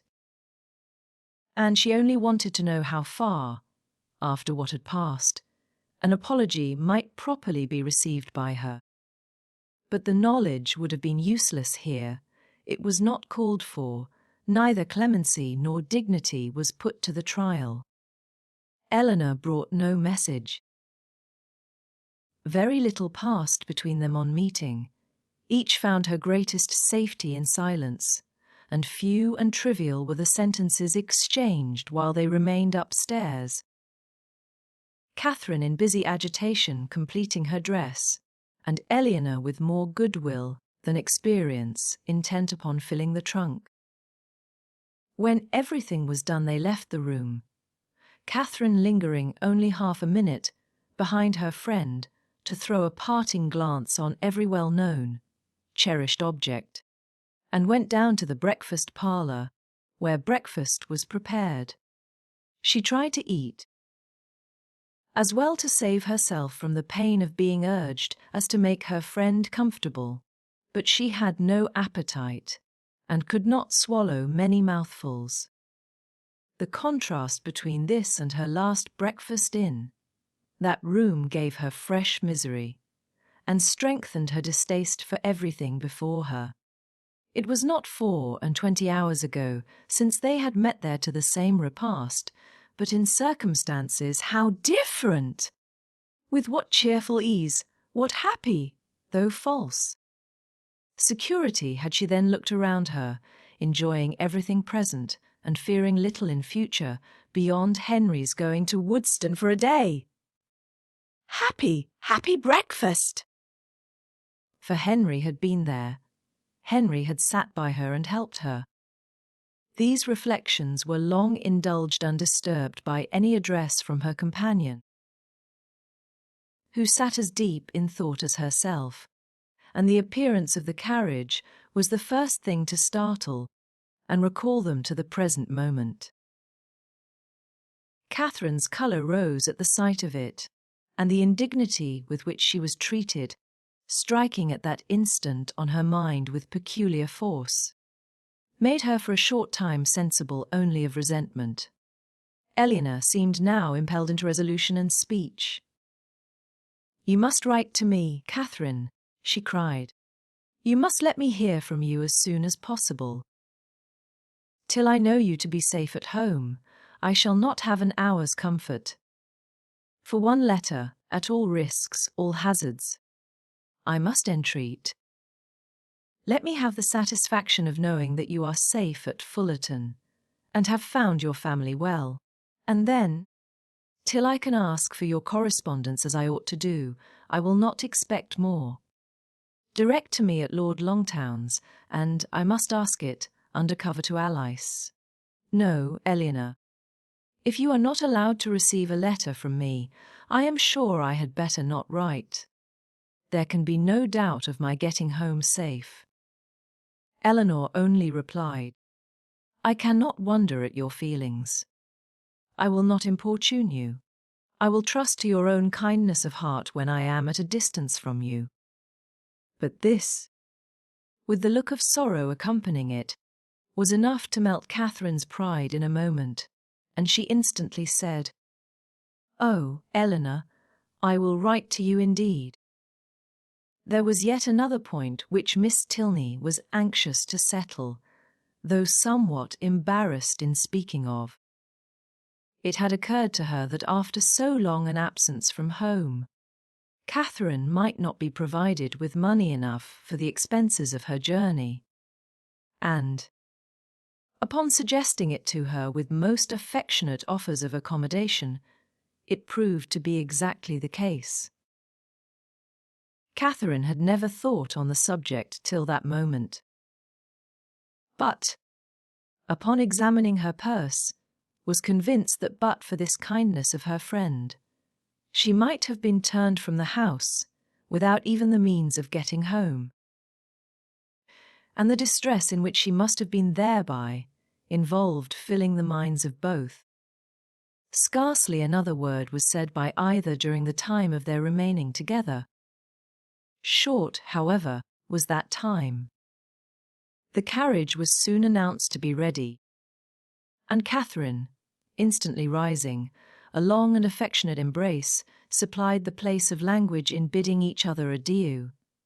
And, as they entered the hall, unable to leave the house without some mention of one whose name had not yet been spoken by either, she paused a moment, and with quivering lips just made it intelligible that she left her kind remembrance for her absent friend. But with this approach to his name ended all possibility of restraining her feelings. And, hiding her face as well as she could with her handkerchief, she darted across the hall, jumped into the chaise, and in a moment was driven from the door. Chapter 29. Catherine was too wretched to be fearful. The journey in itself had no terrors for her, and she began it without either dreading its length or feeling its solitariness. Leaning back in one corner of the carriage, in a violent burst of tears, she was conveyed some miles beyond the walls of the Abbey before she raised her head, and the highest point of ground within the park was almost closed from her view before she was capable of turning her eyes towards it.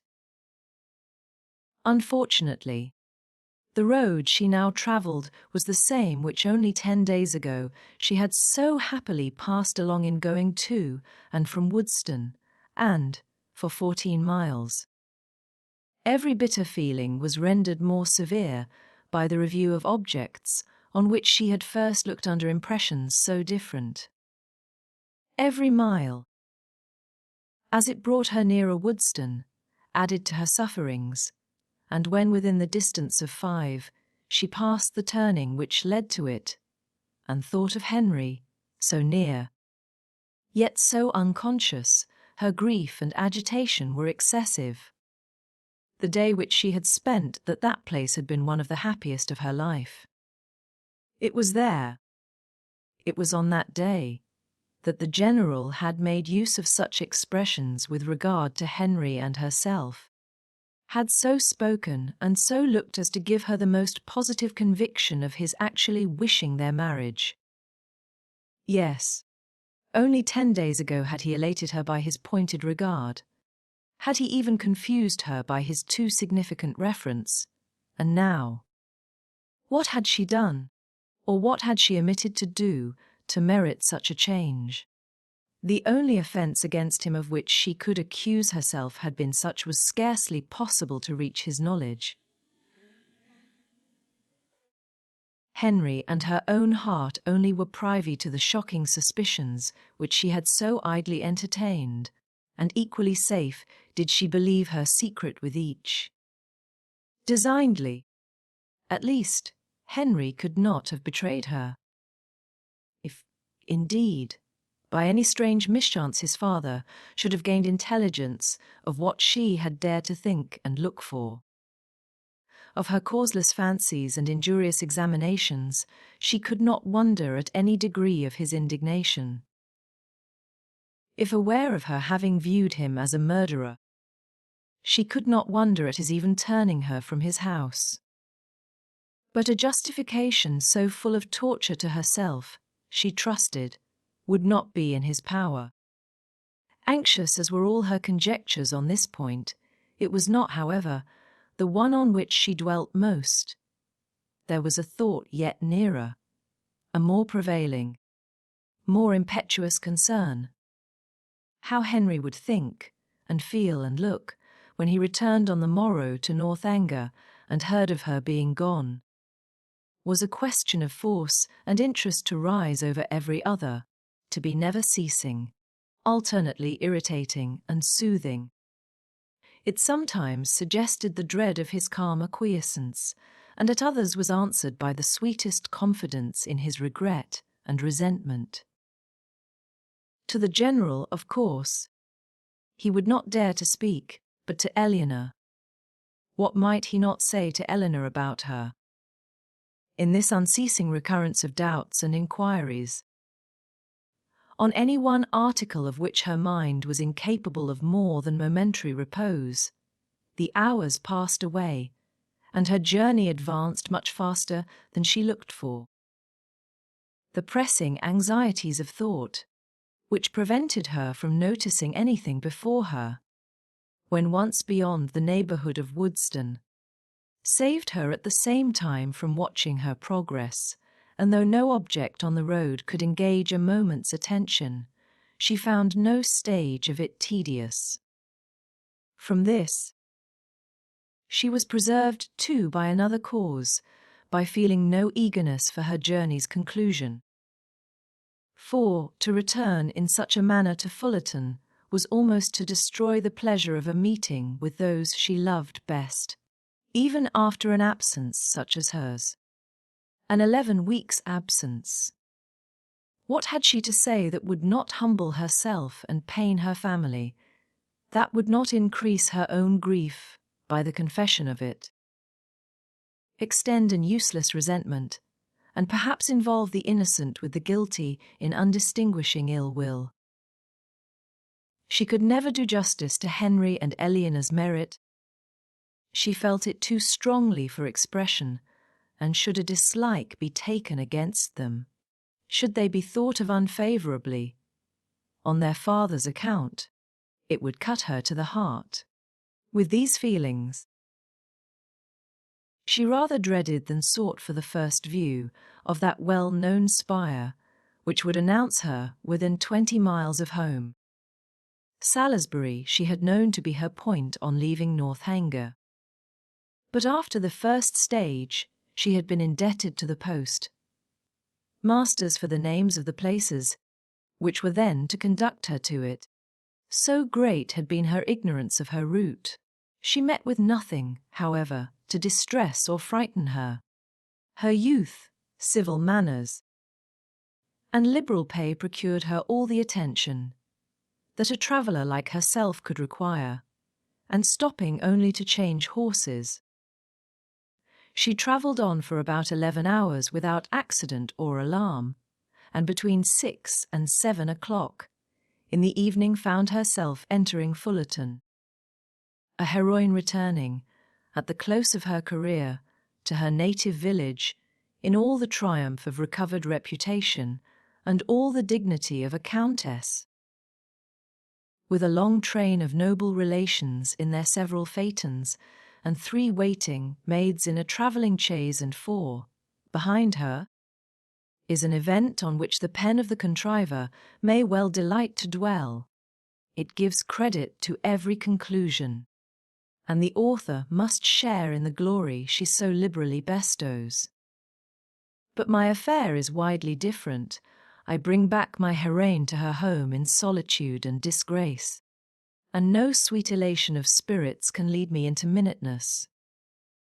A heroine in a hack post-chaise is such a blow upon sentiment as no attempt at grandeur or pathos can withstand. Swiftly, therefore, shall her post-boy drive through the village, amid the gaze of Sunday groups, and speedy shall be her descent from it. But, whatever might be the distress of Catherine's mind, as she thus advanced towards the parsonage, and whatever the humiliation of her biographer in relating it, she was preparing enjoyment of no everyday nature for those to whom she went. First, in the appearance of her carriage, and secondly in herself. The chaise of a traveller being a rare sight in Fullerton, the whole family were immediately at the window, and to have it stop at the sweep gate was a pleasure to brighten every eye and occupy every fancy. A pleasure quite unlooked for by all but the two youngest children, a boy and girl of 6 and 4 years old, who expected a brother or sister in every carriage. Happy the glance that first distinguished Catherine! Happy the voice that proclaimed the discovery. But whether such happiness were the lawful property of George or Harriet could never be exactly understood. Her father, mother, Sarah, George, and Harriet all assembled at the door to welcome her with affectionate eagerness, was a sight to awaken the best feelings of Catherine's heart. And in the embrace of each, as she stepped from the carriage, she found herself soothed beyond anything that she had believed possible. So surrounded, so caressed. She was even happy. In the joyfulness of family love, everything for a short time was subdued, and the pleasure of seeing her, leaving them at first little leisure for calm curiosity. They were all seated round the tea table, which Mrs. Morland had hurried for the comfort of the poor traveller, whose pale and jaded looks soon caught her notice before any inquiry so direct as to demand a positive answer was addressed to her. Reluctantly, and with much hesitation, did she then begin what might perhaps, at the end of half an hour, be termed, by the courtesy of her hearers, an explanation, but scarcely. Within that time, could they at all discover the cause, or collect the particulars, of her sudden return? They were far from being an irritable race, far from any quickness in catching, or bitterness in resenting, affronts. But here, when the whole was unfolded, was an insult not to be overlooked, nor, for the first half hour, to be easily pardoned. Without suffering any romantic alarm in the consideration of their daughter's long and lonely journey, Mr. and Mrs. Morland could not but feel that it might have been productive of much unpleasantness to her, that it was what they could never have voluntarily suffered, and that, in forcing her on such a measure, General Tinney had acted neither honourably nor feelingly, neither as a gentleman nor as a parent. Why he had done it?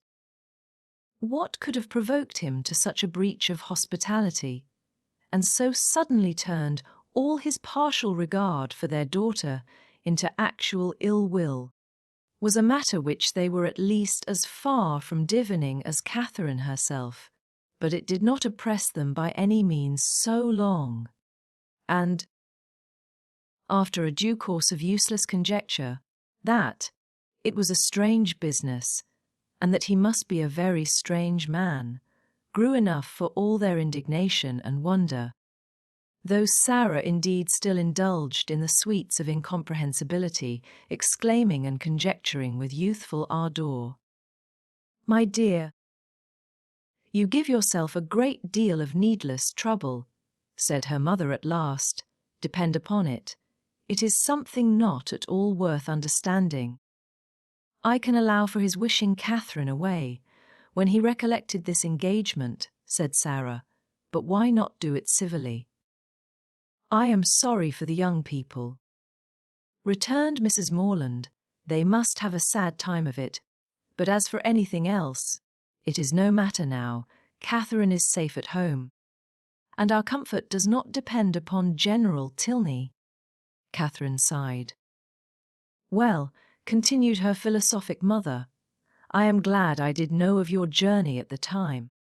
But now it is all over, perhaps there is no great harm done. It is always good for young people to be put upon exerting themselves, and you know, my dear Catherine, you always were a sad little scatter-brained creature. But now you must have been forced to have your wits about you, with so much changing of chaises and so forth. And I hope it will appear that you have not left anything behind you in any of the pockets." Catherine hoped so too, and tried to feel an interest in her own amendment. But her spirits were quite worn down, and to be silent and alone becoming soon her only wish, she readily agreed to her mother's next counsel of going early to bed. Her parents, seeing nothing in her ill looks and agitation, but the natural consequence of mortified feelings and of the unusual exertion and fatigue of such a journey, parted from her without any doubt of their being soon slept away, and though, when they all met the next morning, her recovery was not equal to their hopes, they were still perfectly unsuspicious of there being any deeper evil. They never once thought of her heart, which, for the parents of a young lady of 17, just returned from her first excursion from home, was odd enough. As soon as breakfast was over, she sat down to fulfill her promise to Miss Tilney, whose trust in the effect of time and distance on her friend's disposition was already justified. For already did Catherine reproach herself with having parted from Elana coldly, with having never enough valued her merits or kindness, and never enough commiserated her for what she had been yesterday left to endure. The strength of these feelings, however, was far from assisting her pen, and never had it been harder for her to write than in addressing Eleanor Tilney. To compose a letter which might at once do justice to her sentiments and her situation, convey gratitude without servile regret, be guarded without coldness, and honest without resentment. A letter which Eleanor might not be pained by the perusal of, and, above all, which she might not blush herself, if Henry should chance to see, was an undertaking to frighten away all her powers of performance, and, after long thought and much perplexity, to be very brief was all that she could determine on with any confidence of safety. The money, therefore, which Eleanor had advanced was enclosed with little more than grateful thanks, and the 1,000 good wishes of a most affectionate heart. "This has been a strange acquaintance," observed Mrs. Morland, as the letter was finished, soon made and soon ended. "I am sorry it happens so, for Mrs. Allen thought them very pretty kind of young people, and you were sadly out of luck too in your Isabella." "Ah, poor James! Well, we must live and learn. And the next new friends you make, I hope, will be better worth keeping." Catherine coloured as she warmly answered, "No friend can be better worth keeping than Eleanor. If so, my dear, I dare say you will meet again some time or other. Do not be uneasy. It is 10 to 1, but you are thrown together again in the course of a few years. And then what a pleasure it will be!" Mrs. Morland was not happy in her attempt at consolation. The hope of meeting again, in the course of a few years, could only put into Catherine's head what might happen within that time, to make a meeting dreadful to her. She could never forget Henry Tilney, or think of him with less tenderness than she did at that moment. But he might forget her, and in that case, to meet. Her eyes filled with tears as she pictured her acquaintance so renewed, and her mother, perceiving her comfortable suggestions to have had no good effect, proposed, as another expedient for restoring her spirits, that they should call on Mrs. Allen. The two houses were only a quarter of a mile apart, and, as they walked, Mrs. Morland quickly dispatched all that she felt on the score of James's disappointment. "We are sorry for him," said she, "but otherwise there is no harm done in the match going off. For it could not be a desirable thing to have him engaged to a girl whom we had not the smallest acquaintance with, and who was so entirely without fortune. And now, after such behaviour, we cannot think at all well of her. Just at present it comes hard to poor James, but that will not last forever. And I dare say he will be a discreeter man all his life, for the foolishness of his first choice. This was just such a summary view of the affair as Catherine could listen to. Another sentence might have endangered her complaisance and made her reply less rational. For soon were all her thinking powers swallowed up in the reflection of her own change of feelings and spirits, since last she had trodden that well-known road. It was not 3 months ago since, wild with joyful expectation, she had there run backwards and forwards some 10 times a day, with an heart light, gay, and independent, looking forward to pleasures untasted and unalloyed, and free from the apprehension of evil, as from the knowledge of it.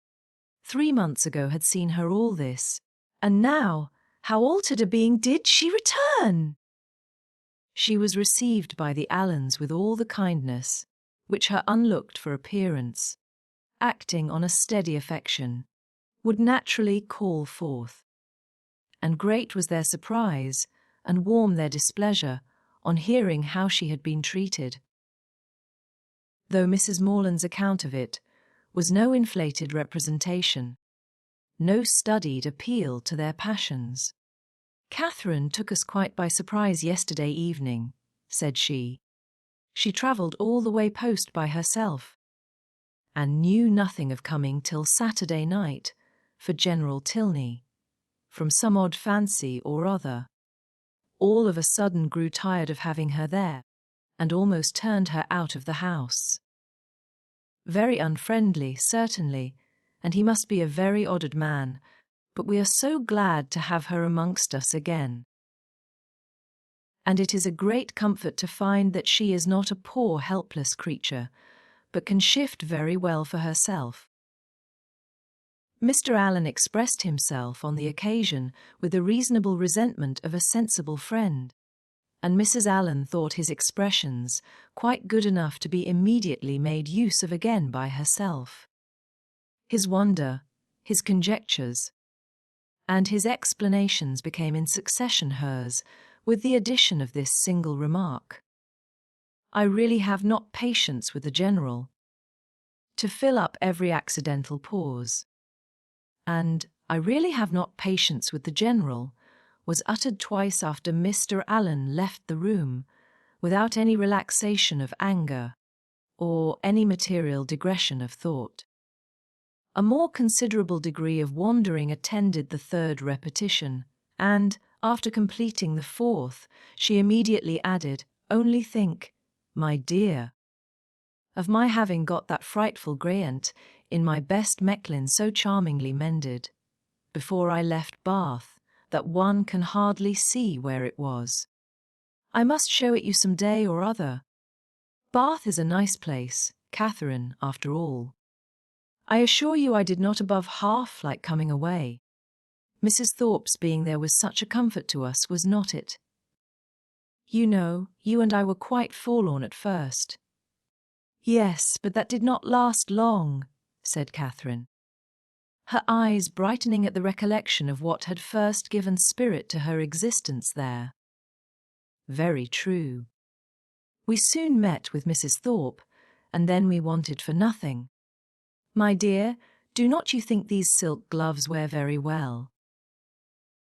I put them on new the first time of our going to the lower rooms, you know, and I have worn them a great deal since. Do you remember that evening? Oh, perfectly. It was very agreeable, was not it? Mr. Tilney drank tea with us, and I always thought him a great addition. He is so very agreeable. I have a notion you danced with him, but am not quite sure. I remember I had my favourite gown on." Catherine could not answer, and after a short trial of other subjects, Mrs. Allen again returned to, "I really have not patience with the General. Such an agreeable, Worthy man as he seemed to be. I do not suppose, Mrs. Morland, you ever saw a better bred man in your life. His lodgings were taken the very day after he left them, Catherine. But no wonder Milsom Street, you know. As they walked home again, Mrs. Morland endeavoured to impress on her daughter's mind the happiness of having such steady wishes as Middy and Mrs. Allen, and the very little consideration which the neglect or unkindness of slight acquaintance, like the Tilneys, ought to have with her, while she could preserve the good opinion and affection of her earliest friends. There was a great deal of good sense in all this. But there are some situations of the human mind in which good sense has very little power, and Catherine's feelings contradicted almost every position her mother advanced. It was upon the behaviour of these very slight acquaintance that all her present happiness depended. And while Mrs. Morland was successfully confirming her own opinions by the justness of her own representations, Catherine was silently reflecting that now Henry must have arrived at Northanger, now he must have heard of her departure, and now, perhaps, they were all setting off for Hereford. Chapter 30. Catherine's disposition was not naturally sedentary, nor had her habits been ever very industrious. But whatever might hitherto have been her defects of that sort, her mother could not but perceive them now to be greatly increased. She could neither sit still nor employ herself for 10 minutes together, walking round the garden and orchard again and again, as if nothing but motion was voluntary. And it seemed as if she could even walk about the house rather than remain fixed for any time in the parlour. Her loss of spirits was a yet greater alteration. In her rambling and her idleness, she might only be a caricature of herself, but in her silence and sadness, she was the very reverse of all that she had been before. For 2 days Mrs. Morland allowed it to pass even without a hint, but when a third night's rest had neither restored her cheerfulness, improved her in useful activity, nor given her a greater inclination for needlework, she could no longer refrain from the gentle reproof of, "My dear Catherine, I am afraid you are growing quite a fine lady. I do not know when poor Richard's cravats would be done, if he had no friend but you. Your head runs too much upon Bath, but there is a time for everything, a time for balls and plays, and a time for work. You have had a long run of amusement, and now you must try to be useful." Catherine took up her work directly, saying, in a dejected voice, that her head did not run upon Bath much. "Then you are fretting about General Tilney, and that is very simple of you, for 10 to 1 whether you ever see him again. You should never fret about trifles." After a short silence, "I hope, my Catherine, you are not getting out of humour with home because it is not so grand as Northanger. That would be turning your visit into an evil indeed. Wherever you are you should always be contented, but especially at home, because there you must spend the most of your time. I did not quite like, at breakfast, to hear you talk so much about the French bread at Northanger. I am sure I do not care about the bread. It is all the same to me what I eat. There is a very clever essay in one of the books upstairs upon much such a subject, about young girls that have been spoilt for home by great acquaintance. The Mirror, I think. I will look it out for you some day or other, because I am sure it will do you good." Catherine said no more, and, with an endeavour to do right, applied to her work, but after a few minutes, sunk again, without knowing it herself, into languor and listlessness, moving herself in her chair, from the irritation of weariness, much oftener than she moved her needle. Mrs. Morland watched the progress of this relapse, and seeing in her daughter's absent and dissatisfied look, the full proof of that repining spirit to which she had now begun to attribute her want of cheerfulness. Hastily left the room to fetch the book in question, anxious to lose no time in attacking so dreadful a malady. It was some time before she could find what she looked for, and other family matters occurring to detain her. A quarter of an hour had elapsed ere she returned downstairs with the volume from which so much was hoped. Her avocations above having shot out all noise but what she created herself, she knew not that a visitor had arrived within the last few minutes, till, on entering the room, the first object she beheld was a young man whom she had never seen before. With a look of much respect, he immediately rose, and being introduced to her by her conscious daughter as Mr. Henry Tilney, with the embarrassment of real sensibility, began to apologize for his appearance there, acknowledging that after what had passed, he had little right to expect a welcome at Fullerton, and stating his impatience to be assured of Miss Morland's having reached her home in safety as the cause of his intrusion. He did not address himself to an uncandid judge or a resentful heart. Far from comprehending him or his sister in their father's misconduct, Mrs. Morland had been always kindly disposed towards each, and instantly, pleased by his appearance, received him with the simple professions of unaffected benevolence. Thanking him for such an attention to her daughter, assuring him that the friends of her children were always welcome there, and entreating him to say not another word of the past. He was not ill-inclined to obey this request, for, though his heart was greatly relieved by such unlooked-for mildness, it was not just at that moment in his power to say anything to the purpose. Returning in silence to his seat, therefore, he remained for some minutes most civilly answering all Mrs. Morland's common remarks about the weather and roads.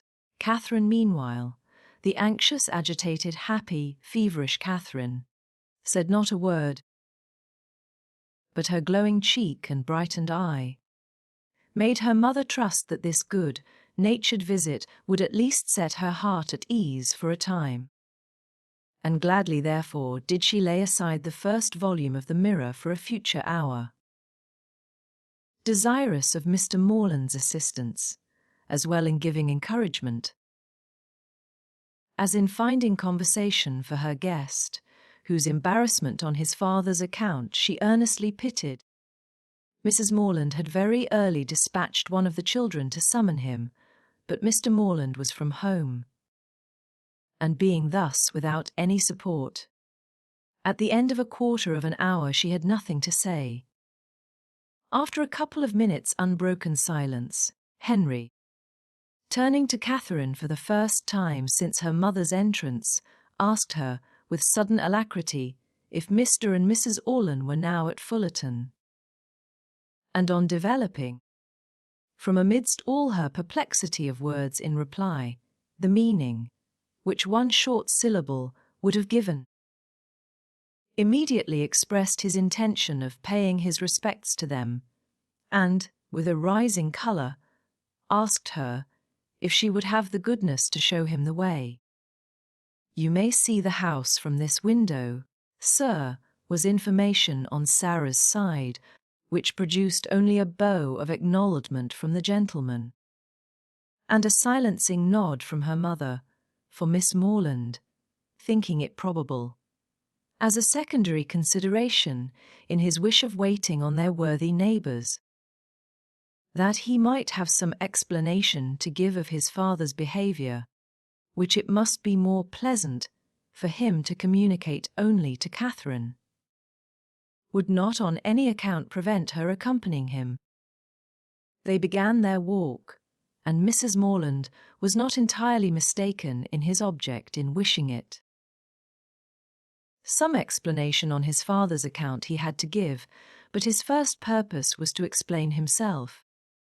And before they reached Mr. Allen's grounds, he had done it so well that Catherine did not think it could ever be repeated too often. She was assured of his affection, and that heart in return was solicited, which perhaps they pretty equally knew was already entirely his own, for, though Henry was now sincerely attached to her, though he felt and delighted in all the excellencies of her character, and truly loved her society, I must confess that his affection originated in nothing better than gratitude, or, in other words, that a persuasion of her partiality for him had been the only cause of giving her a serious thought. It is a new circumstance in romance, I acknowledge, and dreadfully derogatory of an heroine's dignity, but if it be as new in common life, the credit of a wild imagination will at least be all my own. A very short visit to Mrs. Allen, in which Henry talked at random, without sense or connection, and Catherine, wrapped in the contemplation of her own unutterable happiness, scarcely opened her lips, dismissed them to the ecstasies of another GT, and before it was suffered to close, she was enabled to judge how far he was sanctioned by parental authority in his present application. On his return from Woodston, 2 days before, he had been met near the Abbey by his impatient father, hastily informed in angry terms of Miss Morland's departure, and ordered to think of her no more. Such was the permission upon which he had now offered her his hand. The affrighted Catherine, amidst all the terrors of expectation, as she listened to this account, could not rejoice in the kind caution with which Henry had saved her from the necessity of a conscientious rejection.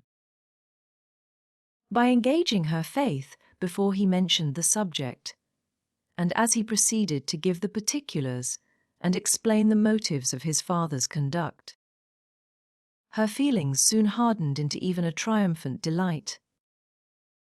The general had had nothing to accuse her of, nothing to lay to her charge, but her being the involuntary, unconscious object of a deception which his pride could not pardon, and which a better pride would have been ashamed to own.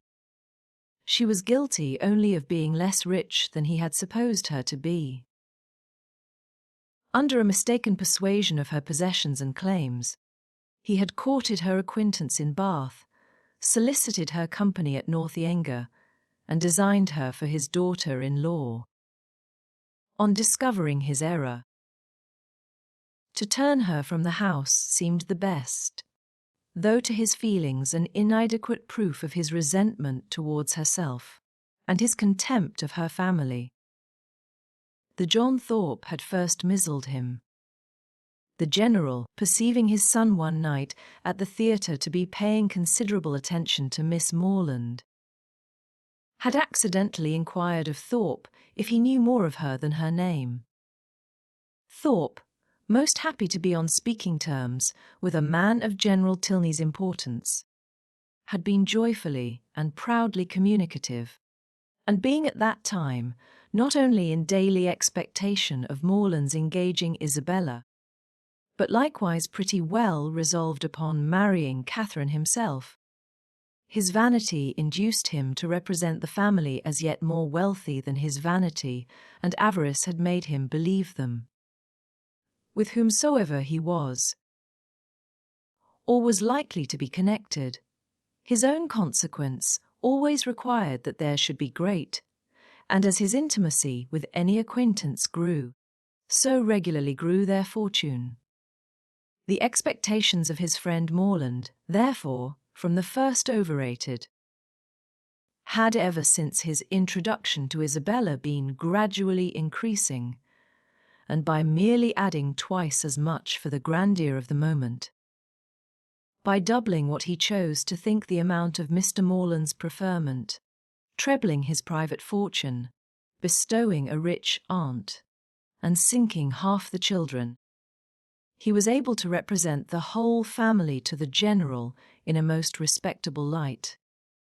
For Catherine, however, the peculiar object of the general's curiosity and his own speculations, he had yet something more in reserve. And the £10,000 or £15,000 which her father could give her would be a pretty addition to Mr. Allen's estate. Her intimacy there had made him seriously determine on her being handsomely legacied hereafter, and to speak of her, therefore, as the almost acknowledged future heiress of Fullerton naturally followed. Upon such intelligence the general had proceeded, for never had it occurred to him to doubt its authority. Thorpe's interest in the family, by his sister's approaching connection with one of its members, and his own views on another, circumstances of which he boasted with almost equal openness, seemed sufficient vouchers for his truth. And to these were added the absolute facts of the Allens being wealthy and childless, of Miss Morland's being under their care, and, as soon as his acquaintance allowed him to judge, of their treating her with parental kindness. His resolution was soon formed. Already had he discerned a liking towards Miss Morland in the countenance of his son, and thankful for Mr. Thorpe's communication, he almost instantly determined to spare no pains in weakening his boasted interest and ruining his dearest hopes.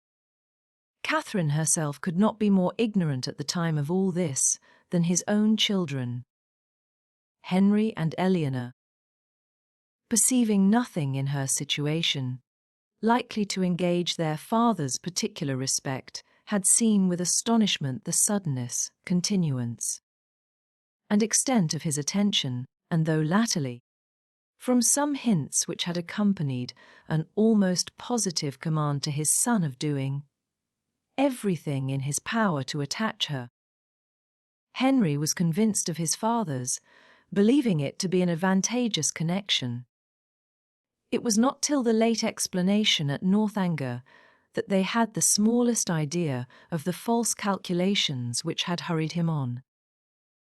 That they were false, the general had learnt from the very person who had suggested them, from Thorpe himself, whom he had chanced to meet again in town, and who, under the influence of exactly opposite feelings, irritated by Catherine's refusal, and yet more by the failure of a very recent endeavour to accomplish a reconciliation between Morland and Isabella, convinced that they were separated forever, and spurning a friendship which could be no longer serviceable, hastened to contradict all that he had said before to the advantage of the Morlands, confessed himself to have been totally mistaken in his opinion of their circumstances and character, misled by the rhodomontade of his friend to believe his father a man of substance and credit,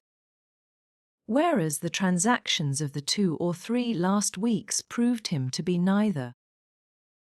For after coming eagerly forward on the first overture of a marriage between the families, with the most liberal proposals, he had, on being brought to the point by the shrewdness of the relator, been constrained to acknowledge himself incapable of giving the young people even a decent support. They were, in fact, a necessitous family, numerous too, almost beyond example, by no means respected in their own neighbourhood, as he had lately had particular opportunities of discovering, aiming at a style of life which their fortune could not warrant, seeking to better themselves by wealthy connections, a forward, bragging, scheming race. The terrified general pronounced the name of Allen with an inquiring look, and here too Thorpe had learnt his error. The Allens, he believed, had lived near them too long, and he knew the young man on whom the Fullerton estate must devolve. The general needed no more. Enraged with almost everybody in the world but himself, he set out the next day for the Abbey, where his performances have been seen. I leave it to my reader's sagacity to determine how much of all this it was possible for Henry to communicate at this time to Catherine. How much of it he could have learnt from his father, in what points his own conjectures might assist him, and what portion must yet remain to be told in a letter from James. I have united for their ease what they must divide for mine. Catherine, at any rate, heard enough to feel that in suspecting General Tilney of either murdering or shutting up his wife, she had scarcely sinned against his character, or magnified his cruelty. Henry, in having such things to relate of his father, was almost as pitiable as in their first avowal to himself. He blushed for the narrow-minded counsel which he was obliged to expose. The conversation between them at Northanger had been of the most unfriendly kind. Henry's indignation on hearing how Catherine had been treated, on comprehending his father's views, and being ordered to acquiesce in them, had been open and bold. The general, accustomed on every ordinary occasion to give the law in his family, prepared for no reluctance but of feeling. No opposing desire that should dare to clothe itself in words could ill brook the opposition of his son, steady as the sanction of reason and the dictate of conscience could make it. But, in such a cause, his anger, though it must shock, could not intimidate Henry, who was sustained in his purpose by a conviction of its justice. He felt himself bound as much in honour as in affection to Miss Morland, and believing that heart to be his own which he had been directed to gain, no unworthy retraction of a tacit consent, no reversing decree of unjustifiable anger, could shake his fidelity or influence the resolutions it prompted. He steadily refused to accompany his father into Herefordshire, an engagement formed almost at the moment to promote the dismissal of Catherine, and as steadily declared his intention of offering her his hand. The general was furious in his anger, and they parted in dreadful disagreement. Henry, in an agitation of mind which many solitary hours were required to compose, had returned almost instantly to Woodston, and, on the afternoon of the following day, had begun his journey to Follerton. Chapter 31. Mr. and Mrs. Morland's surprise on being applied to by Mr. Tilney for their consent to his marrying their daughter was, for a few minutes, considerable. It having never entered their heads to suspect an attachment on either side, but as nothing, after all, could be more natural than Catherine's being beloved, they soon learnt to consider it with only the happy agitation of gratified pride, and, as far as they alone were concerned, had not a single objection to start. His pleasing manners and good sense were self-evident recommendations, and having never heard evil of him, it was not their way to suppose any evil could be told. Goodwill supplying the place of experience, his character needed no attestation. Catherine would make a sad, hideless young housekeeper, to be sure, was her mother's foreboding remark, but quick was the consolation of there being nothing like practice. There was but one obstacle, in short, to be mentioned, but till that one was removed, it must be impossible for them to sanction the engagement. Their tempers were mild, but their principles were steady, and while his parents so expressly forbade the connection, they could not allow themselves to encourage it. That the general should come forward to solicit the alliance, or that he should even very heartily approve it, they were not refined enough to make any parading stipulation, but the decent appearance of consent must be yielded, and that once obtained, and their own hearts made them trust that it could not be very long denied. Their willing approbation was instantly to follow. His consent was all that they wished for. They were no more inclined than entitled to demand his money.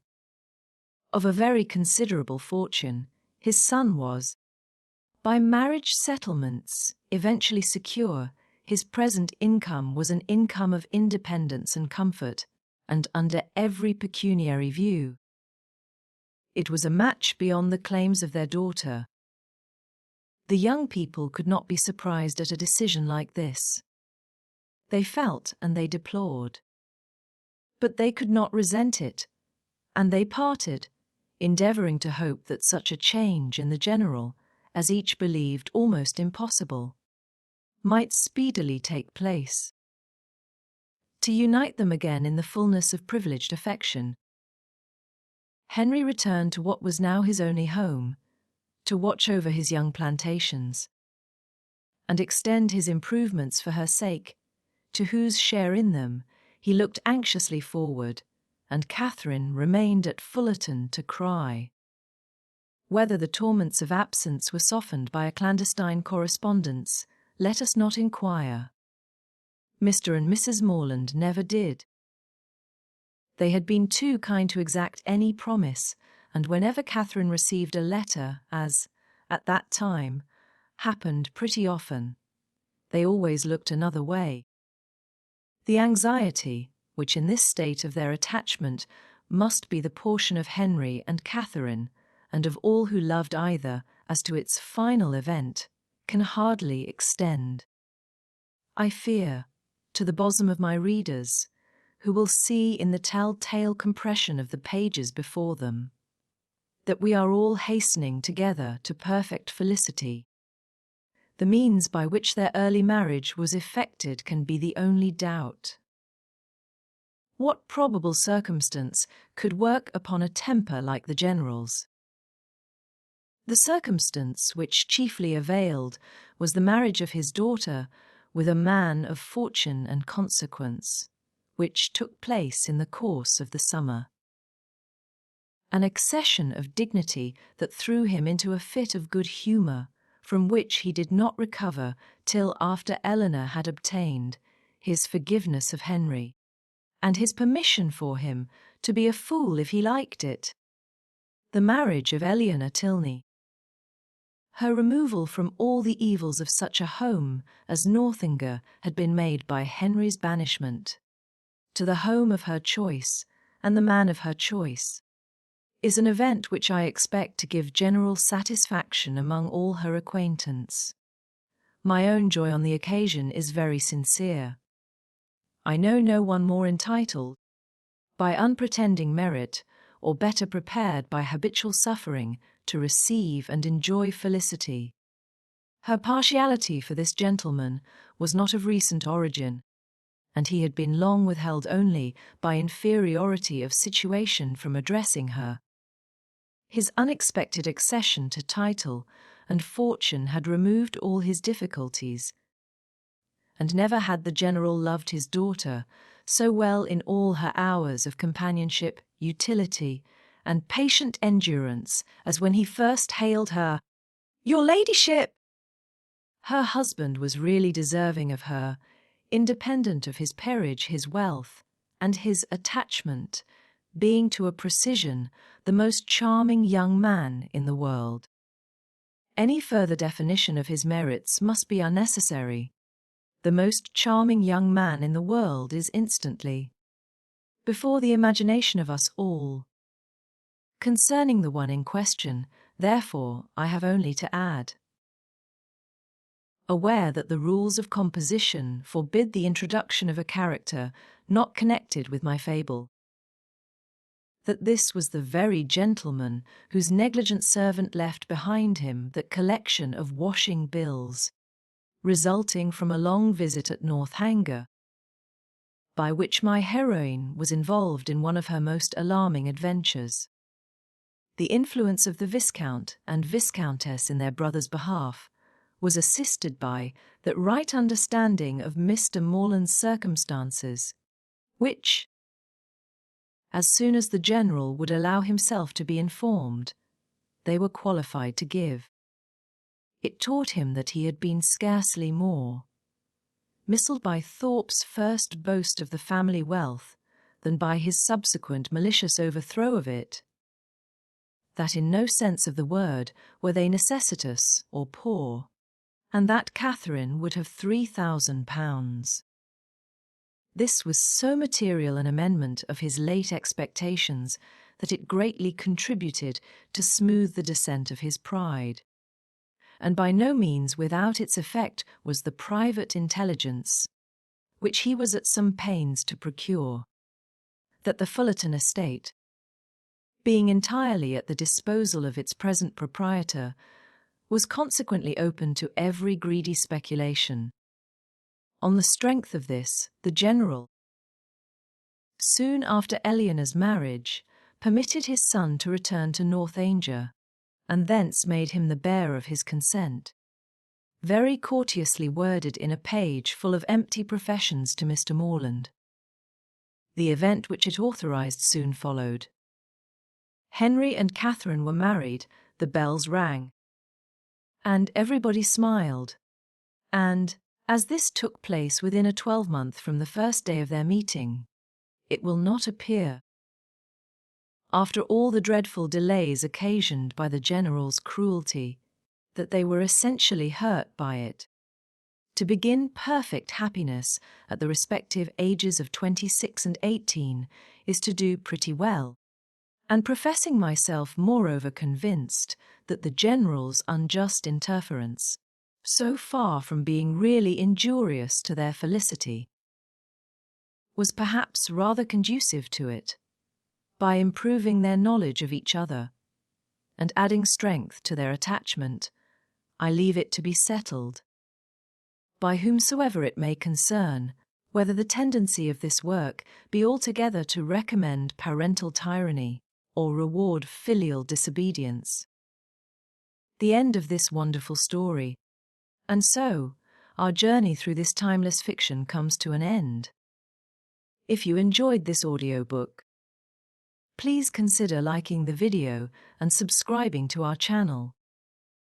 For more golden tales like this one, feel free to explore the playlists on our channel.